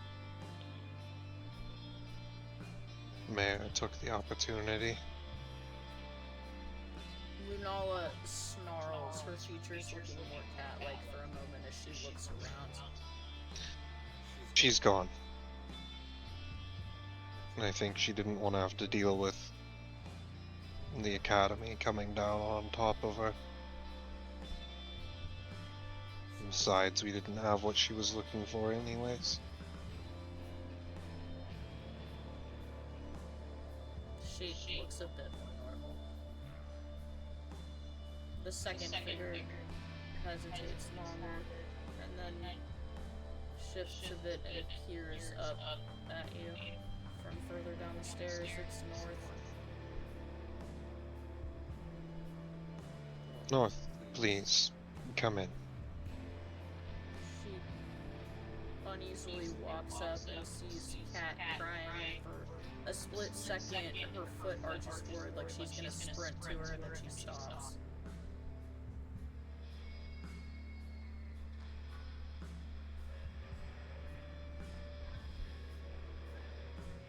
Kat looks up from her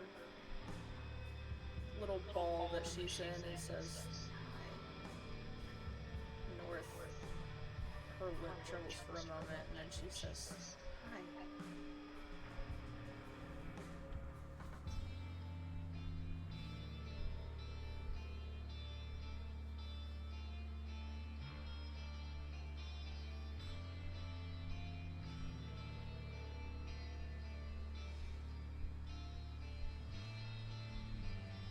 She moves up and sits hesitantly beside Kat.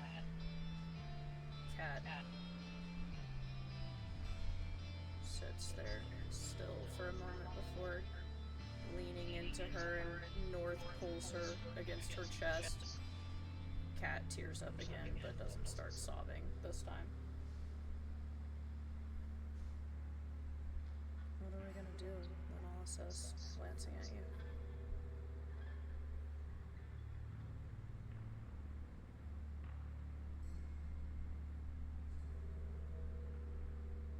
I'll provide a report for what just happened. Katya, would you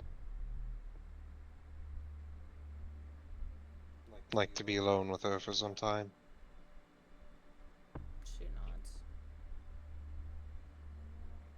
Very well. If you need any of us, please just ask.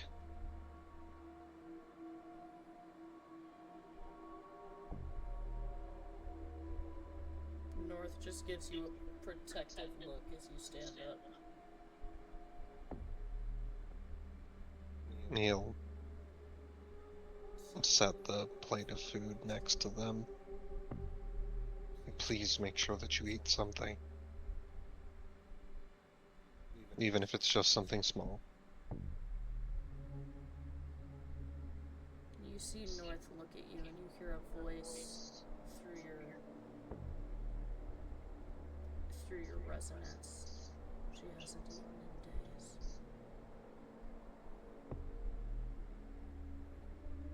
North hasn't broken eye contact with you. He responds in his inner like,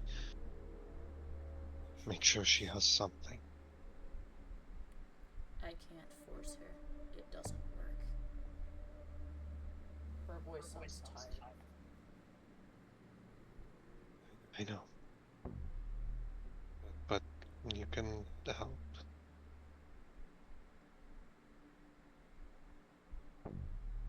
She curls her arms around Katya a bit, almost defensively, watching you.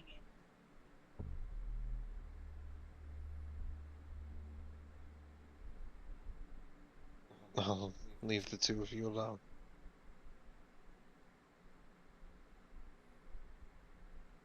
You follow Lunala back down the stairs. Once you're back down on the ground level, Lunala looks at you. No luck.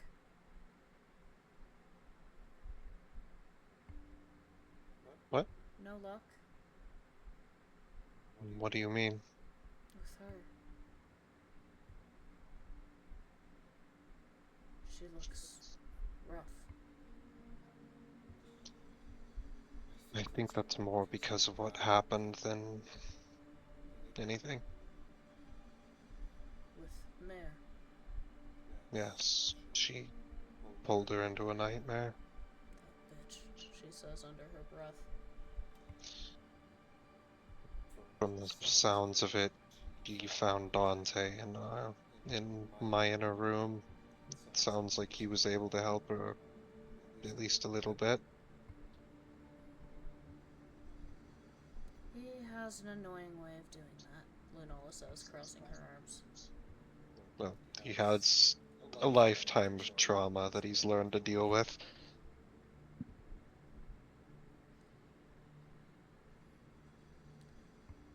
We should probably meet with the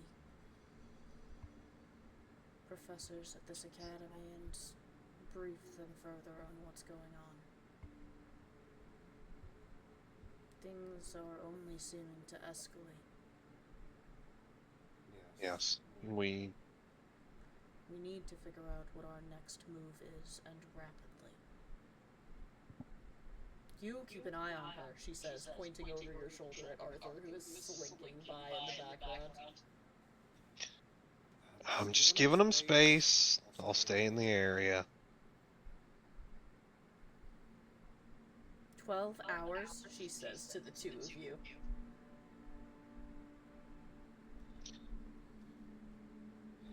Yes.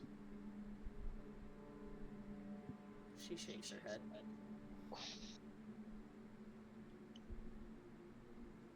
From the sounds of it, she's been dissociating.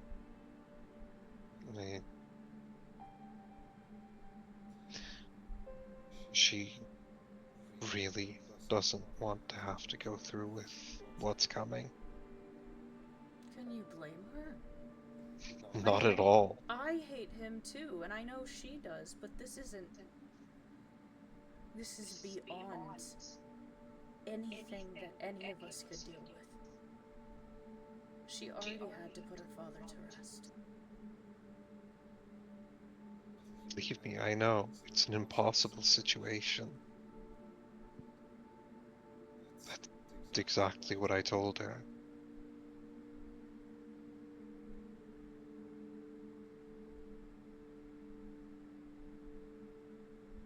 I wouldn't wish this situation on anyone.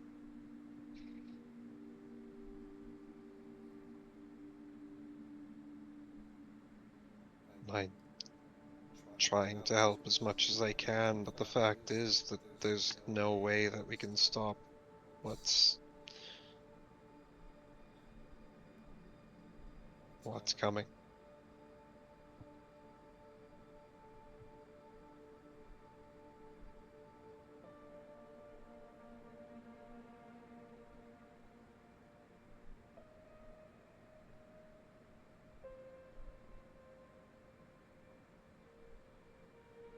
She is going to get worse.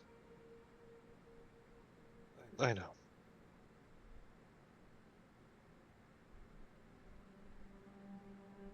I was supposed to tell you. Olivia wanted someone to try and talk to one of the students. It sounds like they are in about as bad a place as Katya is right now. I see. They suggested either you or Isaac try and have a word with them. I haven't seen them around yet. It seems that they go out on the hardest available jobs, as though they have a death wish. Except they keep coming back. I suppose I can relay this to Isaac, and then we can speak to them depending on which one of us finds them first. If they'll speak to you. By the sounds of it, Olivia made it sound like they don't speak to anybody. Well, I'm not going to force them into anything. I don't think that Isaac would either. But we will both certainly try, at the very least.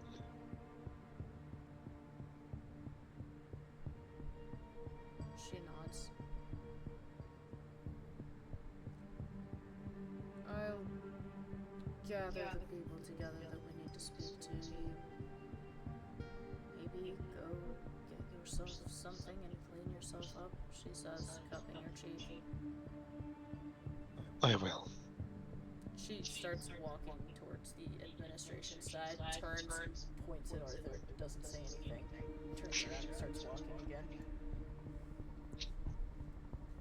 again. Pridwen will head off to get himself cleaned up. Is there anything else you want to do?